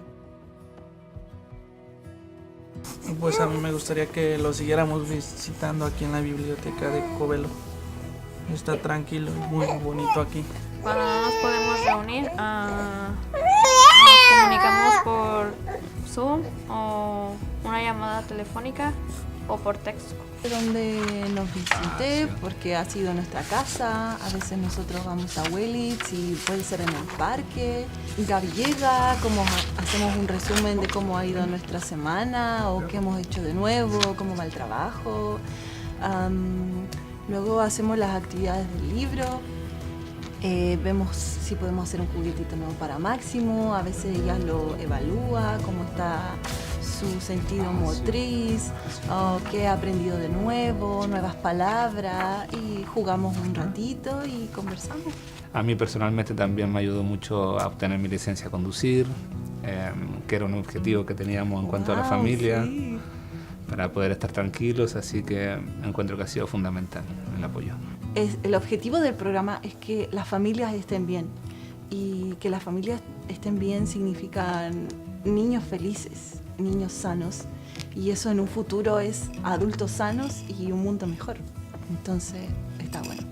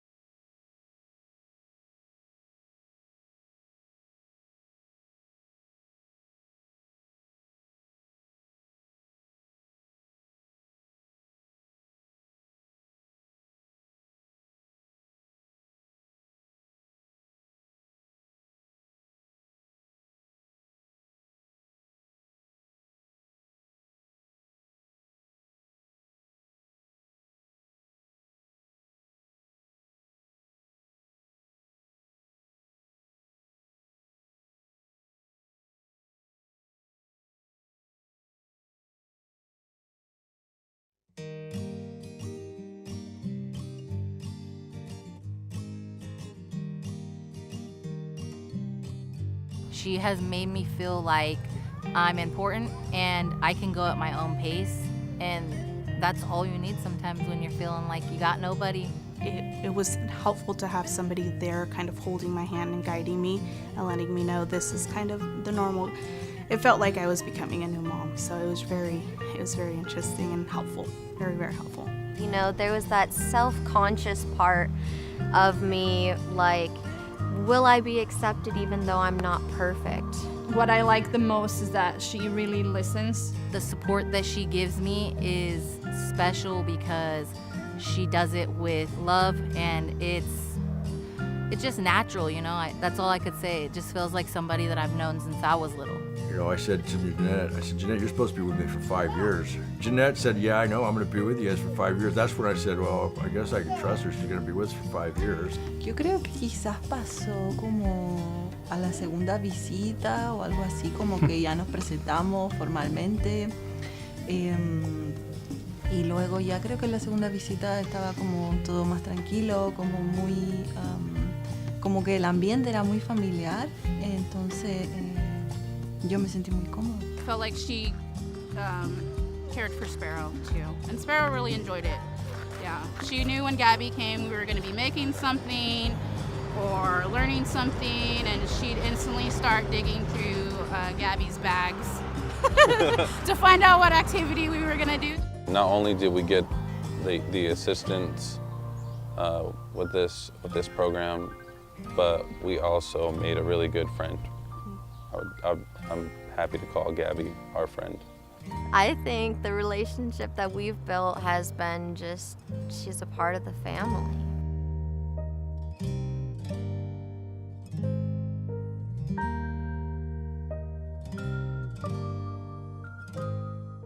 Are you prepared? We're the Office of Emergency Services, and we're committed to providing the most up-to-date and accurate information so that you and your family can stay safe during an emergency. Visit mendoready.org. It's our one-stop shop for emergency information. You can sign up for emergency alerts, find your pre-established evacuation zone on our current emergencies map, and find hazard and preparedness information. Imagine you're faced with a disaster such as a wildfire, and you're ordered to evacuate. I'll bet you wish you had more time in that moment. Now's your chance to buy yourself that time. Sign up for Nixle and Mendo Alerts on our website, mendoready.org. Do it today. If you want your family to be as resilient as possible, it's important to take some time today and visit mendoready.org, where you can look up your pre-established evacuation zones on our current emergencies map. You can also find important tools to help maintain your situational awareness, such as the Alert California wildfire cameras and the Caltrans road conditions cameras. We hope you'll take some time today to prepare so that your family can be Mendo ready. Thank you.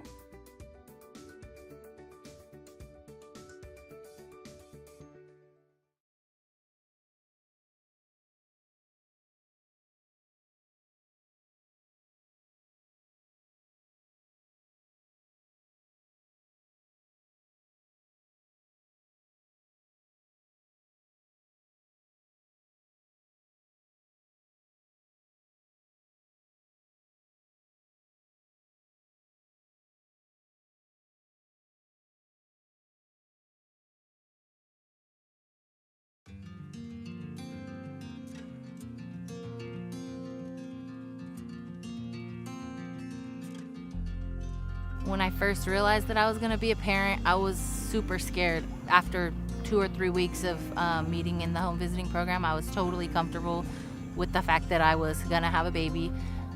Yes, I was still scared, but at the same time, I felt like I had some sense of strength behind me. If I didn't have those resources that Jeanette provided me, I think it would be harder now. I got into the program and I realized, like, oh, this is nice. And now look at me, I work at a family resource center with parents and families, all this stuff. I'm so grateful that I got the opportunity to meet my home visitor, because without her, I think that I would be 10 steps behind from where I'm at right now. Pero pues aquí pues ya los enseñan un poquito más cosas que uno no sabía.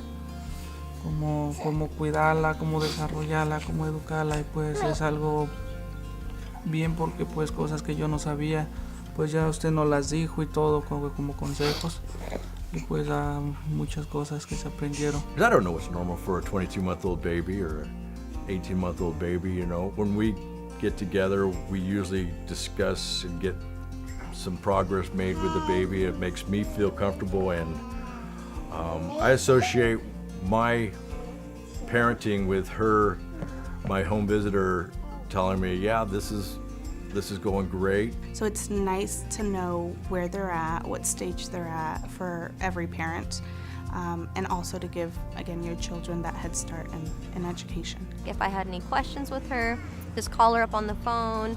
You know, it was very relatable, very personal.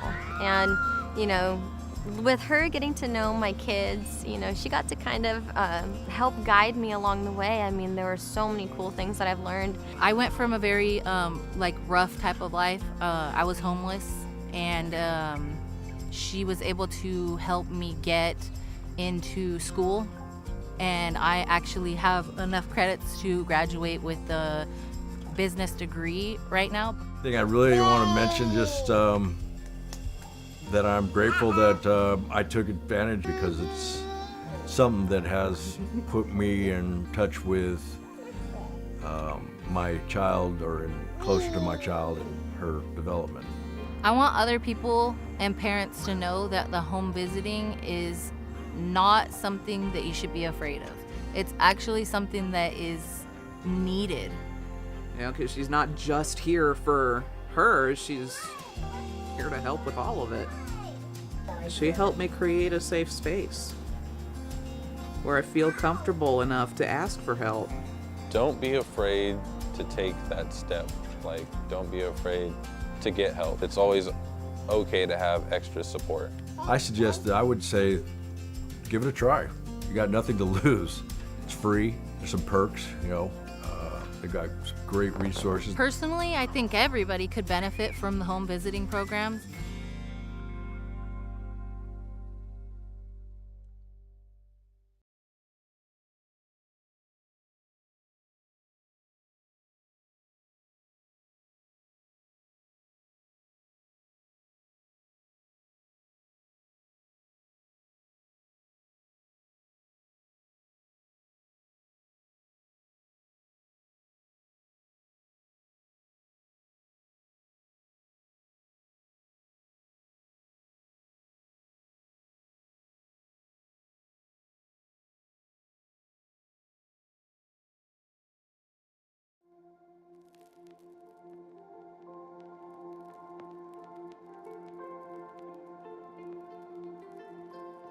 I realized that my life was going to change dramatically in ways that I did not know or understand or even comprehend. I was going to have to really go to the well and become accountable and adjust to a lot of things differently. Que queríamos era que naciera, ya, sí, ya quiero tener, entonces ahorita lo que tenemos es aprovecharla, quererla y cuidarla lo más que se pueda.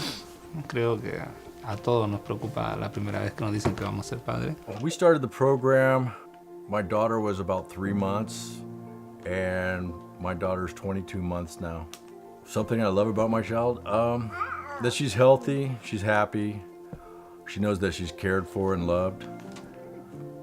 Those are some of the things that I wanted to make sure that she had, and she has them. I'm happy today with my daughter. She's the greatest thing in my life, and I'm glad to wake up and see her, and everything I do it for her. Sí, bueno, yo también vengo de una familia separada. Creo que por eso también me motiva a estar más presente con él, de quizás también estar de la forma quizás que yo no la tuve para Máximo, y también comprender que el padre no solo es el que pone los límites y las reglas, sino que también está ahí para hablar, acompañar, regalonear, jugar, cosas lindas también, no solo ser el guía para el niño, sino que también un compañero de vida. I was more of a elated and thankful, because for 3 months I was in baby land. And when you're in baby world, you're you're just kind of flying by the seat of your pants and hoping that you're just supportive in the ways that you can be supportive. Pero pues aquí pues ya los enseñan un poquito más cosas que uno no sabía. Cómo cuidarla, cómo desarrollarla, cómo educarla, y pues es algo bien porque pues cosas que yo no sabía, pues ya usted nos las dijo y todo como consejos, y pues muchas cosas que se aprendieron. Bueno, creo que por mi parte esperaba algo totalmente diferente, como un programa más frío, por decir algo, no tan cercano a la familia, sino más bien un programa de estado programado para la ayuda solamente. Y a través del programa nos hemos dado cuenta que también pasa a ser una familia con nosotros, porque nos apoya en los momentos difíciles o cuando nos hemos visto en dificultades. Siempre nos hemos podido apoyar en Gaby a través de su programa. Encuentro que ha sido fundamental el apoyo. My experience has been nothing but positive. Annette has been wonderful. She's on time. She lets me know if there's going to be any changes in the schedule. Not only did we get the assistance with this program, but we also made a really good friend. I'm happy to call Gabby our friend. I still feel the challenge of being a parent now in today's world is immense. I think that you need support. Es un gran apoyo para nuevos padres, y más aún si están en nuestra situación, que somos extranjeros, que nuestra familia y amigos, como dice Carla, están en otro país, lejos. Entonces sí, viene muy bien el programa para apoyarse tanto emocional y como anímicamente, y bueno, en varios aspectos del programa, que nos ayuda a seguir adelante con esta nueva aventura. Don't be afraid to take that step. Like, don't be afraid to get help, because you might think that you know what you're doing, but it's always okay to have extra support, and don't do it alone. Give it a try. You got nothing to lose. It's free. I'm grateful that I took advantage, because it's something that has put me in touch with my child. Out of closed session, there was no reportable action. Meeting adjourned.